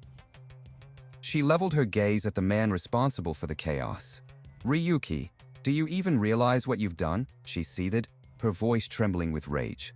What we've been preparing for years. But Ryuki met her fury with a disarming, almost predatory smile. I know you GS people, he said calmly. I know all about your bug control technology. You spread it to the players and the residents, right? His words were like daggers, each one hitting its mark with chilling accuracy. The more the bugs are used, the deeper they infiltrate the labyrinth, a feat impossible in a normal system. He tilted his head, his smile widening. But you aimed for the gaps in the bug-filled WOP, didn't you? Using bugs to infiltrate and control the game, and then dragging Latia's software into it. That was your grand plan, wasn't it? Asiya was rendered speechless, her face contorted into a snarl of disbelief and fury. Every secret she held dear was laid bare before her. Seems like I'm right, Ryuki mused, his voice dripping with condescension. To think I was played by such a simple act. It's laughable. He rested his massive blade on his shoulder, his demeanor casual despite the gravity of the situation. So, what do you want? Are you trying to take revenge for messing up your plan? He taunted. Asiya took a defiant step forward. No, I haven't given up yet.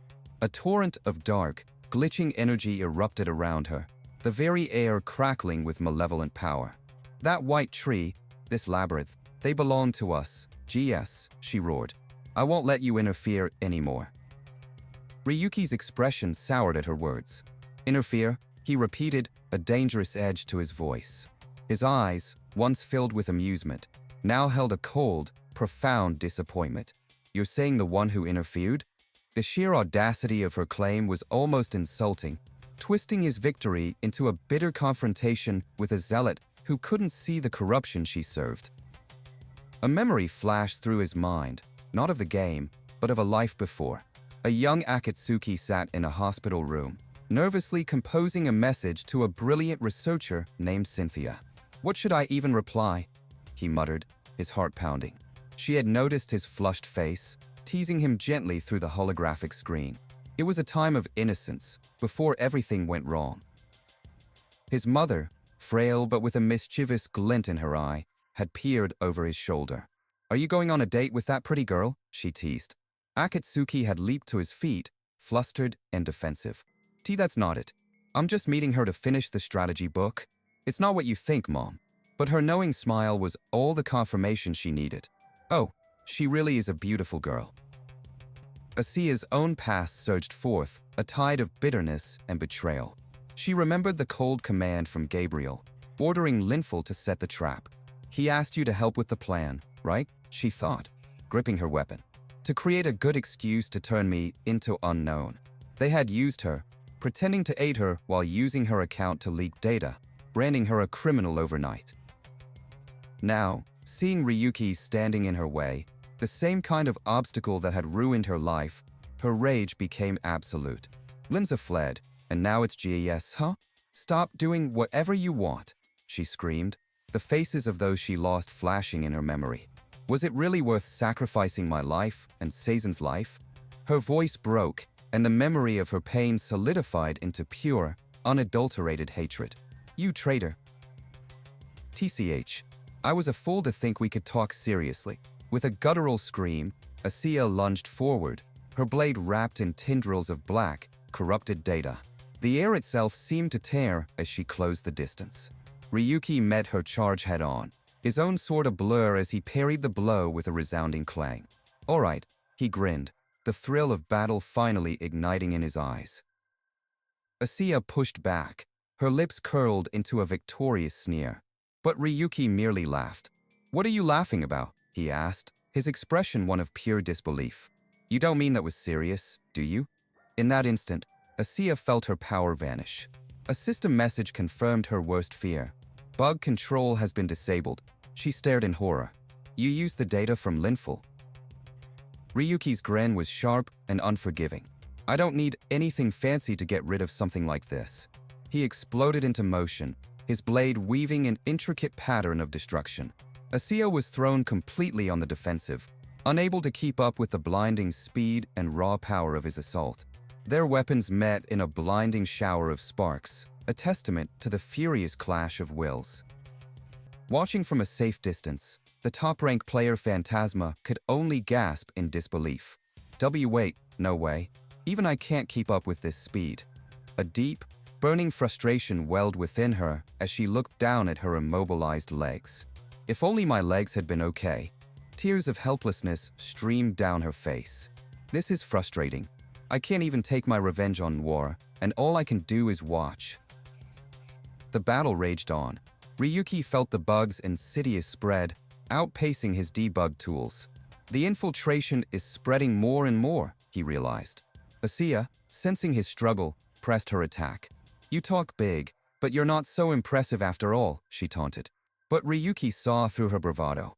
Looks like you can't stop the infestation completely, he thought. I need to buy time for the debug tools to activate. Asiya leaped back, attempting to create distance and regroup. But Ryuki gave no ground. You think you're going to buy time? I won't let you, she snarled, drawing power from the corrupted earth. Spikes of raw data erupted from the ground, but Ryuki's enhanced senses flared. If I can avoid it by intuition, he thought, already moving to evade. The ground beneath him exploded into a raging inferno. Flame. This was no mere game effect. He could feel the intense, tangible heat. This terrain is different from before. This flame, it's real. Panic began to set in as the fire spread, threatening to engulf him completely. I need to get out before I get trapped. Asiya spotted his frantic search for an escape route. Over there, she yelled, loosing a volley of glowing arrows. If you can avoid it, then try. Ryuki dove to the ground, the projectiles impacting around him with explosive force. He rolled through the dirt and cinders, wiping sweat from his brow. Whoops, that was close. Suddenly, the world itself began to contort. The very fabric of space twisted and warped around him, an assault beyond visual perception. What is that? The terrain is twisting with the space. Ryuki cried out, stumbling as his senses failed him. With intuition level 2, I can't perceive this bug attack. YG Joan's synthesized voice cut through his panic, its warning dire. The one being attacked is the master's actual body. It is recommended to retreat for now. Asiya stood amidst the chaos, a confident smirk on her face. You won't escape by hiding, she gloated, scanning the distorted landscape. A calm voice spoke from directly behind her. Where are you looking? Asiya spun around, her eyes wide with shock. A system notification glowed in the air, a death sentence for her plan. YG Joan's system Godspeed increases attack speed, movement speed, and casting speed by 130%. In the blink of an eye, Ryuki was upon her, his face a mask of manic determination. A single, triumphant word escaped his lips. Gacha. With a tremendous roar, Ryuki brought his weapon down in a devastating arc. The ground shattered on impact, the force of the blow sending a shockwave of golden light across the battlefield. Asiya was thrown back, her body crackling with energy as she desperately tried to block the overwhelming assault, the raw power of his attack leaving deep fissures in the earth. He grit his teeth, pushing through the pain as his own power threatened to consume him.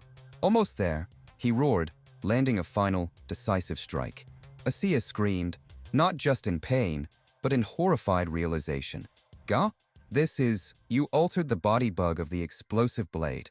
The very corruption she wielded had been turned against her. This is the end, Ryuki, she declared, unleashing a final, desperate attack. But as the dark energy swirled around him, Ryuki knew he was facing something new. The bugs from Asiya are on a completely different level compared to those Linz's group used, he thought, bracing himself. If that's the case, the only method left is... Joan's voice echoed with urgency. Are you planning to increase your intuition level further? It's still too soon for the master. Asiya watched, her eyes narrowing as she sensed his insane gambit. You've already been swayed by intuition multiple times, she mocked, trying to sow doubt in his mind. Ever since you reached floor 50, the frequency of it has increased, hasn't it? Asiya continued, her voice sharp. YG Joan's warning followed, stark and terrifying. Once the level goes up, it can never return to its original state. Once you reach the domain beyond cognition, the The masters won't be able to withstand it. The word echoed in Ryuki's mind. Will? Asiya stared aghast. Such a thing, she whispered, as a blinding pillar of light erupted from Ryuki. It was the light of a skill enhancement. A system window materialized, confirming his choice. Intuition LV2 to LV3. When intuition reaches its limit, it glimpses the root of the world. He had made his choice, consequences be damned. An overwhelming power coursed through him, changing him from the inside out. His hair seemed to electrify, and his eyes burned with a brilliant azure light. A wild, almost unhinged grin spread across his face as he stared down the coming abyss. His voice a defiant roar that shook the very foundations of the digital world. I don't care about it. As the skill enhancement completed, a system window confirmed the change. Intuition, once LV2, had now reached the 3rd level. In that same instant, a cloaked Asiya lunged from the shadows, her blade a blur of motion. But for Ryuki, time seemed to slow. He sidestepped with impossible grace, his own sword flashing out to meet her attack. Asiya was thrown back, her mind reeling in disbelief at how he could counterattack in such a weakened condition. Ryuki's eyes glowed with a brilliant azure light. He finally understood the nature of Jijoen's warning. It wasn't just a power-up, it was a fundamental change to his very being. Sight, smell, hearing, touch. Every sense was being rewritten, transforming into something beyond human comprehension. Asiya clutched a wound in her neck, her face a mask of fury, while Ryuki felt an intoxicating, exhilarating illusion, the feeling that he could perceive and do anything. A chilling thought crossed his mind. If this was the power of level 3, what would he become if he raised intuition all the way to its theoretical limit, the level of Yggdrasil itself? The question hung in the air as his new senses flooded him with information, a torrent of raw data that composed their reality. In that moment of overwhelming clarity, he felt omniscient. He could sense everything. With this newfound perception, fighting became an act of pure instinct. He parried Asiya's next strike with a casual flick of his wrist. He could now see it all, the areas of her attacks being corroded by the bug and the unaffected spaces between. There was a microscopic gap, a perfect seam he could exploit. Asiya noticed the sudden, terrifying shift in his aura, realizing she was no longer fighting the same man. Ryuki let out a soft chuckle, his eyes gleaming with condescending amusement. Even that bug you bragged about isn't perfect after all. Huh, he taunted. That attack won't work anymore, so give it up. His words cut deeper than any blade, shattering Asiya's composure. She let out a furious roar, refusing to accept defeat. Shut up. Asiya unleashed a maelstrom of corrupting digital energy, the very ground cracking under the strain of her power. But Ryuki stood unmoved, a serene smile playing on his lips as the tempest of data swirled around him. It's useless, he said, his voice cutting through the chaos. Even your appearance gives away how fake you are. The attack intensified, a brilliant pillar of golden light erupting from Asiya's position. Yet, Ryuki simply watched, his analytical mind dissecting her every move. He saw the truth of her power. She could cause bug phenomena, but she couldn't rewrite them at will. This lack of precise control was a fatal flaw, and he would exploit it. You've been acting so high and mighty. Can you dodge this too? Asiya screamed, pouring all her remaining energy into a final, cataclysmic blast. A wave of purple flames washed over Ryuki, and he cried out as the searing heat consumed him. But as the smoke cleared, he emerged, stepping through the smoldering battlefield as if it were a minor inconvenience. You've got some sharp moves there, Ryuki admitted, a wry smile on his face. If I were the same as before, I'd have been done for. In a flash of golden light, he summoned a new piece of equipment, the Holy Knight's shield. Asiya lunged again, but her dagger clanged harmlessly against the divine barrier, her eyes wide with shock. When did you get that? Asiya staggered back, her feet suddenly caught in a grid of red light. She was trapped. Looks like you got caught in your own trap, Ryuki said, his voice cold. He explained that she had stabilized this small patch of ground to prevent it from collapsing, a fatal error. spamming bug techniques like that won't hold the ground for long. The horrifying truth crashed down upon Asiya. She realized his every move, the dodge, the parry, the casual steps, had all been a deliberate, calculated ploy. He wasn't just fighting her. He was hurting her, manipulating her into this exact spot. Her rage turned to chilling dread as she understood she had been outmaneuvered from the very start. Ryuki raised his weapon, its form shimmering with a new, radiant power. Peacebreaker, he commanded, apply meteor strike effect. In chat, far from the battlefield, two figures watched the events unfold on a monitor. A woman in crimson armor gasped in recognition. Meteor strike? That's the skill Linful used. How did you acquire it in such a short time? A celestial circle of light formed in the sky, a meteor of pure energy descending upon the trapped Asiya. This can't be, she thought, panic seizing her. There's no time to counteract. But just as the cataclysmic spell was about to make impact, it vanished into thin air. A system window popped up, reading, range, 10 centimeters. Ryuki stared in utter disbelief. Are you kidding me? This isn't a bug. Why is the range only 10 centimeters? Wai Jijoan's voice echoed in his mind, explaining the anomaly. I never said the synthesis feature would only upgrade into the most optimal configurations. It's clear that some mechanics have changed, no? The momentary confusion was all the opening Asiya needed. I didn't want to use this, but, she snarled, as tendrils of dark, forbidden data began to wrap around her arm. Asiya unleashed the full force of the bug, a torrent of chaotic, destructive code that threatened to unravel her own avatar. Ryuki met the assault head-on, his blade clashing against the corrupted energy. Are you planning to increase the bug concentration even further? He shouted over the den, even your account avatar won't withstand it. You're only acting cool for now, Asiya spat, launching dozens of dark projectiles. But for Ryuki's newly enhanced intuition, the attack might as well have been in slow motion. 3 shots from the upper right, 2 shots from the left, he thought, effortlessly weaving through the storm of attacks. Powered by his demon god's blessing, dodging at this level was trivial. Suddenly, a foreign thought intruded on his consciousness, a whisper of primal fear. It's too dangerous to fight, just run away. Ryuki's confidence faltered, replaced by a jarring sense of confusion. He was here for destruction, for an end to this world.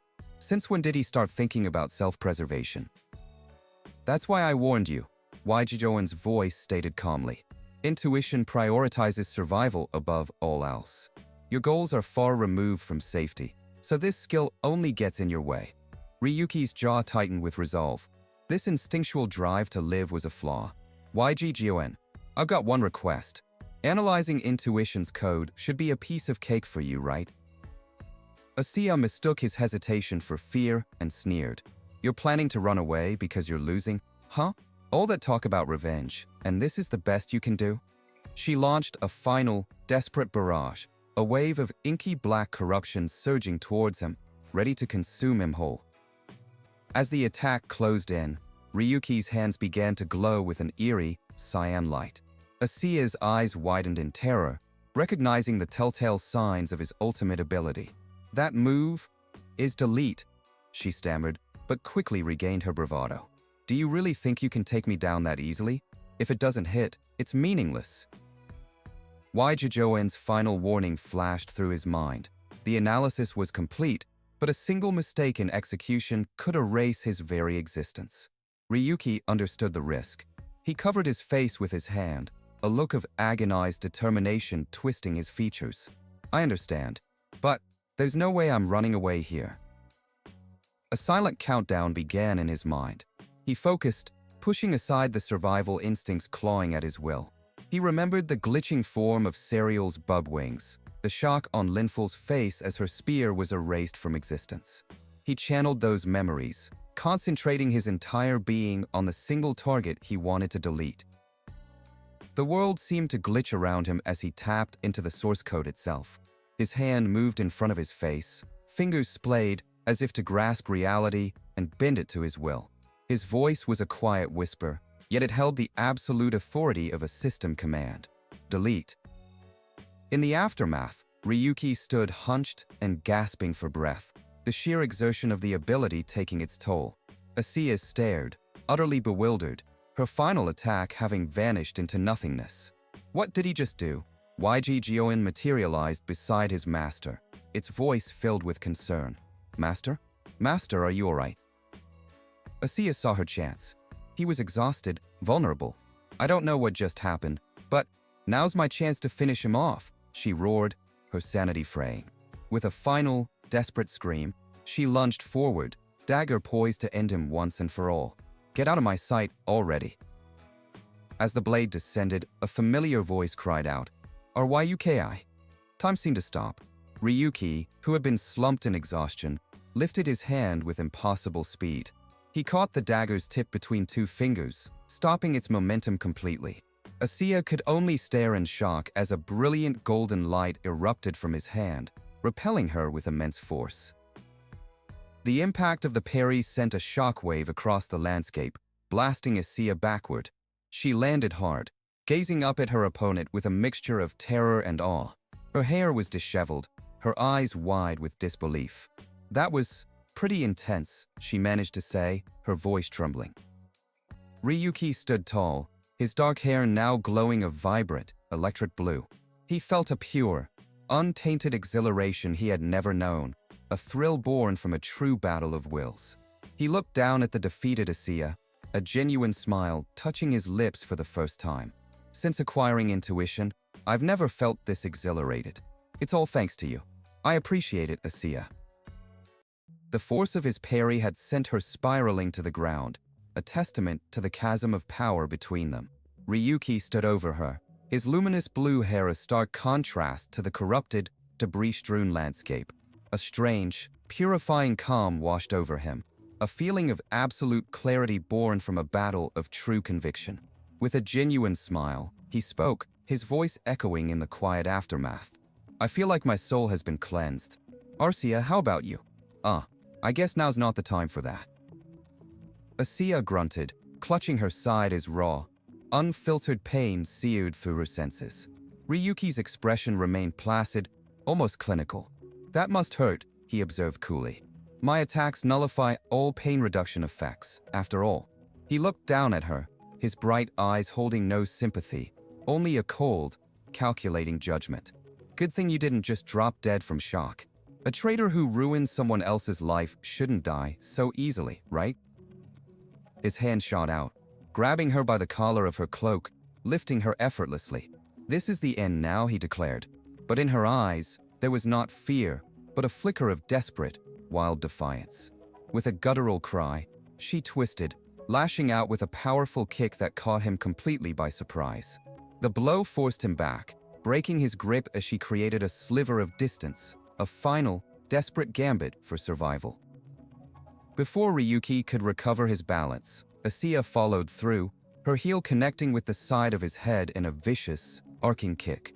The impact was brutal, a shower of crimson data exploding into the air. The force of the blow was staggering, a testament to the raw hatred fueling her. But Ryuki barely flinched, his gaze hardening as he absorbed the strike, his resolve unshaken. The memory surfaced, unbidden and sharp. It began at St. Yggdrasil Hospital, a place that promised healing but delivered only despair. The diagnosis was a rare and cruel affliction, ether immune disorder. It was an allergic reaction to the very ether that sustained their world, manifesting as a creeping, crystalline corruption on the skin. She remembered their faces, so young, so alike, her elder sister, Cynthia, and herself, Asiya. They were told they were receiving treatment, but their condition only worsened. The doctors spoke in hushed, grim tones, giving them less than a year. Worse than the disease was the fear in the eyes of others. Whispers followed them down the sterile hallways, cruel, ignorant words about contagion and deformity, painting them as monsters to be shunned. Cynthia, always the stronger one, felt her sister tremble and took her hand. Let's return to the hospital room, Asiya, she said gently, trying to shield her from the hateful stares. Seeing the tears well up in Asiya's eyes, Cynthia forced a brave smile, her own fear hidden deep within. Don't worry, she promised, her voice a desperate prayer. "You'll get better, I promise." Then, a glimmer of hope appeared in the form of a kind-faced doctor. He told their family that there was good news, a new, revolutionary surgery that had already completed its clinical trials. He stood before the two hopeful children, his voice a soothing balm on their frayed nerves, and made a solemn vow. "Both of you will be cured." But the memory shifted, the false hope dissolving into a cold, terrifying reality. The steady beep of a life support monitor was the only sound in the dark operating theater. Another voice, devoid of all compassion, spoke over the monitor's drone. "Ether immune disorder. It's so pitiful. The deformation of their bodies is already quite advanced." The clinical tone revealed the terrible truth. This was not a place of healing. It was a laboratory. The kind doctor's face reappeared, now twisted into a monstrous sneer as he donned surgical gloves. "They believe that once the surgery is done, they'll have healthy bodies," he mused to an unseen colleague. "That's what they think, but too bad for them." His lips curled into a sickening smile, and from behind a closed door, a muffled, blood-curdling scream echoed through the room. "Gwa!" The lead doctor turned as his assistant exited the room, his expression grim. "Experiment number 248 has concluded." "The results?" he asked. The younger man stammered, a fresh scratch on his cheek. "Well, as you can see, they couldn't endure it. It failed." He crushed a glowing data crystal in his hand. "We didn't gain any useful data either." With a chilling lack of emotion, the lead doctor unzipped a body bag, revealing the lifeless face of yet another failed test subject. The same result, once again. He sighed, not with regret, but with mild annoyance. He turned to his subordinate, his voice a cold command. "Great achievements are always accompanied by countless failures. Clean everything up later, so it can all be dealt with at once." The assistant couldn't hide his disgust. "Sigh, now we're even using children for these meaningless experiments." The lead doctor's voice cut through his dissent like a whip. "Don't butt in when you don't know anything. Do you not understand how crucial this moment is?" He gestured wildly towards the unconscious forms of Cynthia and Arcia on the operating tables. "With the deformed body of that test subject, we can finally find it. The clue to conversion." Within the dark confines of the experimental chamber, a horrifying realization dawned on Arcia. The surgery, the promise of a cure, it was all a lie. Are we going to die?" she thought, her young mind consumed by terror. But then, she felt a gentle squeeze. Her sister Cynthia's hand found hers in the darkness, and a voice filled with unwavering resolve echoed in her mind. "It'll be fine, Arcia. I will absolutely protect you." Suddenly, a commotion erupted outside. The subordinate scientist collapsed, his body convulsing as he let out a strangled cry of agony. Ah! The lead doctor stared in shock, completely bewildered. "What's happening all of a sudden?" From inside the machine, Cynthia's voice, cold and determined, gave a single command. "Now!" With a surge of adrenaline, Cynthia ripped the 4-needle from her arm. She scrambled across the floor, her eyes landing on a surgical tool left on a tray.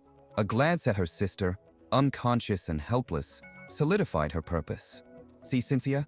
Arcia's mind cried out. But Cynthia knew what she had to do. He said he'd use that machine for the experiment. "If I destroy that machine..." The lead doctor's face was a mask of disbelief and rage. They were awake. He lunged forward, trying to intercept her. "Hey, stop, Cynthia." But her mind was a fortress of pure will. She would not let them harm her sister. "I have to save at least Arcia," she thought, a final, silent prayer as her sister's terrified scream of "CYNTA" filled the air. With all her remaining strength, Cynthia plunged the sharp instrument into the core of the experimental machine. The device sputtered, then erupted in a blinding torrent of blue energy. The overload was catastrophic, tearing through the lab in an instant. The entire floor of the hospital was consumed by a violent, fiery explosion. The official report called it an explosion caused by surgical equipment malfunction, a convenient lie to bury an unspeakable crime. Amidst the smoldering rubble, Arcia awoke. "I survived." In the aftermath, a miracle occurred. The disease that had plagued her began to recede. When the authorities found her, a lone, traumatized survivor, she told them she remembered nothing. She had to. The memories were a shattered mirror, reflecting horrors she couldn't piece together. So she feigned amnesia, hiding the truth even from herself. For a time, she wondered if that was her path forward, to forget, to pretend, to live a normal life and find small pockets of happiness. But the ghost of her sister, the warmth of her hand, would not let her rest. No, a quiet life was a luxury she could not afford.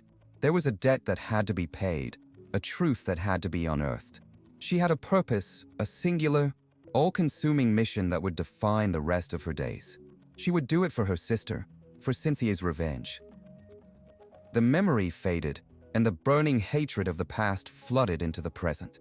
A maelstrom of corrupt, glitching red energy erupted from Asiya, coalescing into a monstrous, clawed hand that blotted out the sky. All her pain, her loss, her rage, it was all focused into this one final attack. "Ryuki," she screamed, her voice tearing through the digital atmosphere as she brought the colossal appendage crashing down. Asiya roared, pouring every last ounce of her will into the attack, the ground shaking under its immense pressure. Yet, as the crimson energy washed over him, Ryuki stood firm.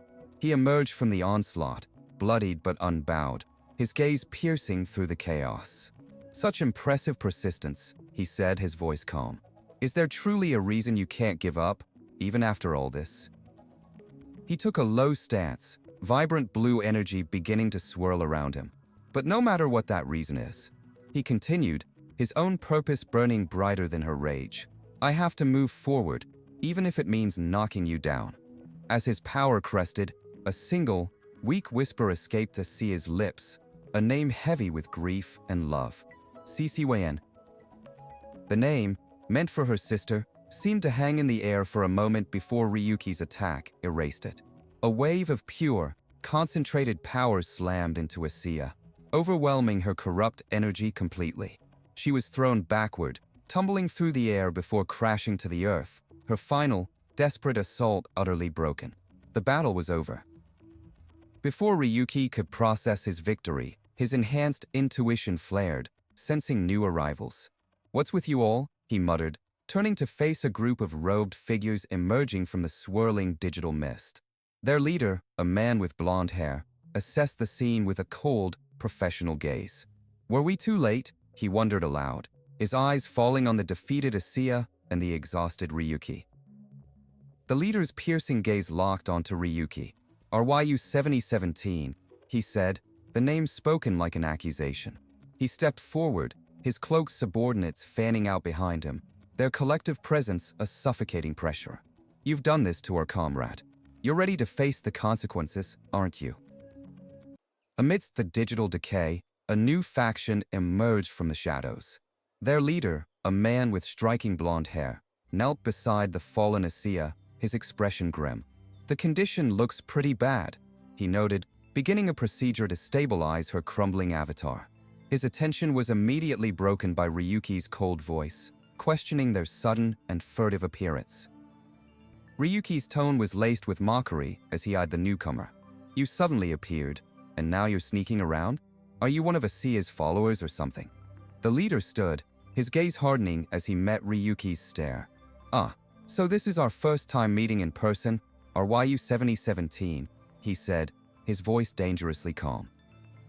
He introduced himself as the guild master of GES, but his words were drowned out by a primal scream of fury. The corrupted avatar of a fallen player, eyes burning with crimson rage, shrieked at the guild master. "You wretched scammer! How dare you send me this defective piece of trash?"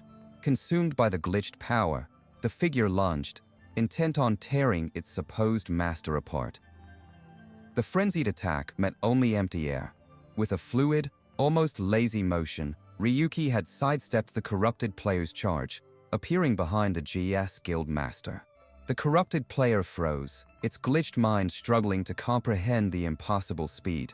He dodged my attack," it stammered in disbelief.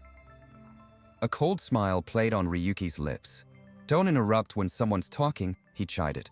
With a single, decisive strike, he unleashed a torrent of pure, blue energy from his sword.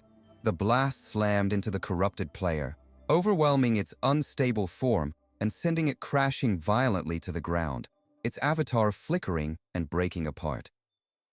The guild master of GES turned away from the downed player, muttering about the recklessness of another guild.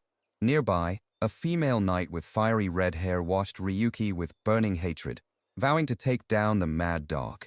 The guild master readied his own blade, his mind set. You made it this far without using any bugs, yet there's no need to leave any risks behind. The red-haired knight seethed with frustration, unable to act. However, her hulking companion, an axe wielder, rose from the ground, refusing to be beaten so easily. Seizing the opportunity, the GAS guild master unleashed his own power, launching a brilliant beam of golden light straight at the defiant player, silencing him. Ryuki's patience had worn thin. "Don't vex me any further. Stop ignoring me," he growled, his greatsword humming with power. A system notification suddenly chimed through the distorted reality. The strange enchantment affecting the area had been lifted, returning the local system to a state of normalcy. The battlefield was now clear for a proper confrontation. The guild master advanced slowly, a mocking tone in his voice. "Impatient, aren't you? Were you that eager to finish me off with your own hands?" Ryuki stood his ground, his gaze unwavering. "Stop talking nonsense and come at me already, or leave Asiya here and disappear." The guild master's smirk widened. "As expected of unknown, your mouth is just as foul. Well, don't be in such a rush." Without another word, the robed subordinates of GS descended upon Ryuki, their blades drawn. Ryuki didn't flinch. With a deafening clang of metal on metal, he met their coordinated assault with a single, contemptuous block from his massive sword, holding them all at bay with ease. The robed figures cried out in shock, astounded by his impossible movements. Ryuki scoffed internally. "Ridiculous. Your bug techniques are completely obvious to me." A determined grin spread across his face as he realized the simple truth of his situation. "As long as I defeat everyone here, that's all that matters." As he prepared to counterattack, his intuition screamed. His opponents weren't fighting him, they were distracting him. So they were just decoys from the start, he realized with a jolt. His eyes darted toward the colossal fragment of Yggdrasil, where other robed figures were placing their hands on the trunk, chanting a corrupted spell. "No matter how much that guy rampages, as long as this tree becomes ours, then WOP will be in our hands." Ryuki let out a cry of pure alarm, knowing he was too late to stop them. But as the GAS members channeled their power, the tree's own defense system reacted violently. The players touching the tree began to disintegrate, their avatars dissolving into corrupted data. What is this?" one cried, watching his hands pixelate. "How is my skill?" Just as chaos erupted, a calm, deliberate footstep echoed through the clearing. A figure in a pristine suit walked into view, his expression unreadable behind his glasses. It was Gabriel. Ryuki's blood ran cold, his shock quickly turning to pure, unadulterated rage. "Gabriel, why are you?" he screamed, crimson lightning crackling around his body. The furious energy intensified, coalescing not from Ryuki, but from a new source. A flag materialized from the chaotic data, its crimson banners snapping in a non-existent wind. Ryuki recognized the emblem instantly, his mind reeling. This flag. It's the one John Doe used during the Bloodshed Brigade." A figure in a wide-brimmed hat held the pole, their face obscured. A ball of unstable red energy formed at the flag's base, pulsing with immense power. "Impossible," Ryuki breathed, utterly blindsided by this new, terrifying development that was far beyond his predictions. The energy continued to gather as Gabriel calmly approached the scene of chaos, his hands tucked in his pockets. He surveyed the dissolving players and the strange flag with an air of detached interest. "You've chosen an interesting method," he commented to the empty air, his gaze finally settling on the surviving GS guild master. The guild master affirmed it was their way, stating they didn't need to engage both Gabriel and Ryuki simultaneously. His focus shifted to his fallen comrade. "How's Asia's condition?" he asked urgently. The reply was grim. "Pretty serious. She might have to abandon her game account." The situation was dire. The damage to Asia's avatar was so severe it risked corrupting her connection, potentially causing real-world neurological damage. At this rate, even her real brain state. His subordinate trailed off, the implication hanging heavy in the air. The guildmaster's face hardened with resolve. "There's no other choice. Force a logout and take her out." Gabriel observed the frantic attempt to save Asia with a faint, condescending smile. What a tear-jerking sight. The guildmaster shot him a look of pure loathing. "Be quiet. You're a coward who just hid and watched the whole time." Gabriel adjusted his glasses, his expression unchanged. Waiting for a challenger is a more fitting description. Something within the guildmaster finally snapped. A deep, long-buried hatred surfaced, his eyes glowing with an eerie blue light. "I thought this since we met 18 years ago."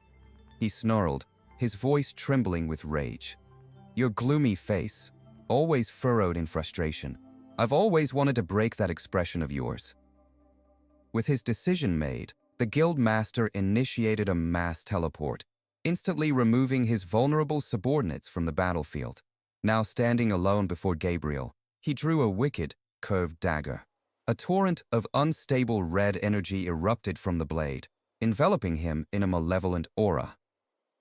He channeled the corrupting power, and ghostly images of his guild members appeared at his side, their eyes glowing with the same crimson light.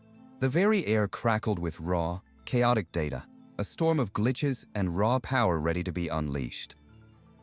Gabriel watched the power surge, his expression still one of cold analysis. "Can you withstand it?" The guild master grinned, his confidence absolute. "I never underestimate my opponent." He raised his sword, and behind him, 7 spectral blades of fire materialized. The system announced his ultimate skill, 7 swords. With a roar, he unleashed the full might of his attack. The 7 flaming swords streaked through the air, merging into a massive tidal wave of pure destructive energy. The crimson torrent surged across the landscape, aimed squarely at the unmoving Gabriel, threatening to erase him from existence. As the cataclysmic attack thundered forward, the guildmaster's eyes burned with fanatical conviction. This was the culmination of his plans, the key to his ambition. "World of Phantasm," he bellowed, his voice echoing over the roar of his power, "will belong to us." Suddenly, Ryuki found himself ripped from his location and plunged into a hellscape of fire and collapsing data. "Confound it," he yelled, clutching his head in frustration. "Why am I being teleported here again? When can I go back?" YG Joan's calm voice cut through his panic. Instead of whining, "How about moving? The collapse is accelerating." YG Joan was right. The entire floor was coming apart at the seams. "Thanks to delete-honed intuition, my movement speed has increased significantly, but this place is already in a terrible state," Ryuki thought, pushing his avatar to its limits. He became a blur of motion, rocketing through the disintegrating world, knowing that time was running out.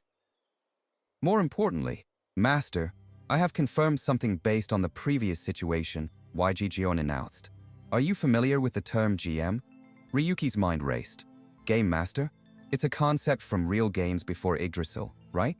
Signifying absolute authority over the game system." He recalled hearing whispers of such a thing during his time as an analyst.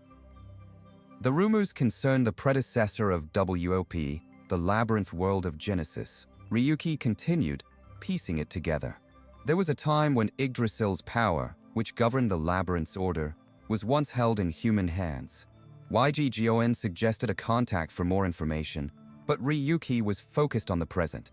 Is it really something that's significant? This current situation, being transported to the 50th floor, that white tree serving as a conduit between Yggdrasil and the labyrinth. YG Jioen's voice was grave. The ability to move through it freely, as Gabriel does, is undeniably abnormal. "At least, I have one piece of good news," YG Jioen stated. "If Gabriel's power truly belongs to that GM, GES will never be able to defeat him." The scene shifted, proving the AI's words. Gabriel stood unharmed before the great tree, while the entire GS force was impaled by countless ethereal blades, their avatars trapped and unable to log out. The guild master of GS stood amidst the carnage, his body battered, his face a mask of blood and disbelief. His ultimate attack, his entire guild's strength, had been nullified with contemptuous ease. Impossible, he whispered, staring at his victorious foe. Gabriel, just what is this power? Gabriel slowly removed his glasses, his expression one of utter disdain. Do you want to know? He asked, his voice dripping with condescension. But there's nothing to tell you. He looked down at his defeated opponent, a man who had declared himself a rival for nearly 2 decades. You couldn't even take a single step toward me. As Ryuki stood on the precipice of the world's end, his AI companion, Weinyon, began to recount a forgotten history. It spoke of a game that existed decades ago, the predecessor to World of Phantasm, known as World of Genesis. This ancient labyrinth was a digital legend, a realm that held far greater influence and gravity than the current game could ever hope to achieve. Within this old world, a single, ordinary player was granted an extraordinary power. He was given the authority of a game master, a GM. This was not a mere title. It was the power to govern the very laws of the labyrinth, to bend the digital reality to his will. A mortal had been given the keys to a god's kingdom. But absolute power corrupted absolutely. Intoxicated by his newfound omnipotence, the player became a tyrant. He declared himself the king of Yggdrasil, ruling over the other players with an iron fist and reshaping the world into a monument to his own ego, his subjects little more than puppets on his strings. Unable to stand by and watch their world burn, the other players rose up in rebellion.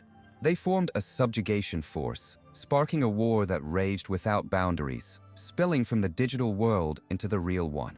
After countless sacrifices and a conflict that nearly tore the game apart, the rebellion succeeded, and the nightmarish power of the rogue GM was finally erased from existence. YGGON concluded its tale, the rare information settling heavily in the air. Ryuki's eyes widened with dawning comprehension. This wasn't just a random server collapse. It was a repeating pattern. The one he was about to face, the true owner of this chaos, possessed that same GM's power, an authority that had reached the domain of a king. But YGGON pointed out the inconsistencies in the official story. Strangely, not a single member of the heroic subjugation force had survived the final battle. It seemed impossible that in such a fierce conflict, everyone on the winning side would perish.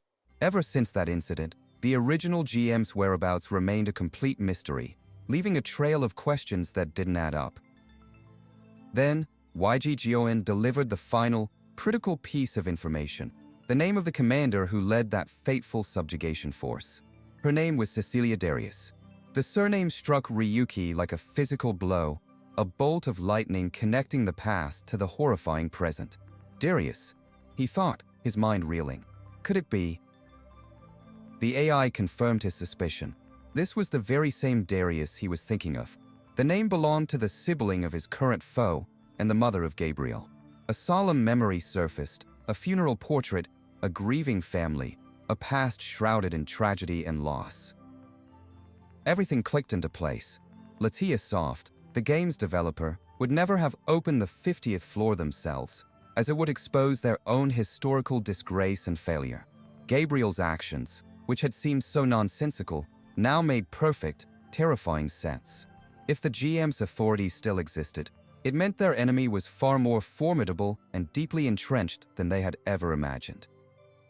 With the full weight of the situation crashing down on him, Ryuki's resolve hardened. He needed to prepare, to find a strategy to defeat not just a powerful player, but the true ruler and potential inheritor of World of Phantasm's greatest sin. Far from the digital battlefield, in the sterile quiet of a hospital room, a heart monitor beeped erratically. A young woman with fiery red hair, Noir, struggled to sit up, a cry of pain escaping her lips. The manager, Ragna, rushed to her side, urging her to rest. It's dangerous, so please don't move.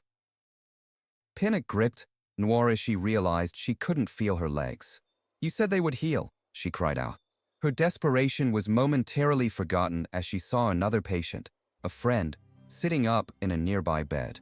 Overcome with relief, Moore launched herself into an embrace, sobbing that she was so worried, as Ragna pleaded for her to get back in bed. Ragna sighed, acknowledging they were lucky to be alive.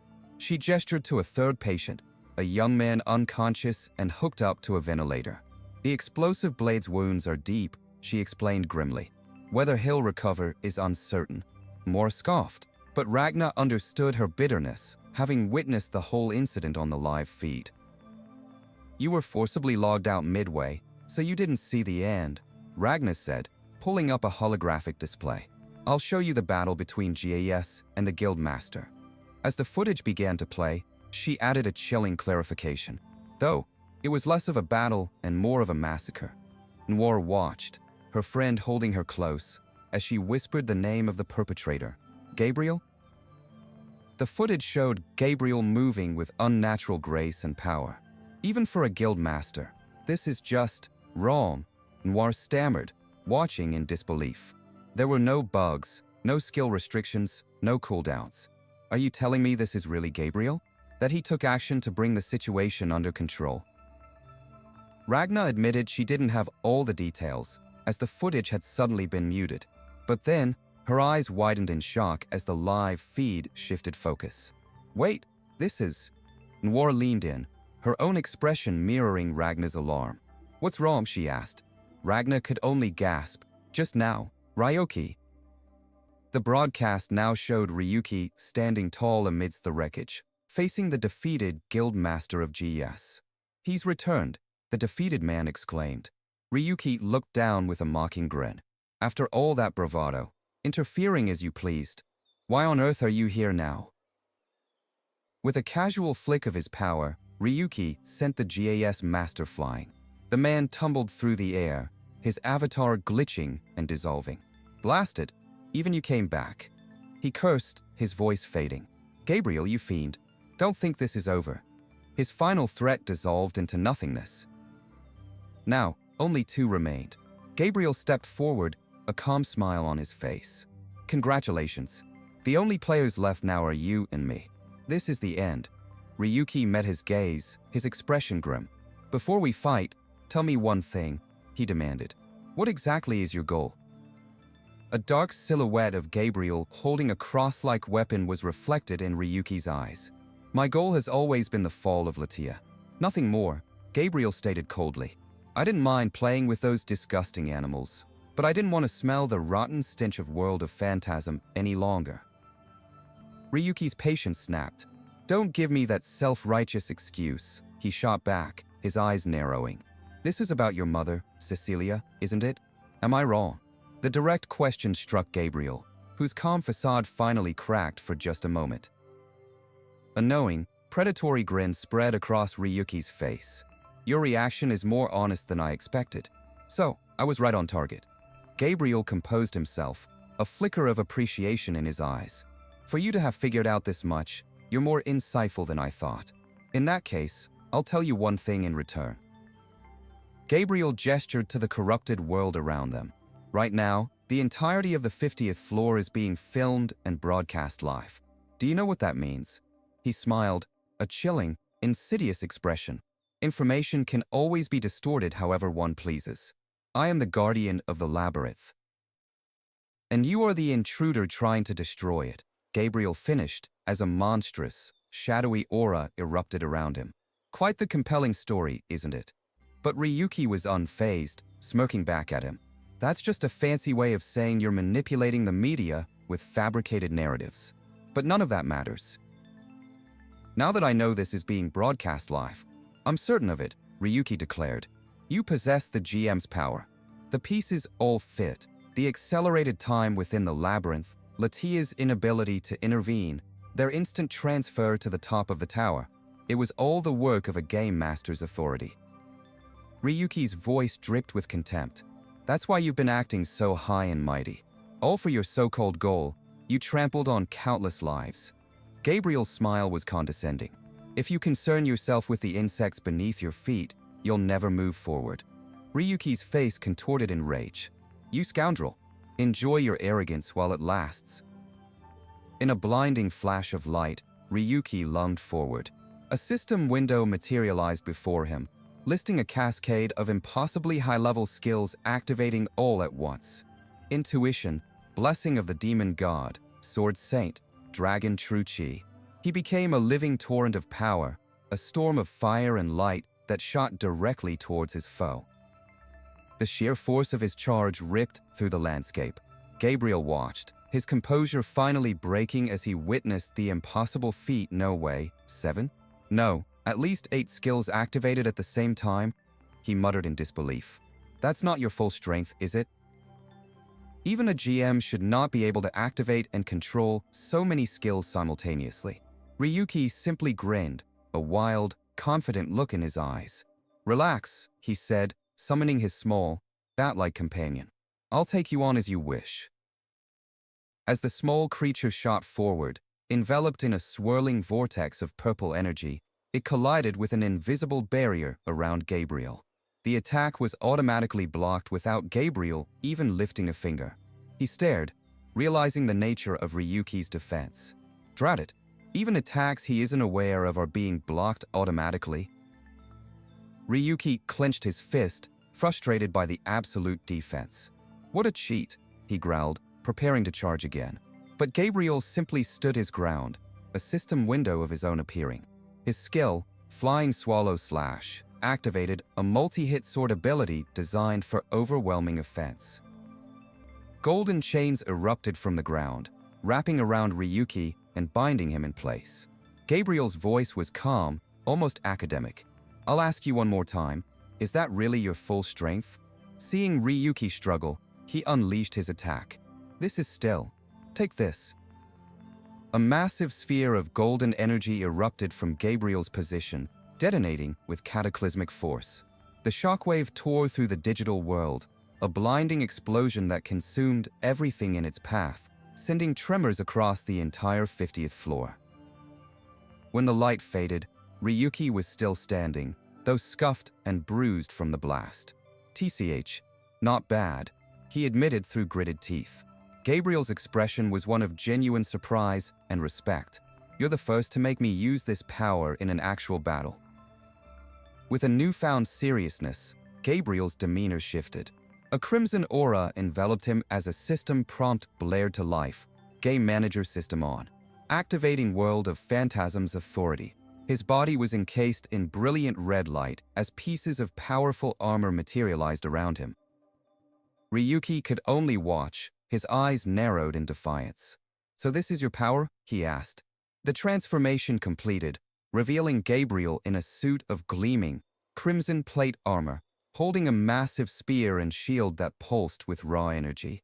"From now on," he declared, his voice booming with absolute authority, "I'll show you the true authority of a GM." Clad in crimson armor forged by the very system he commanded, Gabriel radiated an aura of absolute finality. The raw energy pulsing from his spear was not a skill to be learned, but an authority to be wielded. "From here on," he declared, his voice resonating with the power of a god in his own domain, "I'll show you the true power of the GM." A strange, single-eyed mechanical drone floated beside Gabriel, its design vaguely familiar to Ryuki. "That's the GM? It kinda looks like you," he murmured to his own AI companion.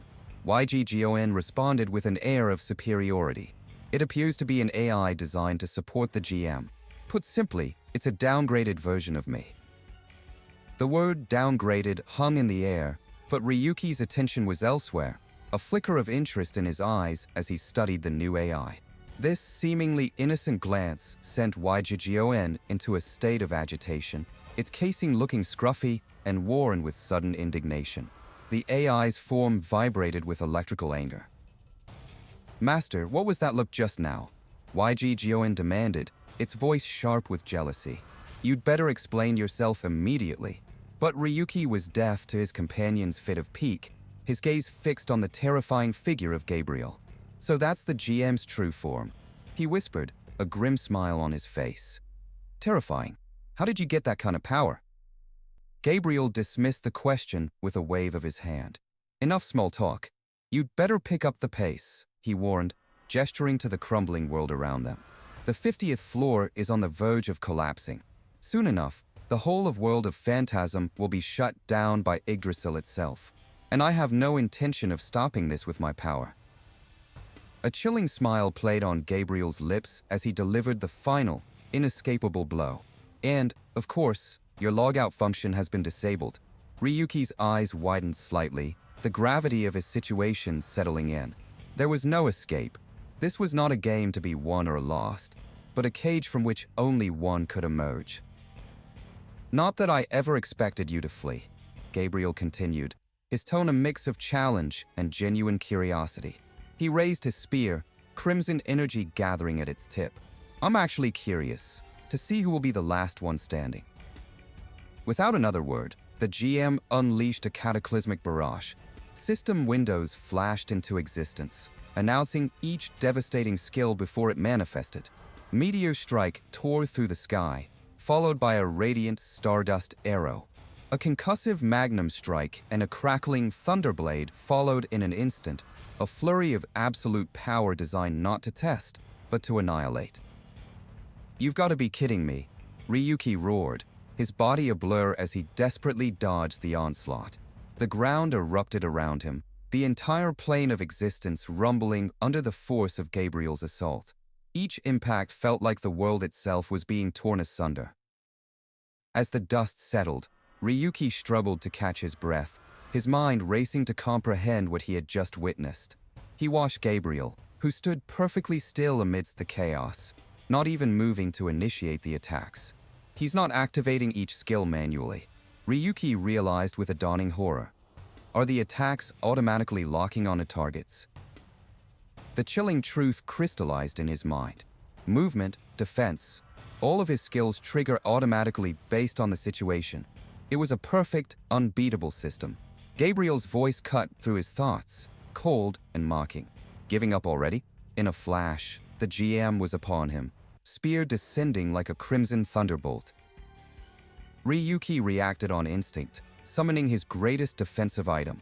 The SR-ranked Paladin's shield materialized, its holy barrier designed to absorb half of all incoming damage. But against the might of a GM, even its legendary durability was meaningless. The spear struck with unimaginable force, and a spiderweb of cracks spread across the shield's surface. With a final, sickening crunch, the Paladin's shield shattered into 1,000 pieces of fading light.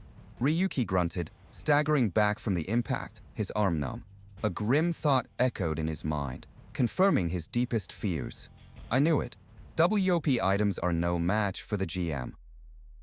Gabriel gave him no time to recover. He pressed his advantage, becoming a whirlwind of red light and pure destruction. Magic circles flared around him as he unleashed skill after skill, each blow sending Ryuki reeling, his body battered and bruised by the relentless, overwhelming force. Far away, in the gleaming offices of a corporation, employees watched the live feed with a mixture of awe and relief. Incredible. How is he spamming skills with no cooldown? One exclaimed. Another chuckled, full of confidence. Come on, you know Rinzia. Like he'd ever lose to an unknown. If WOP falls, our ether supply will suffer, so keep monitoring the stream. However, in a different, darker office, the mood was one of pure fury. The WOP manager stared at his monitor, his face contorted in disbelief. How is he using that skill? This should never be possible within the system. Even with the Rudia admin rights, that wretched man. He slammed his fist onto his desk with explosive rage. He clutched his head, gritting his teeth. I thought the GM authority had vanished. Was Gabriel hiding it this whole time? A dark, twisted smile then crept across his face. No, it doesn't matter. Once my project is complete, this game won't mean a thing. I might as well let someone else destroy it for me. Elsewhere, the informant Akatsuki watched the escalating conflict with keen interest. Well, things are getting interesting, he mused, a smirk hidden by his collar. Blue, ethereal flames flickered around him as he considered the implications. A battle of this scale? This is bound to catch the eye of the Almighty King. Back on the battlefield, Ryuki scrambled to survive. Drat it, the danger zone's way too wide. His newly acquired SSR intuition and Hawkeye skills sharpened his perception, but it was like trying to dodge the rain in a hurricane. He blasted the ground, kicking up a massive cloud of dust, a desperate bid to buy a single moment. It's useless to resist, Gabriel's voice echoed from the smoke. His crimson eyes pierced through the veil as if it wasn't there. Do you really think the smoke will give you an opening? I can see everything, and by now, you should have learned that your attacks don't work. A beam of energy shot from the smoke, striking Gabriel's armor with a metallic ting. Looks like I've overestimated you, he sighed, unimpressed. But Ryuki had a different plan.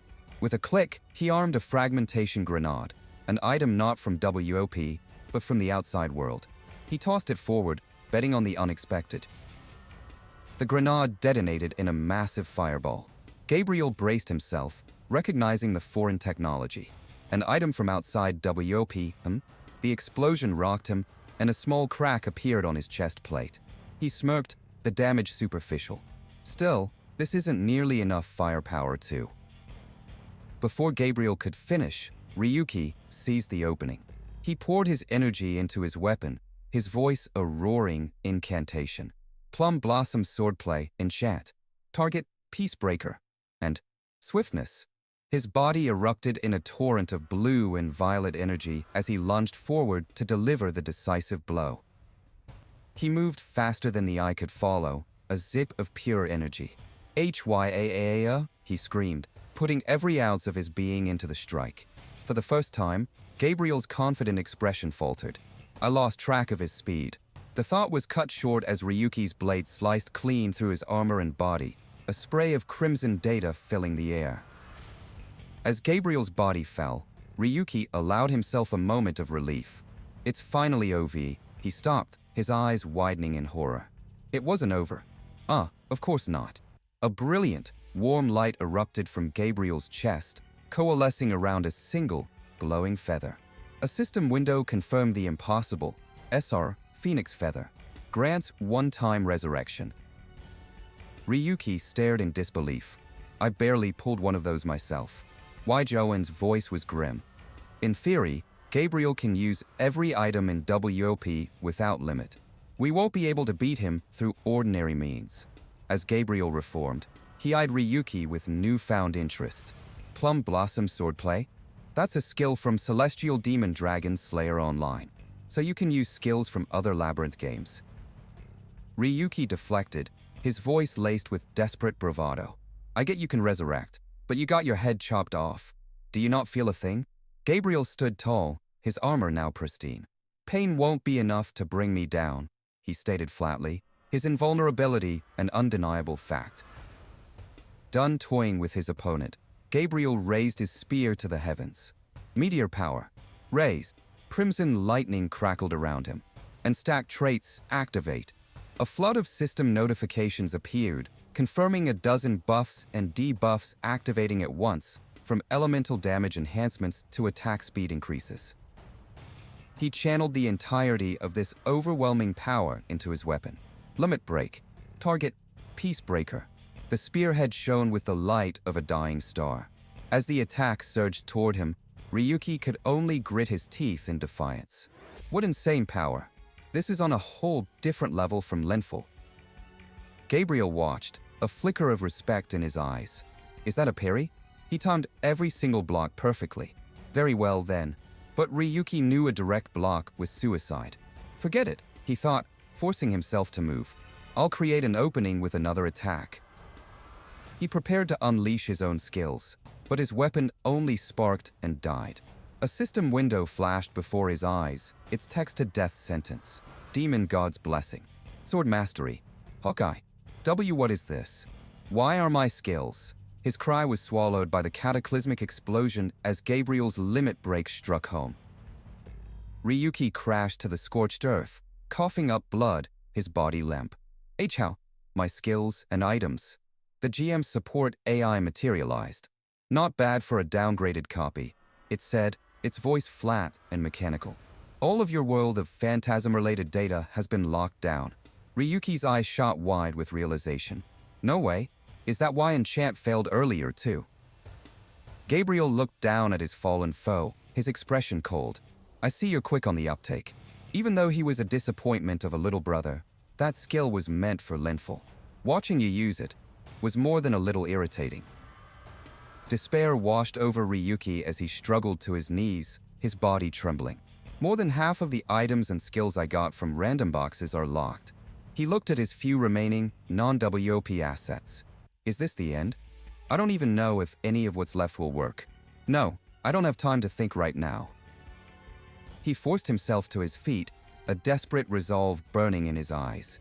It might not work, but I need to deal one big blow. Something strong. Like it or not, I've only got one choice. He raised his hand, focusing on his final, ultimate trump card. Summon item, powered armor. As Gabriel watched, intrigued, particles of blue light materialized around Ryuki. They solidified into sleek, futuristic plates of armor, clicking and locking into place with mechanical precision. He was encased in a high-tech exosuit, a stark contrast to the fantasy world around him. YG Gioin identified the foreign gear, SR, Powered Armor V10, standard exosuit of the Galactic Empire. Ryuki was betting everything on a power from another world.